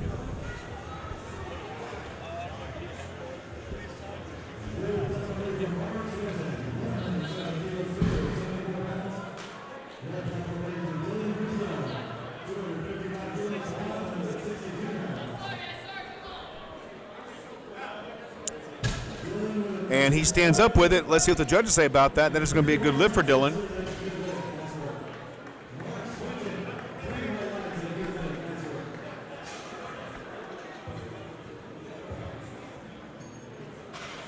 Brian Crosby is up next with the same weight. Brian is out of Painesville, Ohio.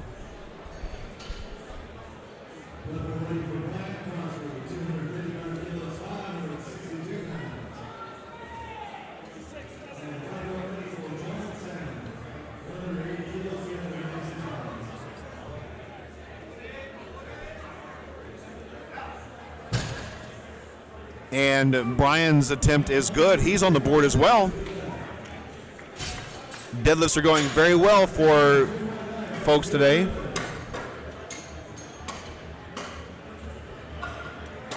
Up next is Ramiro Espinoza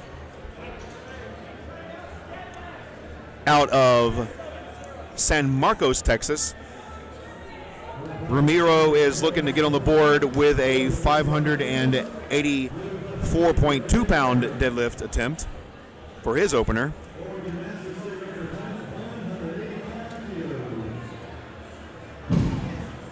This is 265 kilograms, coming in at 82.4 kilograms body weight. This is better than 3 times his body weight for his deadlift opener.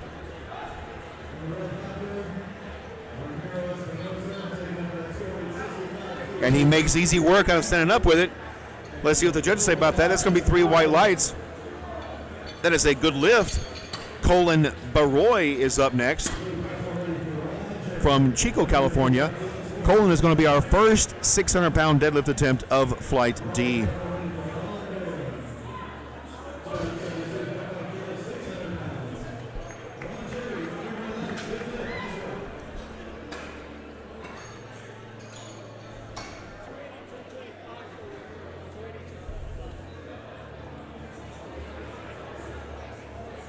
and gets his belt adjusted. Gets everything all locked in.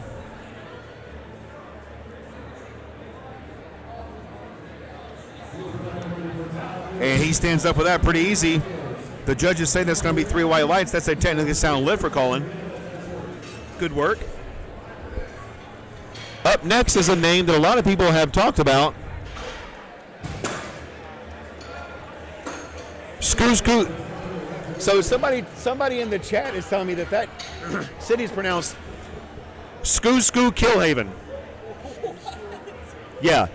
Killhaven, Pennsylvania. Listen, I do believe you are trying to punk me with that. I do believe you're trying to punk me with that, DZ. All right, Abner is up next with his big opener at 633.8 pounds. He makes that look pretty easy. Let's see what the judges say about it. That's going to be 3 white lights for Abner. All right, everybody in Flight D is on the board. We are back up to the top of the order with Casey Scoot Killhaven. So only 1 scoot, not 2. So I've been corrected. D says it's only 1 scoot, not 2. 1 scoot.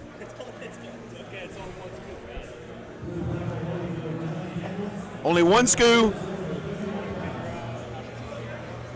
So Casey Irvine is up next out of Bayside, New York. That's an easy one to pronounce. He's going to be attempting 424.4 pounds.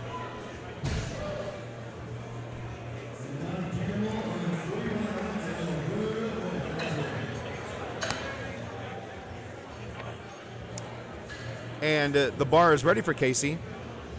Here he comes.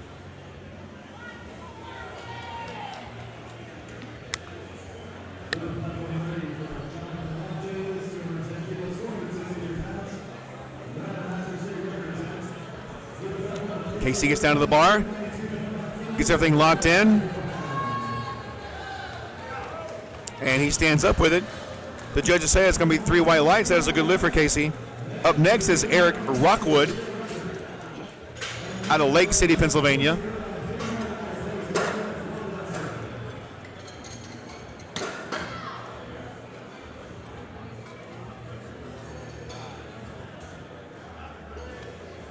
All right, I'm going to take your word for it, DZ.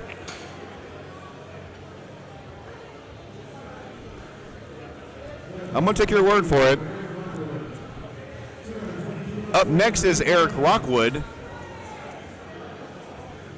coming up with 485 pounds. And Eric stands up with it. And the judges are going to call that a good lift.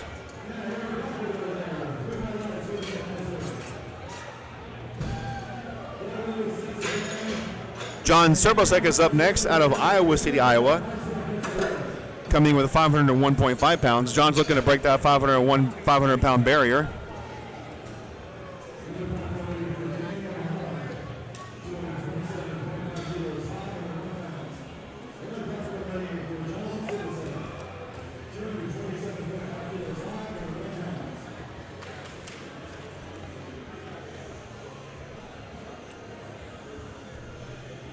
And John stands up with his, he gets the down command. Let's see if he got it fully locked out there.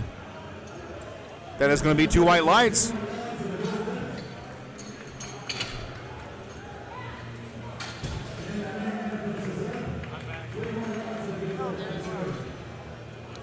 Yeah, I think that you're spelling it differently than they spelled it over here, DZ. I'm not going to lie to you.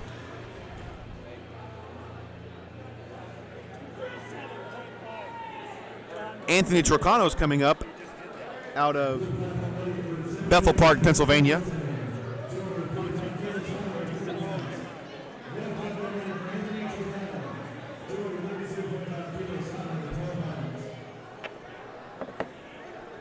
Anthony's coming with a 512-pound deadlift attempt.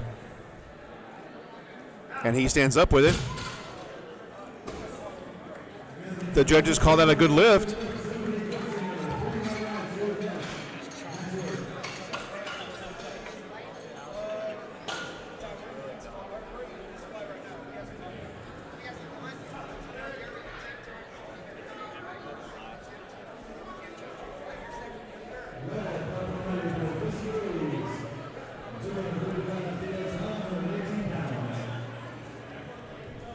Christopher Reeves out of Pittsburgh, PA, is up next. Christopher's working on a perfect day.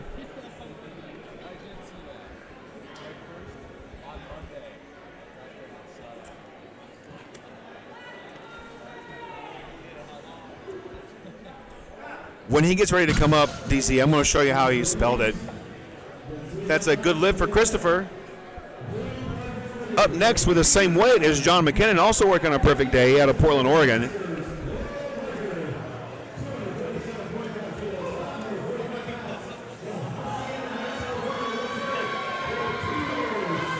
And John definitely has some support out here in the back.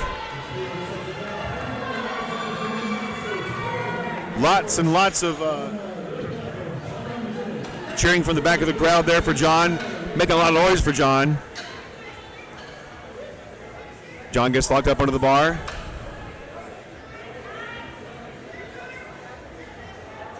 And there's the priming pull. There's the slack. And unfortunately, he's not going to get that today. He has a chance to come back and try that for his next lift. He is going to repeat that. Trevor Ryan is up next out of Springfield, Oregon. Trevor's attempting 573 pounds.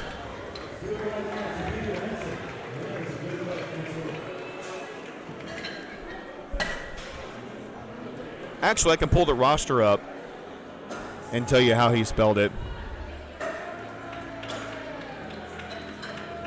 without waiting.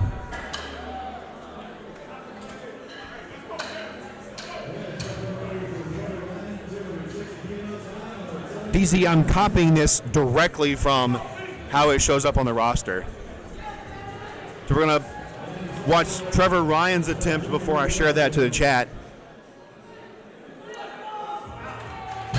And Trevor stands up with it. The judges say that's going to be a good lift for Trevor.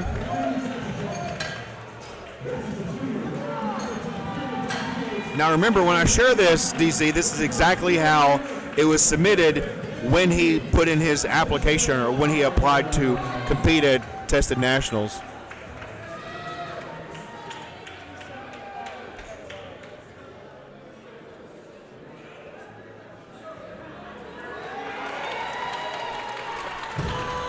And Gary is up next.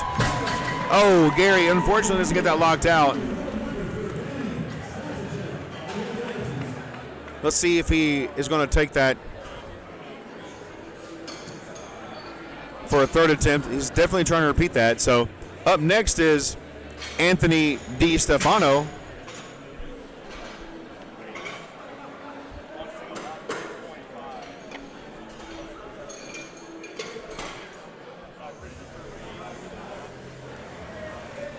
Anthony's coming to us out of Newark, Delaware. He's a Power Build gym member. Attempting 589.7 pounds.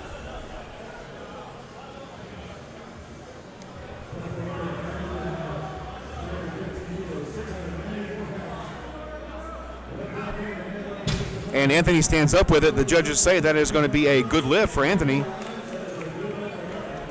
Dylan Gutiel out of Waltham, Massachusetts, attempting 589.7 pounds. That's the same weight, so it's just going to be a matter of getting the lifter up there.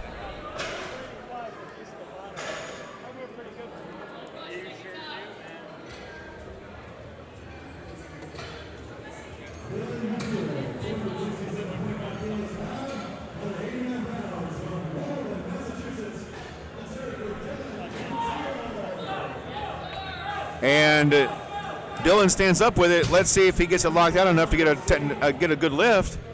And that is a good lift. Georgie Porgy Puddin' Pie was the judge that gave him that red light. Albert, I will work on that for when Colin comes up. But if I do it, you got to promise me that you are going to play that back for him for his final attempt.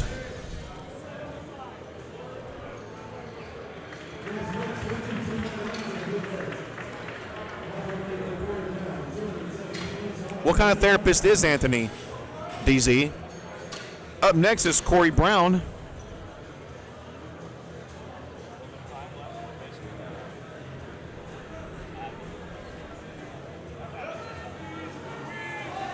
And Corey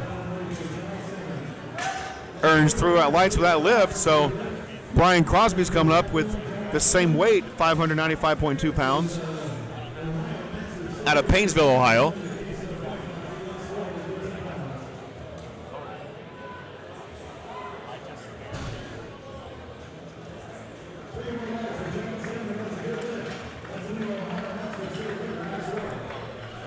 Yeah, we had a couple of physical therapists competing first day as well. It's always fun to watch those guys compete. Kind of puts a lot of the bad rap that powerlifting gets to shame, or quietens it actually. So Brian got a good lift on that. So Brian's got a strong deadlift performance so far.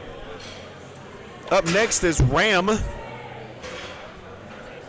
With Team Ram giving him shout outs here in the chat. Ramiro Espinoza, coming to us out of San Marcos, Texas. He's attempting 622.8 pounds.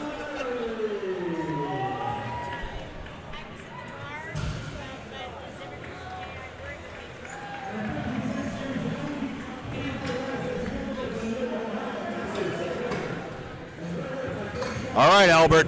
All right, Alberto, I'm counting on you.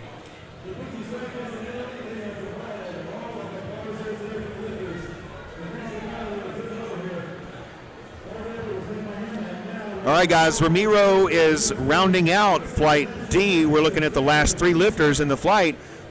Some big boys here putting up some big weight. 622 pounds on the bar for Ramiro.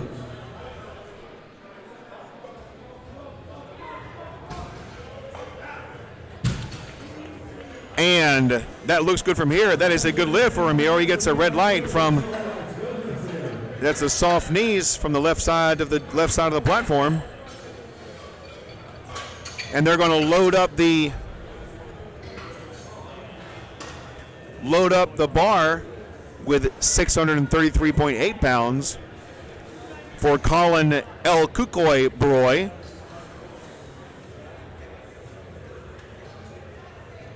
Coming out of Chico, California.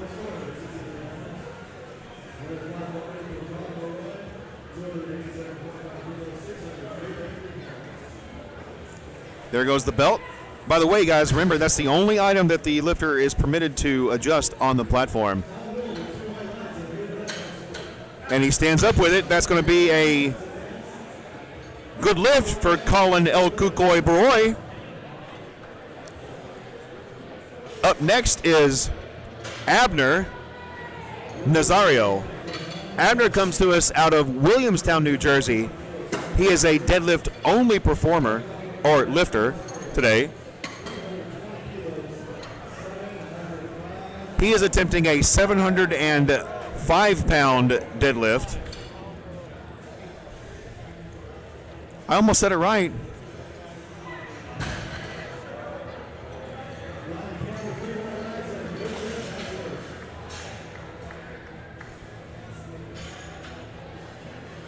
I'm really trying hard, JD. I really am.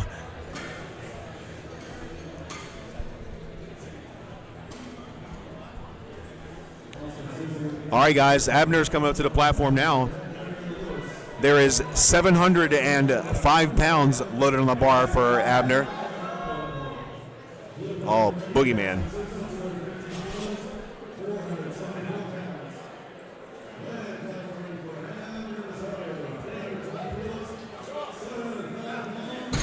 And that is going to be a good lift. Missed the left side there.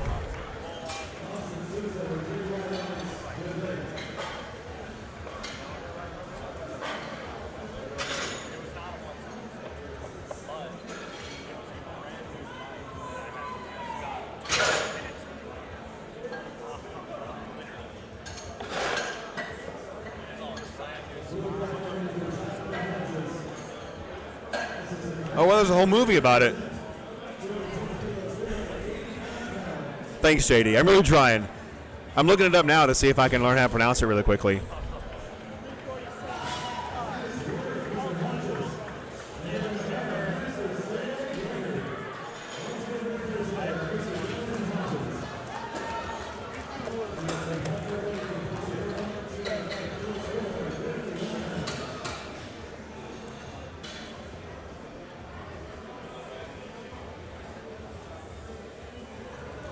Oh.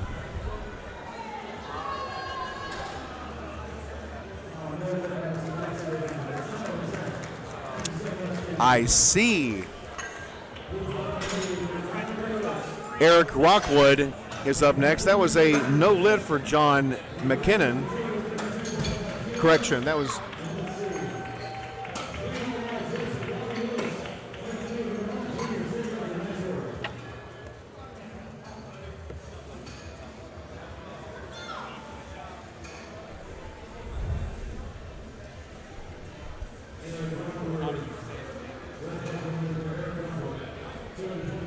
All right, Eric comes up to the bar with 501.5 pounds loaded.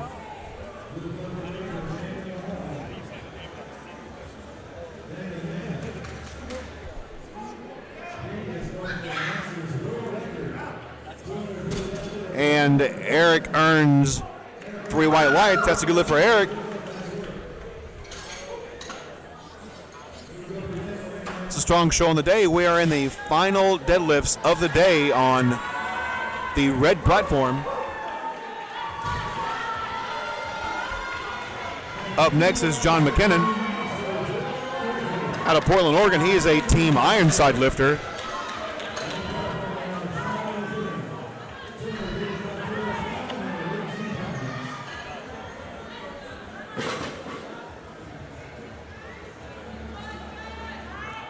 And let's see if John can get this. He's trying to get that 235 kilo deadlift that he missed on his last attempt. And here we go.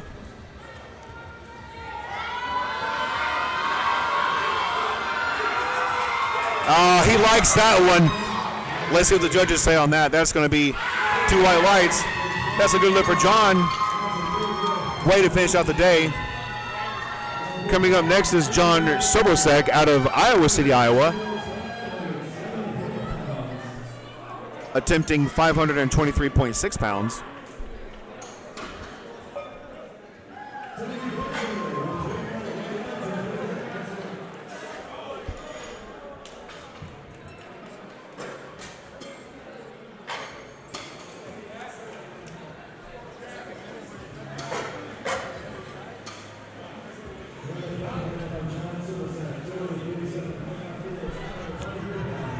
John gets braced under the, and he stands, no, not quite able to get that all the way locked out there. Anthony Trocano is up next. Attempting 529.1 pounds at 176.6 pounds body weight.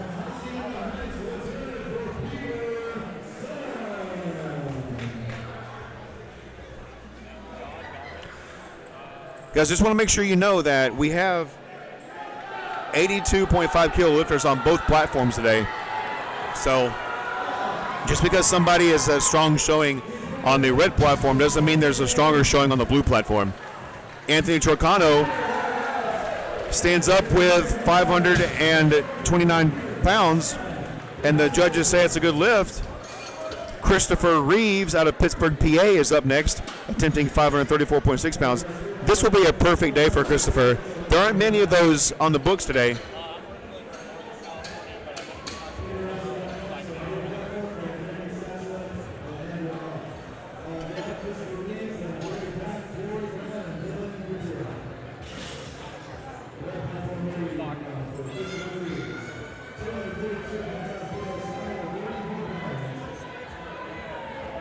And here we go, Christopher.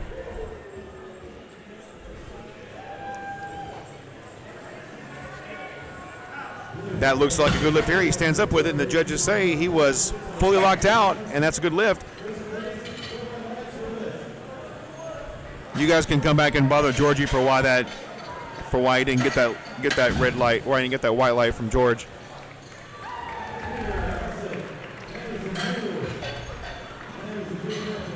Gary Pratt coming to us out of Cedar Falls, Iowa.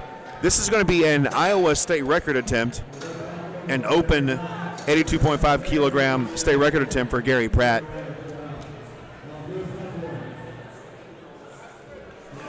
He missed it previously, so he's hopeful that he's able to get it on this attempt.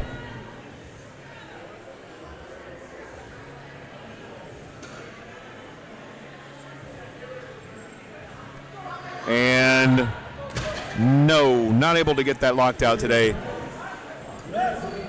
Corey Brown out of Schuylkill Haven, Pennsylvania.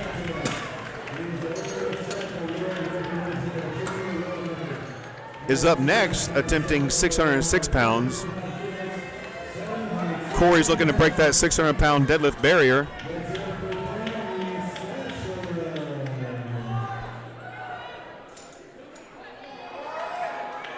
And here we go for Corey.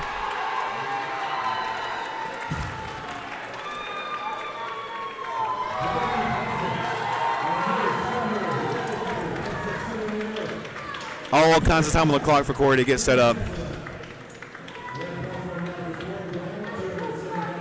Corey appears to be a hooker. And here we go. And not quite there for Corey.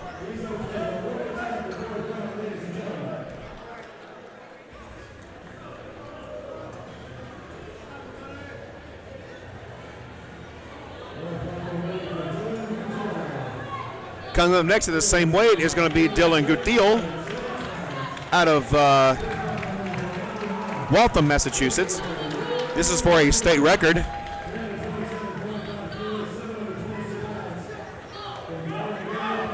And Dylan stands up with it. Is he fully locked out? Let's see what the judges say. That is a good lift for Dylan.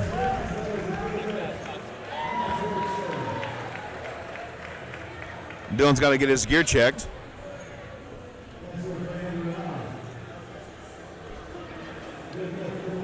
Dylan's all good to go. Coming up next is Trevor Ryan out of Springfield, Oregon, attempting the same weight, 606.3 pounds.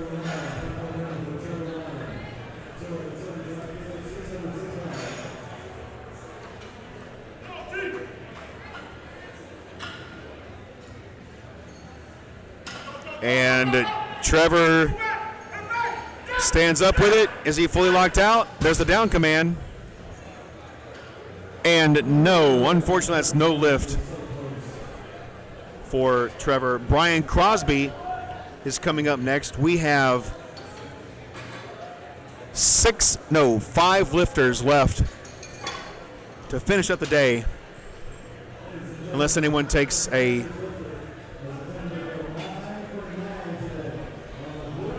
fourth attempt.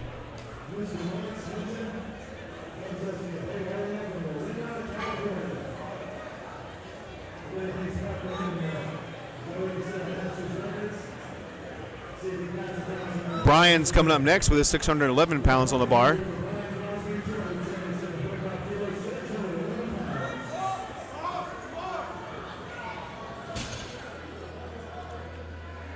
That is going to be no lift for Brian. Anthony DiStefano is up.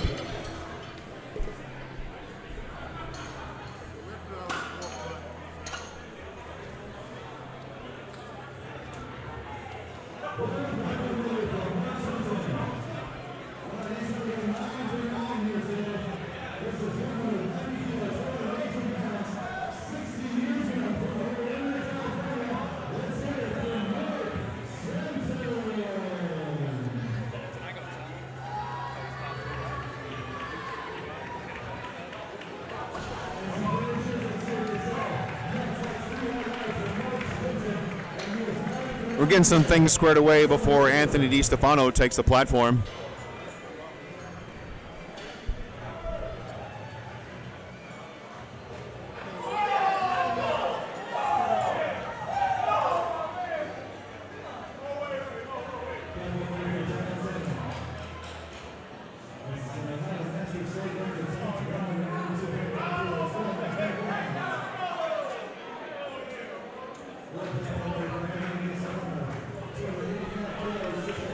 All right, Anthony Stefano comes up to the platform now to attempt 628.3 pounds.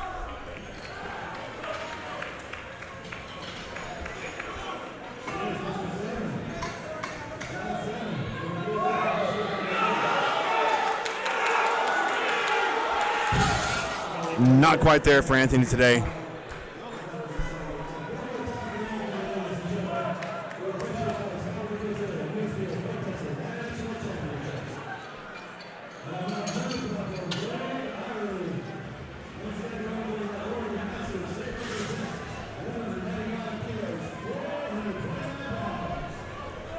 Coming up next, we have Ram.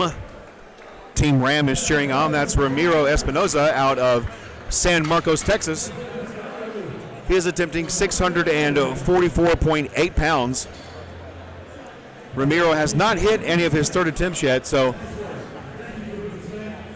I know you guys are all cheering him on. Cheer on Ramiro El Vampiro.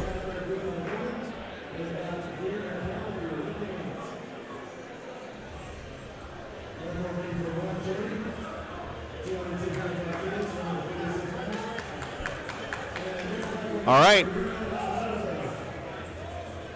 Ramiro El Vampiro Espinoza stepped up to the platform to attempt a 644.8 pound deadlift. Well, he gets locked in. There's the slack. And he stands up with it. Let's see if the judges say that is a good lift for Ramiro El Vampiro Espinoza. Coming up next is Colin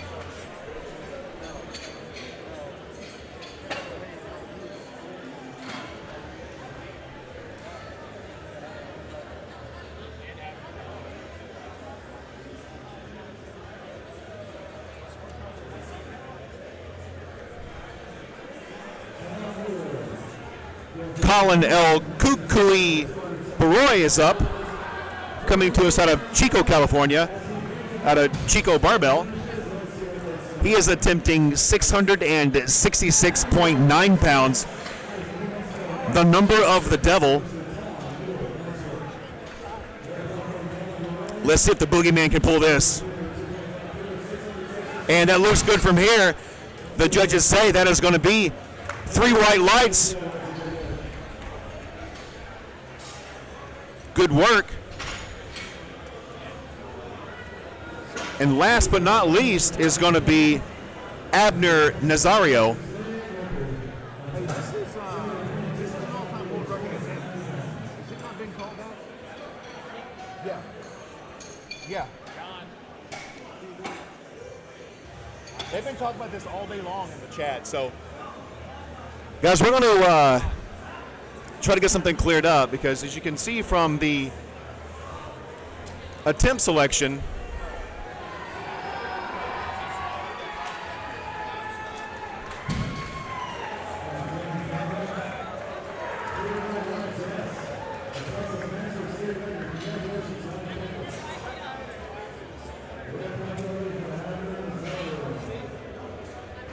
we're getting some things squared away.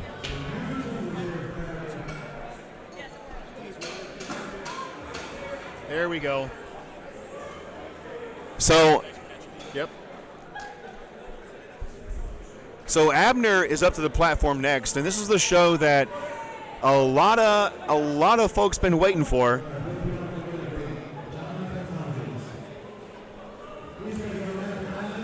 This attempt is for in the USPA for the world record at the 82.5 kilogram weight class, 766.1 pounds. And let's see what the judges say about that one. That is going to be no lift for Abner. Didn't quite get that lockout. That was a very, very good show otherwise. So guys, that is going to be it for us today. We are going to let the blue platform wrap up and tally the scores.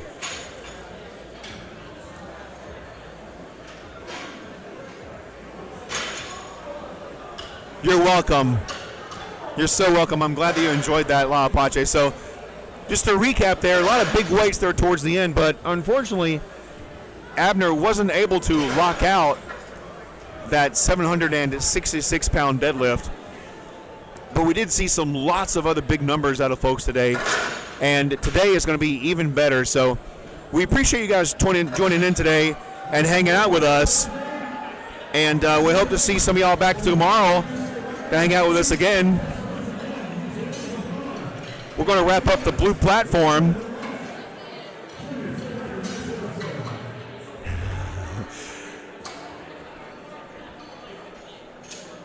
That's okay.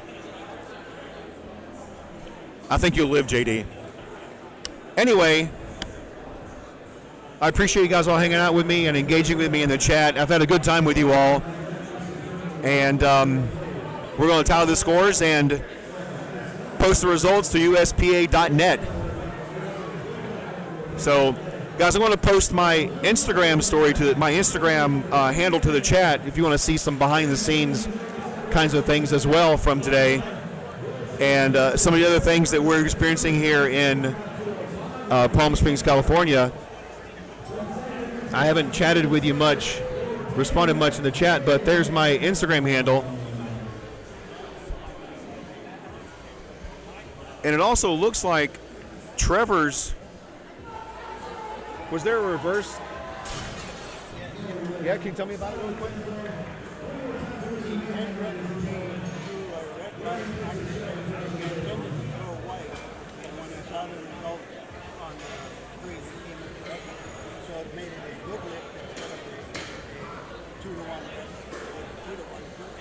Gotcha. So yeah, that's correct, Jennifer. Trevor's lift was good. The head referee threw a red light by accident, and then once he saw the results posted, he corrected the scores table, and then we had the opportunity to send a referee back there to let the team know that was indeed a good lift. So it was reversed. That was an accidental call by the head referee. So that's going to be all she wrote for today. I don't think I have anything else that's left to say. As you can see, they're turning the lights off, so it's time to go home. I've enjoyed hanging out with you guys today, and we will see you back here tomorrow.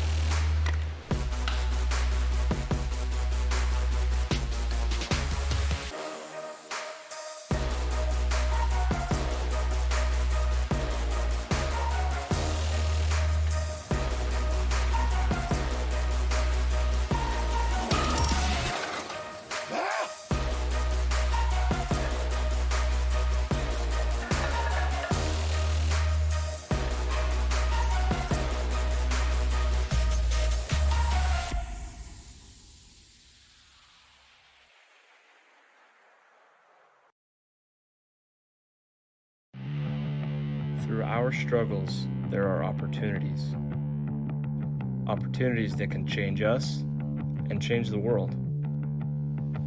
Born out of risk, strife, persistence, and triumph, our achievements define us as humans. From the bottom, we can rise.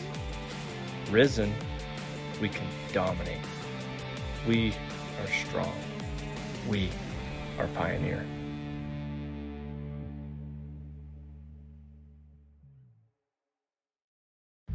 We are a community dedicated to those who love fitness and food.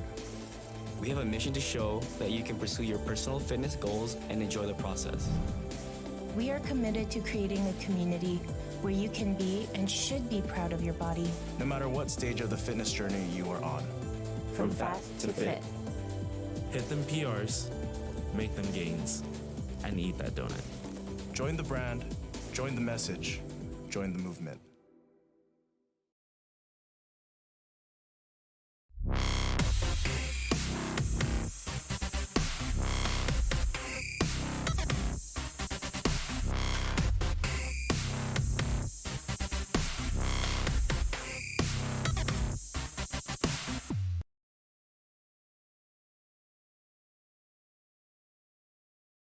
The USPA Powerlifting Foundation was started back in 2019.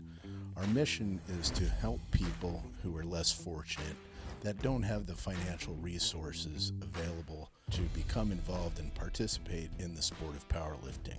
The foundation provides financial support for training and competition-related expenses for athletes who apply and become sponsored under the foundation's program.